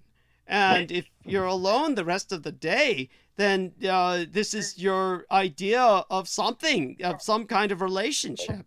And so these children, if they're basically abandoned in these clinics where they're just sitting on a breathing machine and fed intravenously and have feeding tubes up their nose or into their stomachs, and nobody wants them, in the sense that, your parents can only be there so long, and for their own mental health, they're not going to be there 24 hours a day.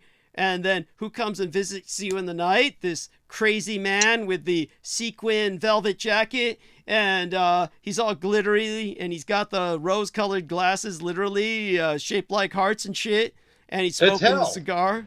Yeah, it's hell. Yeah. Well, I mean, this would be the For these attention they kids. get, right? He'd be like their version of the Easter Bunny coming in. Right.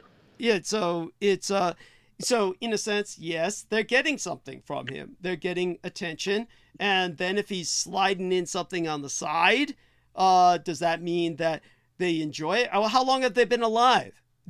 How long have they been alive? And most children are unaware that abuse is abuse because they haven't been taught yet that it's abuse. Now understand, basically, now this I have to qualify because everybody's going to jump on this shit, but I have to qualify this because understand, this is exactly what a pedophile will tell you, is that if the child doesn't know it's abuse, it's not abuse, is what the pedophile will say.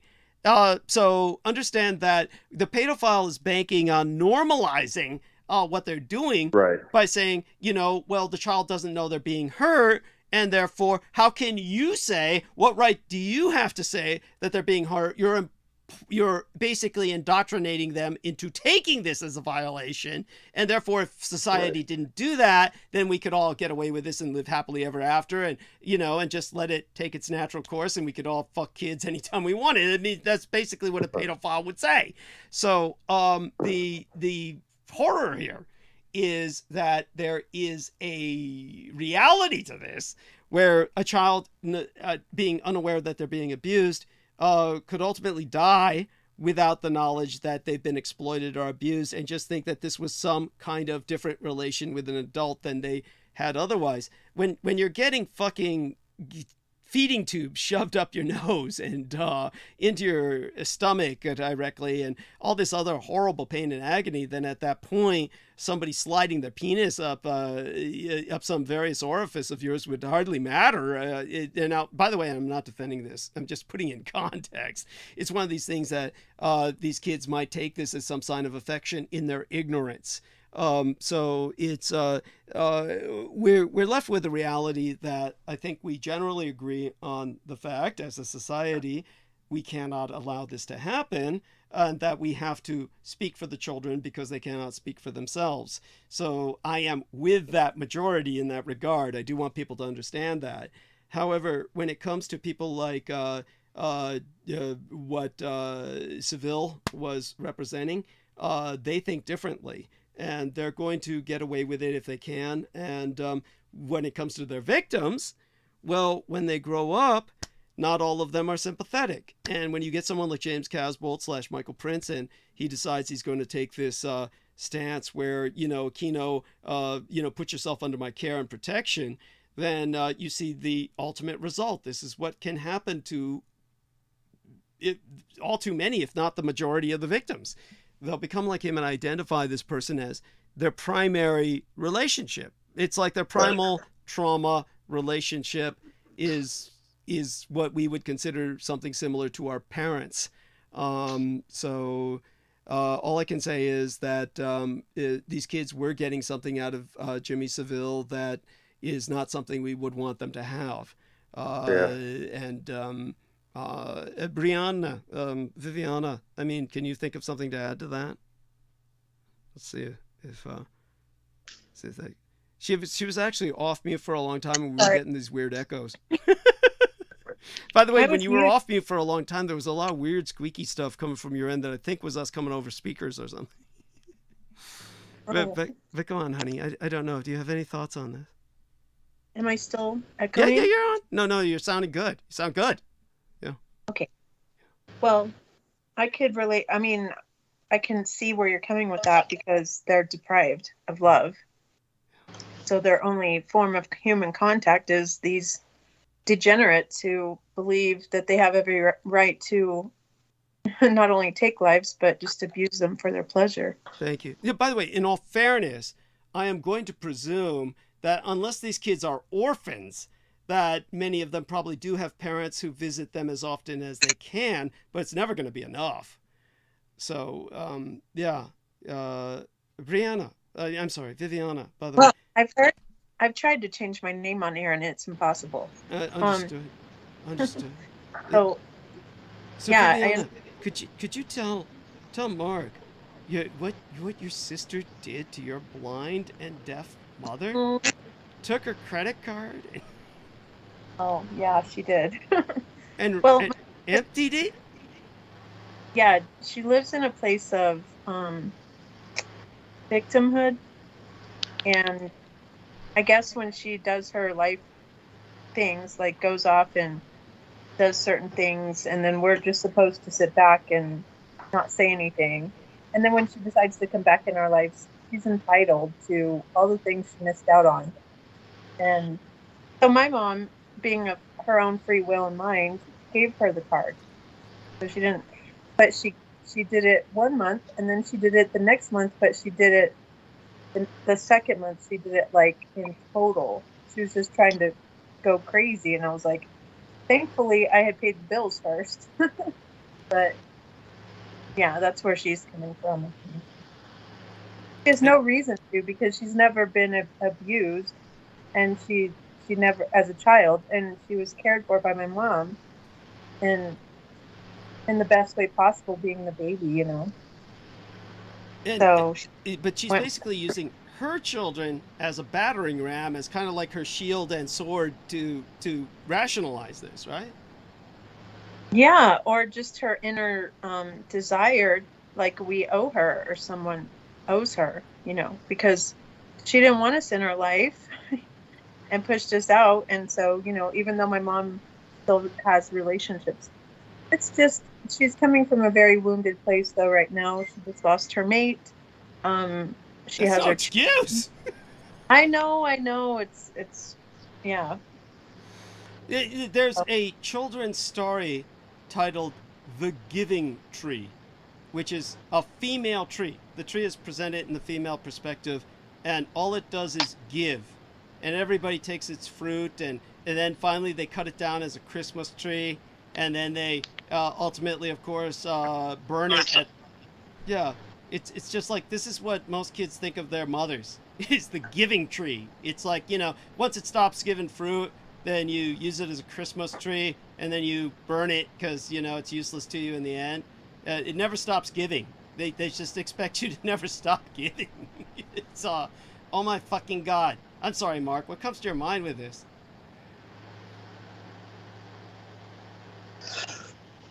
I would 100% agree with that, which because of you know, the nature of the nurture. You know, your mom is, you know, you always want to keep taking, and you really never really appreciate your mom as crazy or psychotic as she might be. You know, until the end. Really. Yeah, but of course you're not implying that of Viviana's mother, I presume. I'm not implying that of anybody's mother, because I don't want to get that bad juju. But yeah, you know what I mean. That's just what I view it as. Is, you know, from my experience, it's just it's a love-hate relationship. That, you know, how could you hate the person that gave you life? So you just learn a lot, you know. But I think it takes a little too long to appreciate. I think some people appreciate their mothers way earlier in life, which is a gift. I know my grandfather did. I know that for sure from hearing things. So I wish I did that earlier on. That's something that I regret. So, and I can hear you speaking about your mom, Douglas, and it's pretty amazing the way you speak about her. Thank you. I appreciate that profoundly. By the way, Amor Fadi, our friend in Mexico, says, I just realized Viviana subscribed to my channel. Officially my first subscriber. Yay! Thanks to Viviana. I should create content soon. Oh God, I hope this doesn't mean you're gonna get some dick pics, honey. So yes, if you need help, let me know. There we are. Amor, if you need help, yes, she'll help you out. He says, hey Douglas, do you have an article on your website or something like a full list of all your insane psycho gang stalkers, enemies of life itself? Question mark. Probably at some point. I mean, honestly, there's a rogues gallery out there. I mean, at this point, yeah, there should be books on it. So Amor says some mothers never stop giving, like the giving tree. They sacrifice themselves for their children, but some mothers never even begin to give, and all they do is take. Or maybe he's giving us a hint about something going on in his life there. Ouch. I mean, our man Ian. Ian, what's your relationship like with your mother? She seems to. Hold on, guys. Before we get off the Jimmy Savile thing, you want to see how he fucking handles his merchandise? I'm not quite sure we do, but okay. You ready? All right, you guys want to see it? I don't know if we'll ever be ready, but yeah, okay. I'll probably do it. regret this. Oh God, he's scratching his feet. Jesus fucking Christ. So Jimmy Savile is scratching his feet. They say he's that looks like a pretty old woman. I mean, that looked like a mature body to me. Girl. Here, I'll play it again. Here. Savile has presented his next victim for inspection. Turn it round. Turn it round. That's a pretty tall young girl. Take it away. You see, a man needs all sorts of things to get him 700 miles, ladies and gentlemen. He needs all sorts of things. What sort of adventures have you had so far? This guy's disgusting. Case comes up next Thursday in various parts of the country. And we do tend to leave rather quickly once we've stayed overnight somewhere. Because when all the boyfriends and brothers and fathers come looking for... Was he trying to swing some kind of transgender shit with that hair of his? I mean, like, it doesn't work for him.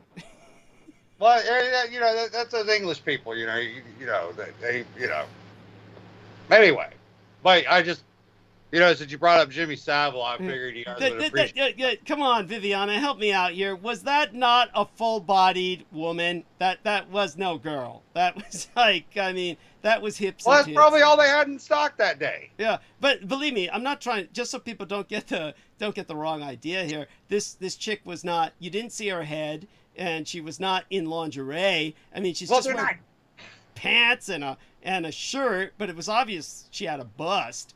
And it's like, so this is probably part of a comedy routine that was like, he's going to take it away, the woman's laughing while being carried away. I mean, don't get me wrong. I don't think people would find that funny. But, yeah, you would hope. But the British, dude, their humor's all fucked up. They laugh at Benny Hill. Anyway, I just figured you guys would like that. No, it's but I'm sure he did this with kids. I have no doubt about that because we know for a fact the guy was a pedophile at this point. I mean, he's reprehensible in every way. He's just repulsive. I agree. So I noticed another file of yours, porn, everything about adult films, but that sounds more like a documentary. Here. Real Tech should be here for this one. Using the adult industry, there's a lot of them.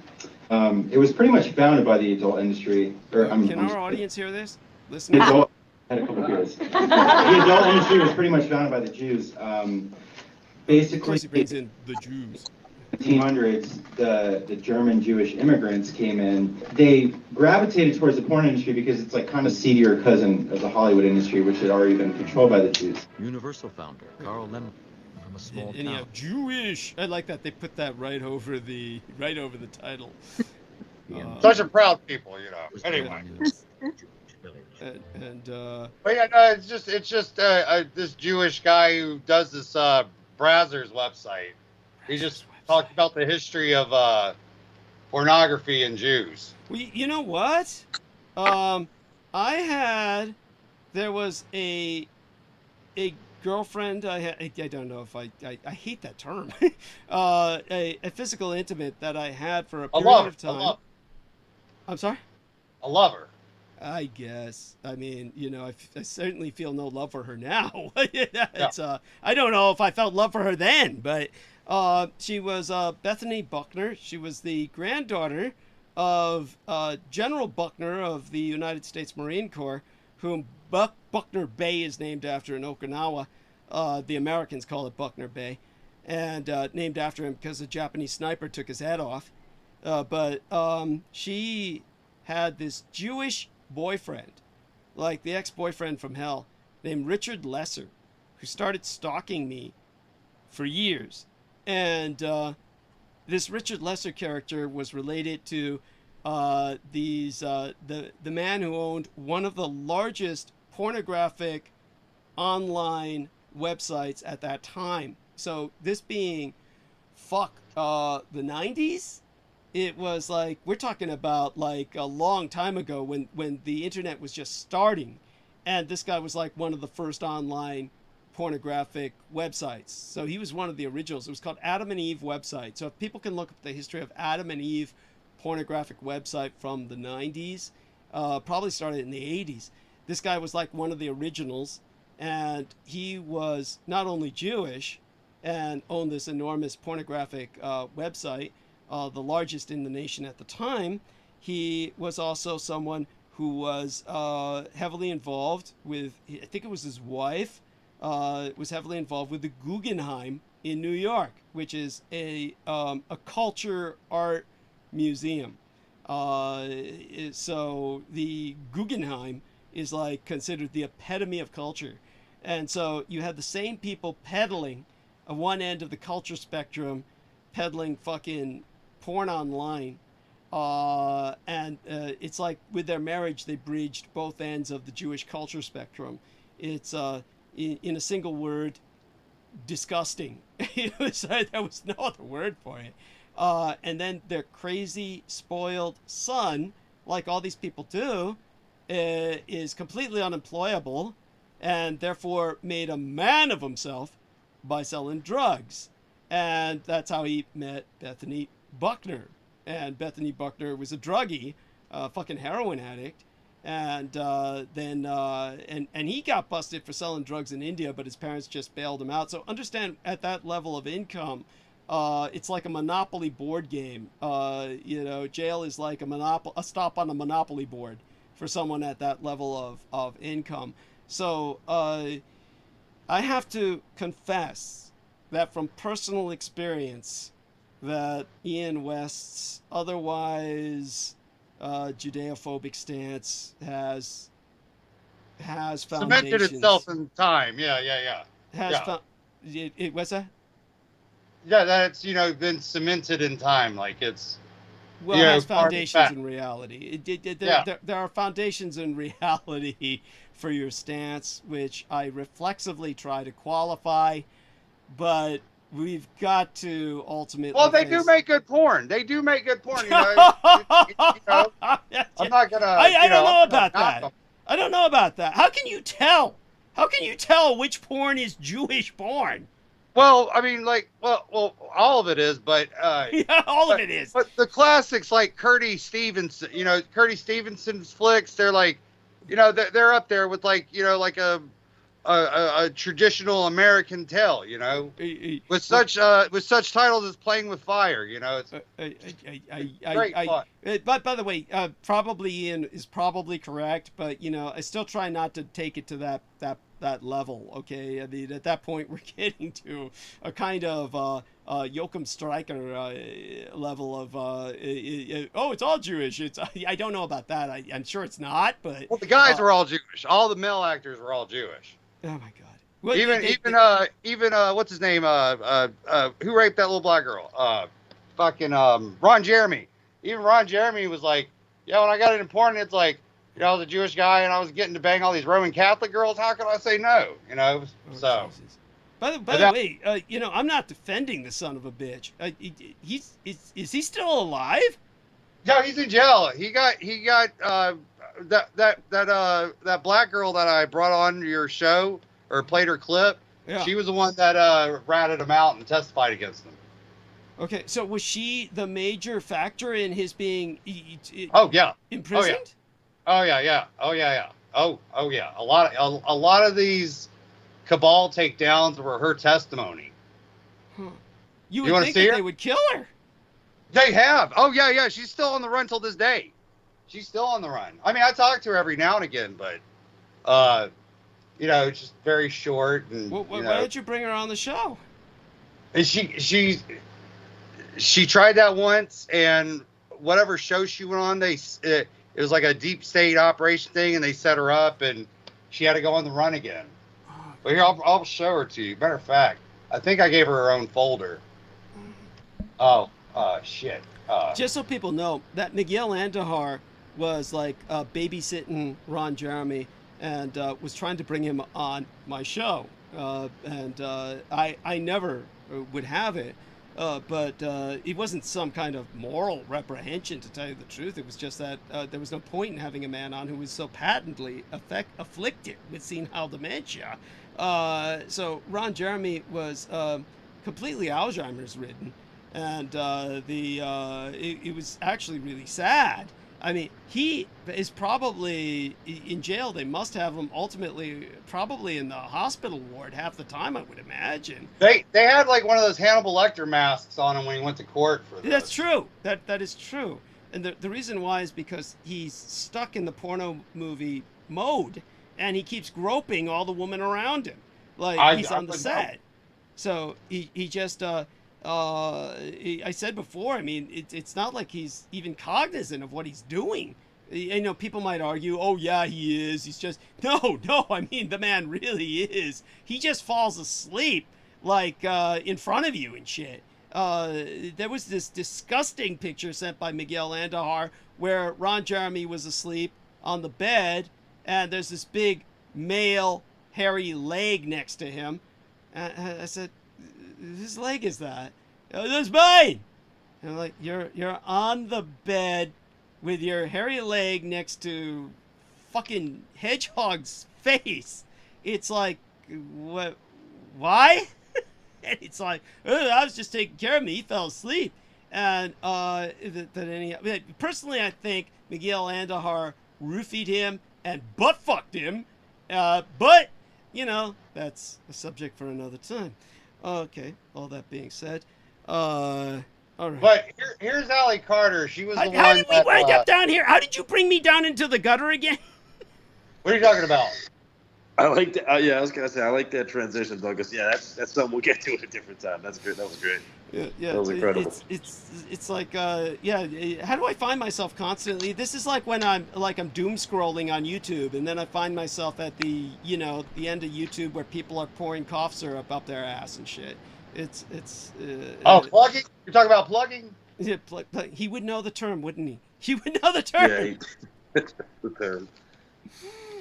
Douglas, I had a question. About some of the people you mentioned, like I think that guy you just mentioned, Andahar or whatever. Yeah, Miguel Andahar. A lot of these. It seems like a lot of these guys, they're all. They let it be known that they're all friends with each other. Like they let it be known that there's no sort of hiding it. It's like it's legit in plain sight. I just found that interesting. And there's no hiding it whatsoever. Yeah, thank you. It's true. It's true. And in other words, they have an understanding that they're immune to repercussions. Yep. Yeah. That's what it seems. Yeah. So this is Charlie Ward with this MK Ultra child trafficking, the story of Allie Carter. Let her know that she's welcome on the program. Yeah, like I said, she's still on the run and hiding out still. Okay, yeah. But I think it's somewhere like it's on it to be able to. How old is she? She's 24 now. Okay. Oh yeah. So what happened? Ron Jeremy raped her when she was a kid or something? Yeah. Her parents were like original members of the Black Panther Party, so they got mixed up in all this fucking tomfoolery, and they pimped her out as a kid. Jesus Christ! Shouldn't ask you, but can I ask you how old you are now? And I don't know if people can hear this, but this Charlie Ward guy is really sleazy. He reminds me a lot of that Miles Johnston from Bases. There's a disgusting similarity to both of them. He's British, probably thinks he looks like Buddha. But yeah, if you can imagine Buddha looking like he's all drunked out and burned out, then you get Charlie Ward. What do I remember this guy from? Charlie Ward, what do I know about him? He was I don't know his full story, but I heard he was like a pilot. Uh-huh. It was like... And it's all BitChute. It's like Brooke Gibson said, everything you get is from BitChute. Well, yeah, I guess that, they don't edit as much as Google does. But there's a little bit of background static on this, but she just straight To know that with a smile like that tells me an awful lot about your character. Yeah, I bet it does, you dirty old white man. Yeah.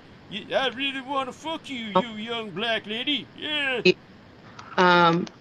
In regards to, I don't know if I could say his name on here. I don't know if you'll get blocked. You can say what you like. Okay. Okay. It's all phone sex to him. Okay. She's so beautiful. I don't know if people can hear the audio on the listeners, so let us know if you can hear the audio. I'll let it roll for a few seconds. Can you hear it? When I was 15 years old, taken on an order with my pimp to the Los Angeles Getty Museum. This was the first time that he allowed me to walk with him. It was me and another girl that were allowed to pull up in a sports car, and we walked through what looked like a field trip. There were other kids there. There were parents there. Everything was going on, usual day. We walked through. Everyone stared at us, assuming that we were somebody we were not. We were able to go through a garden area and down an elevator. Once we got to a certain point, we went downstairs, and from there, there was somebody always at the doors. There was somebody who was giving the clearance. There was somebody who escorted us too. And I remember getting to where we were supposed to be. I remember the air changing. I remember the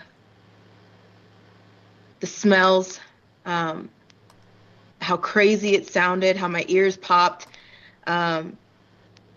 It was. I like the way Charlie Ward just keeps nodding. Yeah. And I remember it's that's in motion with his jacking off his dick. It is a whole world underground. There is every transportation, every piece of life. The more he's nodding, the more he's ejaculating. People are like, that can't be, but it is. It connects to many places. It connects to Universal Studios. It connects. If the listeners could see this guy looks like a bobbing hood ornament. Celebrities' homes that goes through elevators. I've seen so much. It connects to Disney. Yes. But anyway, I'll stop it there. But yeah, she was the one that testified against Ron Jeremy. Ron Jeremy, yeah. He like banged her when she was like 11 or 12. Jesus Christ! Yeah, well, that's what they, the Kabbalists do, They like. No, but well, look, I certainly believe this to be true. I see no reason why it would not be true, knowing what I know about Ron Jeremy. But what I can't understand, and this is not to discredit her in any way, but why did they choose to believe her? I mean, there's so many people that can say something like that and nobody believes them. So why did they believe her?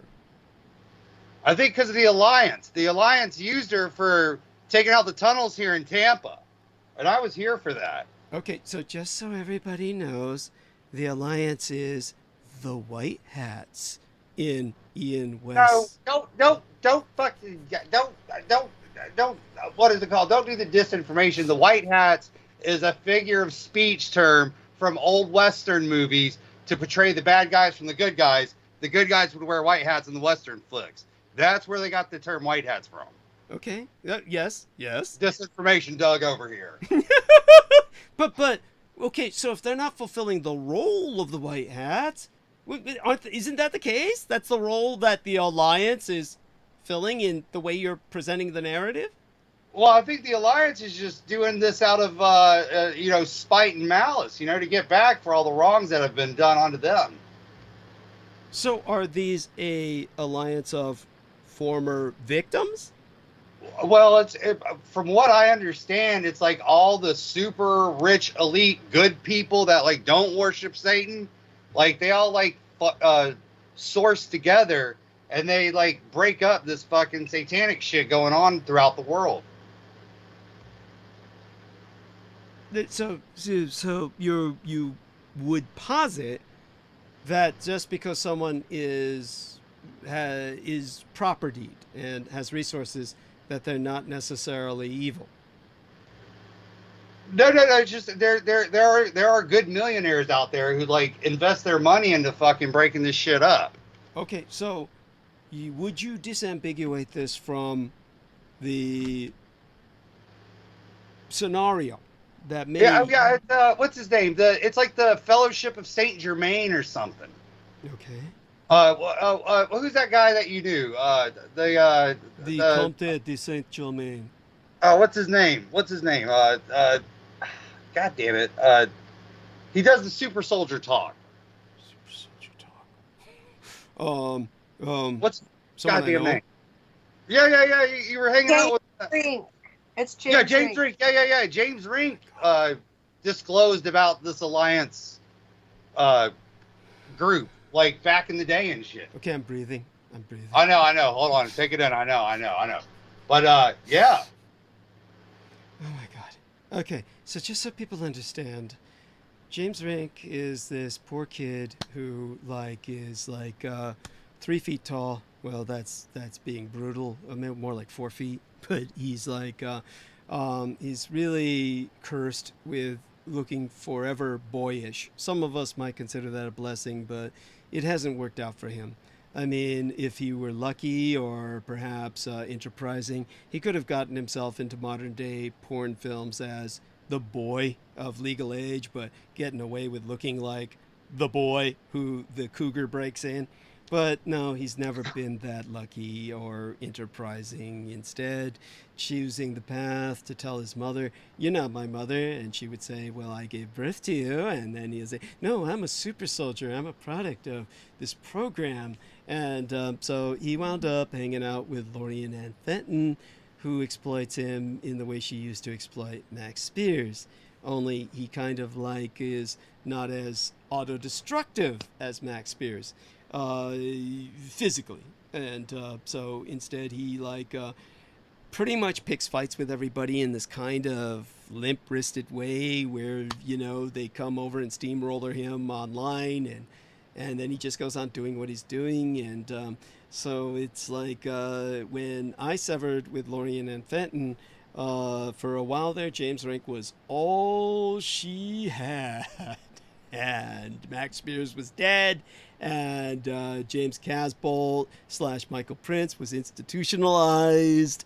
Now, I do want people to know I do know him, kind of. Just have been in his physical presence a number of times, like with the others, Max Spears and James Casbolt / Michael Prince. I just put it this way. It's not like I would consider him a source. But nevertheless, he's been around a while.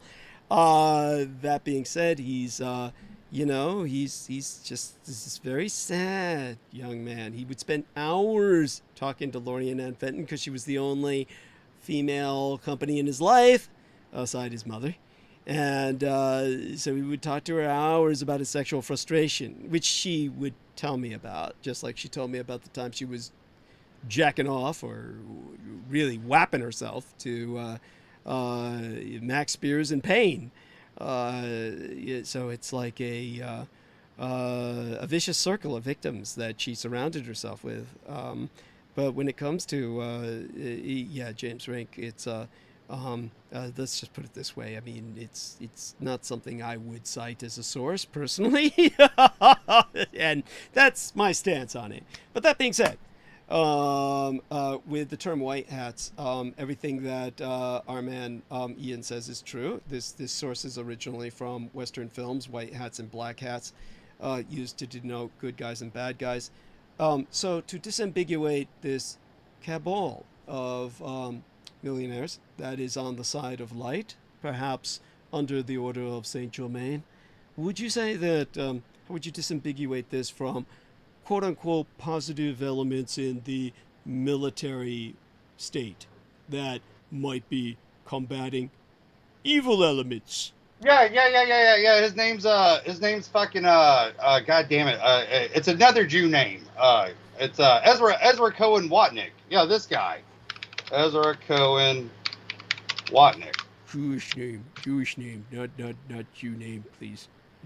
There he is. Yeah. So this is him announcing the alliance and shit.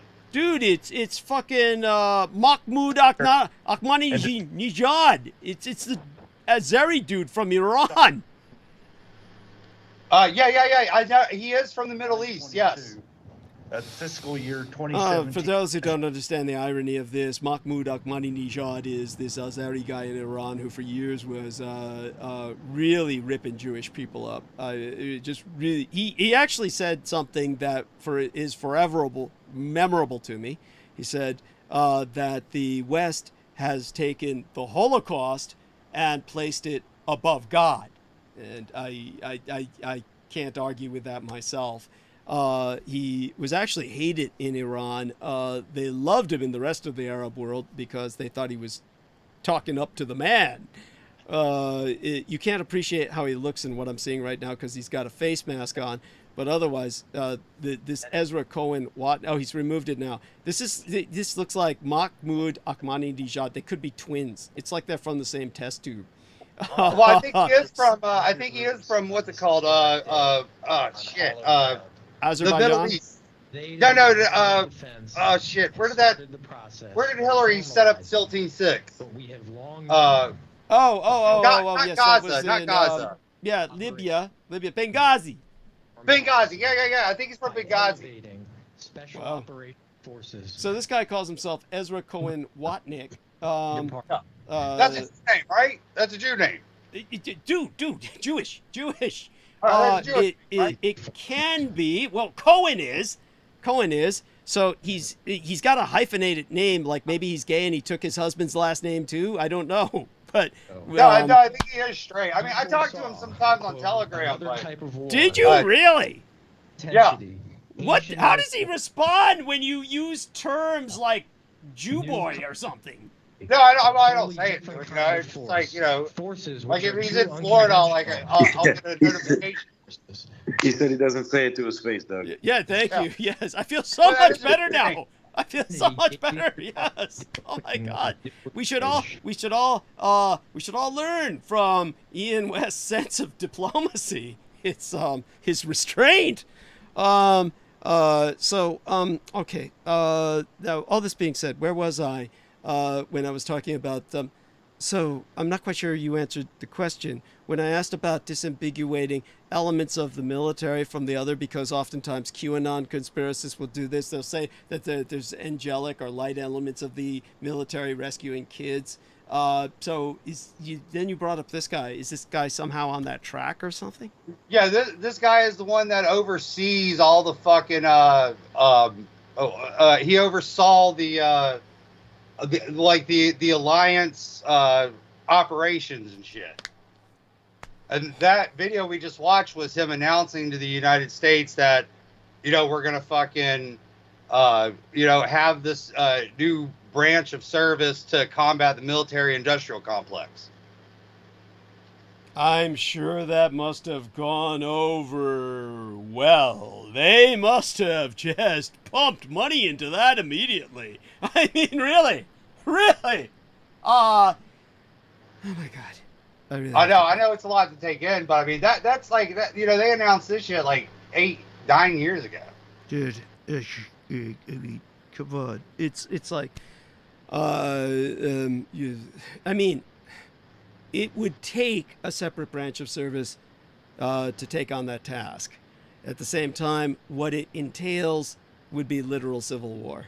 Understood. I do agree with you on this, but we've got all these like tunnel footage rescues of like the Mossad going in there and fucking rescuing kids in Beirut and shit. Oh God! I know, isn't that crazy that the Mossad would do these like whatever missions, but I've got the footage of them going down there. I mean, I can't understand. I mean, I'm open to seeing that if you can bring that up. I'm opening. Yeah, I'll show it to you right now. Yeah, I can go to it right now. Yeah. Well, I don't know how to speak Jewish, Hebrew. Or Hebrew. Yeah, sorry. I don't know why I do this to myself. I know. So just so people understand my take on this. Okay. Obviously, I do not share these perspectives in the sense that knowing what I know from my experience when it comes to certainly among now with private citizens, it's different. But when it comes to the state, there are no good guys. So here we're seeing the Beirut explosion.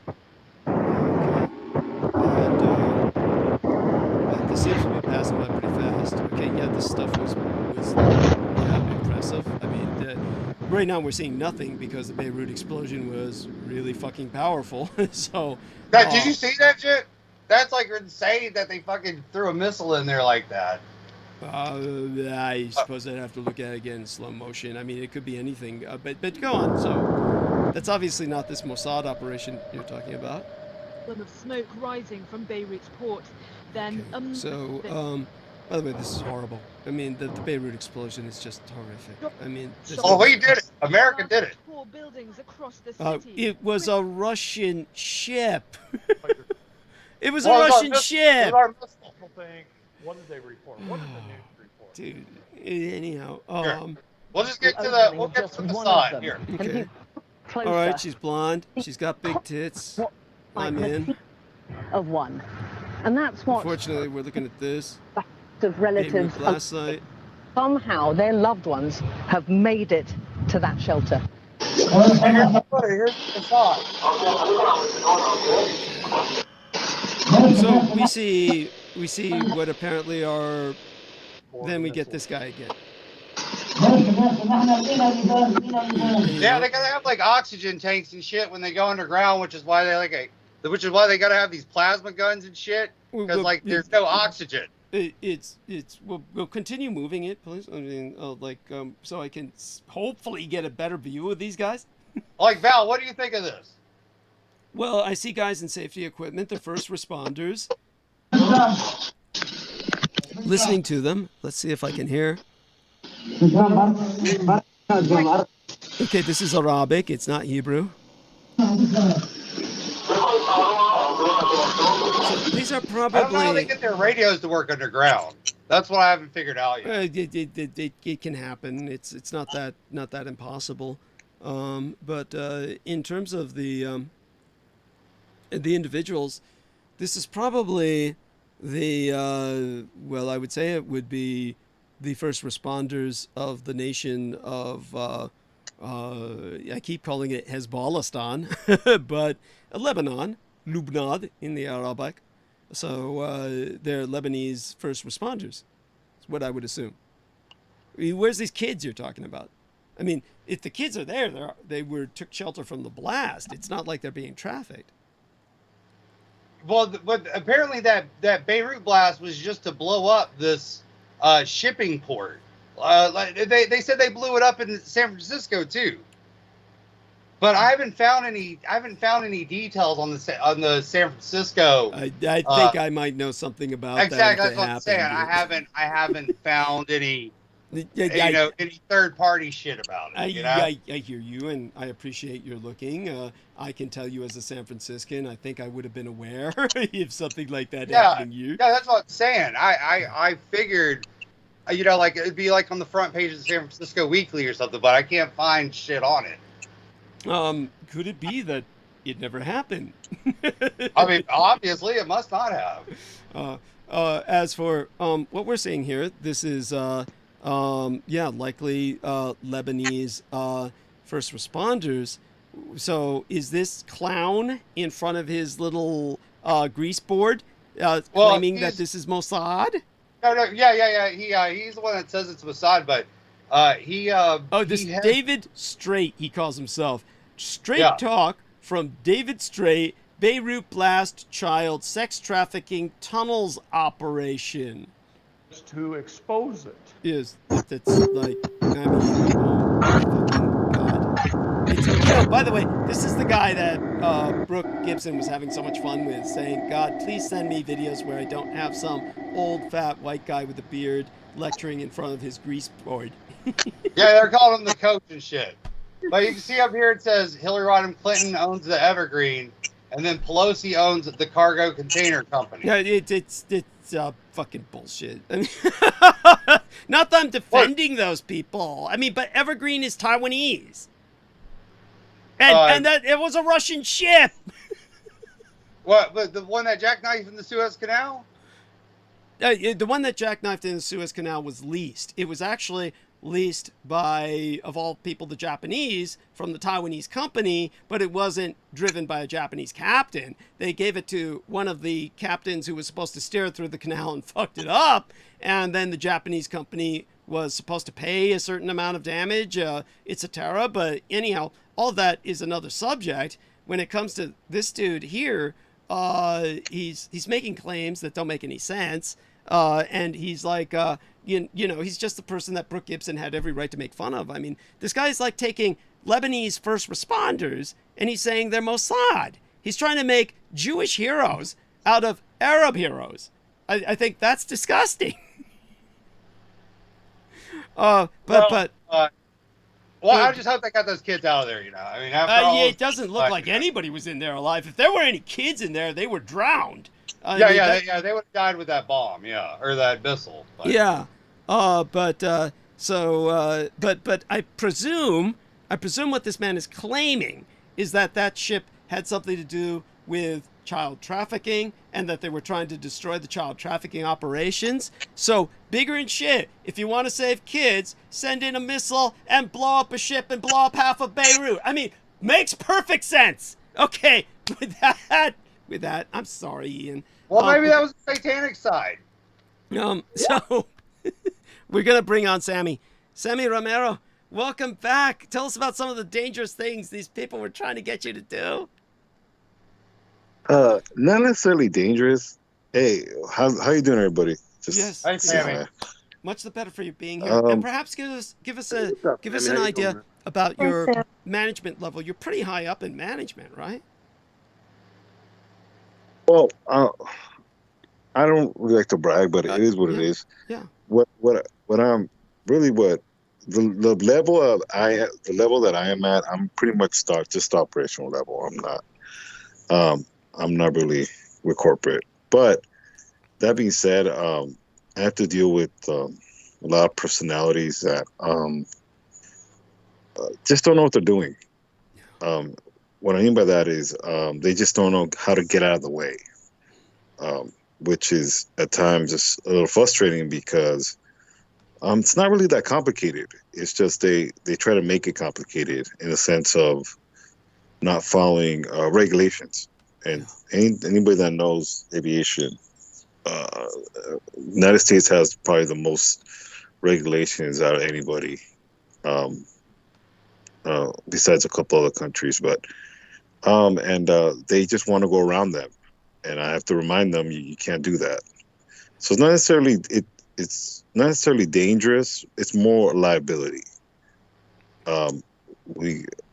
I could be held liable, or vice versa, and they don't understand, and a lot of the times it's because it's based on a time frame. They think, well, I want to get it done as soon as possible, and that's not how things work, because there's standard operating procedure, and they try to bulldozer their way through that and try to pretty much take over. And I had to remind a person today, pretty much, in other words, get out of the way, because if you don't, then your shit's not going to leave.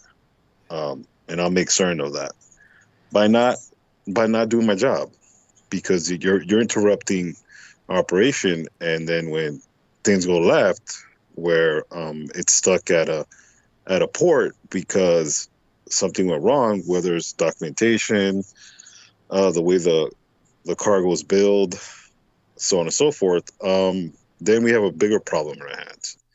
And in fact, our company actually got fined $40,000 because one of the shipments that was supposed to go to a port in Bangkok, it was built too high.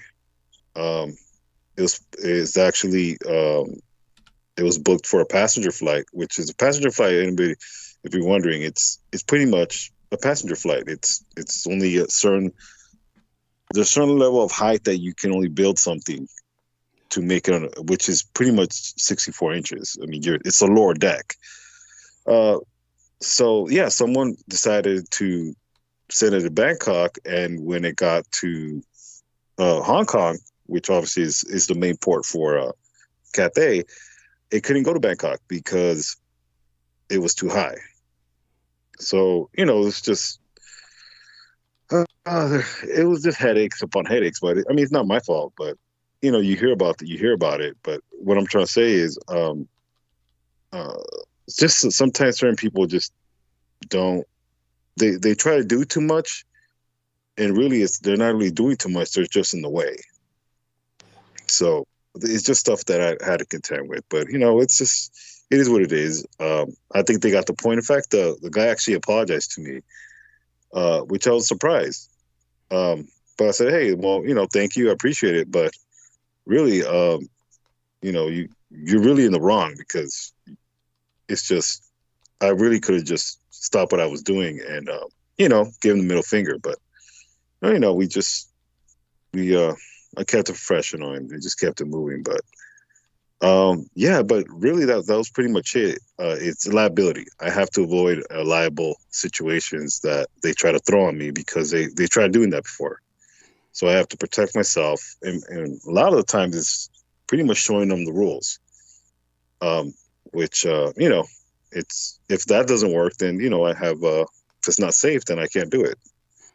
So, and, we get this memo every week, and, it's for a reason, But what I also wanted to touch on was what you sent me with. Did you have a chance to review that? Yes, I did. I was actually reviewing it while I was doing my paperwork, and it was. It's one of these transmissions that I remember a couple of years ago that you did with our former executive producer, who will not be named, but I didn't realize your mother had such an integral part in it, with her giving the orders to unfortunately take out the golden child, or what do you call what the Americans called the Christ child, what the Buddhists called the Maitreya. Yes, sorry.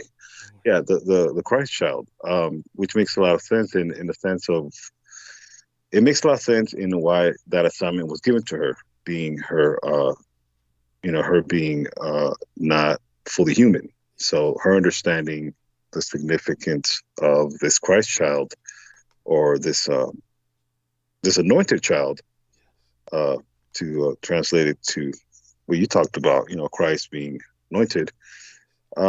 It got me thinking a lot of, my father, and how he used to talk about, in a way, kind of like, there's certain things that God bestows on you. For example, grace.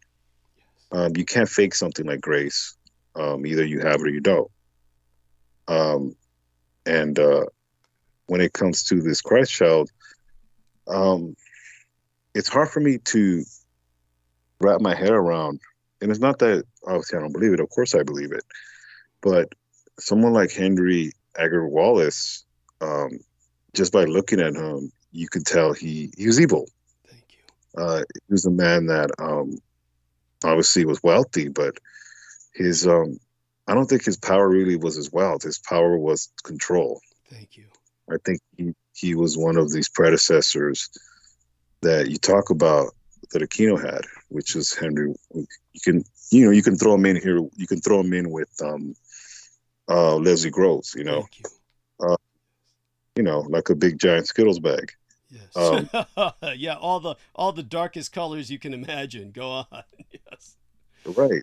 And it's very interesting that someone like him was vice president, and at the highest level, you're privy to a lot of information that a lot of the time the president doesn't know, because he doesn't have the time, or really just doesn't have the free time, because it's the president. He works, but he really doesn't work.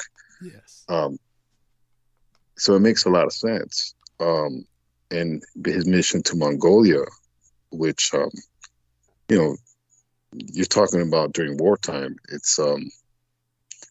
it does stick out. It doesn't make sense. And being a millennial myself, I was talking to my coworker, the Belizean girl that I told you about, and she, her reaction to it is okay, and it's not that she doesn't believe it, but because, in the grand scheme of history, it pretty much happened yesterday, but, in the time that we live now, Henry Wallace is really a nobody, but really he is a somebody in the sense of the impact that he had. But also how much of a hero your mother was to humanity, to spare us of somebody such evil that could have ascended to pretty much bringing, this already godforsaken country to, the lower depths of shit. Really, I mean, we could have been the next Soviet Union. Of what Henry Wallace was trying to do is collectivize and pretty much complete what FDR was already doing, and pretty much putting the final nail in the coffin of this society. Who knows how transformed this society would be? I don't even think how this country would even have stuck together, let alone. I mean, it's already divided as it is. It's just, in that case, it's very mind-boggling. But really, a lot of people forget. Really, the whole entire American public doesn't know this because it's hidden plain in sight. You want to hide something, you just hide it in front of you, and people don't see it. And in hindsight, really, to me, I would propose that every national park, every building named under Franklin Delano Roosevelt should be erased. And that's just my opinion. This man's a mass murderer. This president was a mass murderer, and a psychopath. What he did in Haiti, and if you do the research, it's just his Rainbow War Plan is one of those things you talked about, one of these initiatives that you talked about that is, till this day, has impacted us and how we see geopolitics and a lot of this stuff I was thinking in my head. When you talk, Doug, it's to me at least, you paint a picture, and I'm almost seeing, this child getting blown away, and it's not because your mother wanted to, but it's almost like you talk about it. Yes, it's to this modern, this country today is not the very best. It's not the most brightest, but that had to happen for us to have this imperfect, modern day country. As much as shitty as it is, it could have been worse. And unfortunately, the price had to be paid, and for him not to, or what I mean by him is Henry Wallace not to ascend to the leadership role that he probably should have, or otherwise would have. Yes, go on. Right, otherwise would have, and even Harry Truman. Who knows if put Harry Truman, or put Henry Wallace in that situation that Harry Truman was. I don't think the atomic bombs would have been even a blink of an eye, or it wouldn't even be, a thought. I think Henry Wallace would have done worse. I think he would have. And this is the thing about it is, it was already bad, but who knows? Who really does? What goes in the mind, like that former vice president. I really don't want to, but at the same time, things happen for a reason. I think it really does solidify the vampire kings, but really the lineage of really the order and how our Creator has it. Unfortunately, your species that your mother was a part of has to be a special one in a sense that it has its purpose, and a lot of it is behind the scenes, but some of these tasks, well, this task that you talk about, especially, makes a lot of sense why Emperor Hirohito chose your mother and obviously the team she was a part of, because it would only take a man of Hirohito, of that culture and just that knowledge, to understand the significance of that, of making that sacrifice and unfortunately depriving the world of this Christ child. And I don't know, it does also make me think, what if we would have the opportunity, or what if this country was culturally sensitive to embracing a blessing like that. It's just it's sad. It also does make me sad, because it explains a lot. It explains why we reach this country is or really its history. It's we're drenched in just reaching below instead of reaching up, to put it pretty much in the simplest way I can. But it was definitely it was a great listen. It made my job a lot faster. But anyways, any thoughts come to mind?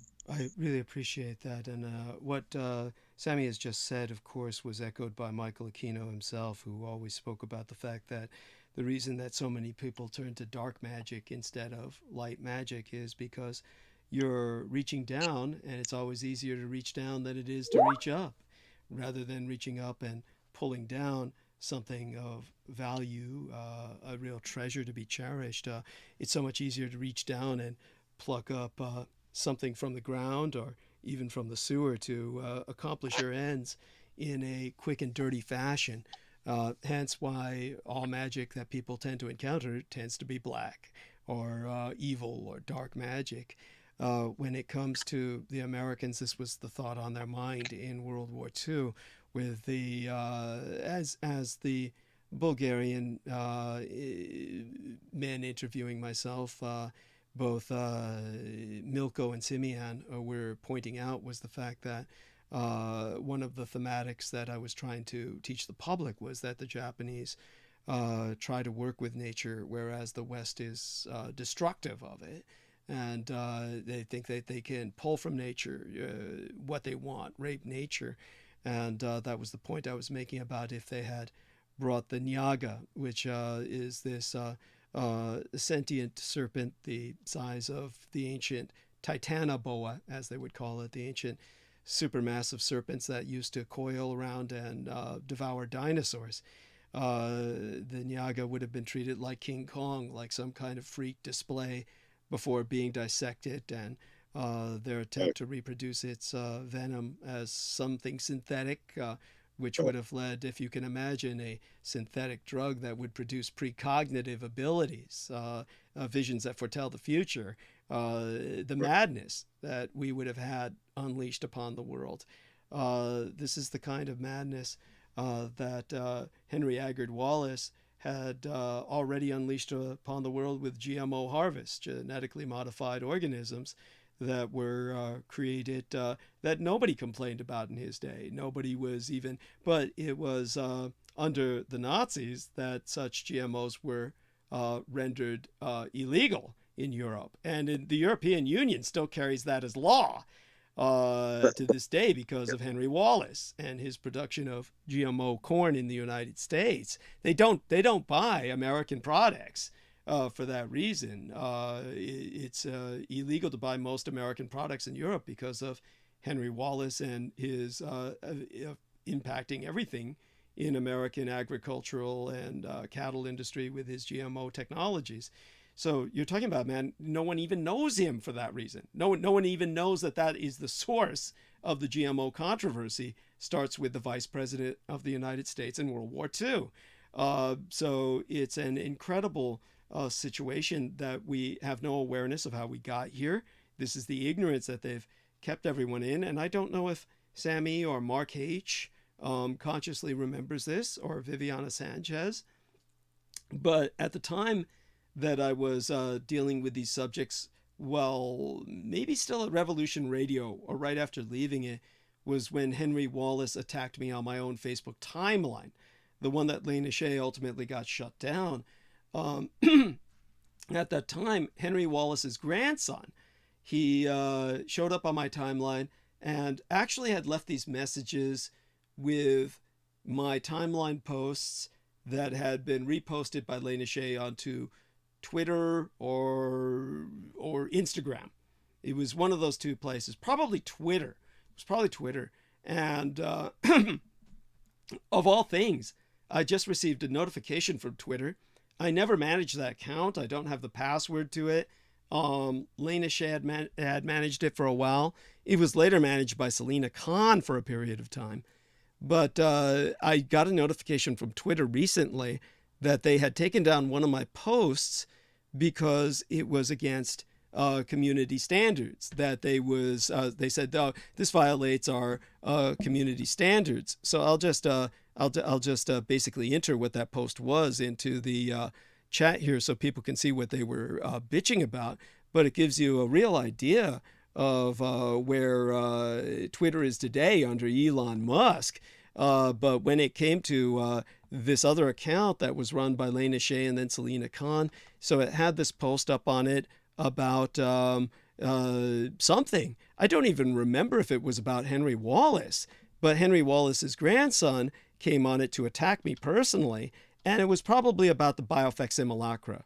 And he said, why is Douglas Dietrich always showing us his sex dolls?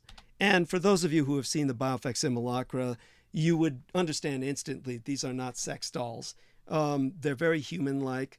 They're usually very childlike. They're not built like sex dolls, which of course are exaggerated in proportion. I've just entered into the text box here the illustration that Twitter reported to myself was banned because it went against their community standards. And again, this shows us where Twitter is right now, what their processing is like under Elon Musk. But when it came to this other account with the biofec simulacra, which Lena Shea had a affinity for or claimed an affection for in the wholesome sense, and I would often display them more often. I don't display them that often these days, but I should probably do more so because I do want to educate people about them. But he referred to them as sex dolls and then said I was making up stuff about his grandfather, accusing me of always being on drugs, saying that I was using big words that he didn't understand. I mean, that alone tells us quite a bit. Douglas is always using big words I don't understand. And it's like, well, maybe if you tried getting an education instead of just paying for everything in your life on your grandfather's dime, then at any rate, he was obviously very defensive about his grandfather because he's basically inherited that cultic lineage and is an Edomite himself. And he spoke of my being on drugs with such detail that Peter Moon said it sounded like he knew exactly what their effects were through experience, of which I have no doubt.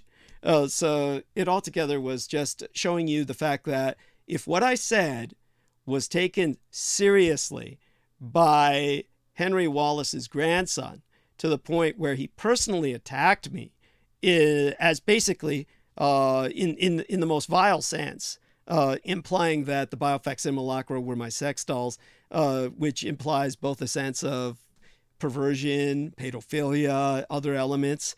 It goes to show us that what I said was absolutely true. He vindicated and verified everything I said, so I certainly took screenshots of what he said, certainly took screenshots of his attack, so there's no denying it in the future historically. And if what I was saying were a lie, it's so outrageous that there would be no need for response.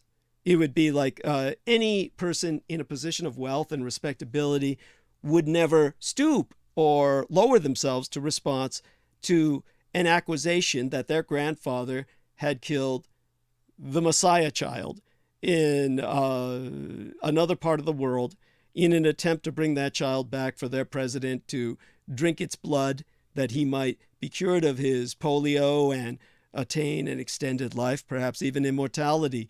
For me to say something like that, your average person in any position of responsibility, inheriting that amount of wealth, could easily ignore it, and no one would hold it against them. They would just say it's beneath you to respond to that. But the fact that he attacked violently, personally, proves everything I said is true. I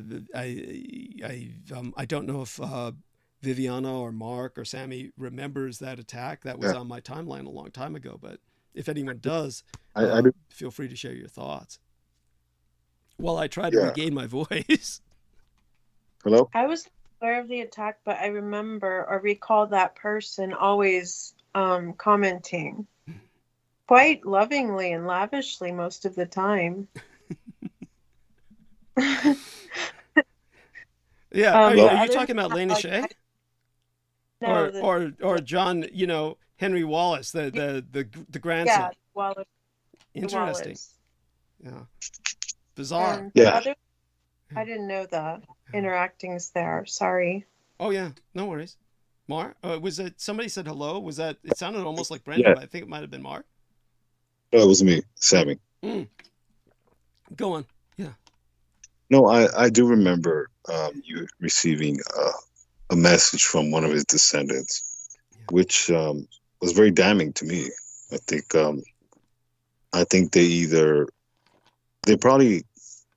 they know that same story, or I'm sure that was related to them. That's why they reacted so violently towards you, which it just gives them away. Really, it does. I think it's almost like you're hurting their lineage. But I mean, really, like I said, it's one of these things where how you talked about it in the interview.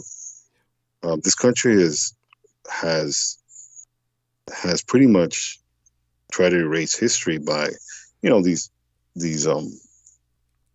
pretty much rewriting history or trying to change it. But every time you hit them with facts like, us losing World War II, or, not recognizing Pearl Harbor as a legitimate surrender and so on and so forth. You get that reaction of, pretty much violence. Thank you. They can't stand it. To take further what you're saying, and something else that comes to mind with that, I do want people to understand a few things that come to mind when it came to that particular history. And it reminds me of that singer. Now, somebody help me out here. There's a very popular singer who fairly recently, and I remember her name sometimes and then I forget it, very attractive, very popular young girl who then basically somebody groped her.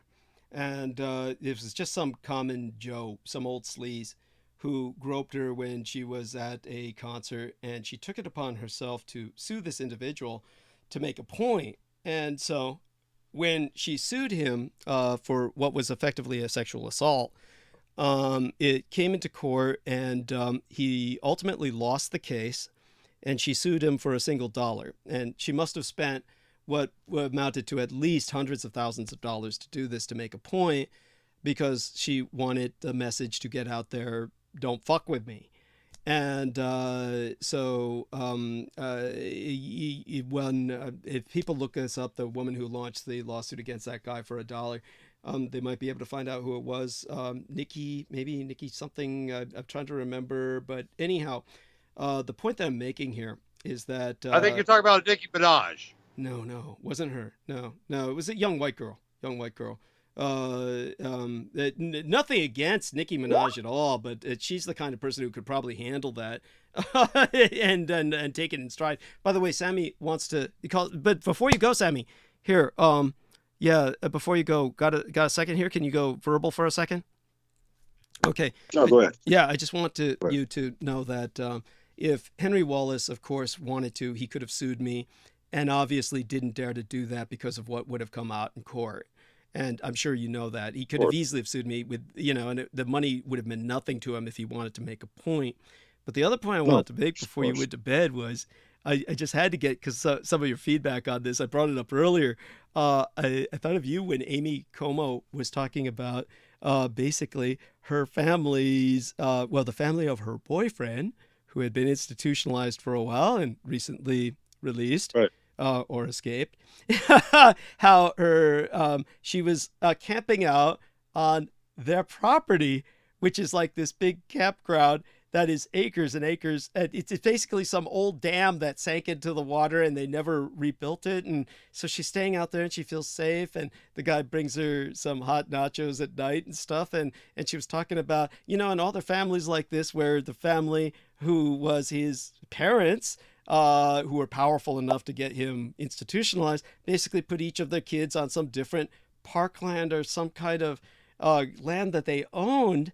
And that she, of course, had her own parents who had land that they were complaining about because they had so much land and needed to park people on it just to watch it. And then when I brought up graves that might be in the area, and she said, "Oh yeah, there's these Indian graves," and I found out there were more than I already knew were there. And I'm like thinking, well, think of all the Native Americans these white people killed to take that land. And the fact that they have so much of it to give to each of their kids, that the hundreds of Indians that must have died for this to be made. And just the thought of this, not to vilify her at all, but, the fact that she runs across, there was a lot more Indian graves than I thought there were. And I'm just thinking, think of all the ones that you don't know are there. And, but there must be a thought that you must have about this kind of problem that these white families have up in the Northeast, where they're just kind of parking their kids in various acres that, just and these kids are just not paying rent and just hanging out in this acreage that was taken from Indians hundreds of years ago. I mean, what feelings come from you when this fact confronts you, this kind of thing that people see almost as problematic, and it's like a problem a lot of people wish they had? What I'd say is, it sounds about right. But also, those parents don't really love their kids. I would not be in those areas. I wouldn't be around. I wouldn't be in these areas. Obviously, it's just you're walking on burial grounds, yes, which is not good. Thank you. But hey, I mean, that's if she feels safe there, then she feels safe there. It's just I don't know. It's just it doesn't sit well with me. It's just it doesn't sit well with me. But at the same time, I went to a Presidio, and obviously you get those funny feelings there. So it's just it's just sad. It's sad to see how our Native people get disrespected, but at the same time, it's just it's spooky. I would be a little uneasy about it, but hey, as long as she feels safe. But it is what it is. Thank you. And by the way, before Sammy goes in, you were going to buy some land in East Los Angeles. What was this again? That Be a Man by Land website, like they had this like lot on a mountain in East LA for like $12,000, and I was gonna buy it, but I just never got around to doing it. What do you think of that, Sammy? I guess he's probably for the best, right? You better join the gang then. You better find a little barrio is around there. Yeah, Sammy, you do know I'm from Los Angeles, right? I grew up in Thousand Oaks, right? I didn't know that at all. No, we didn't know that at all. Thousand Oaks is my history.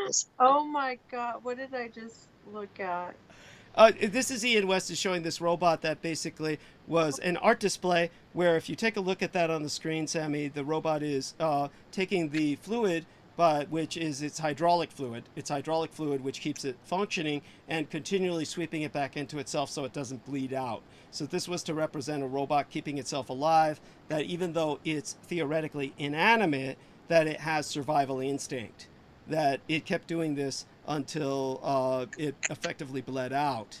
But it did this for months and months and months to keep as much of the hydraulic fluid within itself so it wouldn't bleed out. So people need to understand that inanimate objects are alive. So Sammy has to go. We love you dearly, Sammy. Hugs. Good night. Yeah, thank you.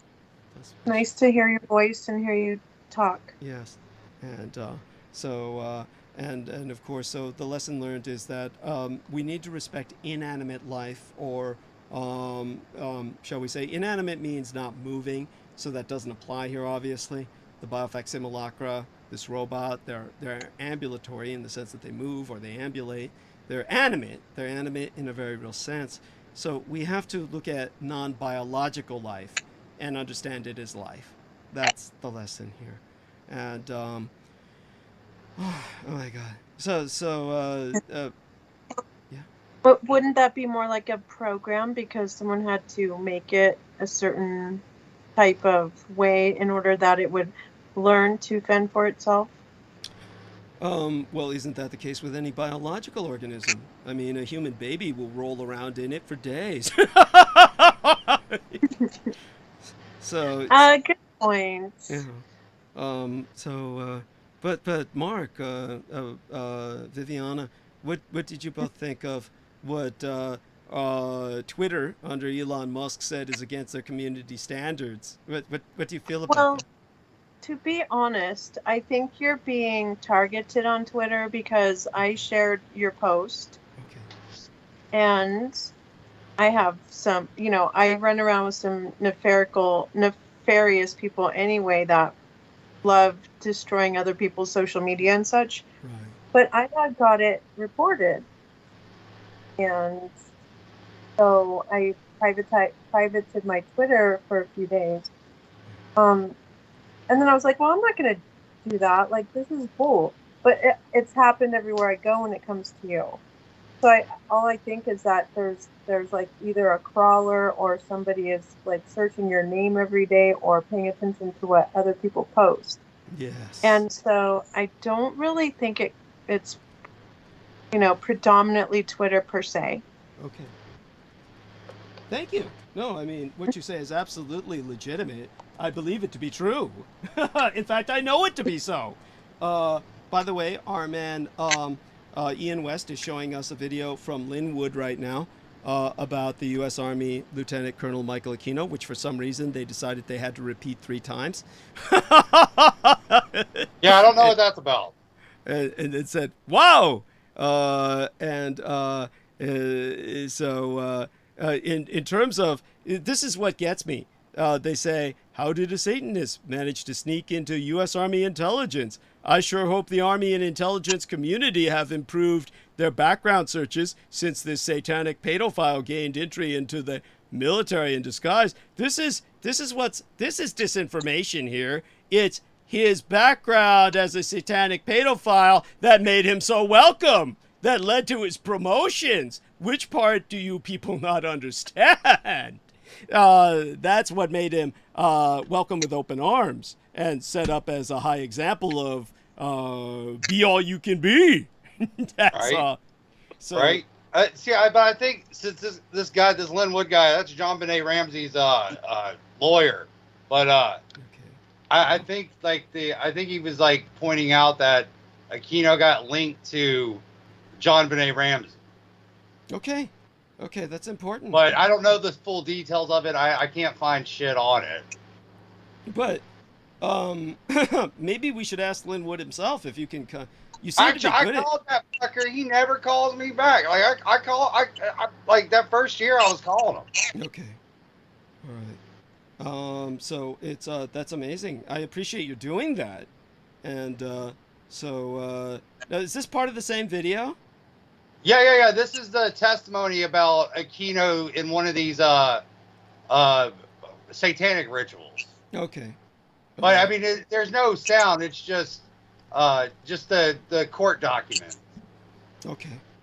And it says, Incident 3 from memory in spring 1982 witnessed Hillary Clinton murder 4 girls at about the age of 10 at a ritual in the basement of an unknown name elite member's home near redacted. The home being a mansion with very defined straight overlapping roof lines. During this incident, about 10 individuals were, what the fuck does this say? Oh, present, participating in the incident.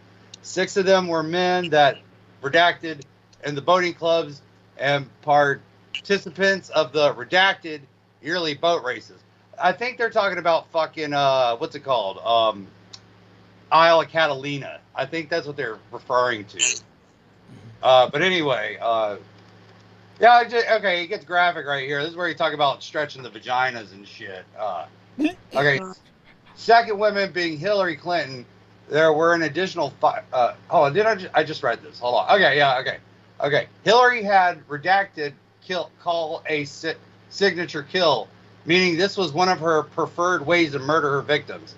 The individual participating would run very hot water and have the then children tied to rings bore into a cemented area of the basement that had a drain in the floor. The scalding hot water was fed into that area by multiple black hoses. Those present would spray the children down for 30 minutes, redacted, setting the timer, redacted. He called out every 10 minutes. As the children screamed in pain, redacted. I think that means Aquino. Aquino yelled at them, "Quit crying, you little babies." Redacted, Hillary and redacted dancing around the area with hoses as they recited the Grimm's fairy tale of Hansel and Gretel. As they do so, they would torture the children by poking various body parts and saying, "You're not fat enough." They would torture the children by pulling on their skin and stretching it out to test if the hot water had made it come loose enough. I don't know why they're doing this. Well, I would presume it's like boiling a chicken so you can pluck the meat off the bone. Yeah, okay, I can see that. Fuck. Now he's getting hungry. No. It's, okay. The children were all girls at age 10 to be sexually abused by the men present as, I think it's Aquino, I don't know, but I'll just say redacted, pulled on the skin to test it. She would grab the girls' vaginal areas and pull at the skin there and make comments such as, "Good girls keep their legs together, but you couldn't keep your legs together, could you, because you are fat. If you weren't so fat, you could keep your legs together." On several of the girls redacted, saying these things while she pushed the hot water hose up their vagina. For one of the girls redacted, as one of the men raped her by mouth. I don't know who that is. I don't know. While another sodomized her, and at the same time, one of the ladies raped the girl vaginally with the hose while hot water was running up into her vagina. Then redacted, stick the hot water hose down the girl's throat for a moment. After she pulled it out, the girl was choking up the hot water, and redacted grabbed her tongue and cut it off.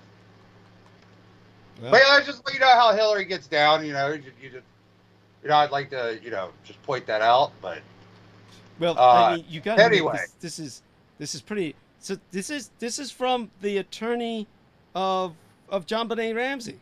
Yeah, this is like a fucking witness statement that Lynn Wood took. But hey, listen to this. A couple of the men had ejaculated on the girls' bodies, walked all over these girls, and scoop up the ejaculation and collect it in her hand. Then she chose the girl behind the one with the missing face who had been gang raped. Anyway, you get the idea, but I mean... Missing face? Yeah. I guess the missing face kid was the, what are they called? Like a legacy child or a child born into the system. So it's just like tortured, like while it's still in the mother's womb. Okay.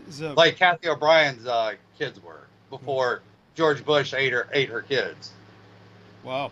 How many kids did he eat of hers? Bush? Yeah. I mean, he couldn't be that many, could he?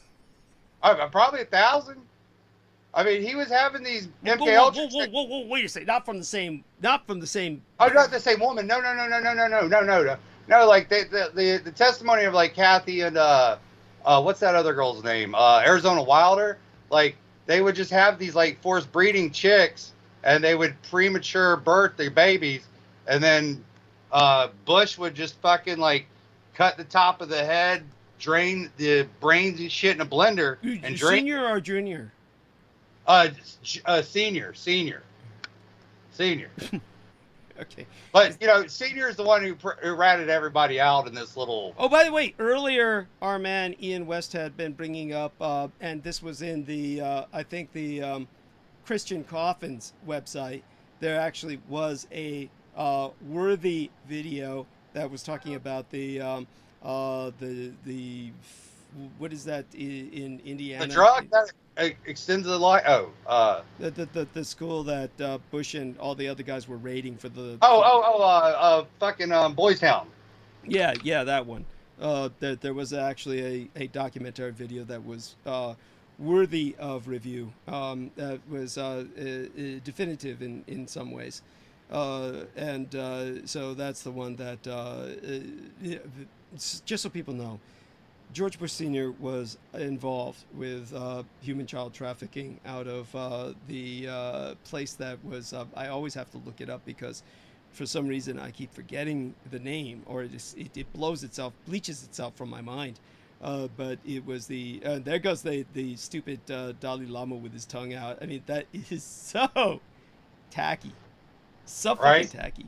But when it comes to and then why is his interest in autism? Why this interest in autism of his? Well, like the Christian, he's like a rockabilly rock star guy, and he even wrote songs about autism? Bohemian Grove and shit. Okay. So by the way, there's also one that is a worthy documentary here on the Finders, Deep State Child Abuse Cult Up, or at least it looks worthy of review. The other one I know for a fact is worth review. The when it comes to this other one, Epstein's Cupid. Anyhow, those girls look pretty professional to me, but moving right along. And this one, help Emmy Frost fight false charges in court. Ex-husband filed criminal charges against her. The poor dear. Oh my God, the guy's a cop. He looks like an asshole. Totally. Yeah. And so many of them are. Aside from that, so do me a favor. If I'll send you the link to this. Yeah, I've been working with this guy. Well, I mean, we don't work together, but we did a video here in my kitchen whenever. Oh God, Mark's heading to sleep. Mark, before you do, hey, Mark. Oh my God. Before you do, so Mark H. Yes, Can you hold a conversation for a few minutes with Ian and Viviana while I relieve myself, and I'll be back in a few minutes, and I'll do monologue. Oh, absolutely. Be happy to. Oh, bless Absolutely. you. Thank you so much. So, by all means, I'm going to go mute, and I'll let you know as soon as I'm back, which will be soon, okay? Sounds good. Enjoy. Bless you. Thank you so much. Hey, Mark, I got a question for you. Go for it, sir. Did you encounter any traffic for that big satanic convention that they had up there a couple of weeks ago? I didn't. I know Peter was talking about something up there, about something in Boston, right?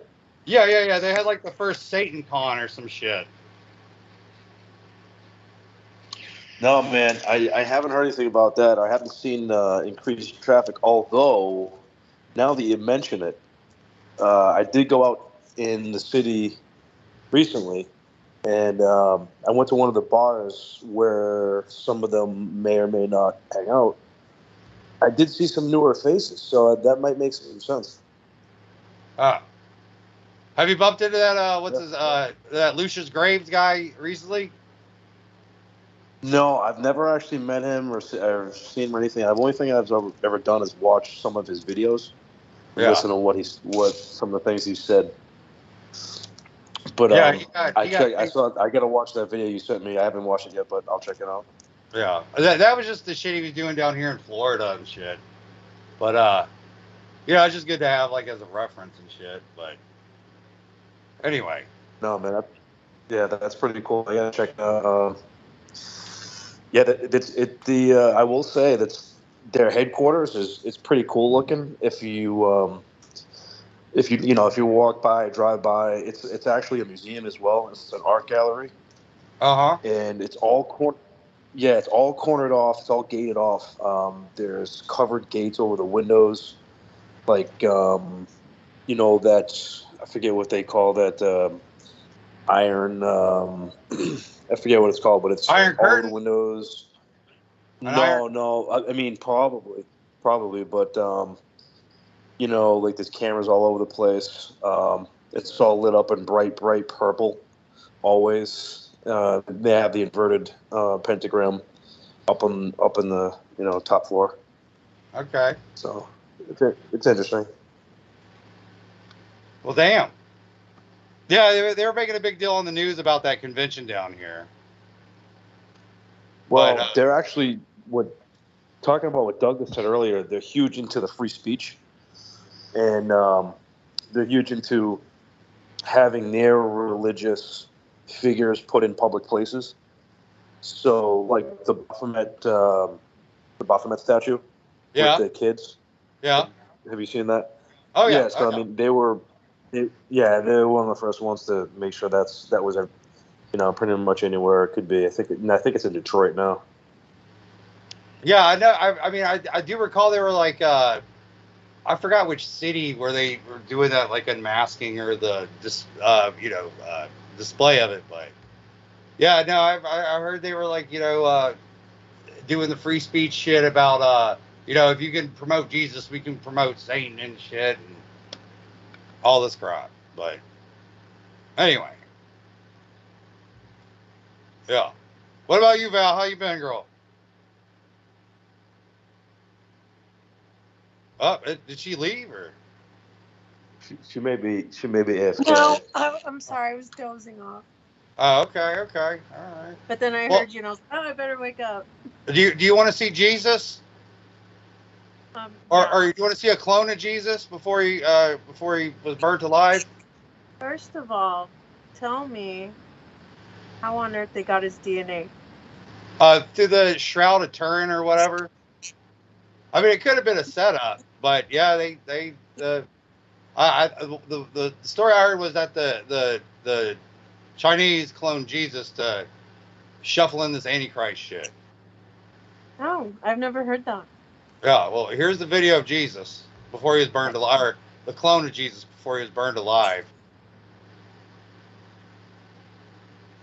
And this was at the Notre Dame church thing that they set on fire.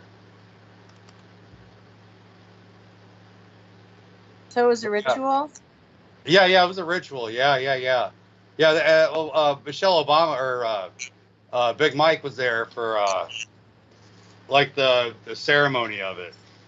I can't see his face or anything. Yeah. Well, the building's on fire. It's just some people got a shot of him like on the roof, walking right there. And the whole point was to burn him. Yeah, it was like to bring in the Antichrist or something. I don't have the whole story of it, but yeah, it's pretty pretty crazy. Yeah. So tell me about your friend who also had an experience where they felt. And Underground at Disney, or. Well, I never got the story, so. What was it about? Well, you said you had met someone that had a similar experience to like. Oh, being... yes, to what you're talking about the lucid dreaming or the dreams being real. Yeah. Yeah, here he's right here. I got him. He's actually in the same folder too. Oh, right on. Where is he? Is it? That's not the right one. Damn, I wish I had like thumbnails of. Let me see if I think, is this it? Let me see if this is it. Oh, I know this guy, Donald Marshall. Yeah. He's the one. Context for those who might be. He's the one that's like. Can you wait a minute? Because I have to. Yeah, I'll wait. So yeah, I know all about him, and he was tied with. Was it? Anyway, I had this thing going on with Tila Tequila, like a literal spiritual battle, right? Yes. And spirit, I was.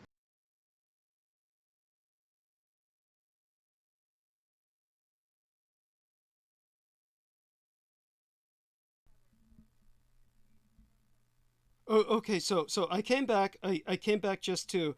I need to tell you that we lost you. We glitched you for a second because I moved the microphone when I sat back down again. So this caused a glitch the moment you started to describe what you were describing. So we had some guy's face on the screen, and then you were talking about this woman with a snake emerging from her head or something. Go on. Okay.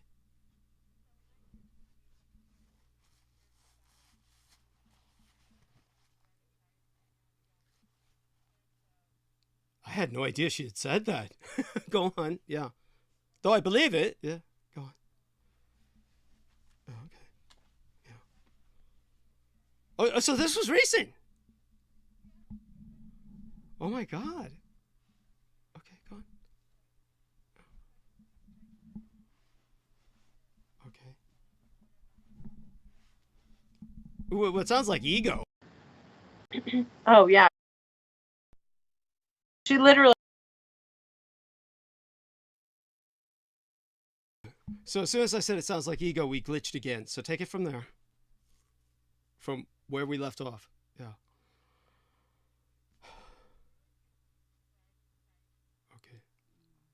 Okay.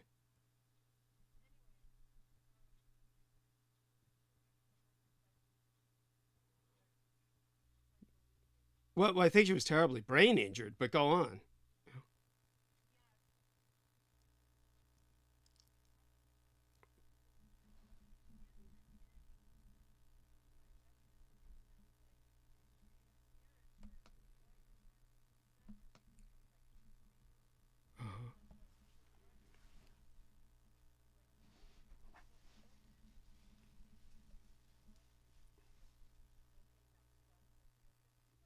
Mm-hmm.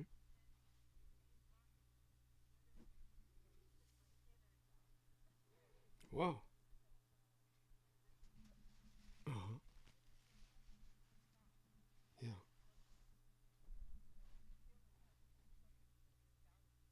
Uh-huh.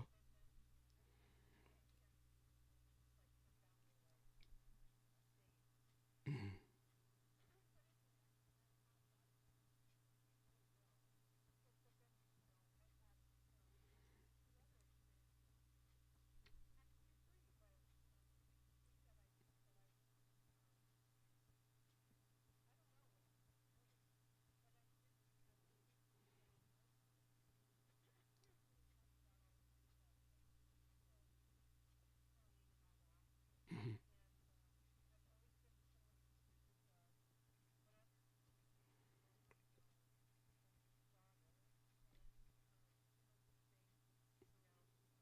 Mm-hmm.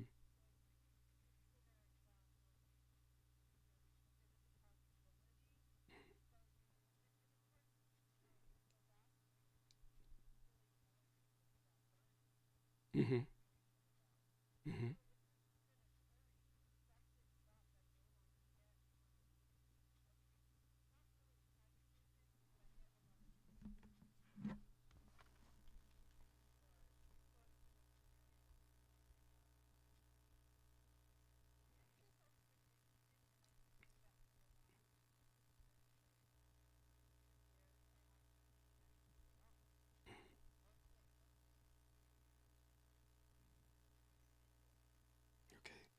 In the interim, Ian, I'm sorry, what were you going to say, Ian?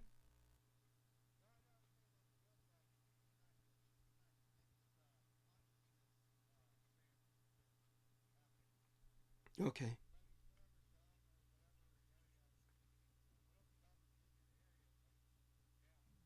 By that, he's referring to deep underground military base.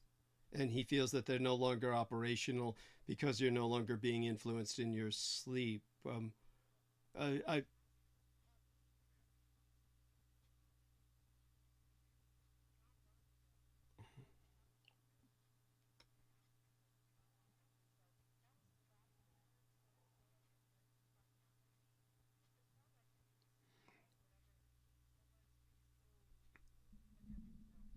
Wow. So she's brought that up. Ian, could you go back to, there was an image I saw of, was that a fetus in a translucent womb that was in one of your photos? Okay, show us this, please. These are, okay, cloning womb. Interesting. Okay, this is. Now you suspect either you or your daughter or both of you have been cloned.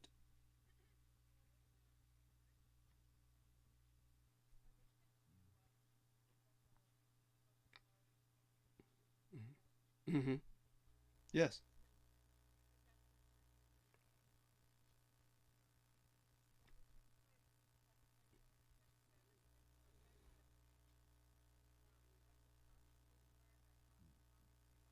Mm-hmm.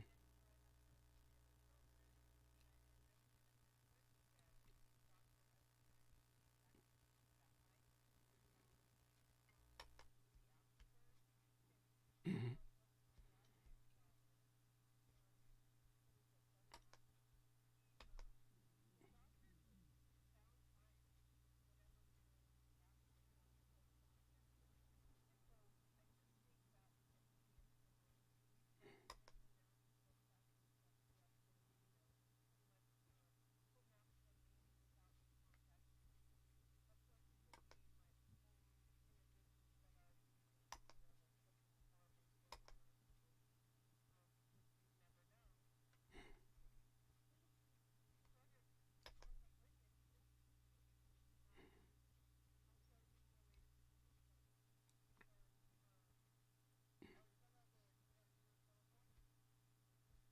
How is she related to the Newsoms?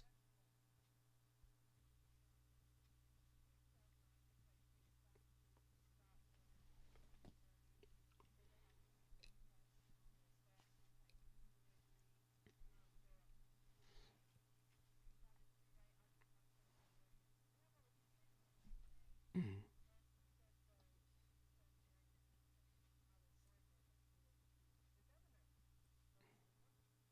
Wow.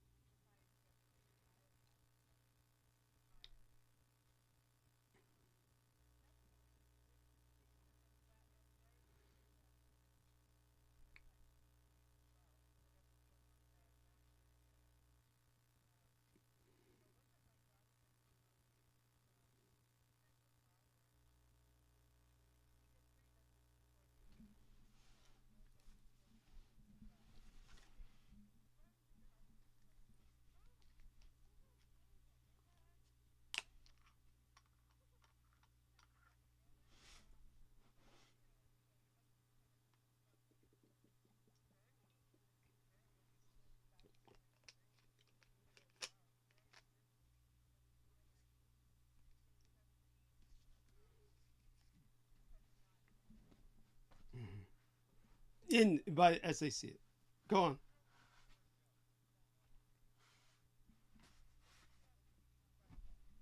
Oh my God.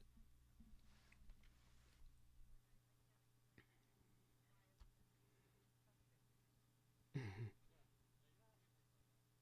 Thank you. Yes. Now you have one file that says alien shit. Are you implying this is actual extraterrestrial fecal matter? Oh, thank you. So, so thank you, Eddie. So, Mark, yes, Mark seems to still be with us. I remember now the name of the young lady I was trying to remember, Taylor Swift. Taylor Swift. Yeah.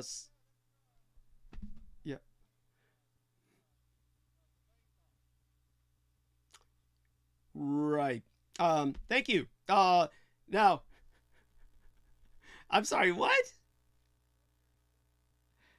Oh, you mean near you?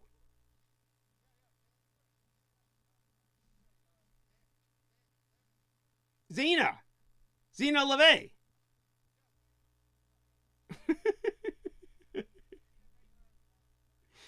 Well, Xena is very attractive, or certainly wasn't her. Yeah, yeah, yeah, yeah, Yeah. Yeah. Christian guy? Well, she became a Christian, right? Right? Yeah, no.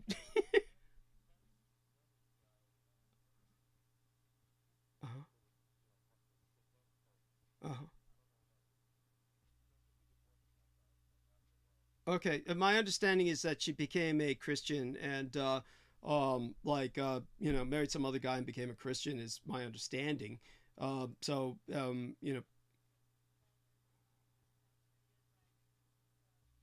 right. He's dead. I don't know. I thought it was a little while ago. I mean, maybe somebody can correct me on both these things, but that's my understanding. He had a funny name that rhymed with Anton LaVey. It was Stanton LaVey, wasn't it? Stanton LaVey was his name. Yeah, right, right. And of course, Peter's convinced that that's not really LaVey's son, that he was just claiming that. But who knows? I mean, it wasn't never a big deal with me. Oh, there we are. Sean Stone mentions Michael Aquino. No mention of what? No mention of Doug Dietrich is what that says. Yeah, yeah, fuck yeah, of course. Yeah, yeah. Kathy O'Brien. There he goes with fucking Michael Aquino looking like Captain Kangaroo and shit. Uh, he looks like a stuffed turkey. Poor son of a bitch. Yeah, yeah. And yes. Now I do need to apologize to Nicki Minaj because I said she probably would have taken being groped in stride. What I meant to say was she would probably have just turned around, slapped the guy fucking silly or off his feet. It's would be a better way of explaining that. Though of course it's hard to tell. A lot of women just learn to ignore it because it's just not worth the effort. When you walk by some idiot and they're pinching you and shit. I mean, well, aren't they all?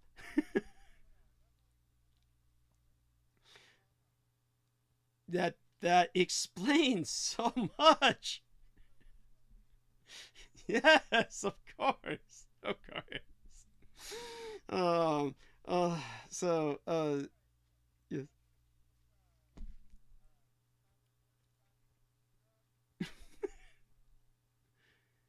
Did okay. All right. No, yes, our man Mark is going to bail. Thank you. Yes. Blessed dreams, Mark. Yes. Yes. Thank you so much, Mark.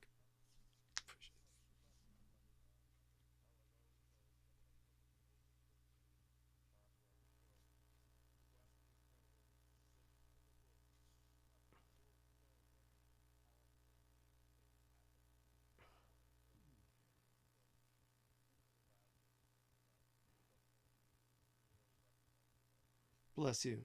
We really appreciate you. Yeah. Yes. Yes. Take care for now. Yes. God bless. Hopefully you can join us on Sunday. Okay, so Mark is left and it's just the three of us now. We're gonna have a bit of a adventure here. I don't know how the listeners might appreciate it, but I do want to thank everyone participating. And DJ says, Doug, only you can be heard at 02:16 a.m. Thank you. Yes. And that's Pacific Daylight Time. Anthony McGuire was asking, is Lucian Graves' organization involved in human sacrifice? That sounds more like a... You just went for that. Yes, yes.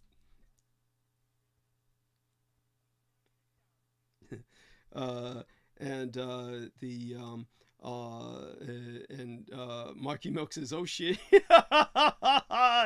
Amorphi was saying, I bought Irish butter at the groceries, love it. Good cows, good lives, good Ireland, good butter. Troy Bellamy was asking if Bush Sr. was responsible for Reagan getting shot too, saying it's HN garbage, conspiracy theory. Amor Fadi said, I saw an interview weeks ago on Christiana Minpur with Bill Clinton, Tony Blair, and Michael Higgins. I believe they were talking about many things in Northern Ireland becoming a model for God knows what. They basically...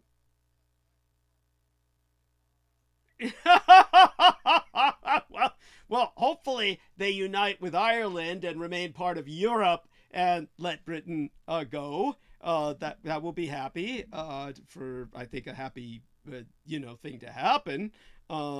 As for what Troy Bellamy had said, Troy, Mr. Bellamy, we're speaking of George Bush Sr. We are talking about a man who was the head of the CIA.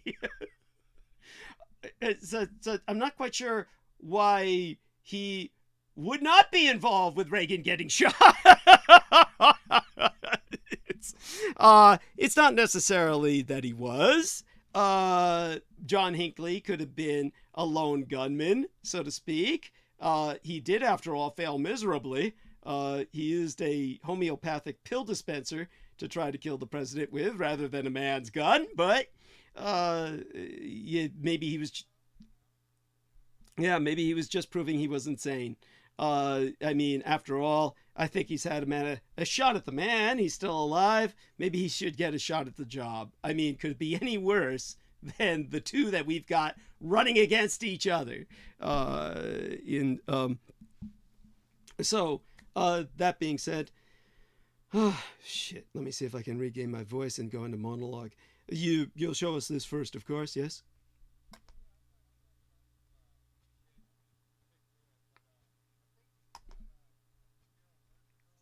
Okay.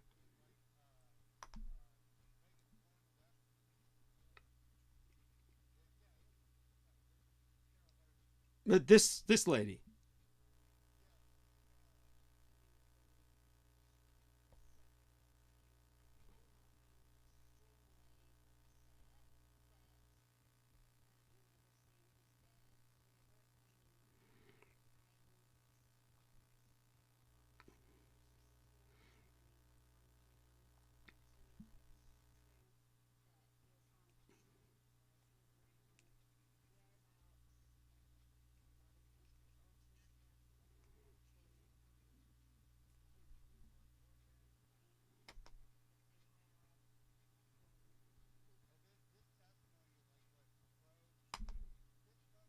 Oh shit. So we just got a message from Mark saying, "Oh shit, hey Doug, you can't hear Ian or Viviana, just you." Holy shit. Okay. So we've got this is okay, that's alarming. I wish he had written that inside of the chat. Okay, so what do we do? I better just go into monologue. What's that, honey? Yeah.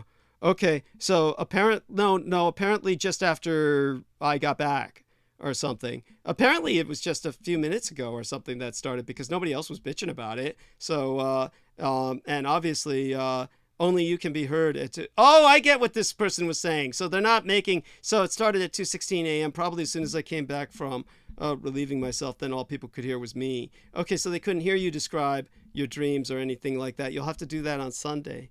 Shit. Well, yeah, so we'll go back to Tila Tequila and her astral battle with Viviana Sanchez next Sunday if she's up to it. So right now I will go on to monologue, and as long as I can last. There's no point in trying to fix this. So long as people can hear me, then I'll just go into monologue. And what we'll do is we'll go into what our man was going to show us tonight, Ian, on Sunday. So the two of you, do me a favor. Whoever wants to hang on and maintain the call is welcome to do so. That way I can monitor to make certain I'm on. Otherwise, okay. Okay.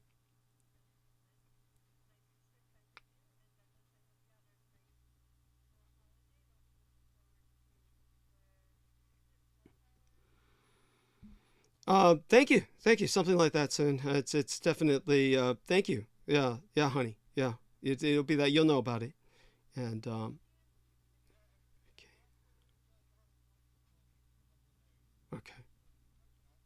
All right. So thank you, Viviana. We love you dearly. Blessed be. Okay. Join us Sunday. All right. Thank you. Okay. So I think she's taken off. What I'll start doing now is go into monologue. Ian's going to stick with us so that he can interject if he feels that he has something to contribute, even if no one can hear him. Okay. So I'm going to do my best with what voice I have remaining, and this fucking sucks. This microphone. I'm going to buy a Yeti, and hopefully that was it. There was someone else who recommended something else, and I'll check into that as well. And that's important. So I'm just yeah, it's so frustrating. It really is frustrating that this goes on like this. But again, it's part of the horrors of being in my position and the kind of siege electronically that I'm constantly undergoing. And so Amor Fadi was saying, can't hear other people besides Douglas, finally. Yeah, yes. And, well, yeah, and then Marky Milk said, I did, oh, how, by saying, oh, shit? I mean, that's like, oh, shit? It's like, got to be a bit more specific. So, okay, and our dear Ian is helping to make this possible. All credit to him. And let's take some credit to our contributors. Let's take a look at what we've got going in the contribution department from all these wonderful people. And just going to log in, give these people their due. With that, we'll kind of then make some monologue going, and as long as I can fucking stand it. So right now I'm going to go into my accounts, see what the people contributed and give them what credit I can, and all of that, of course, is helps immensely. Everything that all of you do, no matter how small your contribution may be, most certainly helps. And okay, just going to put my thing in here. Log in. That sounded a bit obscene. Put my thing in here. And right now, miraculously, on one PayPal card, thanks to a recent contribution, I have almost $150 still left on it, which is desperately needed. And this is payment from Viviana Sanchez, who completed it. I'll see if she said something that some people were kind enough to leave commentary. She, in her case, did not. So certainly she was doing the best she could to share with us some of her incredible experiences. And she does believe she's cloned, or is highly suspect of that possibility, along with her daughter, or both of them. And so then we'll see who else contributed here. There was a I'll see if she asked to remain anonymous before I read her name out. She hasn't given me any instructions for anonymity. She apparently lives in the United Kingdom, and her name is Zesmina Hashan. So Zesmina Hashan contributed $6, 6 United States dollars, which basically, with the condition that things are in England, I am deeply appreciative for someone to share money from England, because they're in such dire straits themselves. And of course, many people share with me who are in dire straits, and that's appreciated. It's something I will not say no to. And in certain cases I have, but definitely, in general, I can't afford to say no, but certainly I will refuse if I'm given the opportunity, if I know someone is going beyond their means. The lovely Claudia Romberg in Innsbruck, Austria, says, thank you. Goddess bless you, honey. And she contributed 22 United States dollars from what should rightfully be part of Die Neue Welt in Deutschland, or the new Greater United Germany, Großdeutschland, a term that they won't allow you to use in Germany at the present, because that would be, well, it would get you in trouble. No one wants to look like a nationalist in Germany today. It's all bullshit, considering the, nationalism that you're dealing with in so many other places of the world where it's going through the roof. I am happy to report we have a $151 balance at the moment in my PayPal card. By the way, this is an incredible amount of money in a short period of time. We've had Tommy Carson, who said, because I enjoy your show and it gives me something to look forward to on Wednesday nights. Goddess bless you, Tommy Carson. He contributed $11.11. Bless you, good sir. Looks like a very decent fellow. And a very small picture that we got here, and you can't make it any larger. But nice enough looking guy. And thank you for enjoying our show. And of course, Aristides Ioannis. Aristides Ioannis contributed $50 United States dollars, and this was rent and or celebrations befit for Führers and emperors. Goddess bless you, good sir. Wonderful human being. $50 United States dollars was contributed on the last day of last month, and of course that came into good use throughout this month. A man who has to remain anonymous, we'll call him KP, says, Mighty Triple D, refer Peter to your critical omissions, November 25th, 2018, No Thanksgiving episode. Thank you. You have a very good memory. You keep very good track of this. He contributed 30 United States dollars. I will do that. I will bring that up with Peter Moon. And of course, with that, Mark H. said, for being the best Douglas you can be. Jesus Christ, there's somebody here with a Hitler mustache on a music video. Is this from you? Is this you, Ian?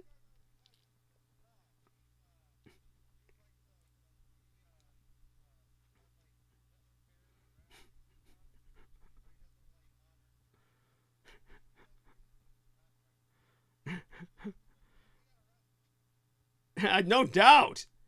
What's that? He's still in jail. Was this in Europe?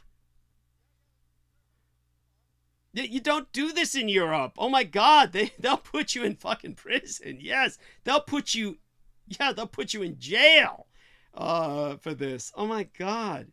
That's well, he's got balls. Holy sh. Okay, so yeah, do give me a link. That would be okay. That would, yeah, that would be deeply appreciated. And anyhow, Mark H contributed 30 United States dollars. So yeah, this shit adds up. Yes. And it's absolutely needed, all of it. Believe me, none of it will go to waste. Believe me, most of it goes on supplies, necessary supplies. So what I'm going to do is tend towards monologue now. Now that I've given credit where credit is due, and we've gotten pretty much a lot of people back on track. I want to breathe here and see if I can get my shit together. All right, let me get my thoughts together. Okay, I do want people to know that the recession has gotten delayed again, even as the Trump-Biden rematch has cemented itself inevitable while the American empire draws lessons from Putin's war in Ukraine to fend off possible attack by Xi Jinping. How's that for introductory? Okay, Viviana was saying, support Douglas Dietrich, God bless you. And Nothing, a man named Nothing, says, hello. Hello all. Hey Doug, I've been listening to your content since 2013. By the way, the audio of your guest is not picking up. Thank you. So long as you hear me, that's all that counts.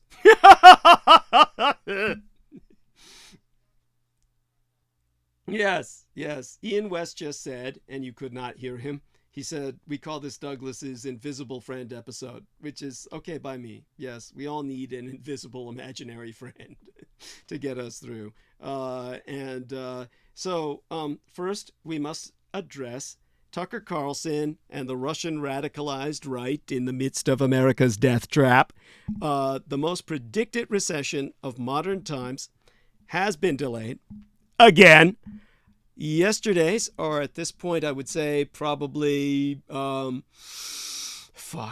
last Wednesdays. I'd say came out probably Tuesday, midweek last. The GDP, gross domestic product report, showed the economy grew at an annual rate of 1.1% in the first quarter. Now, people were portraying this or relaying it, conveying it in the most alarmist possible manner, saying that this was the most severe slowdown in American economic history. But nevertheless, it's still fucking growth, slow, but still positive.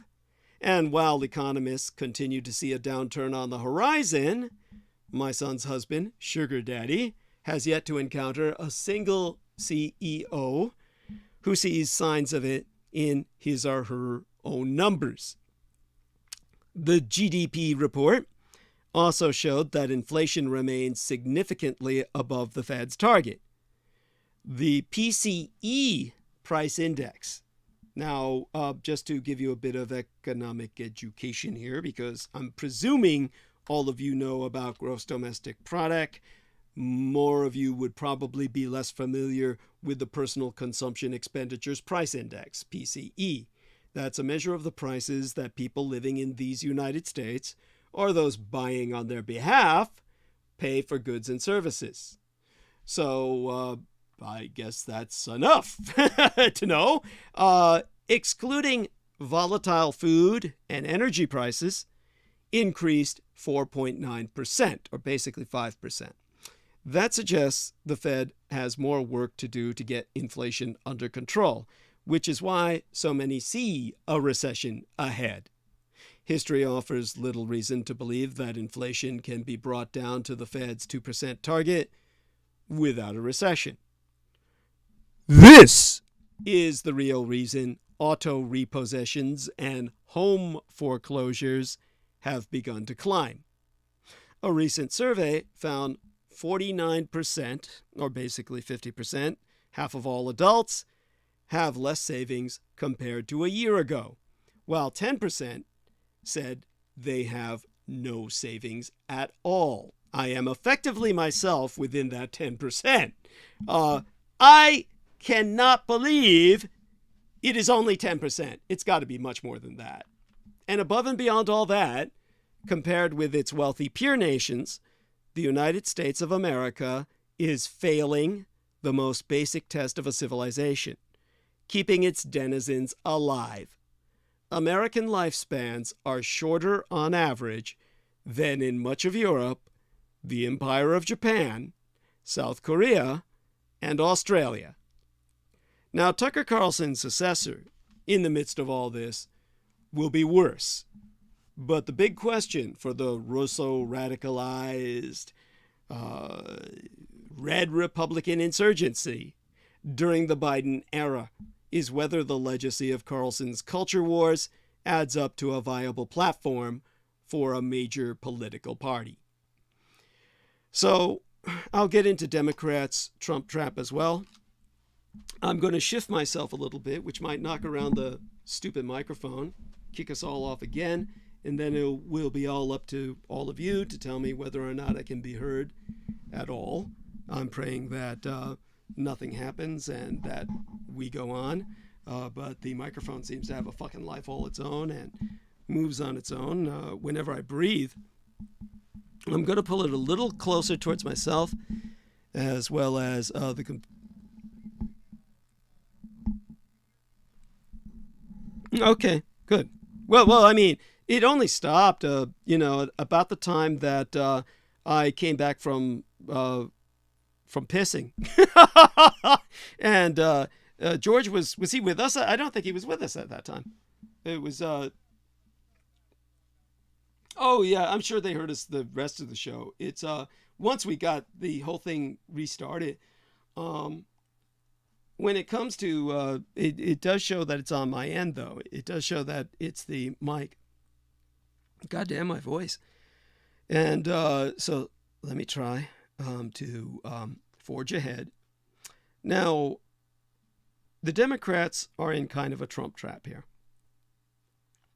Most Americans do not want President Joseph Biden and former President Donald Trump in another head-to-head match for the White House. I mean, certainly the United States of America, or at least the American people, deserve better than two old white men duking it out for the all too appropriately named, or ironically named, White House. It's like we've been through this for 200 fucking years. Isn't it time for a change? However, or let me put it this way, but barring a dramatic change in circumstances, that's the contest we'll see in 2024. It is as existential as it is inevitable. So, for those of you who don't know the meaning of the word existential, it means your very existence is at fucking stake, as in a state of war. Something that is the moment of truth for all populations, where you mobilize or you may not survive. This is something that we need to take into account as the war of our next election. Our man Ian says, tell Sammy to buy this mic. Okay, so I will take a look at that. Thank you, sir. Do me a favor and send me that link in the private messages. Thank you, Ian. Appreciate that. Now, polls for the past half year or so have consistently shown that a majority of Americans do not want to see a rematch between John Trump and Joseph Biden. And yet, unless health issues sideline one or the other, or unless a newly unemployed Tucker Carlson decides to take his angry, racist, preppy shtick into politics, the Trump-Biden showdown feels inevitable. And this, of course, is frustrating, maddening, disappointing, and ultimately not even so much sad as it is pathetic. And yet, it is definitely tragic. So, Tucker Carlson's rise to become the defining reactionary media personality of the Donald Trump period was actually a surprise. His abrupt departure from Fox News, announced, but probably, if I remember correctly, Tuesday morning of midweek last, is even more shocking.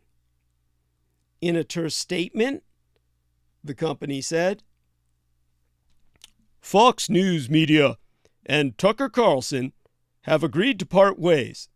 We thank him for his service to the network as a host, and prior to that, as a contributor. Now, Carlson transformed himself from a bow-tie-clad smart aleck playing the role of liberals' favorite conservative into a MAGA hero, able to channel the grievances of the Trump coalition despite his patrician upbringing and reputation, or perhaps, like Trump himself, because of it. In the process, he became Fox's biggest star, talked about as a potential presidential candidate, no less. Carlson was a front for the Red Republican insurgency and a font of dangerous rhetoric and preposterous lies. And Fox's viewers absolutely loved it.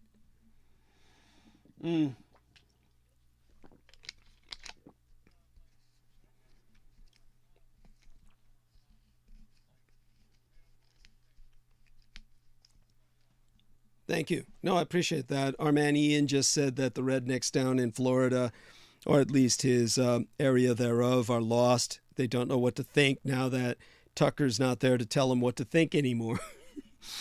When Tucker... Yeah, go on. Yeah. Oh, no, thank you. Thank you. That's so, I mean, I would let Ian, of course, interject whenever he wants. The sad part is people can't hear him. But I'll reiterate what he says as to the best of my ability. When Tucker Carlson was fired from Fox News last week, so suddenly that he reportedly learned about it only 10 minutes before the rest of the world did, the most acute notes of regret came from young reactionary intellectuals, or rather pseudo-intellectuals, since obviously no intellectual would have been taken by him, who had seen his nightly hour of programming as an interesting and even essential experiment in what right-wing populism could be.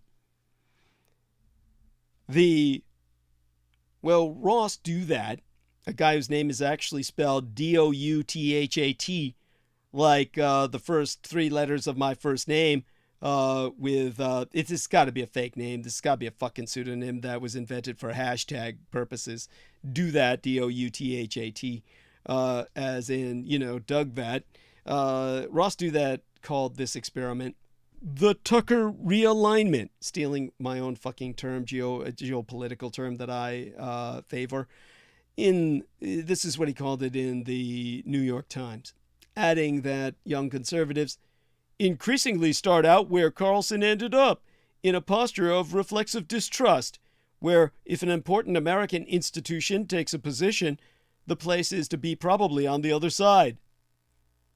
Now, part of what was appealing about Carlson's point of view to thinkers, if we could dignify them with that term, on the right, or people who pretend to think, was that in his curiosity about fringe ideas and his occasional highlighting of anti-war vis-a-vis Ukraine and anti-corporate vis-a-vis my Silicon Valley themes, he was testing out a form of reactionary populism that did not hinge on Donald Trump personally. Michael Brendan Doherty of National Review Online wrote, "Since January of 2016, Tucker Carlson has consistently and relentlessly advanced one thesis about American politics. This isn't about Donald Trump, but our corrupt liberal elite." Ever since Trump lost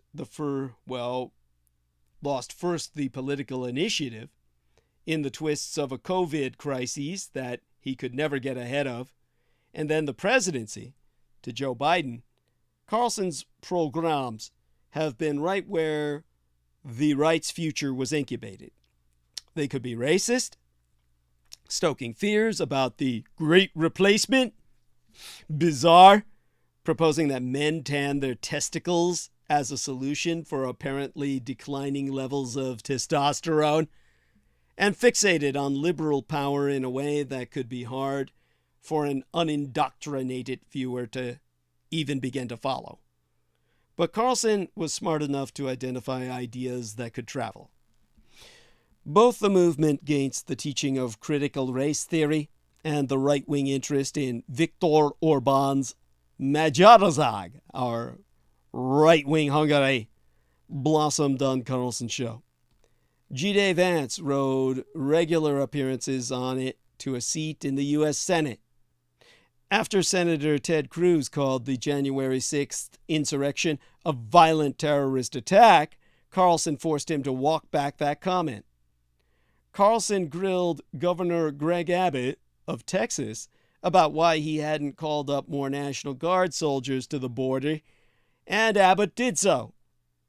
The host also suggested that if people who live in places like Martha's Vineyard were so keen on diversity, someone should send undocumented immigrants there. Not long afterward, Governor Ron DeSantis of Florida took him up on it. What these initiatives shared was not just a political orientation, but an apocalyptic sensibility. Carlson once called abortion human sacrifice, and a foxhole atmosphere in which the future of reactionary politics depended on relentless resistance. Reactionary politicians across the country adopted them in arguing against public health authorities, rights for trans people, teaching about race and gender in schools, and woke capitalism, meaning capitalism trying to cater to the majority as opposed to a minority of white grievance. DeSantis, Trump's main opponent as the reactionary standard bearer, has spent much of the past year attacking Disney, one of the largest private employers in Florida, which, under pressure from its employees, had protested the state's "Don't Say Gay" law. The anti-Disney campaign escalated when Carlson said that the corporation was acting like a sex offender. Disney should thank DeSantis for his big, dumb mouth, even though what I just quoted came from that of the Tucker boy. Well, our boy DeSantis probably went him one better. The biggest asset the lawsuit about political retaliation has to use against him are DeSantis' own words. Because Ron DeSantis is not a subtle person. I'm going to check to see if I can still be heard. Let's check into the chat room before I begin to articulate more passionately. Wow.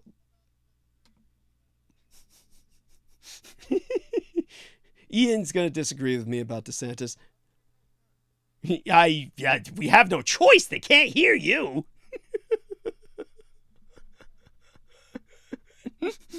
Oh my God.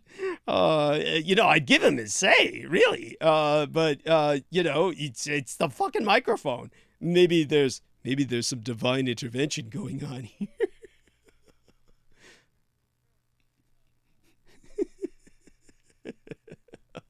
I'm Orfadi, says loud and clear, Douglas. And my fetish story says, you are clear, my favorite dominatrix. So kisses to my fetish story. Goddess bless you, honey. Heart with a white cross for nothing, who was talking about the powers of the swastika have helped him in the past to ward off occult attacks multiple times when he called on the name of Jesus, excuse me. And so there's a Freudian slip. I guess Jesus had his genius. And he called on the name of Jesus and also envisioned, projected the power of the swastika. Very important point. Now, in terms of Ron DeSantis and his so unsubtle approach to life, the Florida governor is fond of hearing himself talk, like a charmless Bond villain who can't help but reveal his plans, even if doing so results in a self-destructive mess that is entirely of his own making. DeSantis's big mouth now appears to be his biggest liability in the nascent litigation that has pitted him against Disney, which sued him last week as part of an increasingly convoluted legal dispute that began yesteryear, after the company mildly criticized the passage of a state law that restricts classroom discussion of sexual orientation and gender identity in schools. At the time, DeSantis said, "I think they crossed the line. We're going to make sure we're fighting back when people are threatening our parents and threatening our kids." Did I get his accent right? It probably sounds more like, "I think they crossed the line. We're going to make sure we're fighting back when people are threatening our parents and threatening our kids."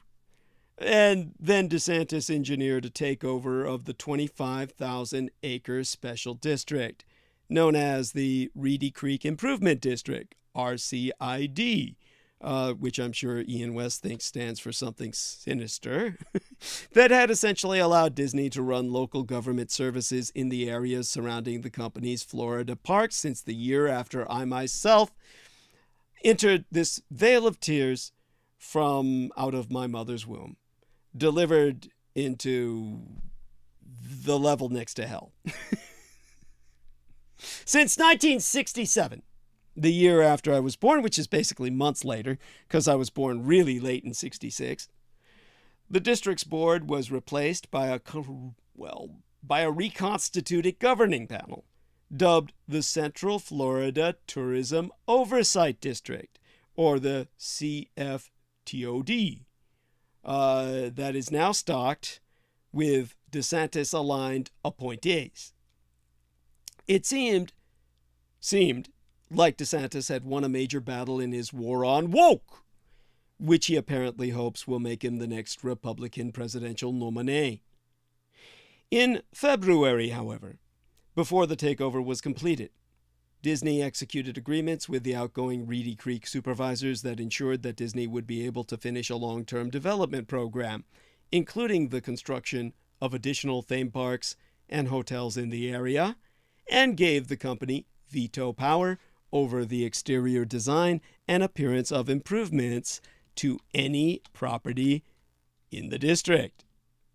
DeSantis and the, here I will use this term facetiously, geniuses, not Jesuses, who work for him at taxpayer expense, evidently missed all of this, even though members of the press were present for the public meetings that preceded the agreements.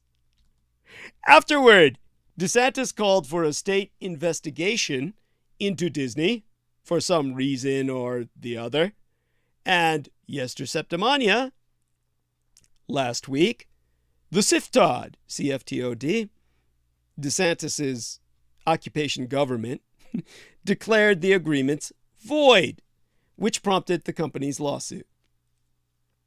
On Monday, the CFTOD opened this work week by filing its own competing complaint in state court, alleging that Disney's agreements were both procedurally and substantively improper under state law. Residents and business owners in the area, meanwhile, appeared to be turning on DeSantis, and his presidential rivals saw an opening to attack. Pretty much everything about this is highly unusual, to say the least, but Disney's greatest litigation asset, by far, is the extensive public record created by DeSantis and his allies, in which they explained that they were punishing Disney for speaking out last year.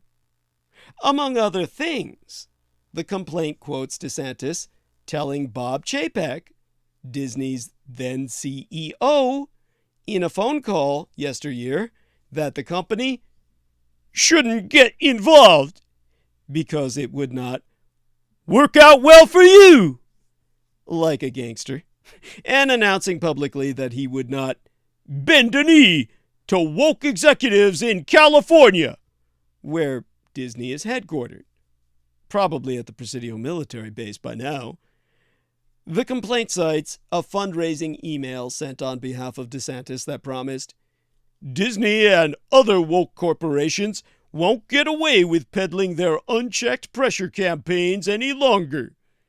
And there is a litany of unhelpful quotes from Republican state lawmakers who worked with DeSantis and said, to take just one example that I personally recall, that Disney was learning lessons and paying the political price of jumping out there on an issue.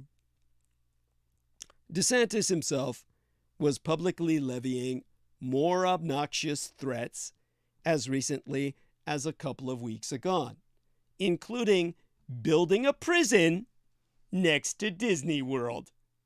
I mean, that's the way to keep kids safe, is to basically build a prison exclusively for child predators next to Disney World so that you can always be afraid that they'll escape when you bring their kids there. I mean, think about all the benefits DeSantis is bringing to Florida tourism. How many people want to go there now?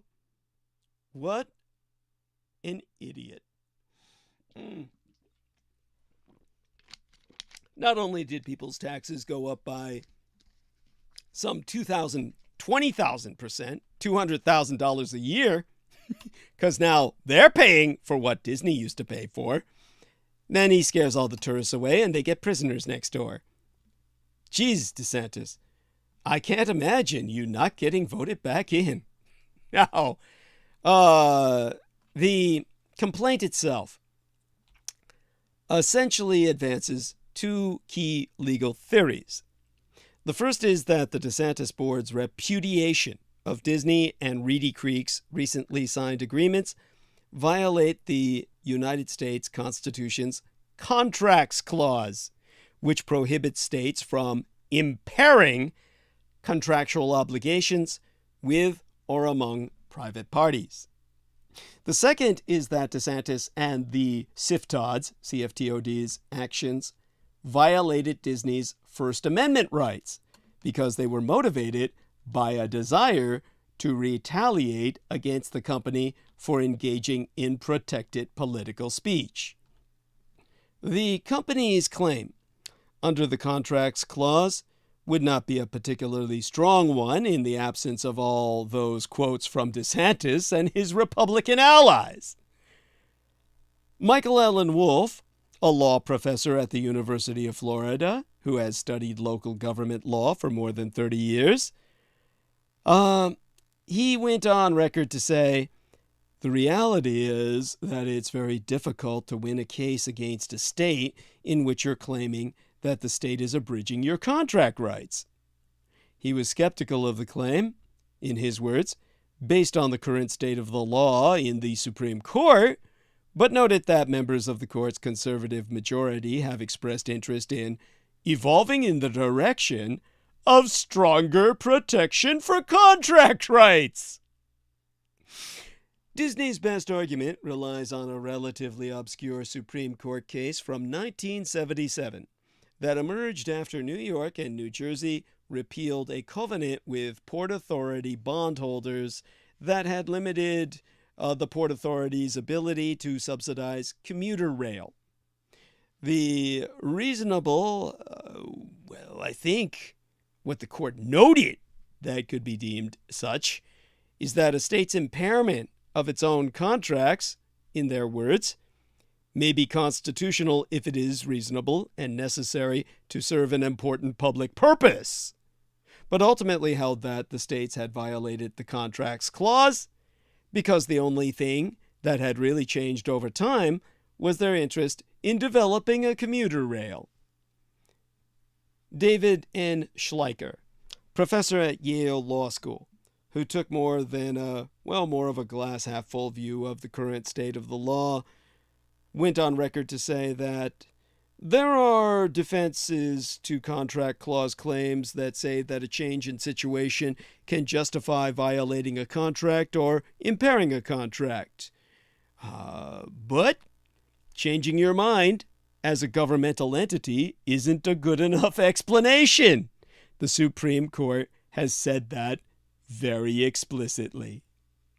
In that same case, the court noted that the clause does not require a state to adhere to a contract that surrenders an essential attribute of its sovereignty. Although the CFTOD's countersuit claims that Disney's agreements do just that, by granting the company too much remaining power in the district, the argument is weaker than it would otherwise be in light of the public comments from DeSantis and his allies, indicating that their anger at Disney's decision to weigh in on state law is what has driven their campaign against the company. So the aforecited Schleicher noted that because it undermines the notion that there was a principled reason for DeSantis and his allies to try to invalidate Disney's agreements, in his words, by bringing the retaliation claims attached to the Contract Clause claim, the Contract Clause violation looks worse. The First Amendment retaliation claims, however, are surprisingly robust in their own right, thanks again to DeSantis's and other Republicans' own words. Larissa Barnett-Lidsky, a First Amendment scholaress based at the University of Florida, has told the press that, I think it's a strong claim. Because even though the state has a right to revoke any preferential treatment it gives by law, it can't do so for retaliatory reasons. And the complaint points to evidence that the state's actions here to deprive Disney of preferential treatment were an attempt to try to punish it for its speech on a matter of public concern. By way of example, she cited a 1936 Supreme Court case that struck down a Louisiana state tax designed to penalize newspapers that had been critical of Senator Huey Long, an infamous populist, one of the originals. That being said, let me enter a little response there in the chat. Okay. What else comes to my mind when it comes to all of this? Still, as Litsky and everyone else that I cite with readily acknowledged conclusions that I've already articulated, altogether predicting the outcome of a complex and politically freighted legal dispute is an inherently fraught exercise, and that is true of Disney's First Amendment claims as well. The main reason is that Yale Law School professor Robert C. Post would explain that whenever you talk about making motive the criteria for a legal claim, you're basically leaving it up to the discretion of the decision maker. That's what it comes down to as a matter of practice. It's why, for example, a legal challenge to Donald Trump's Muslim ban failed when it reached the Supreme Court. The same Yale Law School professor Robert C. Post observed, "It was plain to anyone in ordinary life that it was meant to fulfill the campaign promise of prohibiting Muslims from traveling to these United States. But the Supreme Court said, look, we're going to engage in the presumption that when the executive does something, it does it for a proper reason." Indeed, for their part, DeSantis and his allies have sought to portray what looks very much like a politically motivated vendetta against Disney as a principled stand against corporate influence in public life and corporate favoritism in the law, claims that could provide just enough in the way of credible rationale to support the state's actions in court. So the same aforecited Post, when he was speaking to journalists, articulated that it's pretty clear, I think, that's what he said, it's not what I, Douglas Dietrich, think, but what Post thinks, to the ordinary observer, he thinks this is clear to the ordinary observer, that this was retaliatory and therefore was probably unconstitutional. But whether a court will find it is quite a different story.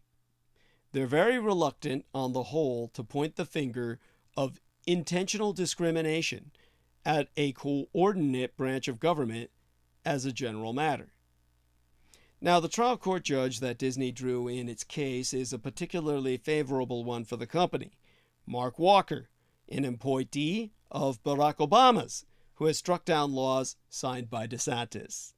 But he will not necessarily have the last word. Just Yester Septimania, last week, he was reversed by the 11th Circuit Court of Appeals in a case in which he had held that an election law signed by DeSantis in 2021 intentionally discriminated against black voters. You could be forgiven for maintaining some ambivalence about all of this, particularly if you focus on the politically and ideologically scrambled nature of the dispute between Disney and DeSantis.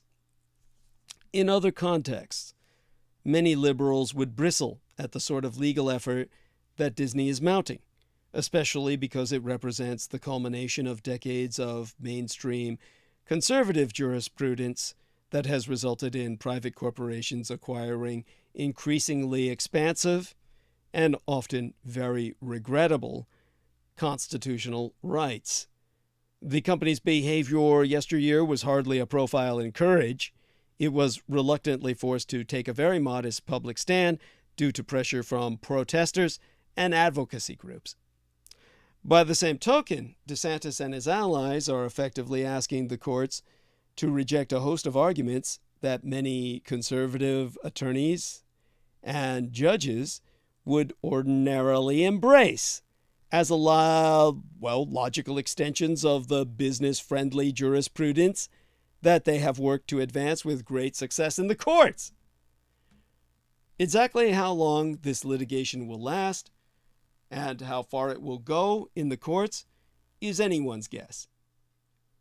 In one of his discussions, the aforecited Wolf sketched out a plausible path of an eventual out-of-court settlement between the parties. What might that look like?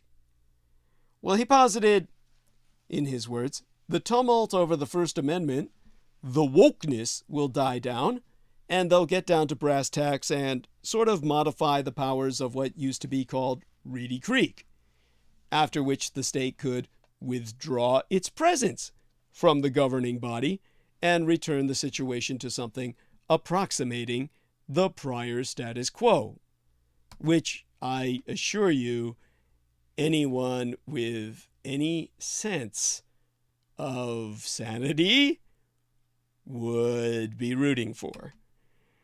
In the meantime, there are very real stakes for the dispute in both the short and long terms, especially as DeSantis prepares to embark on a presidential run that, if successful, would grant him far greater power to vindictively target any groups he perceives to be at odds with his own political interests.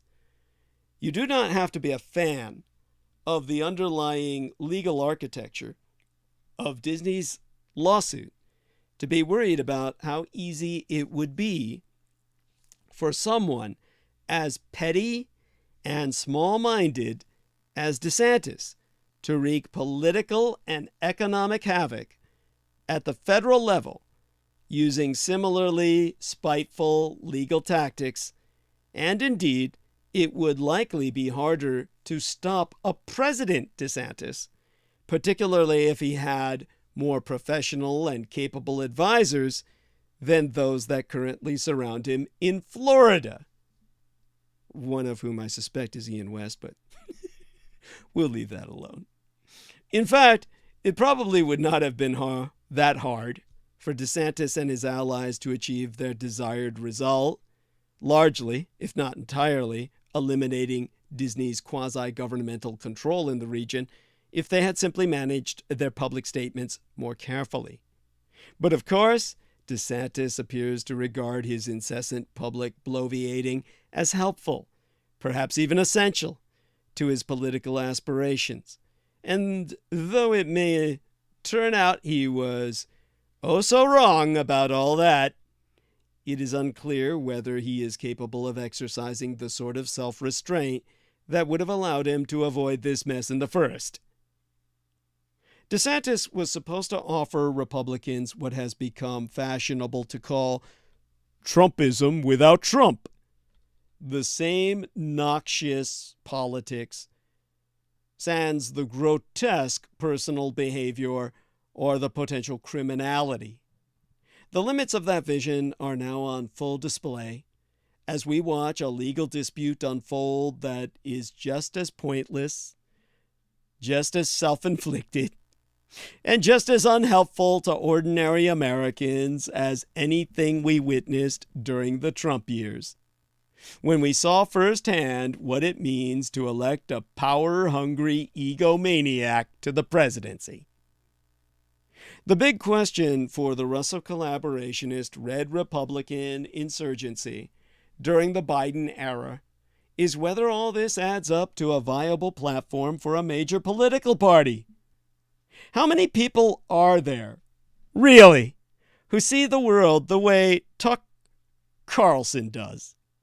His audience, about 3 million viewers, cultists really, was formidable by the standards of cable news, but mainstream advertisers largely avoided the show.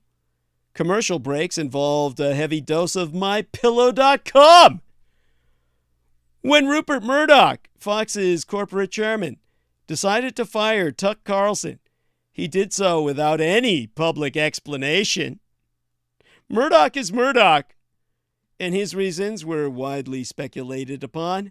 Maybe it was a consequence of Fox's settlement in the Dominion defamation suit, or of the discovery of private messages in which Carlson used what the New York Times reported as highly offensive and crude terms, such as cunts, to refer to his fellow female employees, or of a couple of lawsuits from a former producer for Tuck the Fuck Carlson, who has accused him, his executive producer, and the network of creating a misogynistic and Judeophobic work environment, which Fox, of course, denies. Maybe the thought of paying a person 20 million United States dollars a year, every year, to rage against elites had run its course. Or maybe Murdoch, who is 92 years of age, and reportedly recently broke off his engagement to a reactionary radio hostess who referred to Carlson as a messenger from God, was just sick of hearing about the son of a bitch.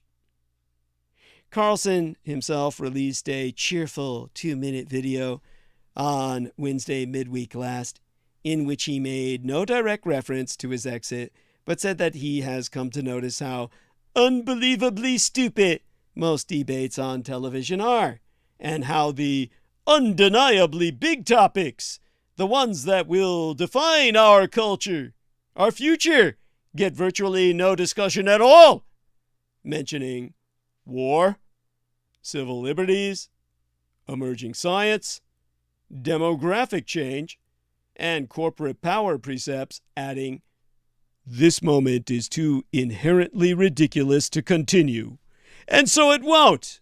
By that, I would tend to interpret that he was referring to himself and his own show as too ridiculous to continue, and so it won't. That's how I take that. Such being said, you could take that as a commentary on the state of our society. But it also parses pretty well as an observation about Carlson's own central role at Fox News, where he arrived after losing shows on CNN and MSNBC, and where he rose through the ranks in part because other Fox News grandees kept losing their jobs, some over sexual misconduct claims, like old man O'Reilly. After the Trump quake, Republican politicians still needed ideas, but in truth, the ones they took from Carlson mostly required only that they intensify positions they already held. It reflects both on Carlson and the Russell collaborationist Red Republican insurgency that his occasional rants against corporations, say, have not had much impact on the party's policies. But when he showed Republicans places where they might weaponize a more aggressive social traditionalism and nativism, and how they might make use of distrust, they paid close attention. Still, if culture war maximalism is Tuck Carlson's political legacy, its future isn't looking too bright at the moment. It did not produce a red wave in yesteryear's midterm elections. The Supreme Court's Dobbs decision and ensuing attempts by extreme reactionaries to ban abortion are serving to further isolate Republicans on social issues. DeSantis has lost polling ground to Trump, and his own donors have been complaining about him to reporters. The reactionary movement, it's certainly no longer conservative, will be less interesting without Tuck Carlson and his fuckery in its most prominent media seat, but in the end, he did not shift the movement very far. Reactionary conservatism for now comes in just two slightly different variations. There is Trumpism sans Trump, and there is Trumpism with him. Trumpism with the Trump himself, the Trumpster, and Trumpism without him. The reasons for Carlson's departure are still emerging. We're getting a lot more of them now, so much that I was too overwhelmed to really follow up on them before tonight's transmission. And the steps he might take next are still unclear. But Fox will probably be fine without Tuck Carlson, and anyone who hopes that his disappearance from the air will improve the political discourse in this country is simply too naively optimistic. When prior bogeymen for the left, people such as Bill O'Reilly and Glenn Beck, have been pushed out of Fox, the network has always found a new figure to replace them, while the hosts themselves have struggled to match their past success. There will be a new Tucker Carlson, and it's a good bet he or she will be even worse. The exit itself comes at a time of flux for Fox. The Fox flux, I call it. Its founder, Rupert Murdoch, the dictator of Australia in all but name, is 92 and has faced recent health struggles. Surprise, surprise. Maybe he divorced that hostess because he just can't get it up anymore, no matter how many blue pills he takes. Fox itself just settled a lawsuit with Dominion voting systems, over election-related lies for almost $800 million United States dollars, and faces several more. Now, of course, I could make an argument here that Fox lost the battle, but won the war. I mean, certainly that's a way of looking at it for them, because they settled out of court without any real need to face up and atone for their misdeeds in any way. That they essentially got away without a punishment on the social level that they should have faced.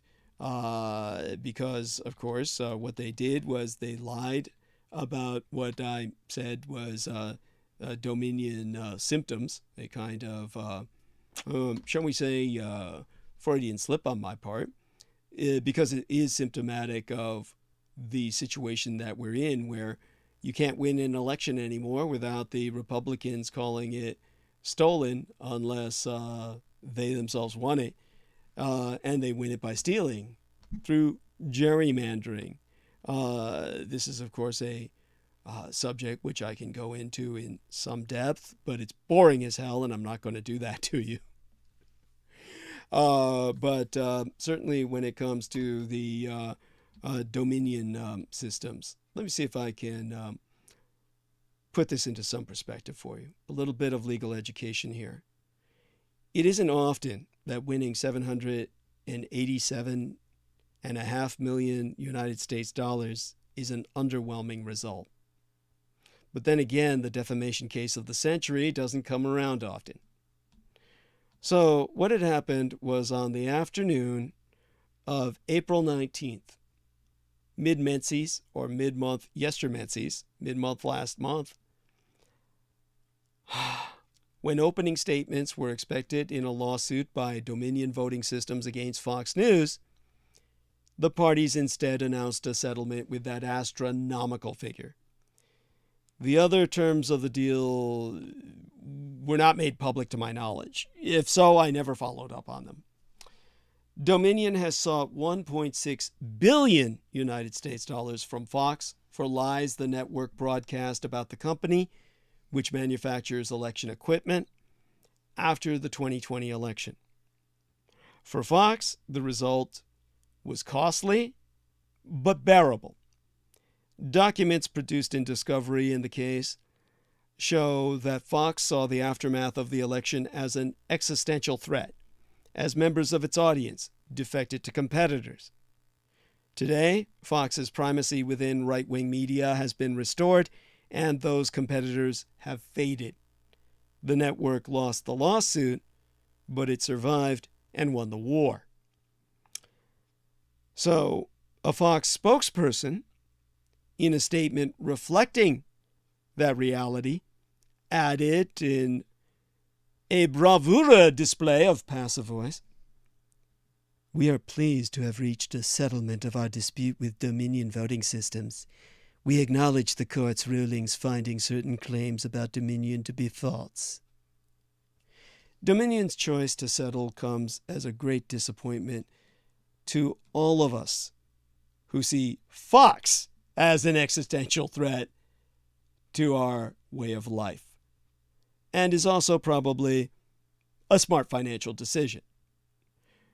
For critics like myself, this case was about democracy and disinformation, and provided an opportunity to hold Fox accountable for years of broadcasting bullshit. For Dominion, it was primarily about business. No matter how lofty the language its spokespeople used, the company did not sue to fix the American mediascape, the American mass media landscape. Imagine if the case had gone to trial. Dominion had won the full 1.6 billion United States dollars, and then the matter had been caught up in years of costly appeals and wrangling. At best, Dominion would have been able to recover the money years from now. At worst, the award might have been reduced or thrown out altogether. Wiser to take the cash on offer. Whether or not Fox has to make some public apology, the network will presumably be very careful not to defame Dominion again. None of this is to dismiss the cost to Fox. The settlement was one of the largest defamation payouts in history and amounts to nearly 6% of Fox's total 2022 revenue. The last-minute sprint to settlement suggests that the company really did not want to put its stars or its executive chairman, Rupert Murdoch, on a witness stand in court. But for Fox, the 9-figure payout has turned out to be the cost of doing business and guaranteeing the network's existence. Before it settled, Dominion did the public a service by revealing so much about Fox's inner workings through the lawsuit. We learned, for example, that the MAGA star Tucker Carlson hated Donald Trump passionately and knew that the Trump attorney, Sidney Powell, was lying. We learned that Rupert Murdoch deemed Trump's lies about the election being stolen crazy stuff. Altogether, the evidence appeared to prove that Fox knew well that it was broadcasting false and malicious material. The discovery materials also explained why Fox did so. The company was terrified of losing its audience to smaller rivals such as One America News Network and Newsmax. In the immediate aftermath of the 2020 election, Fox was in the vanguard of reporting unreality. It was the first network to call Arizona for Joe Biden and thus to assert that he would defeat Donald Trump. The network's reporters, who tend to stick closer to the news than its talk show hosts, actually deconstructed lies about fraud in the field. The result of their fieldwork, their reality reporting, was an exodus of the viewers who had made Fox into the most powerful alternative news organization in America, or fake news org, fake news network in America, and by far the leading cable outlet by ratings.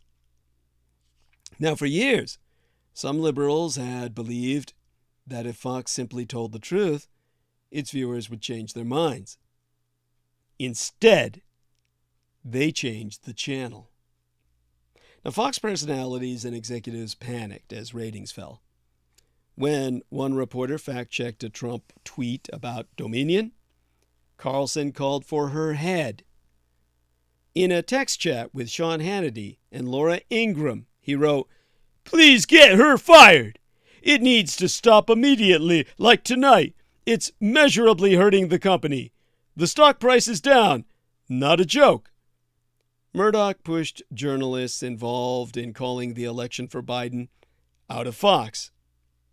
In their panicked state, Fox's leaders may not have realized how costly those decisions could be, either to its own finances or to our country, as the January 6th insurrection demonstrated.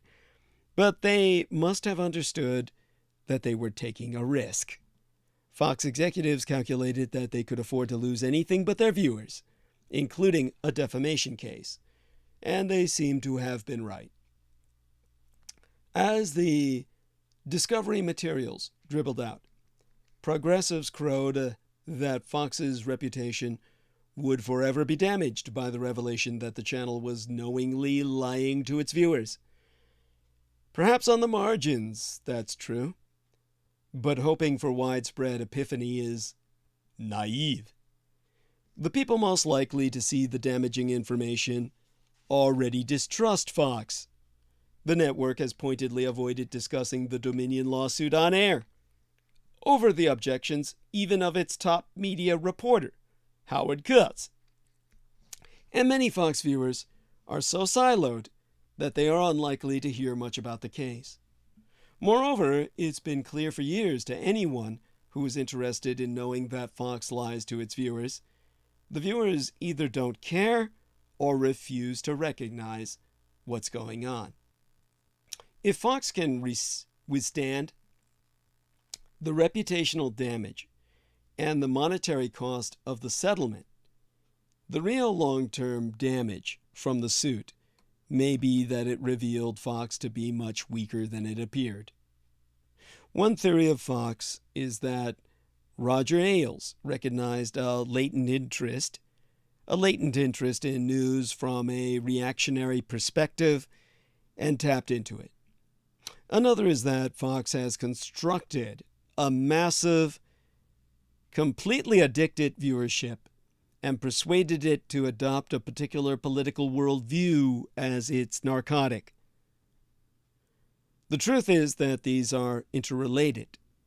Reactionaries were underserved by mass media, but Fox has shown its ability to whip that crowd up and rally it round particular strains, like viruses, of reactionary conservatism.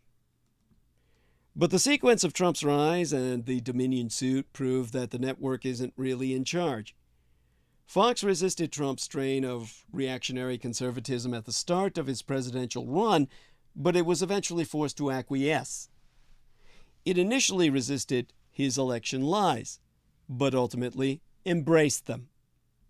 So the viewers hold the real power, and Fox is at their mercy. The lunatics are running the asylum. And even upstarts like OAN, like the OAS Bible, OANN, the One America News Network, and Newsmax, with low production values and no moral standards, amateurish personalities, and shoddy content, could threaten Fox's hold on its audience, then the channel remains vulnerable to challenges from further to the right. That scares executives far more than any cadre of fancy defamation lawyers ever can. And the lengths that they might go to avoid losing their viewers should scare everyone else.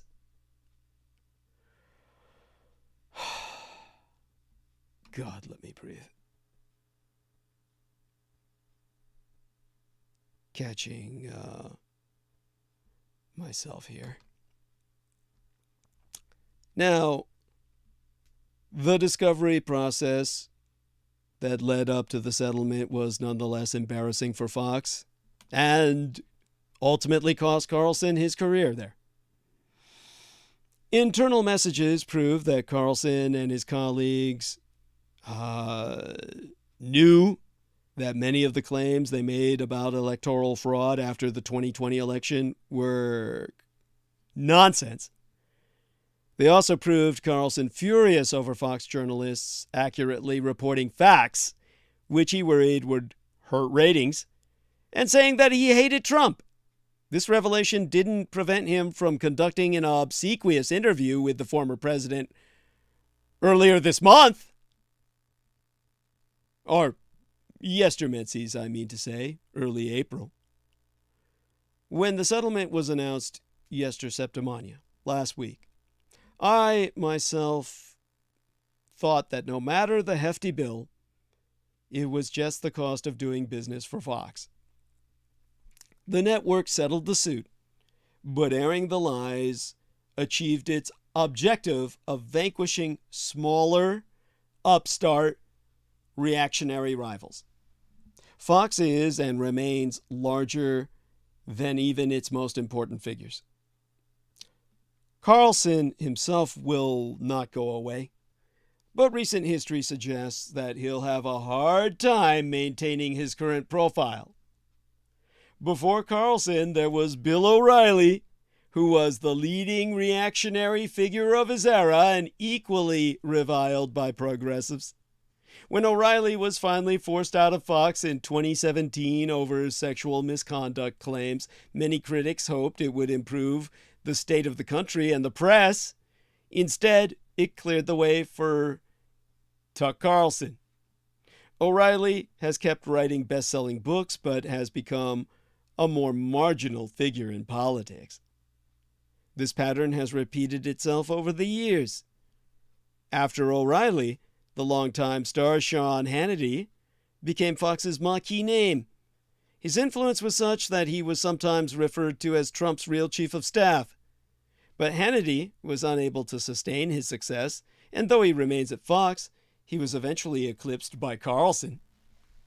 A second-tier Fox star of the Obama years was Glenn Beck, a shouty and excitable host whose rise seemed to threaten O'Reilly's seat on the throne. He was pushed out in 2011, the year my late and sainted Cyrus, my womb matron, my mother died, was slain, the term they use for vampires. And though Beck's career has continued ever since, his plan to challenge Fox's supremacy with the Blaze came up short, and he's never matched the relevance he had on Fox. The original mastermind of Fox News was Roger Ailes, the veteran TV executive and former Richard Nixon aide, who recognized the market for an avowedly right-wing channel. When Ailes was forced out in 2016, also related to sexual misconduct, many liberals hoped that it would doom the channel. But Fox is still Fox, the leader in ratings and the center of reactionary conservatism. More details, or rather I should say even more details, about why Carlson is leaving will surely emerge soon. Though he was connected to the Dominion lawsuit, as well as to other defamation cases against the company, a more serious offender was Maria Bartiromo, who remains at Fox, at least for now. Carlson is also implicated in a lawsuit by Abby Grossberg, a former Fox producer, who has claimed that she experienced an appalling work environment while working on Carlson's show. The Washington Post reported that Carlson's messages criticizing Fox's top leadership played a role in his departure, and his political ambitions and his penchant for dishing to reporters could easily have created tensions with bosses. Any rising reactionary TV star would love to grab the crown, or at least for the crown, fucked Tuck Carlson has doffed, or that's been taken from him. The audience, influence, and money involved make it irresistible. but his career arc illustrates the hazards. To remain on top at Fox, hosts have to be ready to continually ratchet up their rhetoric, because the network's business model depends on continual audience outrage. It is the narrative of rageaholism, the narrative of rageaholics. So, to reflect upon it, gathering myself,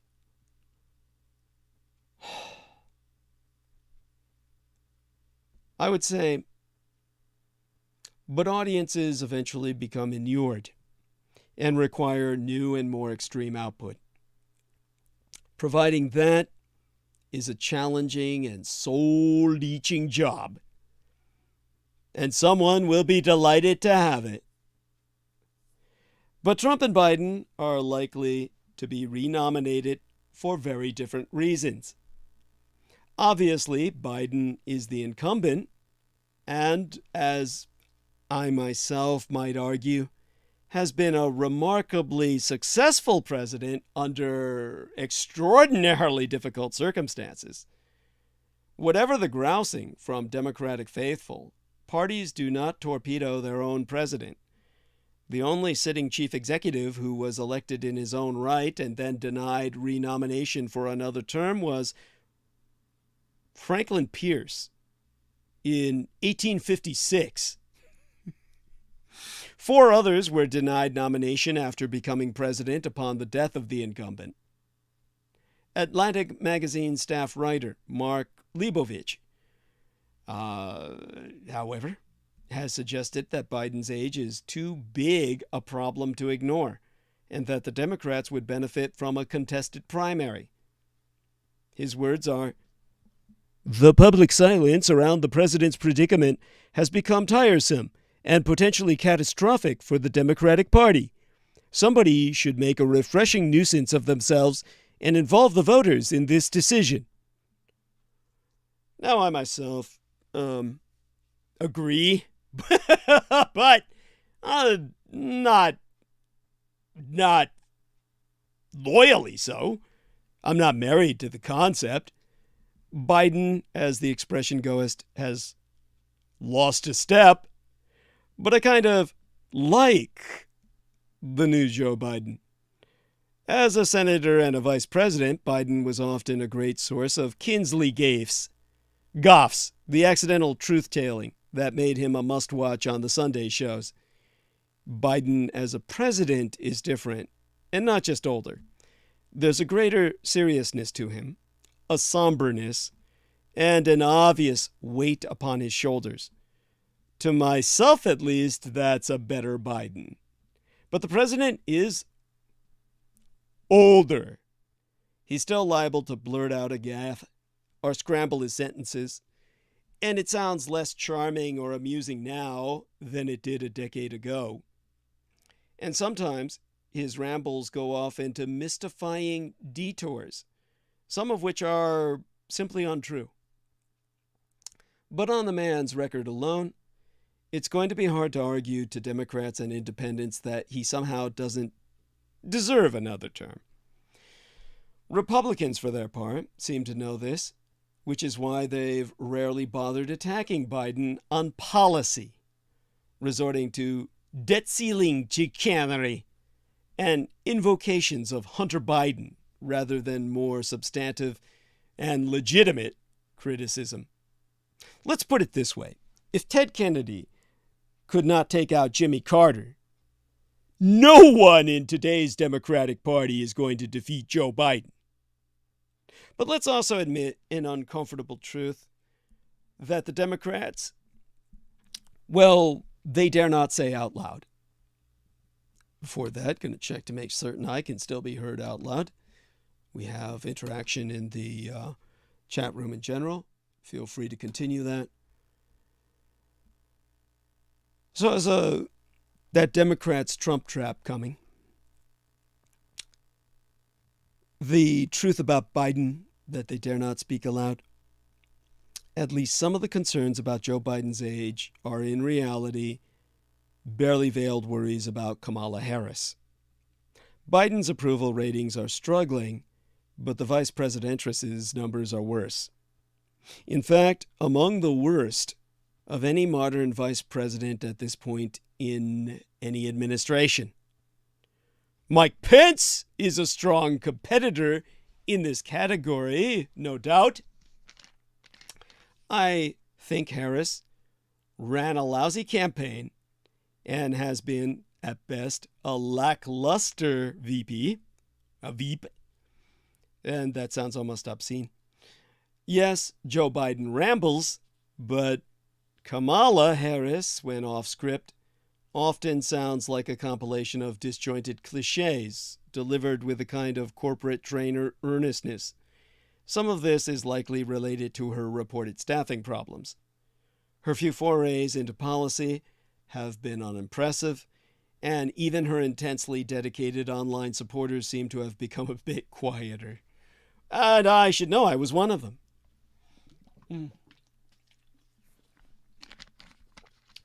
Personally, I have no doubt that if something happened to President Biden, Vice Presidentress Harris, along with an able and well-staffed administration, would be a reasonable steward of the White House for the remainder of Biden's term.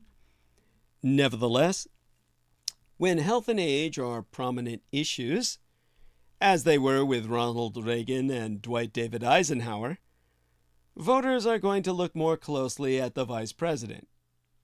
Harris, no doubt, still has dedicated supporters in the party, but that might not be enough to overcome how much of America just doesn't like her.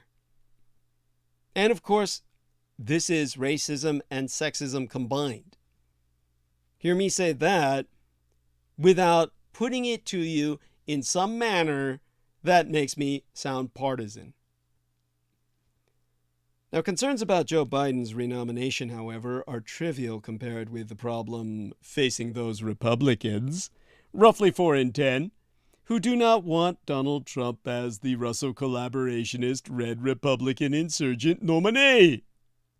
The Russo collaborationist Red Republican insurgency as a political institution has functionally ceased to exist at the presidential level. The nomination process is controlled at this point by a cult of North Korean modeled personality.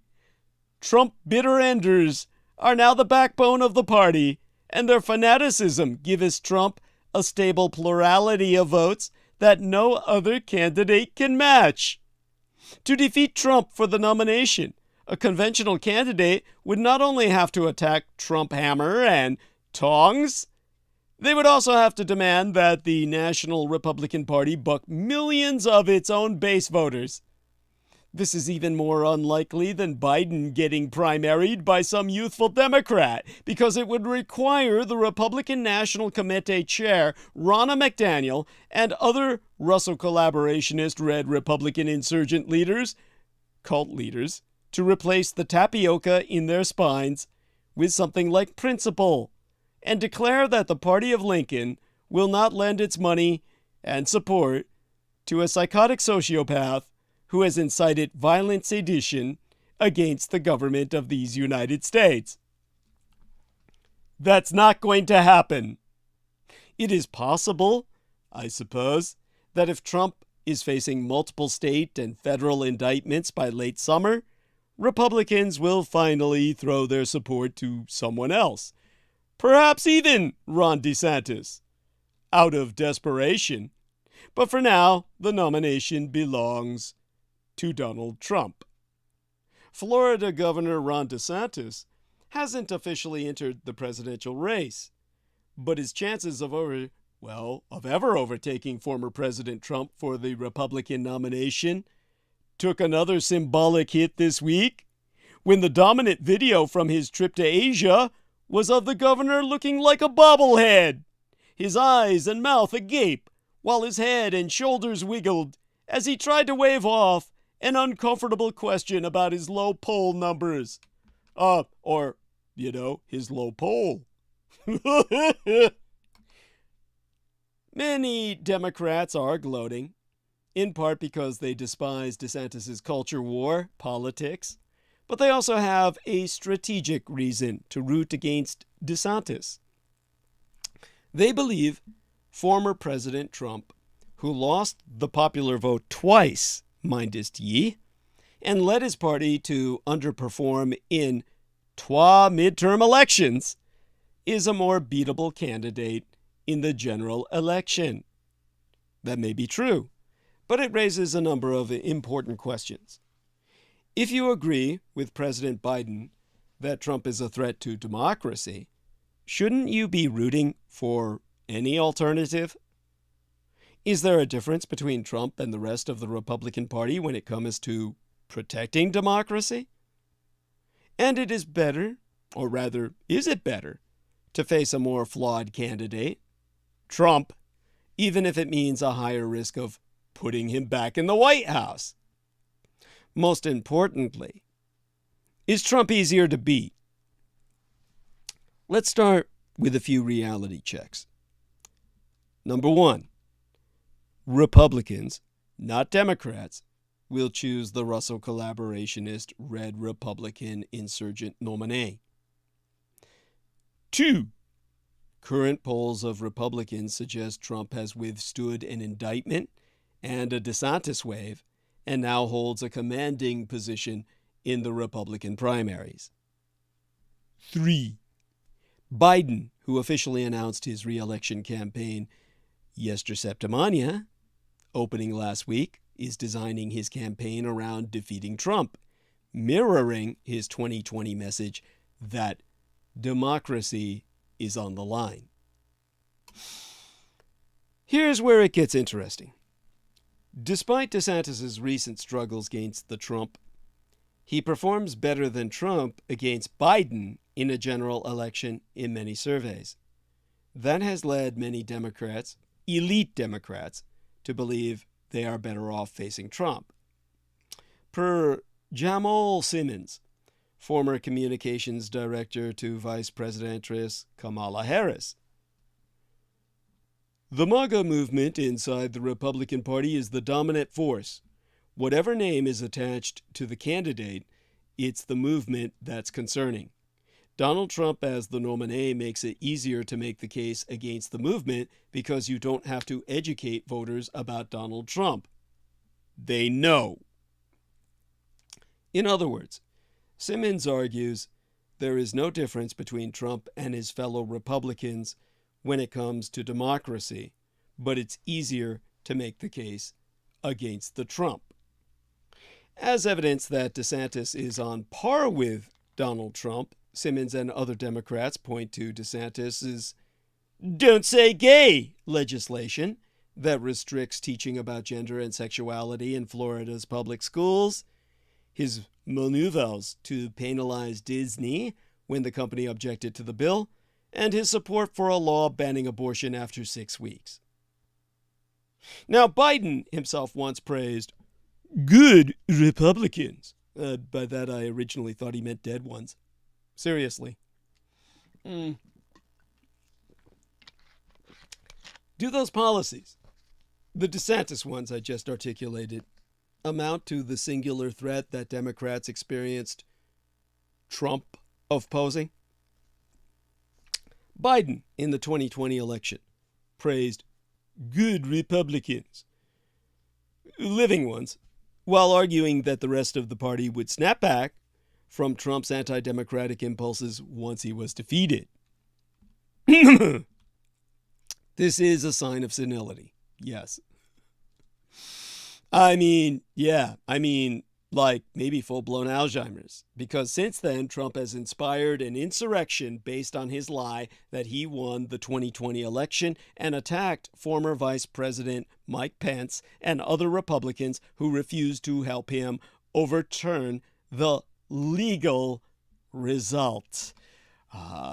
He is under indictment in New York over a hush money payment to a porn actress and faces possible charges elsewhere related to retaining classified documents and his attempt to overturn the legal election and the peaceful transferal of power. Simmons has argued that Republican leaders' efforts to contort themselves to fall in line with Trump, even after those transgressions, maketh them complicit in Trump's actions. And I agree. So that is incontestably true. But most Trump-backed candidates who lost 2022 midterm elections did not follow Trump's 2020 playbook in trying to overturn them. Regardless, Biden's most plausible path to re-election is beating Trump. And Cornell Belcher, a pollster for former President Barack Hussein Obama, giveth him a pretty good chance. He believes it is hard for Trump to get more than 46% of the popular vote, the approximate level he reached in 2016 and 2020.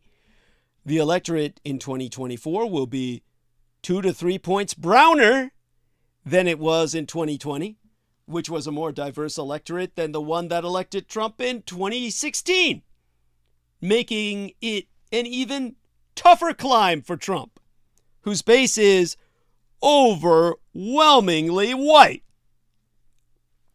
The electorate is also getting younger, another factor that actually favors Biden. Trump's best hope is a low turnout election with fewer people of color and fewer millennial and Gen Z voters. Yes, Trump won the Electoral College in 2016, but lightning had to strike in the form of a Russian hack. He was literally hacked into power by our blood enemies. Is it probable that lightning will strike you twice? Now, it is a scientific fact that those who win lotteries have a far higher chance of winning them again, and that those who are struck by lightning actually have an incredibly, astronomically higher chance of being struck by lightning again in their lifetimes. And again. But this was not an act of luck. This was an act of espionage. So no. It was an artificial lightning strike. Directed lightning. And what they got away with once, they won't again. That said, the 2016 election demonstrated that even a flawed candidate who wins a major party nomination is capable of winning in a two-party system. Whether you think that chance is 50%, 30%, or 10%, even without the Russians, it's still a chance. And there are plenty of questions around Biden himself. He is 80 fucking years old and could face health issues that cause him to stumble or cause voters to question his viability. You'd like that good Republican statement instead of dead ones. The economy could slide into a recession, especially if the American empire defaults on its debt later this summer. Some other event or issue in the chaotic world could shake up the race. That is all to say that Trump, if he wins the nomination, could win the presidency. I would be relieved to be wrong about this. But if nothing changes, 2024 will again be a stark and existential choice. Former New Jersey Governor Chris Christie has grumbled that if the election is Biden versus Trump again, he probably won't vote at all. The rest of us, however, cannot afford this kind of petty tantrum. The Republican Party has mutated from a political organization into an authoritarian insurgency, a fifth column for the Russians. Democracy itself will be on the line for the third time since 2020, and staying home or taking the dodge of voting for some no-hope third-party candidate is not a responsible option. Now, to take us from domestic to world politics. Holy shit, nothing just entered into the chat room. Just for fun, I typed in 2023 in Gematrix, Jewish Gematria. The first words I get is, Donald Trump gets killed by the military. Holy fucking shit. We can only pray. Veronica Barrera says, stars and hearts. Buenas noches a todos. My Senora Veronica Barrera. Okay, there we are. And now, the Deputy Defense Chief said that the American empire is learning important lessons from Vladimir Putin's war in Ukraine to fend off a possible conflict with Xi Jinping. In terms of what happened, the Deputy Secretary of Defense Kathleen Hicks, in an interview with Bloomberg, said the United States has learned lessons from the Ukraine war that includes the importance of establishing a reliable supply chain for ammunition and promoting innovation in space technology. Emphasizing that even though these United States are currently helping Ukraine to stop Putin, Washington's primary focus will remain on competition with the Communist Chinese Empire in the Pacific, while qualifying that the Defense Department has pushed to give munitions manufacturers more predictability via longer-term contracts. The Pentagon official spoke about Washington's significant obstacle in its efforts to provide Ukraine with weapons and ammunition to resist Moscow's invasion. She said many defense contractors have been hesitant to increase their production of munitions, as they fear that the American empire may halt its purchases in the next 1 or 2 years. So to quote she, verbatim, there are many advantages we've gained for a potential Pacific challenge from the Ukraine conflict. We're learning to grow our industrial base and to study that industrial base, which has been for the last 60 years in a bit of a feast and famine cycle. We're thinking about how we use those authorities right now to generate faster and higher capacity delivery of munitions to provide our forces in the Pacific. We're not trying to weigh between two theaters. We have a clear strategy that's focused on China. Our focus is making sure that the PRC, the People's Republic of China leadership, wakes up every day and says today is not the day to undertake aggression that threatens U.S. interests. Now, why it matters is because amid China's ongoing tussle with my Taiwan and the American support for Taipei, the capital thereof, the experts have warned of possible armed conflict between Washington and Beijing. In January, the United States Air Force General Mike Minihan wrote to the leadership of its roughly 110,000 members that my gut tells me we will fight in 2025. And you might ask, why would he say that? Because America's adversaries are moving in next door. What if your next door neighbor hacked your passwords, stole your data, and spied on you and your family's every move? You'd confront them or move because turning a blind eye wouldn't be an option. Why should our military or critical supply chains be any different? After Grand Forks, North Dakota, so angry, I'm tempted to pronounce it as North Korea, city officials first announced the Fufeng Group's purchase of 370 acres of land and plans to build a wet corn milling plant. Concerns from the local residents quickly grew. Not only is Grand Forks the third largest city in the state, it is also home to the Grand Forks Air Force Base, an important intelligence, surveillance, and reconnaissance facility, and home to a new Space Development Agency ground control system for a tranche of satellites.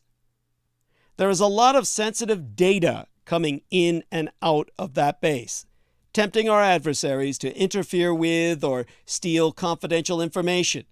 And thanks to Jack Douglas Teixeira, we know that they could turn to any son of a bitch reservist in the Air Force to do just that.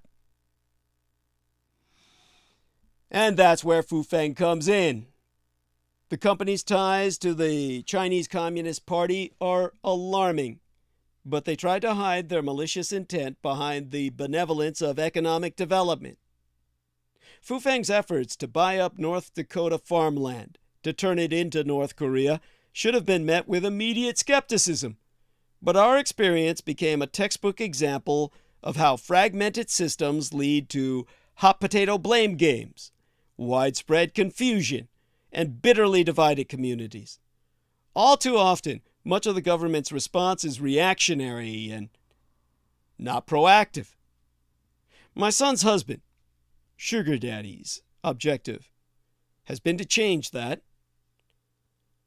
Since he first learned of Fufang's project, he waved red warning flags and made it a minor side mission to get answers to the decision makers.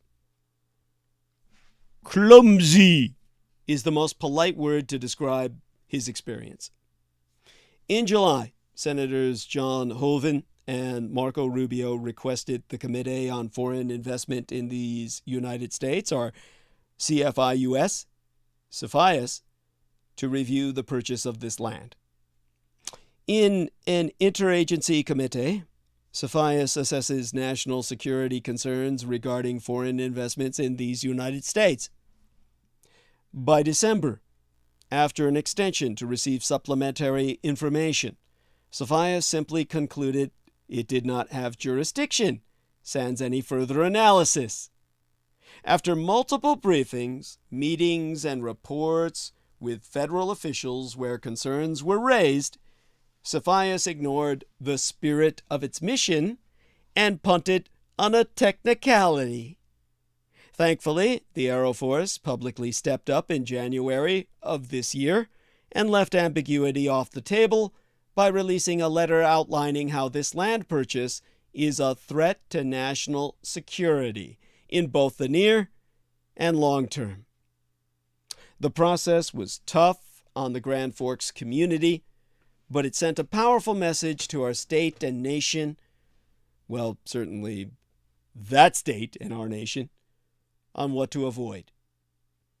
Just a few weeks ago, the North Dakota legislature passed a bill barring foreign purchase of agricultural land with very narrow exceptions. State restrictions of purchases are a starting point, but the onus for food security, and by extension, national security, falls on the federal government. The Fufang saga highlighted how disjointed and insufficient the federal review system is. Legislation has been introduced in both the House and Senate to take on this fight. Multiple pieces of legislation have been introduced to add the Secretary of Agriculture to CFIUS, protect the agriculture industry from foreign control, and recognize the food supply chain as the critical infrastructure it truly is.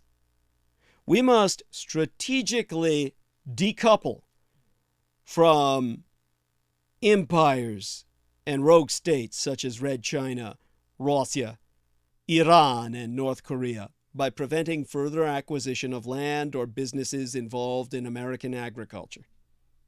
Federal action is required, but this starts with communities across the nation following the lead of Grand Forks' citizens who rejected a cavalier attitude toward foreign investment in their backyard. While North Dakota's recent experience highlighted the threat of foreign investment in close proximity to one of our critical Air Force bases, national security apprehensions over foreign purchases of agricultural land and facilities are not limited to those near military installations. Every land acquisition, investment, corporate merger, and building of agricultural facilities influenced by foreign adversaries is another step away from American ownership and sovereignty over our own food systems and supply chain. Instead of farms operated by the same family for generations, foreign investors with opaque and often suspect ties to adversarial governments abuse economic development as a guise for their ulterior motives.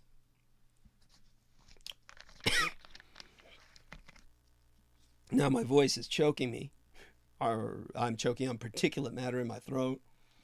Now, pushback from local communities.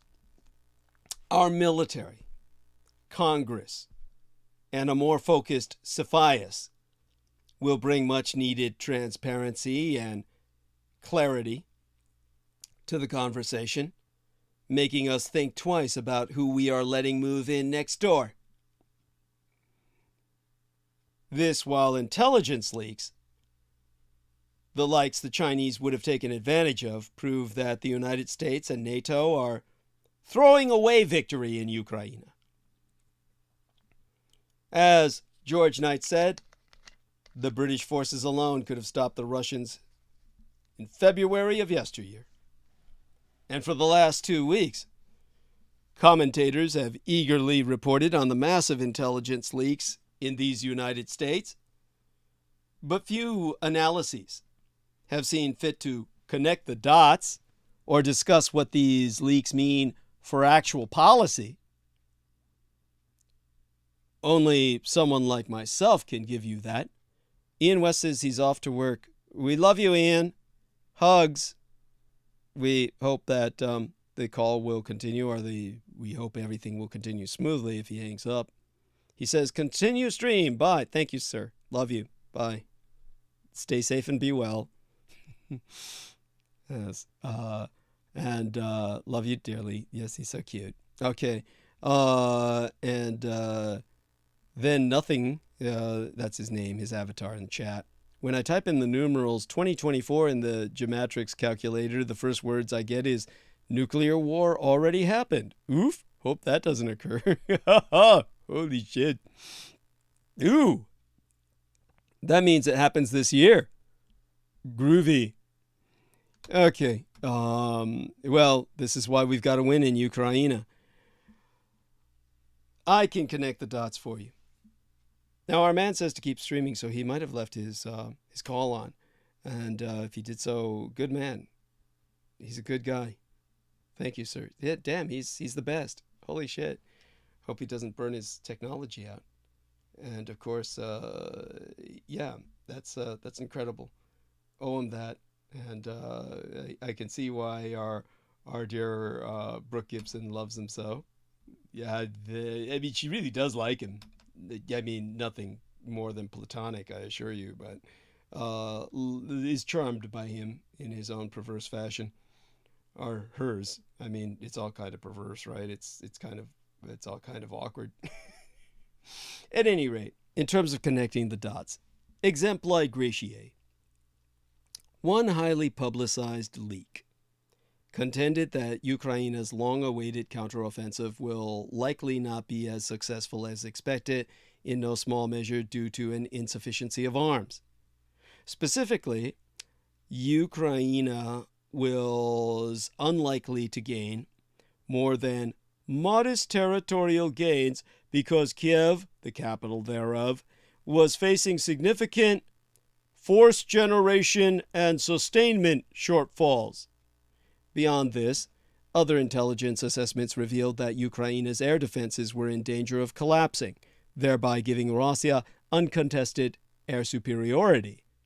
Yet nobody seemed to write that allied dithering, it as not only the United States but also European procrastination, was more than a little responsible for this state of affairs. Despite the fact that these leaks also underscored Washington's possibly unprecedented intelligence penetration of the Russian government, intelligence and military, the crippling and increasingly unsubstantiated fear on both sides of the Atlantic that Russia might escalate still holds allied governments in thrall, and also prevented the decisive, timely delivery of necessary weapons and training to Ukraine's army after its successful September offensive.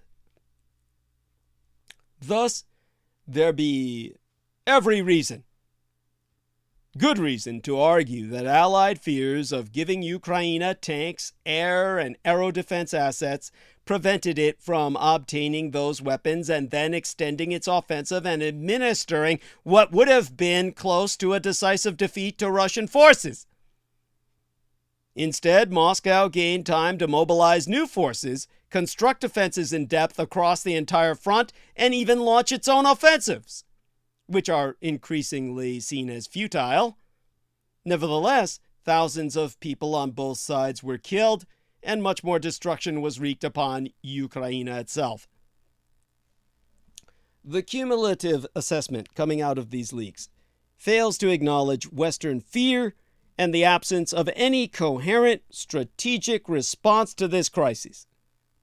This fear and incoherence undoubtedly contribute to fortifying Putin's resolve that Ukraine and or its allies will lose heart or collapse before he, himself, or Russia does, a conclusion that appears to be reinforced by the statements and threats of such loyalists and our sycophants like Nikolai Patrushev and Dmitry Medvedev and, of course, Tucker Carlson and Donald John Trump. Thus, even if Putin is living inside a self-constructed bubble, we are not doing enough to exploit that situation and achieve a decisive victory that will secure Ukraine, ensure European security, and administer a stinging and decisive defeat to the Sino-Slav-Indic Synaxis. The Russo-Chinese alliance. The failure of both Washington and Brussels, the erstwhile capital of Europa, to state their strategy suggests the absence of one completely, or fear of victory, both of which are grist for Putin's mill. He, his entourage, and intelligence assessments that we know are biased to accord with his prejudices will invoke demonstrations in Europe due to energy and economic issues, and public opinion polls that prove declining support for Ukraine will be used as justifications for prolonging the war to save his power. Therefore, Washington and Brussels must not only proclaim a strategy and vision and then implement it, but they must also take it to their electorates and win public support thereof. This strategy goes beyond giving Ukraine the weapons it needs now. We must also reinvigorate Western defenses and defense industrial bases to meet the Russian threat by creating a superior conventional deterrent for the North Atlantic Treaty Organization from the Arctic to the Black Sea. The fact that Die Neue Deutschland, the new United Germany, still cannot create even minimal conventional forces is not just a bad joke. It also reveals the United Germany's unwillingness to face reality itself, and that of too many of its allies. At the same time, we must take Ukraine's case to Western electorates to strengthen public support thereof.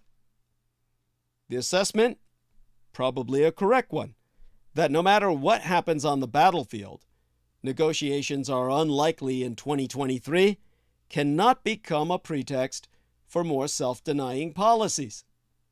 Putin still thinks he can somehow win or swindle a victory from an irresolute West and will not negotiate, since retreat is both psychologically and politically unacceptable to him and his court. Therefore, victory is, in fact, the only acceptable reply to his aggression here.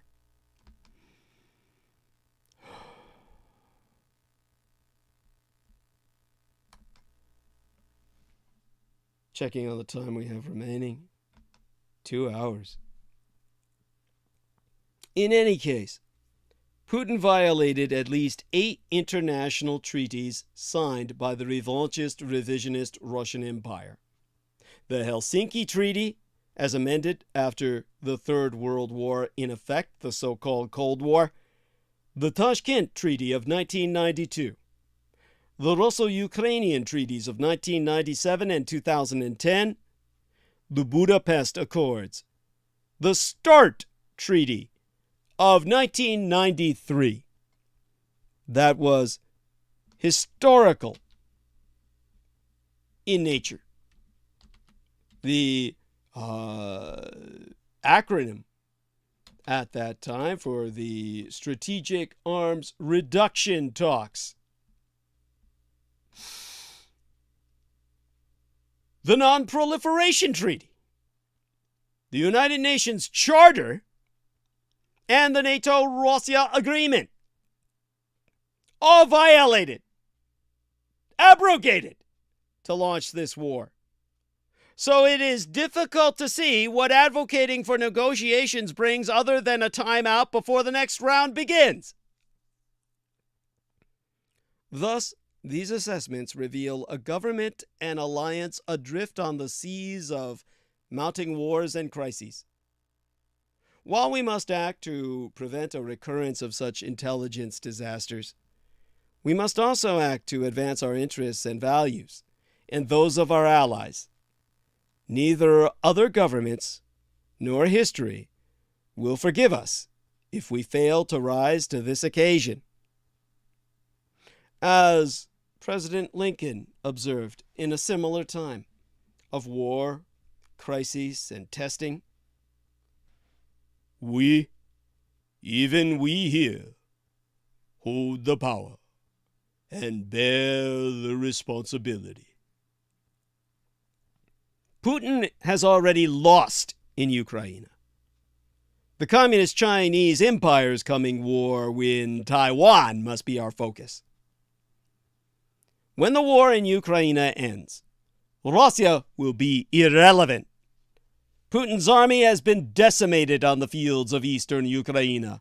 Other than Moscow's nuclear forces, Putin, or more likely his successor, will have nothing left with which to threaten the West, especially once Finland, Sweden, and Ukraine have joined the NATO bulwark. Even these weapons will be of no practical use. The much-vaunted Russian nuclear arsenal is impotent against the Western nuclear deterrent. Given the state of Moscow's other forces, there are genuine questions over exactly how much of it even works. And of course, the Kremlin has shown no understanding of how to actually deploy these threats to achieve its objectives. So far, it's achieved the exact opposite of what it was supposed to do. Putin's threats of Armageddon have encouraged the West to arm Ukraine to the teeth and expand NATO eastwards. Russia is over, bar the shooting. Tomorrow's threat lies in Asia, and like an unseen pathogen, is creeping up upon us, all but unnoticed by many. While Putin dominates the headlines, the recent MOD, the Integrated Review Refresh, rightly identified the Communist Chinese Empire as the major threat to the United Kingdom and the North Atlantic Treaty Organizational Defense and Security.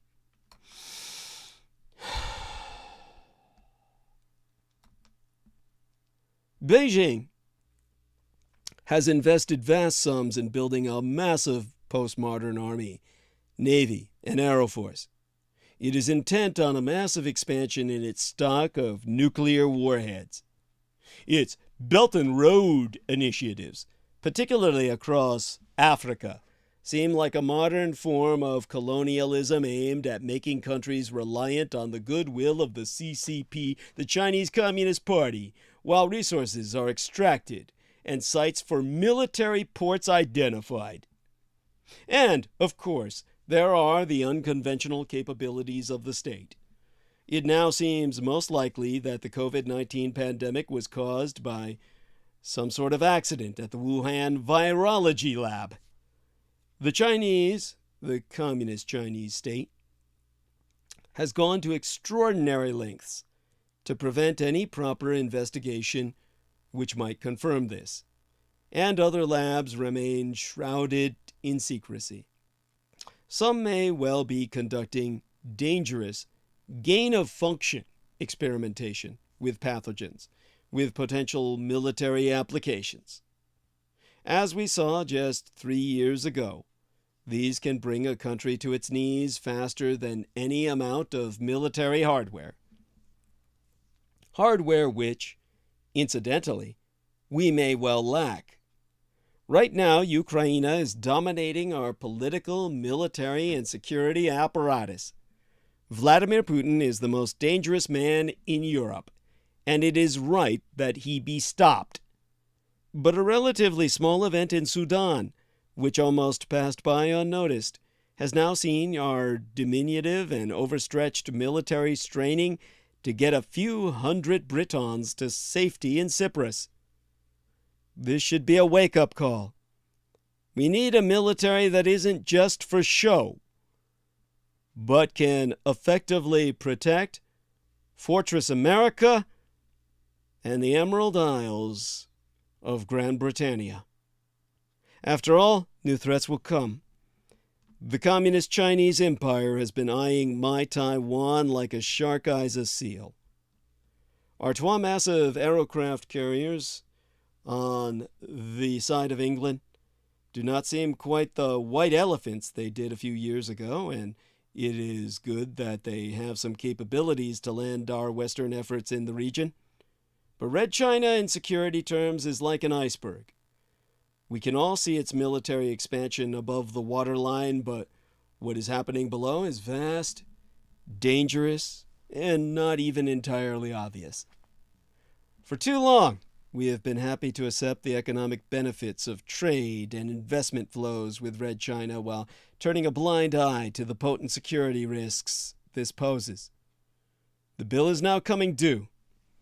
Beijing is the most worrying threat to global stability by some margin. It is now time to stop talking about Red China as a security threat, but to actively start to mitigate it.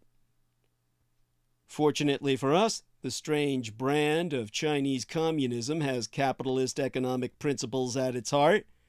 The best way to prevent oxygenated economic blood feeding Red Chinese expansion is to clamp the arteries that feed it. The American and European markets that funnel cash back towards Beijing. Any squeeze on Commu-Chinese market access will deny Red China the resources it needs to expand financially and politically. While military force will have a vital role to play, the economic jugular is what will matter most in the long run.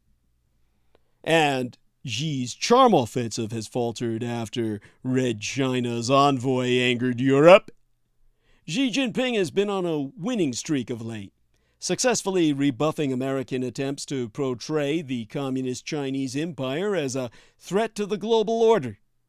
Then an envoy in France instantly revived all those fears. The Communist Chinese Empire has moved swiftly to extinguish a firestorm in Europe caused by Ambassador Liu Xiaoye, who questioned the independence of ex-Soviet states during an interview with the local broadcaster. Now, in a statement Monday night opening last work week, the Commu-Chinese Embassy in Paris said that Liu gave an expression of personal points of view that shouldn't be overinterpreted. It explicitly reaffirmed respect for the sovereignty of ex-Soviet states, adding that its position is consistent and clear. Still, the damage was done. The remarks effectively echoed Russian dictator Vladimir Putin's view of Ukraine and other countries that once formed the Greater Soviet Union, undermining Xi's efforts to portray Red China as a neutral party to help end the war that began in February of yesteryear. Lithuania's foreign minister Gabrielius Landsbergis cited Liu's comments in a tweet to explain why the Baltic states don't trust China to broker peace in Ukraine. Estonia and Latvia, nations that also suffered for decades under the brutal dominion of the Soviet Union, summoned Communist Chinese diplomats in their capitals to explain. Zhang Yingzhong, an associate professor of political science at the National University of Singapore, has said Liu's remarks and the strong reactions they sparked across Europe are a bit of an own goal. The incident is revealing of the tensions in Chinese foreign policy. They want to present an image of being both open and forceful. The incident has added to recent investor concern over geopolitical risks, given that communist Chinese stock traders were already worried about Red China American ties. The MSCI China Index lost as much as 2.6% on Tuesday last week, last time I checked, heading at that time for what was a 6th day of declines, which would be the longest slide since October. Wei Ling, managing director at Union Bancaire Privée, concluded that the market is facing a raft of negative geopolitical noises, including loose comments and President Joe Biden's apparent plans for an executive order restricting American investments in some areas of Red China's economy. For Xi, Liu's errant remarks appeared to mark yet another setback as he looks to revamp Red China's image on the global stage after 3 years of isolation due to the outbreak of COVID-19. In March, shortly after Xi unveiled a vague blueprint for peace in Ukraine and met with Putin in Moscow, his government brokered a deal for Iran and Saudi Arabia to restore diplomatic ties. That not only lent credibility to Beijing's role as a potential mediator in conflicts far beyond its shores, it was a direct threat to the world. Let me gather my breath here so I can articulate that. Understand that the end of the American world order begins with Chinese dominance in Southwest Asia, the so-called Middle East. So, in terms of the kind of horrible challenges we have ahead, we have to be cognizant of the damage they've already done. Now, give me a second. I'll try and breathe. Get myself together to further articulate that. The fact that the end of the American century begins in Southwest Asia, what Americans have for years misnomered the Middle East. How do I explain that to someone who's just doesn't have my background? Understand that Chinese Communist official communications often echo a phrase of dictator Xi Jinping's about great changes unseen in a century. Increasingly, that line seems less like propaganda and more like a simple statement of a vast transformation in the world order. This overhaul, years in the making, is taking the clearest shape right now in Southwest Asia, the so-called Middle East, a region where the American empire has devoted many resources in this 21st century. In March, Red China helped arrange a peace deal between Iran and the House of Saud on the Arabian Peninsula, taking the kind of broker role in the region long held by the American empire. Washington currently has no diplomatic ties with Tehran, and that's the capital of Iran, and no relations, or rather such relations, with Riyadh, the capital of the House of Saud on the Arabian Peninsula, have grown quite strained.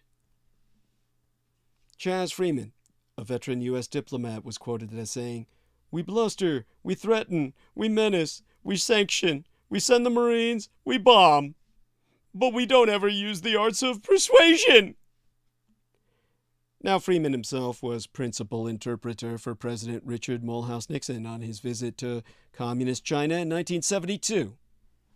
The trip ultimately resulted in these United States recognizing the Communist People's Republic on the Asian mainland over my Taiwan across the Black Strait, and the opening of an embassy in Beijing, where Freeman served as a deputy chief of mission.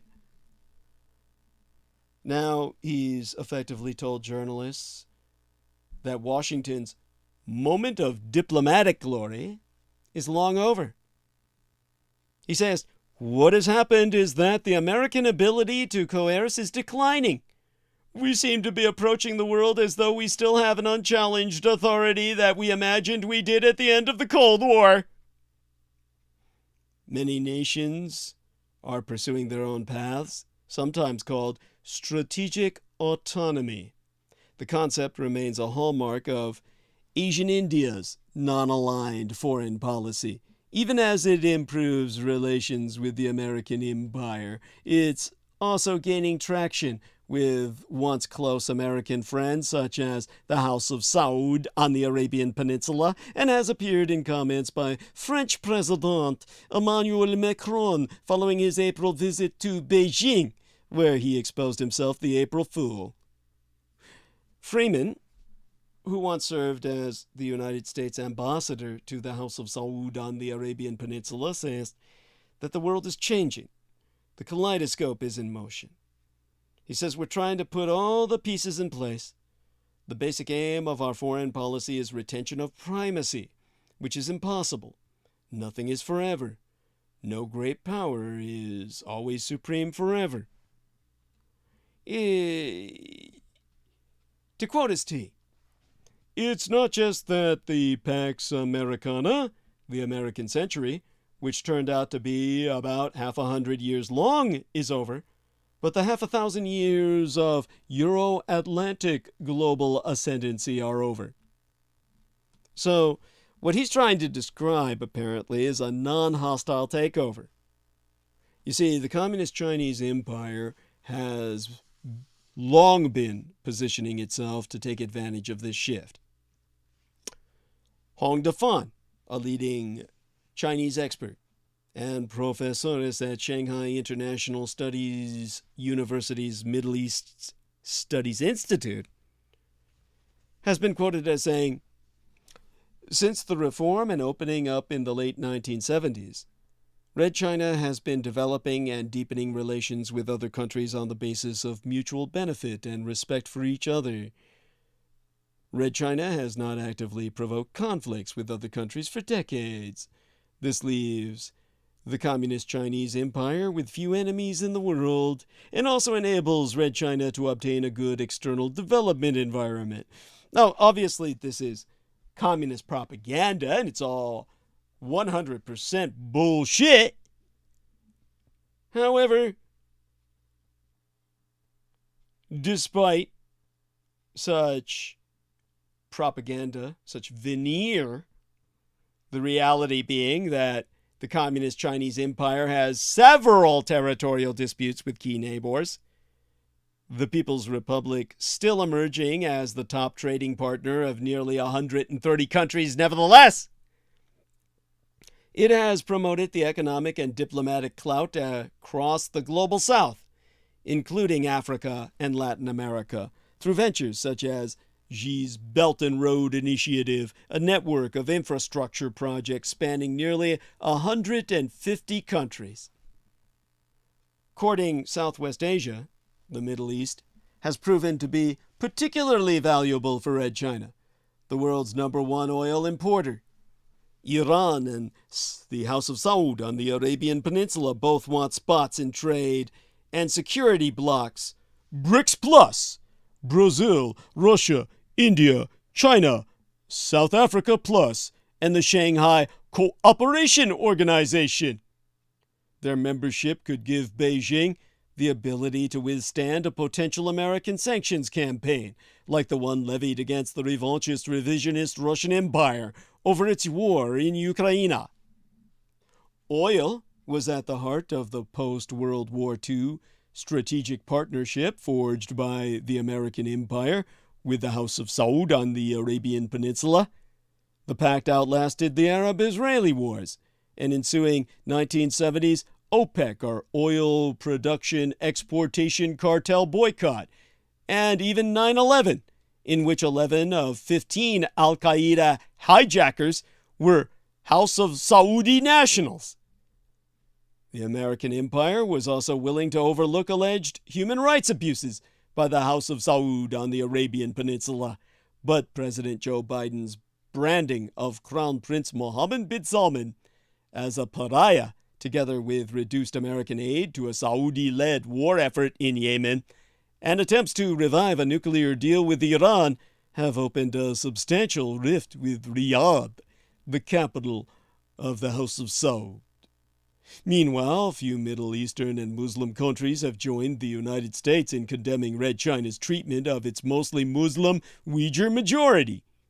In Xinjiang, Uyghur, northwest China, what is more properly recognized as Eastern Turkestan.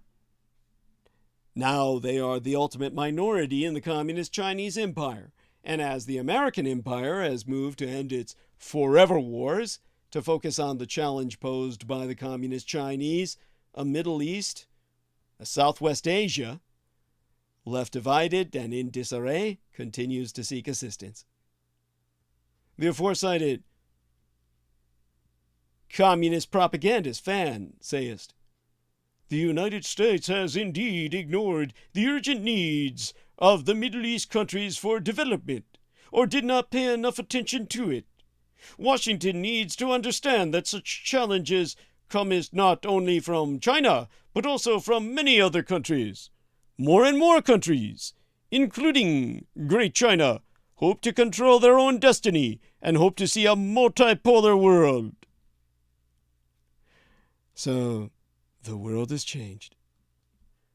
In the House of Saud, on the Arabian Peninsula's case, this means translating energy influence into geopolitical capital. This shift has been met with wariness by Washington, where Biden warned of consequences after Riyadh defied American calls to increase oil production and instead joined fellow OPEC Plus states, including Iran and the revanchist Russian Empire, in cutting output last October. Mohammed bin Salman, or actually the senior advisor to the Saudi energy minister, the former senior advisor thereunto, Mohammed al-Saban, told the press that the United States continues to think that it is the only pole in the world, and that is untrue. They've found another dick to ride. So that's why they say, to quote his Mohammed al-Saban, "The world has become multipolar. We got a lot of dicks to suck and ride. There is China. There is Russia. There is the United States. There is the European Union. And also there is the Kingdom of Saudi Arabia." It's not just oil that fuels Saudi clout. Saudi Arabia has unique status across the Muslim world as the enforced custodian of Islam's 12 holiest sites, Al-Makkah and Al-Medina, and the kingdom, the fastest growing of all the world's major economies, is a leading member of the Arab League and the Organization of Islamic Cooperation. Meanwhile, the kingdom is also undergoing I'd call it an internal transformation.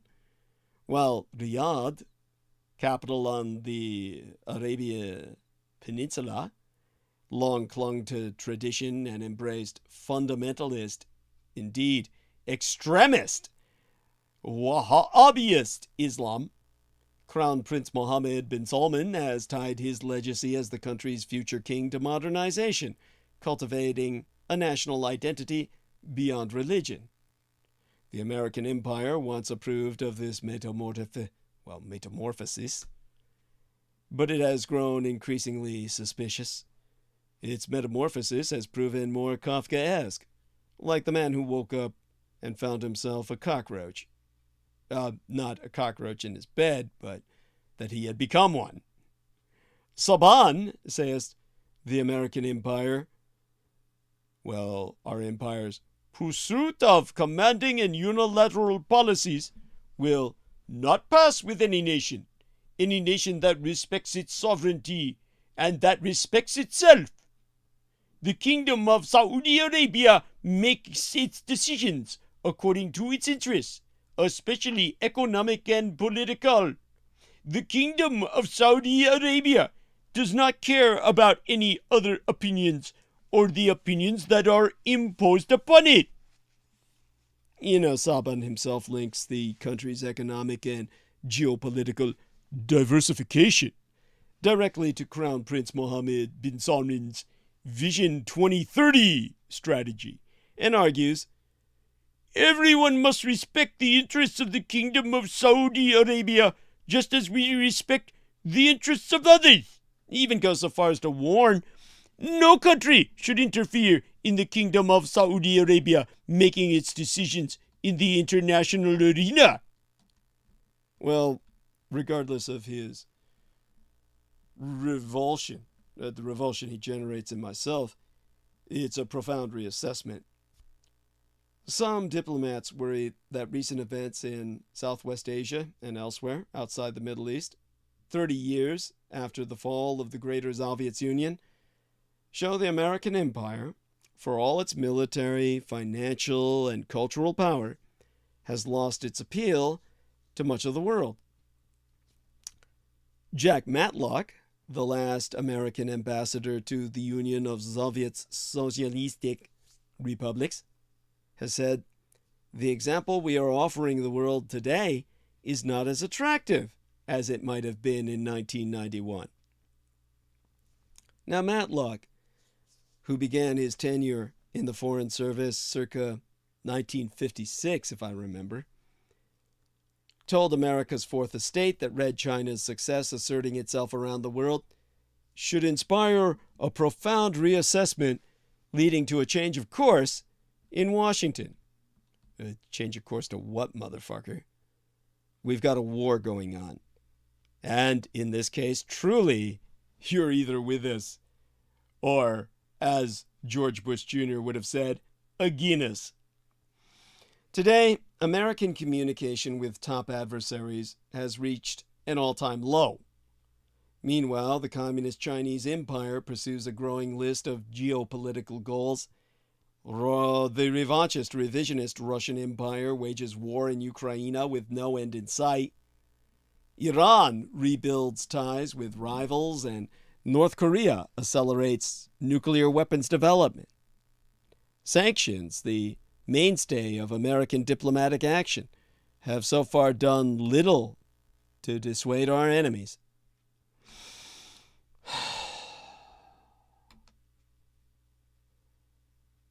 With the hour and a half remaining, I would say, while Washington has portrayed the world as a struggle between democracies and authoritarians, in which vital partners such as Saudi Arabia do not fit comfortably, Matlock claims, ideology and form of government should not matter. To have a peaceful, prosperous world able to cope with unprecedented challenges such as environmental degradation, terrorism, and violence of all types, massive flows of population, the threat of pandemics and the avoidance of nuclear war or use of other weapons of mass destruction, we need to deal with countries with respect, all countries with respect, even when they're shithole nations. He instead warns that, much like the doomed Greater Soviet Union, the American imperial approach relies on the outdated belief that the U.S. had knowledge and power to transform the world if only it used its military and economic dominance to change other societies. So Matlock is arguing that this line of thinking propagates the notion that we won the Cold War. Well, we won World War III, motherfucker. That the breakup of the greater USSR marked the end of the Cold War and Russia was the defeated party, and that the collapse of the communist system proved that capitalism and democracy were the inevitable future of mankind, that nuclear weapons made us invincible, and therefore our leadership was necessary for transforming all the world. These were false assumptions and impossible goals. Of course, you can tell by the tone of my voice that I know this man to be an idiot. Absolutely outrageously stupid. And when it comes to what we're dealing with now, we've actually got to step up, if anything else, even more aggressively than we ever did before. Now, then, Xi Jinping hosted the leaders of France and Brazil, both of whom made comments that upset the American empire. Brazilian President Luiz Inácio Lula da Silva called for closer economic ties with the Communist Chinese Empire and a diminished role for the United States dollar in trade, while French President Emmanuel Macron said that Europe must forge its own path independent of these United States. Following Lu's comments, Macron reiterated his solidarity with the countries in question, and the European Union's top diplomat, Josep Borrell, called the comments unacceptable. This episode, in part, shows Red China's struggle to balance more assertive diplomacy with the need to project soft power, particularly as the Communist Chinese Empire's reputation has fallen. A Pew Research Center poll taken yesteryear, found 4/5 of respondents in these United States, the Empire of Japan, South Korea, Australia, and Sweden had unfavorable opinions of the Communist Chinese Empire. While Red China has appeared to recognize the problem and sought to play nicer of late, outbursts from diplomats still occur fairly regularly. Lu has created controversy in the past, accusing Canada of white supremacy during the saga over the detention of a Huawei Technologies company executrix. Yesteryear, Red China kicked off a conversation about BRICS, Brazil, Russia, India, China, South Africa, and expansion, when it was chair of the bloc, part of a wider effort to present an alternative to American leadership. Since then, 19 countries expressed an interest in joining just before the bloc holds an annual summit in South Africa in June. Or so South Africa's ambassador to BRICS, Aniel Suklao, does claim, predicting that the incident may also blow over quickly in some smaller nations in Europe.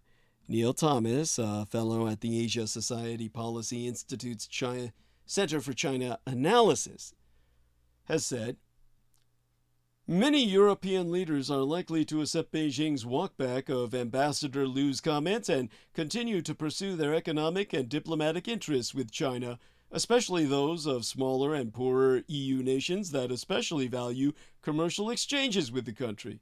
Well, that hasn't proven the case. The people of the Baltic states have stood up to China quite admirably. Red China's recent diplomatic push appears set to continue in the coming months. The United German Chancellor Olaf Scholz, invited Communist Chinese Premier Li Qiang for talks in Berlin in June. According to people familiar with his plans, Scholz will aim to enlist Beijing as a key partner on challenges like peace efforts. Now, so far as I know, the Communist Chinese Empire itself has not confirmed the trip, but the fact that a German bureaucrat is begging for it makes me sick. Apart from the embassy statement, distancing Red China from Liu's comments. The reaction in Beijing has also been to take shots at the press.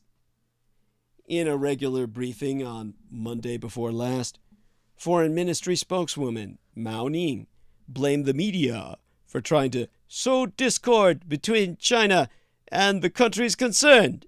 Like a right-wing conservative, she blames the media for everything. Liu's remark also played well among social media users, some of whom linked the issue to My Taiwan. Red China has recently made the argument that taking Taiwan wouldn't violate international law because the island isn't recognized as a country. On a post about Liu's comments, one Chinese social media user wrote, "If you have enough power, you can write international law. Haven't Western politicians been spewing enough nonsense about Taiwan?" Yeah. Fuck you, goober. And Winnie the Pooh as well, referring to Xi Jinping. If you want to see Xi Jinping in a horror film, check out Winnie the Pooh, Honey and Blood. Disgusting. Fucking disgusting. All you see is Xi Jinping. And, well, amidst all this, Russia's secret plans for the Baltic states have been exposed. This is why the Communist Chinese ambassador was so cavalier about their non-existence. They're all Taiwans. Little Taiwans. You see, the Kremlin has drawn up a series of plans that outline how it can exert its influence in the Baltic states of Estonia, Latvia, and Lithuania over the coming years, as revealed by investigation.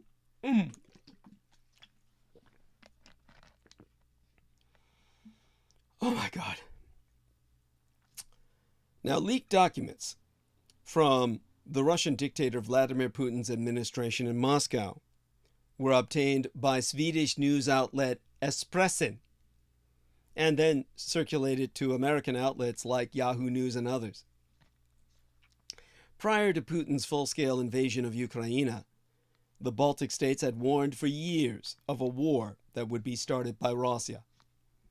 Kremlin spokesman Dmitry Peskov in January called Poland and the three nations, which are all members of the European Union, extremism-inclined representatives of Europe.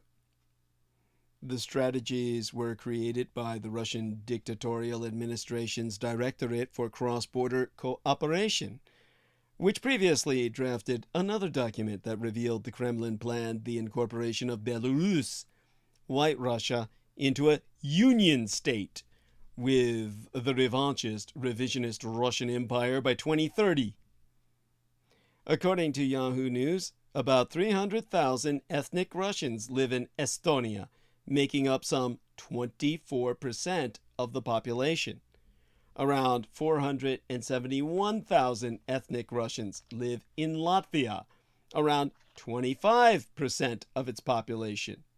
And Lithuania is home to some 140,000, representing 5% of its population.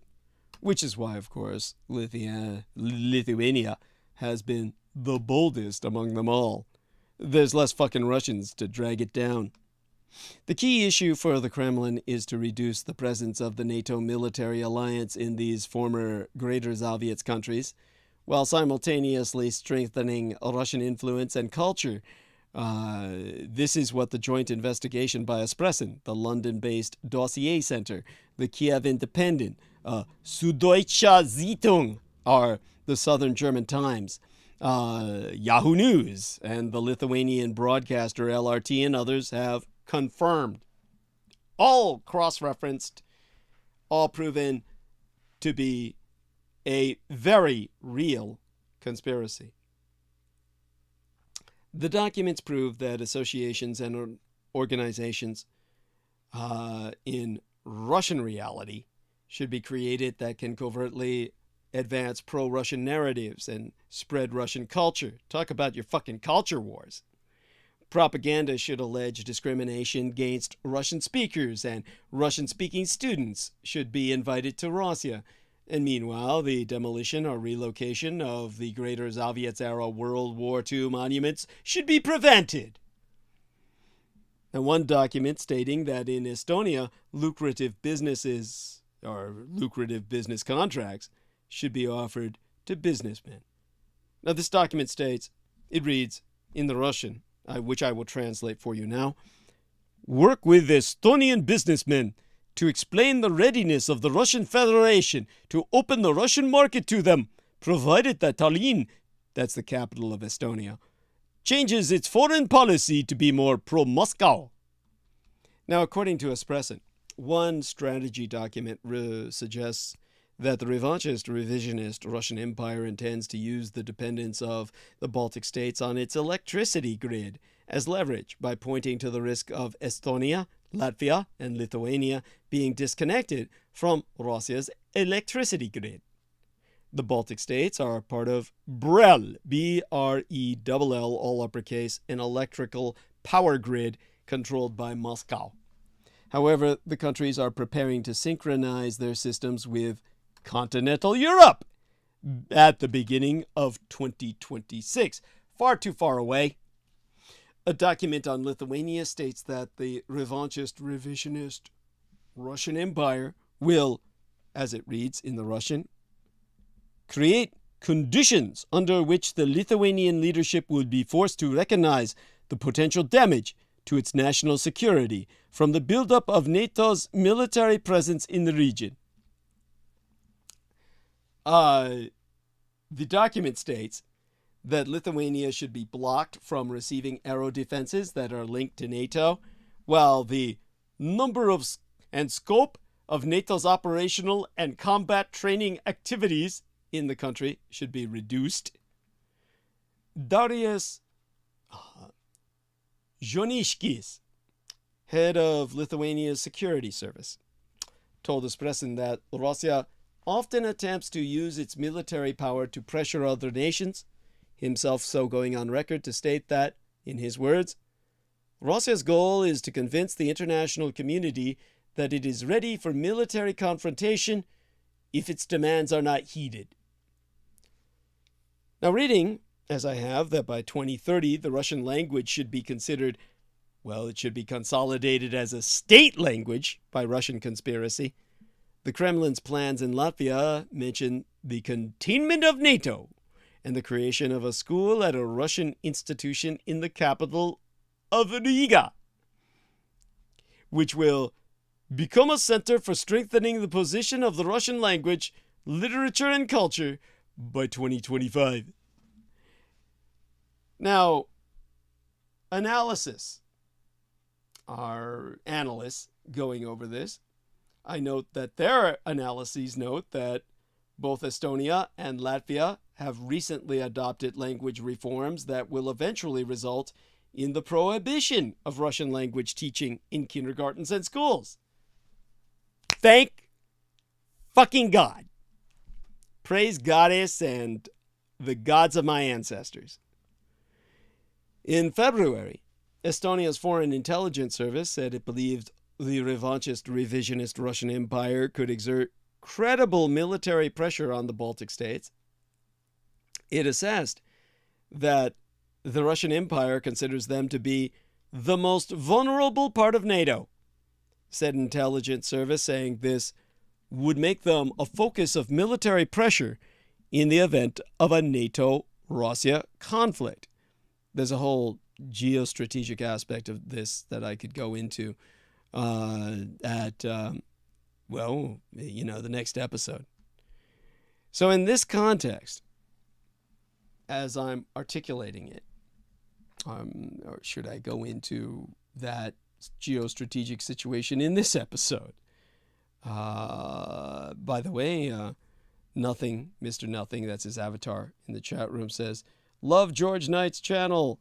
Have y'all considered making a Discord server for DDD supporters to join? Discord is a great communication app, but its TOS, terms of service, I believe, is pretty strict. So I guess we'll have to check it out. I want to thank you for that. And so when it comes to the corridor between, I think it's Lithuania and Poland, there we are. The land corridor to Kaliningrad, the Suwalki corridor. Let's check something out here, because Polish has never been my best of languages. It's Polish is the most difficult language in the world, or certainly one of them. A big contender is Magyar, the language of the Hungarians. It's like I wouldn't say it's unspeakable. It's pretty fucking brutal. It's brutal. And when it comes to the Polish is, I think, second runner in that regard. Let's see if we can get a pronunciation here. And here we are. There we are. Suwalki. And that's the corridor that is truly the gap of the next World War. This is something that we really need to basically occupy. We've got to take that goddamn corridor, because otherwise it's going to be the fucking vulnerable artery that the Russians will take every advantage of, and just do whatever damage they can to sever the Allies' vocal cords and jugular, really, will be through the Suwalki corridor. So this is something, of course, that as a military expert I can go into for hours. So my question now at this point in narrative is whether to go into it now or go into this in Sunday. If I could have anybody provide input into that, it would be deeply appreciated. Do you want me to talk about this now or Sunday? Because if I go into this now, this could take up a good part of our conversation, or rather my monologue. Yes, this is not a conversation zone. When I go into monologue, as Judith Thagert would say, suck all the oxygen out of the room. So give me a response, people. Whether you want the operational level of what we're dealing with. Okay, I get an impression people want me to go on more strategically. By that I mean on about the more greater geopolitical context. And it's in this context that Macron's European army is an insult to NATO and the Americans who pay for it. As citizens of other nations attempt to rescue the crisis-hit Sudanese capital Khartoum, one thing stands out. It's an every man for himself scramble. Armed forces from around the world and across the region are hastily attempting to get their nationals out, but one government, or aspiring government perhaps, is notable by its absence. That's the European Union. That's odd, because the EU, as distinct from NATO, has theoretically had a variety of different rapid response forces for decades, way back to the European Rapid Operational Force, announced in 1995. The EROF, disbanded circa 2012. The latest foolish plan along these lines is French President Macron's call yestermensis, well, month before last by now, for a European army able to act independently of the American Empire and the North Atlantic Treaty Organization, including a 5,000-strong rapid response force. Now, in fairness to Macron, he was the one who called the warring Sudanese generals and brokered a ceasefire of sorts, which has helped a lot with the initial rescue efforts. He was pushing on an open door, as it was in the interests of both sides for foreigners to leave unscathed, but it was nonetheless a minor diplomatic win for Macron. Macron, of course, needs every win he can get, given the fact that France is basically in a state of insurrection at the moment. The other lever that French presidents traditionally reach for in times of domestic crisis is bashing NATO or the American empire. Macron's recent calls for an EU rapid response force could be dismissed as a swipe at NATO, except that he is apparently serious about trying to develop some kind of EU-only military capability. It's not the most foolish insult to NATO and the United States of America that a French president has ever offered. That would probably be, by my legal father's estimate, the man who raised and guided me, George Joseph Henry Dietrich's analysis, the get out and stay out call by Charles de Gaulle in 1966, the year that I myself was delivered into this vale of tears. But it is intensely rude and unhelpful in these tense times. Macron's apologists would doubtless point to the AUKUS, Australia, United Kingdom, United States Pact, and argue that the United Kingdom and these United States are drifting away from the defense of Europe. But AUKUS is exactly the opposite of that. It is a focus on the real emerging threat to us all, the Communist Chinese Empire. We must remember that the North Atlantic Treaty Organization was formed in 1947, the same year that the United States Joint Chiefs of Staff stood up to address the new threats of a Third World War in a so-called Cold War world. Today, there is talk of creating a civilian equivalent of the Joint Chiefs to manage American civilian departments effectively and efficiently against the burgeoning Communist Chinese menace. France could learn from this sort of thinking. And by the way, checking in on, unbelievably, birds chirping in the background. Ian West is muted. So it's like somebody else joined the call. Of course, I find it amusing that there's, okay, our man, nothing says save it for later if you think it's better. Thank you, sir. Yes. What I thought. Good man. And it shows that people can hear me. Anything that undermines the cohesiveness of the West and NATO is music to Communist Chinese dictator Xi Jinping's ears.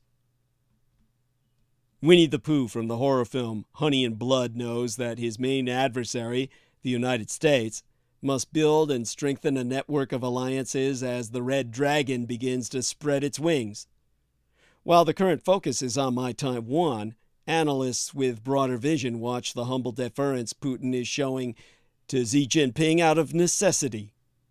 It's not too soon to wonder about the future of the Russian Far East, parts of which have a Chinese ethnic majority, in the event of a collapsed or badly weakened regime in Moscow.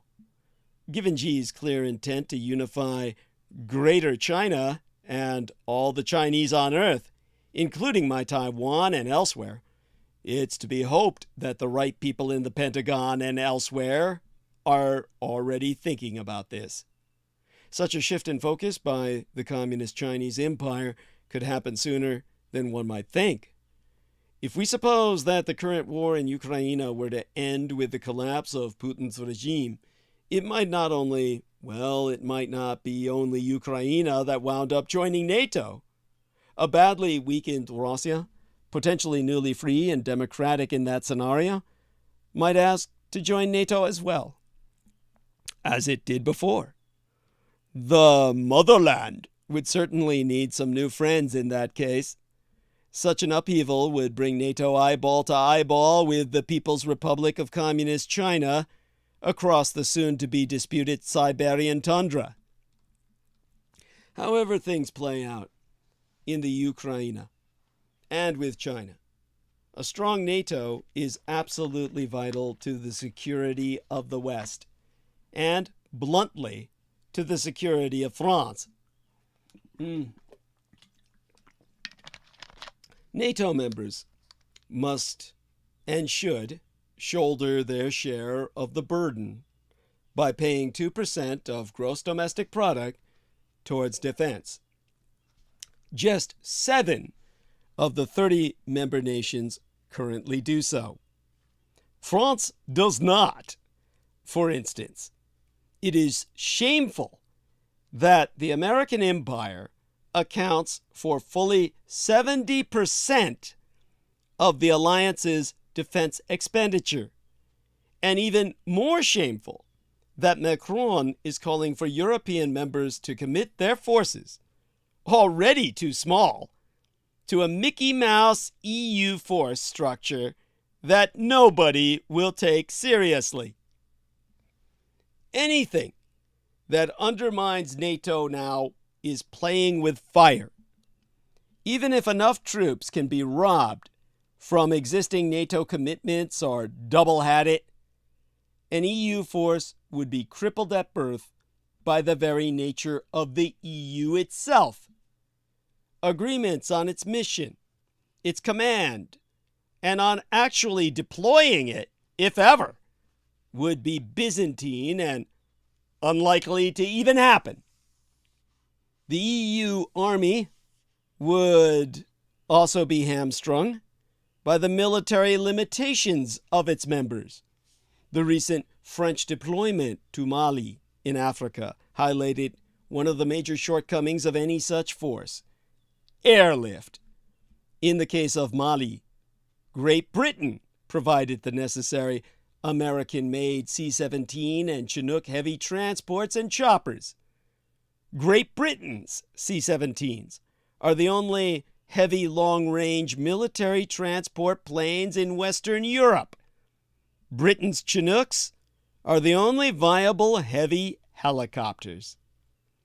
Part of the calculation that Putin made when he invaded Ukraine was the ineffectiveness and lack of cohesion of NATO. The concerted response of these United States, the United Kingdom, and many European nations in arming and supporting Ukraine came as an unpleasant shock to Putin. That response has not gone unnoticed in Beijing either. Any invasion of my Taiwan would involve a 180-kilometer opposed crossing of the Black Strait between my Taiwan and mainland Asia, a feat impossible without naval, aero, and missile bombardment supremacy, as well as the complete physical and military isolation of the island China on Taiwan, in which I was born. The very existence of a strong and unified NATO makes those conditions near impossible. President Macron must understand, despite his domestic political problems, that continued aspiration to an unviable EU force independent of NATO and the United States of America fundamentally undermines the defense of the West itself. That includes the defense of France. Regardless, get ready for Red China's invasion of my Taiwan and the end of Macron's delusions.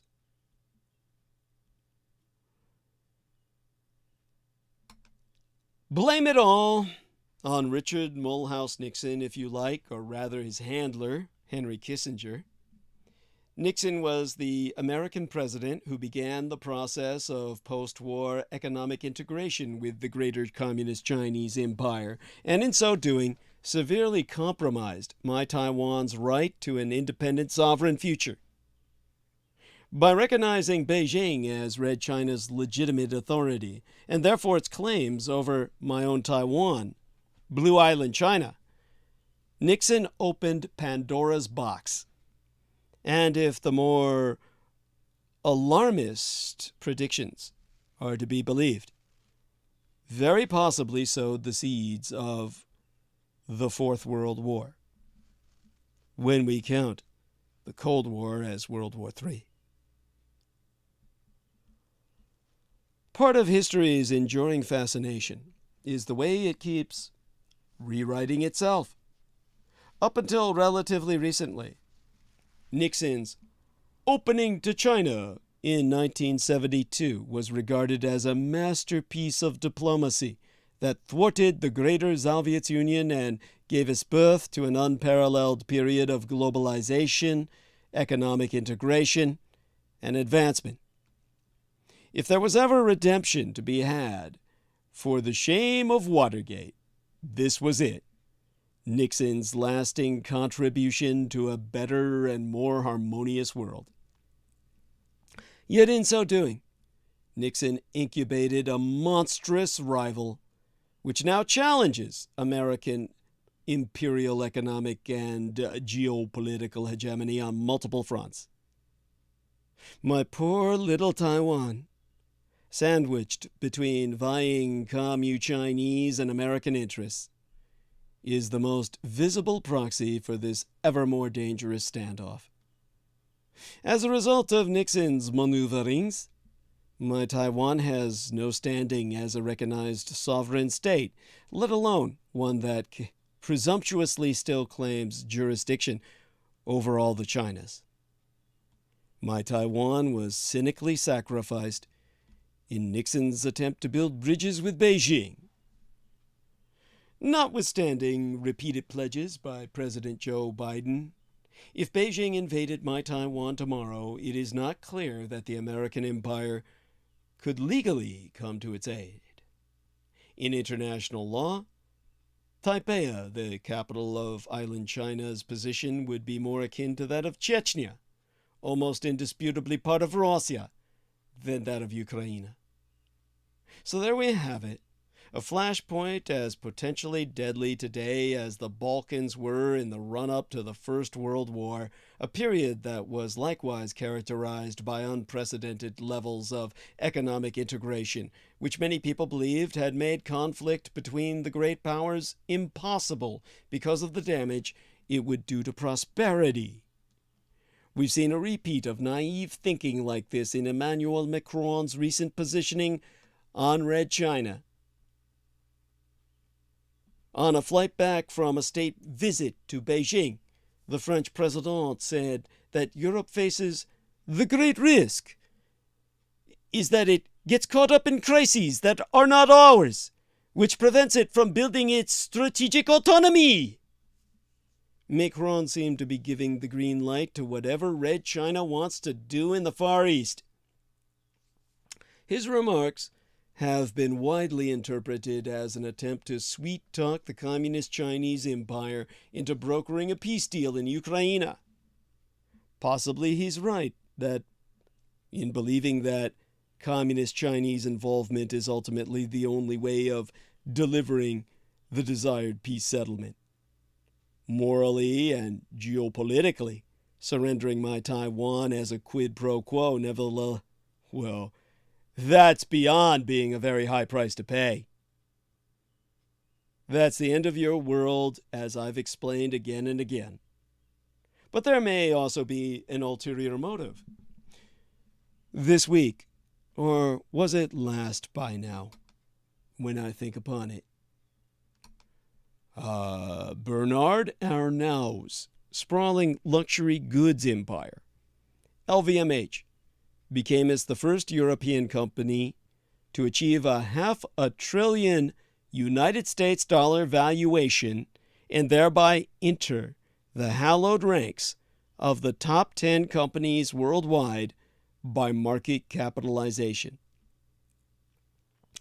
The latest surge in the share price has been driven largely by success in communist Chinese markets, where demand for luxury goods has surged since Red China abandoned its zero-COVID policies.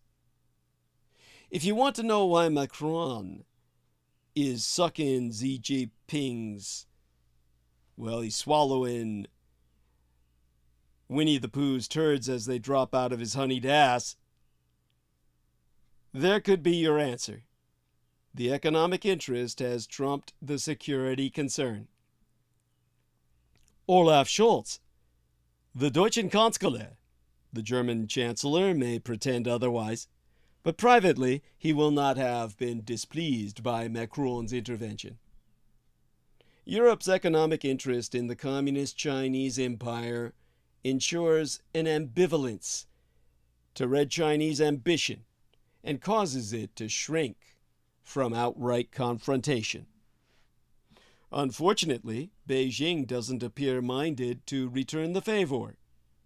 Its ambassador to Paris, Liu Xiaoyi, this week last outrageously took it upon himself to question the sovereign status of the former Greater Soviet's Baltic states of Latvia, Estonia, and Lithuania, prompting even the Élysée to recoil in horror. It is as if Macron's green light on my Taiwan has also legitimized renewed Russian aggression in taking back Eastern Europe. Give autocracy an inch, and it will takest every mile. To see the dangers, just answer this question. What would Europe do if Red China actually went ahead with its threat to take my Taiwan by force? Is it really credible that everyone would then just stand back and say none of our concern? Fine by us as long as Louis Vuitton handbags continue to fly off the shelves in Shanghai? Whatever Macron says, this seems deeply unlikely. Instead, even Europa would be on the slippery slope to outright conflict with the Communist Chinese Empire. Any such outcome would be an extraordinarily dangerous and pivotal moment in world affairs, making Putin's invasion of Ukraine look like a mere skirmish by comparison. At almost any cost, it must be avoided. Encouraging Red China to think it might get away with subverting my Taiwan undermines any such endeavor. But it is not just Macron who struggles with the dilemma of balancing economic objectives with security concerns. In an address delivered this week at the City of London's Mansion House, this week's last by now, James Cleverly, the UK Foreign Secretary, seemed to side much more overtly with the European view than that of Washington, himself so saying, in his own words, "It would be clear and easy, perhaps even satisfying, for me to declare a new Cold War and say that our goal is to isolate Red China.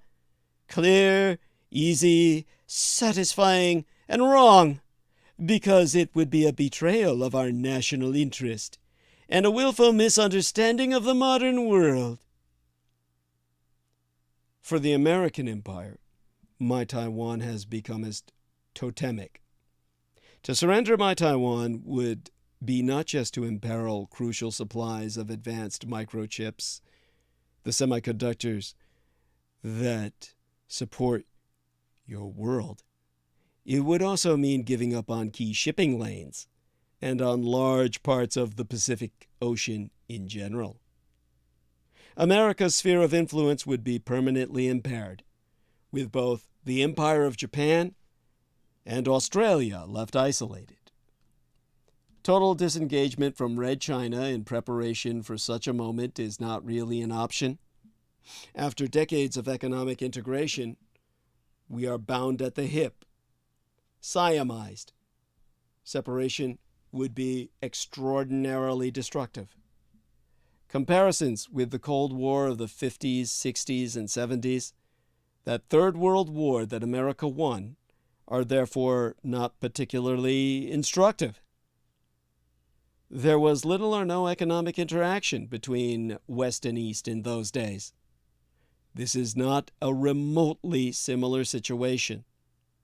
Instead, we have increasingly hostile powers, which in economic terms are also highly integrated and dependent on each the other. This is a potentially calamitous mix. That very dependence has thus far helped to prevent an outright conflict and somewhat tempered CHICOM, or Chinese Communist ambitions. But the chances of mishaps are growing by the day. Countries and companies that don't prepare for them will be hit doubly hard if and when a permanent parting of the ways occurs. Congratulations to Bernard Arnault for overtaking Tesla's Elon Musk to become the world's richest man. But fortunes built on the shifting sands of Xi Jinping's blood and honey say-so are bound to be insecure and cannot in any case be allowed to dictate the West's approach to CHICOM, Chinese Communist expansionism. Because Red China is preparing for war with the West. The British Foreign Secretary's Mansion House speech on China may go down in history, but for all the wrong reasons. In remarks released ahead of his set-piece address, Tuesday night of the week before last by now, he urged Red China to come as clean about its biggest military buildup in peacetime, warning of the risks of a tragic miscalculation. Yet bizarrely, he also argued that the Greater British Empire must continue to engage with the Greater Communist Chinese Empire, himself so stating, to give up on China would be to give up on addressing humanity's biggest problems. He suggests that the British government has learned nothing from the litany of CCP, Chinese Communist Party lies and abuses exposed during the pandemic, from the fate of Tibet, Inner Mongolia, Hong Kong, and Xinjiang, from Beijing's crude imperialist ambitions to annex my Taiwan, a de facto sovereign democracy, and from their crucial economic support to Vladimir Putin and his atrocities in Ukraine.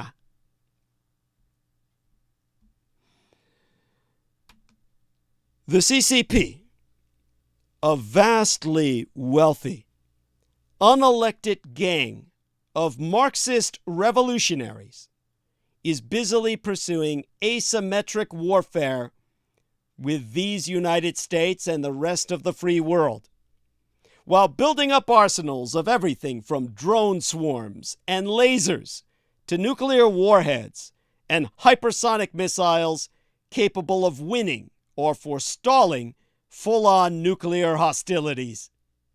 The only reason one would acquire these weapons is the expectation of future confrontation with the West.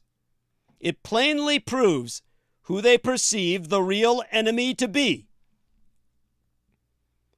Peacetime and peaceful coexistence are not in the Communist dictionary.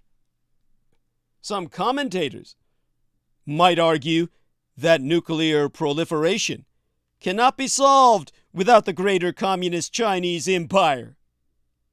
But the CCP's bid for world domination in place of the declining West is backed by massive nuclear proliferation. Can the Greater British Empire alone alter this by continuing to engage? The same disconnection from reality informs the notion that solving global warming requires cooperation with Beijing. Xi Jinping is heavily dependent on coal. His idea of cleaner energy involves geostrategic quantities of imported oil and gas from the revanchist revisionist Russian Empire and Iran. With Xi in power, the chances of a serious reduction in Red China's emissions seem slim at best.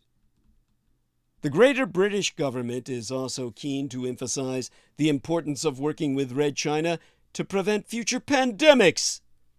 Yet when the COVID-19 outbreak started, the CCP deliberately ignored its obligations under the international health regulations, malevolently misleading the World Health Organization about the fact of human-to-human transmission long enough for the virus to spread across the globe.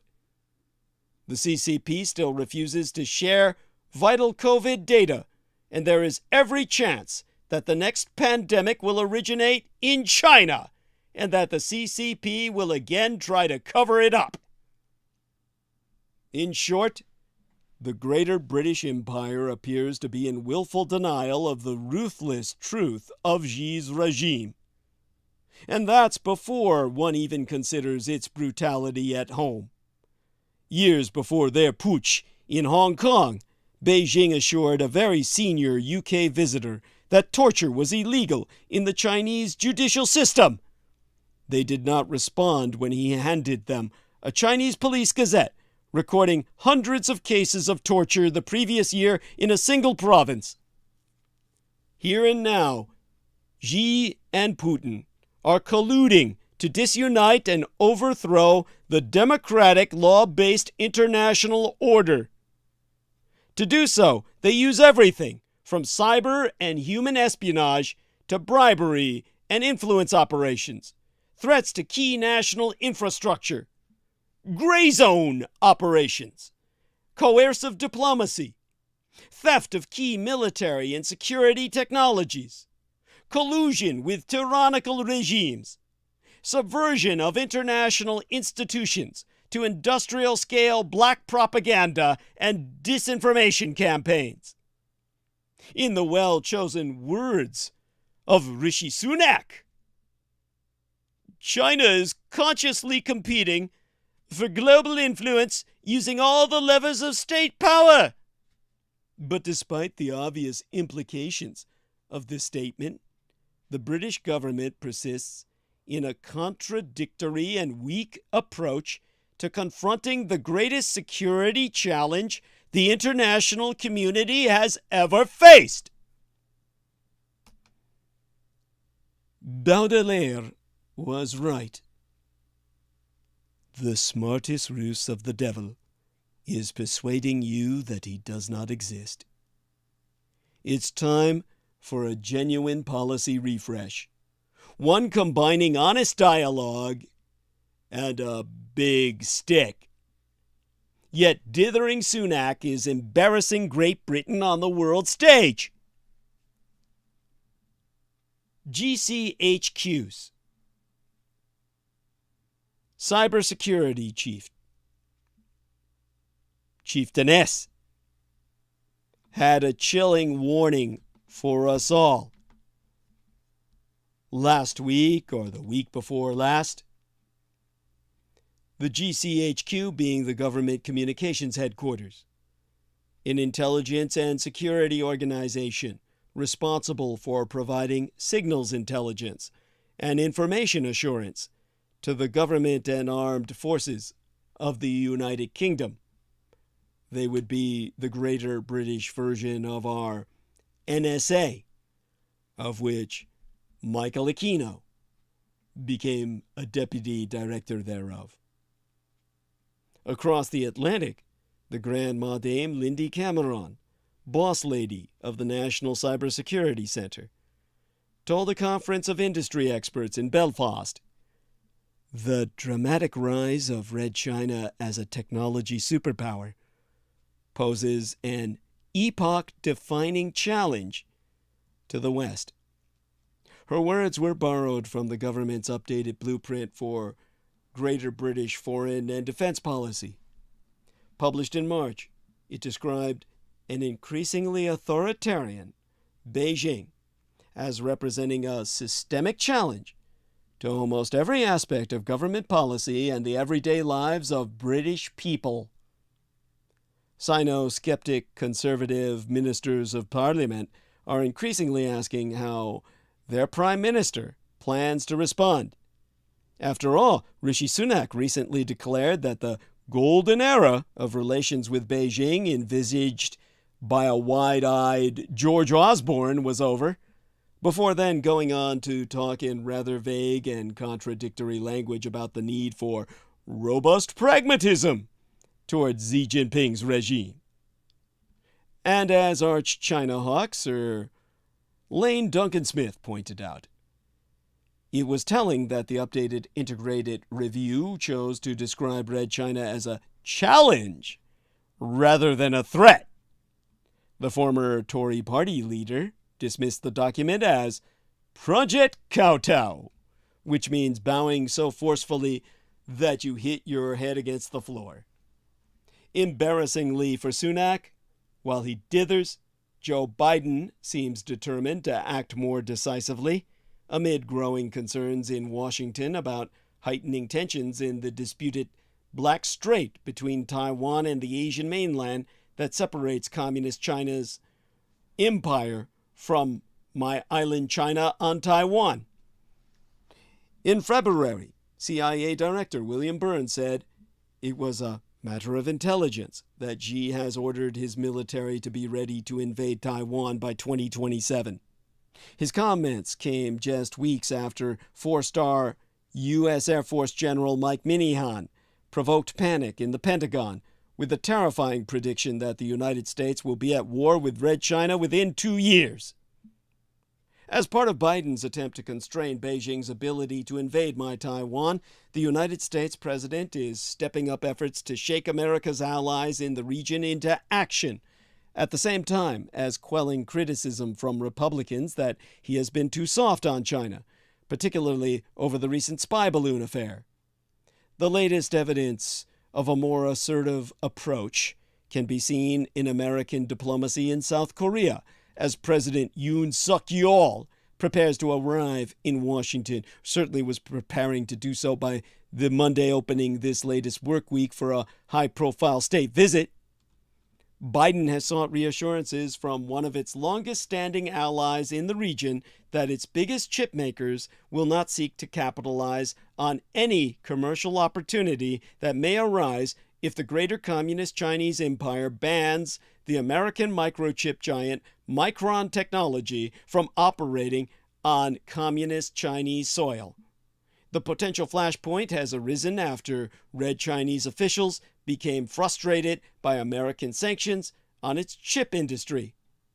As part of efforts to counter Red China's technological ambitions, the White House has launched a crackdown on Red Chinese companies seeking to obtain or make advanced semiconductors by restricting American exports to the greater communist Chinese empire on mainland Asia. One of Red China's biggest chip makers, Yangtze Memory Technologies, has been placed on a trade blacklist that prevents it from acquiring American technology unless the vendor has a hard-to-obtain license. Beijing has responded by launching an investigation on national security grounds into Micron. Though there are doubts that Micron's activities will be curtailed because Red China is so reliant on American-made chips, Biden has asked Seoul, the capital of South Korea, to pressure its 12 largest chip manufacturers, Samsung Electronics and SK Hynix, to resist the urge to make a grab for market share.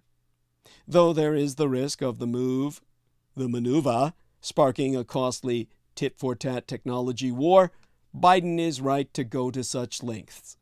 It is a reassuring first step in efforts to counter Red China's aggression, but it has to be the start of a much wider, more concerted international campaign to counter Xi's incessant saber-rattling, his pathological warmongery. The reality is that for too long, the American empire, Europe, and some of the largest countries in the Indo-Pacific have been fast asleep while Red China has flexed its muscles. The giant loans of Beijing's Belt and Road Initiative have enabled Red China to significantly expand its sphere of economic and political influence around the world. According to the Council on Foreign Relations, nearly 150 countries, equivalent to 2/3 of the world's population, and 40% of global gross domestic product have signed up to projects financed by CHICOM, Chinese Communist loans. It is a massive debt trap, a form of 21st century serfdom that means Beijing is a major creditor and, in some cases, the lender of last resort to swathes of Asia and the rest of the developing world. The only way for Xi to be contained is for the West to forge a new global alliance. Washington needs to counter Red China's financial imperialism with an alternative vision by making certain Western leaders are on hand to support the sort of development projects that the Communist Chinese Empire has bankrolled with abandon. The Greater British Empire's membership of the Trans-Pacific Partnership is unlikely to be the free trade nirvana envisaged by its cheerleaders, but it gives us a greater say. And the Greater British Empire a say in regional affairs. By us, I fell back on my thinking as a person of Asian descent. The Americans have not, under Biden, sought to rejoin after Trump pulled out. In all too many ways, Biden carries on the Trump foreign policy to the T, in every way, robotically. Militarily, the addition of 4 military bases in the Philippines plugs a gap that existed in a strategic American pact, reaching from the Empire of Japan in the north all the way to Australia in the south. The AUKUS nuclear submarine alliance is even more significant. But more can be done. The European Union's foreign policy chief, Josep Borrell, has called on Brussels, erstwhile capital of Europa, to deploy warships to patrol the waters between Taiwan and the mainland. A reminder that the Greater British Empire must urgently get its aerocraft carrier fleet back up to full capacity. As Cameron warned week before last, Beijing doesn't just pose an immediate danger to the Greater British Empire. It threatens the entire global order. Now, it's the bottom of the hour. We've worked quite a bit tonight, considering all we've been through. Oh, I guess I'll check out early. Comparatively speaking. Anyone who wants me to continue will have to ask. My voice was shot long before tonight. And the fact that I made it this long is rather miraculous. The fact that we got on air at all is fucking miraculous. We pulled off quite a bit. I am, as always, heartened, touched. My love for all who support me. May you all continue to do so. The reward will be a better world. Nothing says keep going if you have energy. Hey, did you just change your avatar? He says don't overdo it, though. He changed his avatar to Antarctica. Cool. He's got Antarctica within the sun wheel. Cool. I love it. Good man. And, well, we'll see. Jesus, just the fact that I sighed right there and then. Let's just put it this way. I thank you for that. And like you said, don't overdo it. I'll probably take that into account. He said, yeah. Yes, he changed his avatar. I'm proud of you. I'm proud of you. That's ballsy. Take some guts. You have them. Good man. Okay. And, yeah, I'm just, how do I say this? I'm like, I want people to understand something. Whatever you're worried about, don't ever buy into the bullshit that the United States dollar is on the way out. You know, I'll probably go into that next episode rather than today's, but it's one of these things that it's hard for me to believe how people just fall for that. It's that the United States dollar is going to be replaced by this BRICS shit and other such bullshit. It's you have no idea how stupid that is if you know the real situation. The dollar's going strong. It's going to stay strong. And nothing's going to change that for the foreseeable future. So I do want people to take heart in that. If there's one thing you can still believe in, it's that little paper bill that says, "In God we trust." That's probably the only thing on it that is resonant of the divinity in materiality, would be trust in the United States dollar that the rest of the world has, even if you don't. So there we are with that. I think maybe the other thing I could talk about, just in terms of something that comes to mind, was, of course, well, Bud Light. It's honestly, it's one of those things that I think is it's bemusing. I can't say it's amusing because, of course, it's just too awful to be amusing, which means that you find it funny or something of that nature. Rather, it's bemusing, which means that it really causes one to think, and it forces them to basically ponder on what goes through the minds of people in these positions where they make such repetitively self-destructive decisions. You may not understand which direction I'm coming from. Obviously, those of you who know me and my history would understand I have the greatest sympathy for transgenders because of my son being one. So it's obviously something that I have to phrase carefully. But what I can tell you is that it's definitely they never made the right choice, no matter what they did, because they basically tried to keep everybody happy and wound up making nobody happy. It was just pathetic. What they did was just stupid. So let me try and breathe. Let me try and get my thoughts together on this so that I don't, express myself as well as possible in the time we have remaining. But definitely, it's a subject that will, of course, disquiet a number of people. It's apparently, triggers a lot of people. It's because they just can't handle it. All right. Let me try and see if I can get together my thoughts on how to express this. And,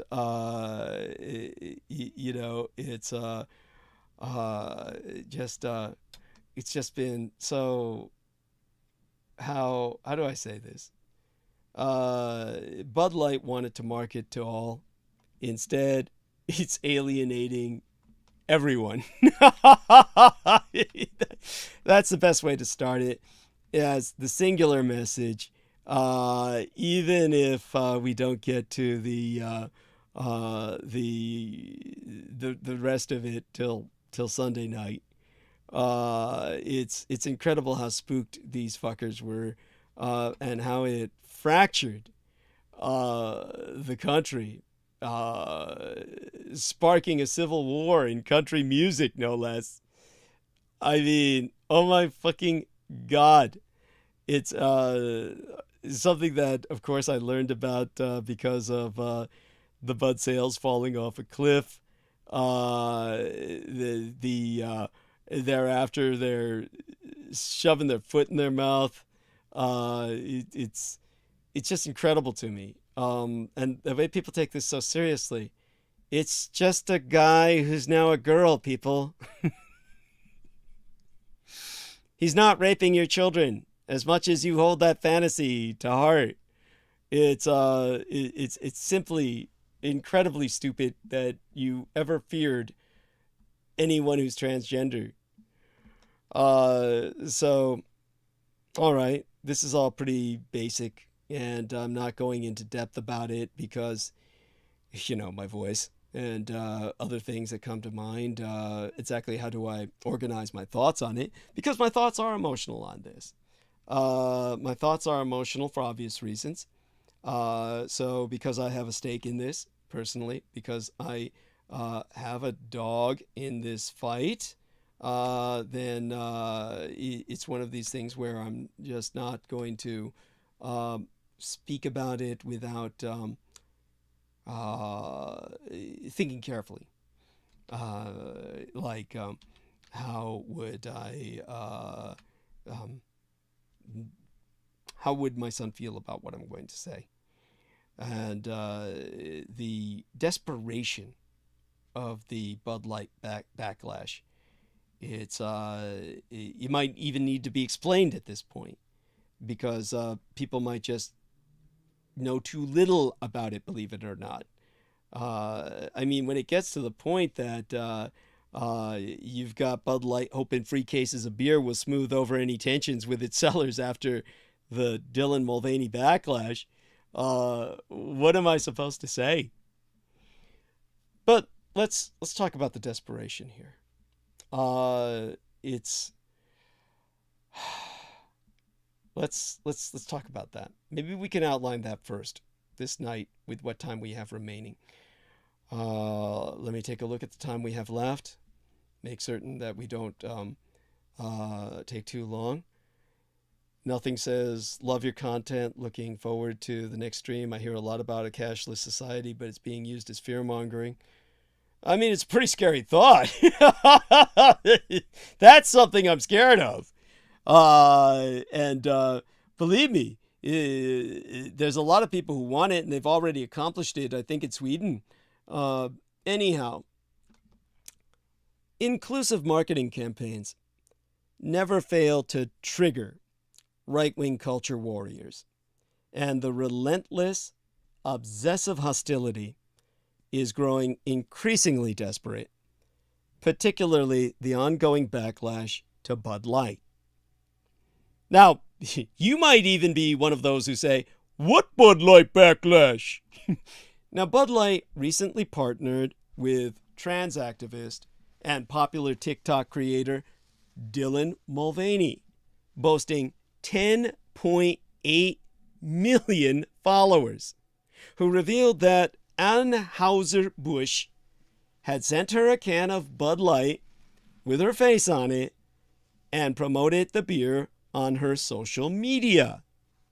Now, partnering with social media stars is what brands do, for obvious reasons. But the innocuous ad sparked a collective tantrum from the reactionary conservative media sphere as right-wing culture warriors threatened to boycott the brand forever and uploaded videos of themselves tossing cans of Bud Light into the trash, pouring the beer down drains, and even using Bud Light cans for target practice. A viral video showing a steamroller driving over thousands of cases of Bud Light was heralded by reactionary conservatives and mocked by progressives. But the video, which was posted in February, had nothing to do with Mulvaney's Bud Light partnership. The video did exemplify the state of the culture war, with reactionary conservatives abusing cans of Bud Light as props for performative destruction. That's an art statement, if ever there was one. Bad art, but they could still make the claim to an anti-culture.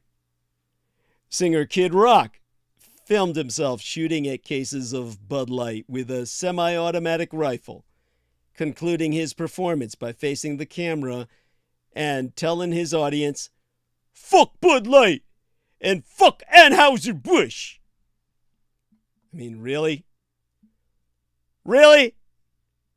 I mean, are you so insecure that a man who's now a woman makes you want to stop drinking an easy down beer? Really? You must be so insecure in your sexuality that there's nothing there to defend. You're already a bitch. The singer Travis Tritt posted a tweet declaring that he would remove all of Anheuser-Busch's products from his tour hospitality rider and claimed to know many other artists who are doing the same. Now, referring to the two offended singers, radio host Howard Stern expressed confusion, asking, "Why do you care so much?" And he went on to say, "I can't believe I'm quoting the son of a bitch. I'm not bothered by gay people or transsexual people. They don't impact my life. They don't hurt my life. I love when people are in love. You want to be a woman? Be a woman. You want to be a dude? Be a dude. Be whatever you fucking want. As long as you ain't hurting anybody, I'm on your team." I can't believe I'm standing shoulder to shoulder with Howard fucking Stern.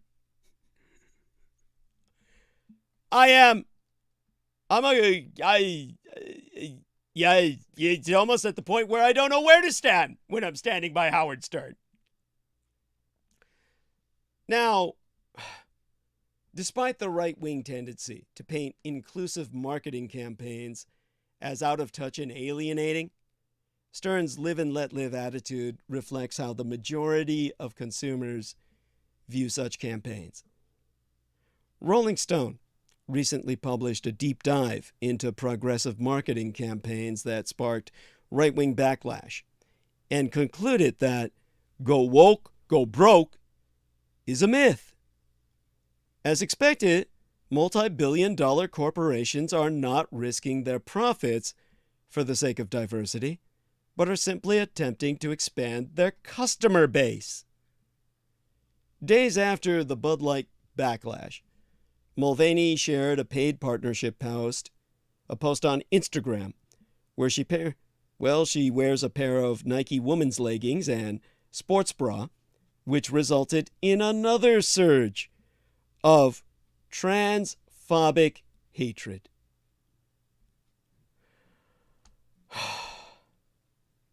I'm left shaking my head. Mulvaney responded to the backlash on TikTok with her trademark cheery optimism, writing, "Thank you all for making me feel supported. I am not alone." This certainly isn't the first time that an inclusive marketing campaign has offended right-wingers. Ads for Gillette, M&M's, and Mr. Potato Head all sparked a similar backlash, likely amplifying the brands to new heights of cultural relevance. A screenshot of a Bud Light fan declaring his indifference to the controversy went viral on Twitter because it was so poorly worded, containing a slur, and yet oddly supportive. The screenshot illustrated how most people just don't have the time, energy, or inclination to obsess over trans people. I call it a screenshot because it was sent to me by my son. So this was from Alejandra Caraballo, or Caraballo, who basically looks like a bitch. His man boobs are, he's got more of a rack than most chicks do. I think it's a guy, but Alejandra may be feminized, so it's like he's trans, right? I think. Whatever, says the average person has too much to deal with to care about trans people. Sometimes the only joy they have is a cold beer after work. They aren't going to give that up because a trans person promotes it. This is exactly why anti-trans politics don't win elections. So this is a trans person. He's at squeer. That's his address. I never even saw that till now. Basically, this was written by someone less articulate who was a, well, how do I describe the look at this man? This man looks like a working stiff. Poor son of a bitch. That's all I can say. This guy works too hard. And he says, I love Bud Light. I don't give a shit who their spokesman is. Gay tranny, it does not matter to me. Everyone has a right to be happy. If you can find love in this fucking fucked up world, good for you. I'm drinking Bud Light. Thank you. Now, indeed, the incessant anti-woke backlash is, as far as I'm concerned, appeared desperate from the beginning. An odd fellowship of anti-trans activists have united against the Bud Light controversy, such as Caitlyn Jenner, a trans woman who has competed in women's sports no less, Ollie London, who has undergone multiple plastic surgery operations in an attempt to look Korean, and anti-woke author Bethany Mandel, who recently went viral after being unable to define woke.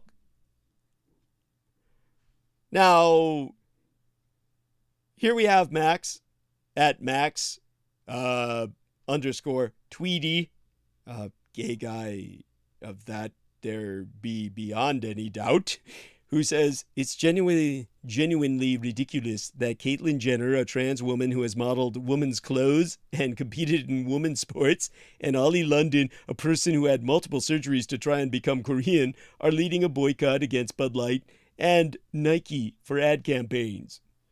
So there's Bethany Mandel bitching like a cheated whore, screaming like a cheated whore at Bethany Annie Sean's Dark. What the fuck? Annie's on Dark, I guess. Looking at the rainbow beer. She, her, they, them, celebrate everyone's identity. And she says, this is what happens when you use a marketing and advertising agency that never met one of your customers. That's when Eve 6000 responded, how hard is it for you dorks to understand that companies do what makes them money? Most people are normal and not bothered by queer people existing, and we're a market they can exploit for profit. That's capitalism. So there you go. But this kind of capitalism bothers the Russian radicalized right. That's why they want to go communist and go Russian, because they're at heart a bunch of fucking Reds. That's why they're the enemy, a fifth column for the fucking Russians. Because the Russians go apeshit over this, because they're all fucked up. And so the seasoned anti-trans culture warriors such as Matt Walsh and Ben Shapiro expressed predictable performative outrage at Bud Light. This is performative outrage. It's like a monkey. They're just gyrating and throwing shit. Both men post about genitalia, pronouns, and chromosomes to an alarming degree. Is the subject really that interesting? I mean, oh my fucking God! I don't think my son is taking his hormones half the time. And still passes for a girl. And so, like, Vaush responded to Ben Shapiro. Ben, nobody is forcing you to think about girl cock 24/7. You're choosing this life. Thank you. Oh my God. So, inclusive advertising is simply capitalism in action. An attempt to appeal to broad demographics, and right-wing backlash only seems to boost such campaigns. And to my eternal embarrassment, I think Howard Stern put it best when he said, "Why do you care so much?"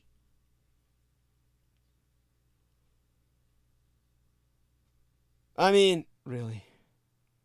So how's that for going out on We can talk more about this on Sunday. I know this is going to come back to haunt me.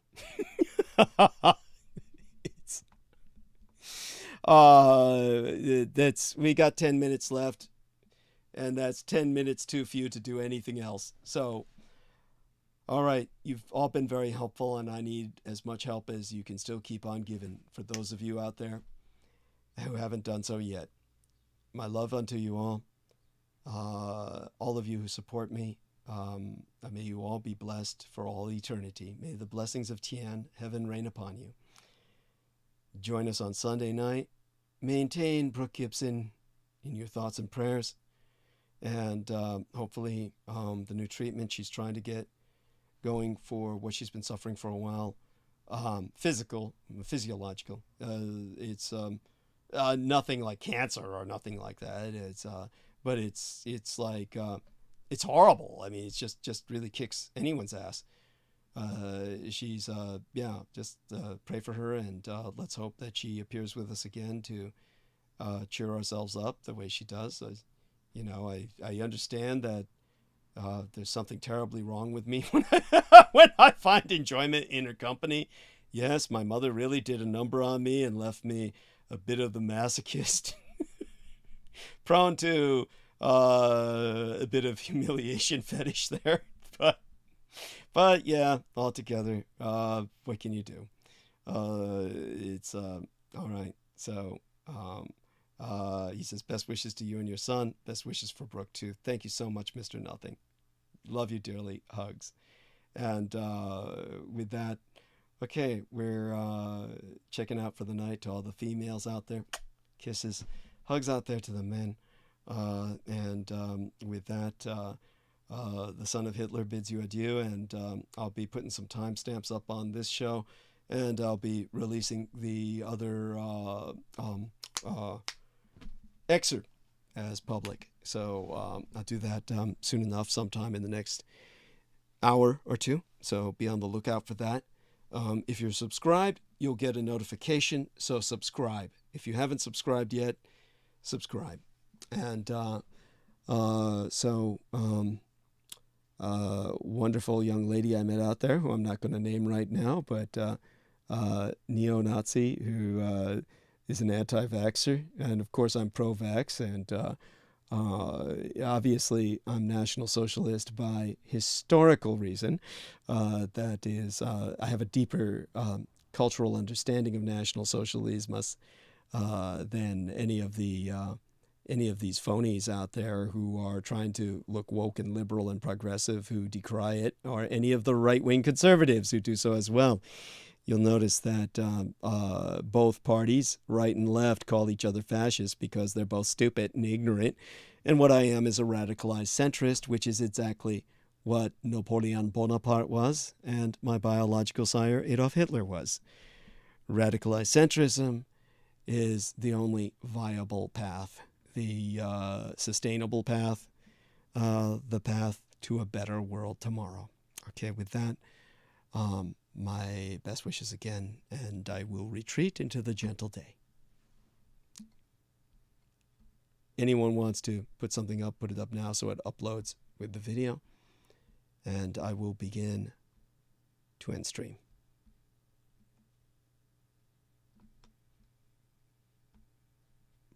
First thing I did was cut off the call with Ian West.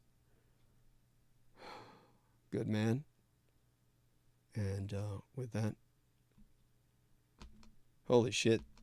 Okay, the end stream finally worked.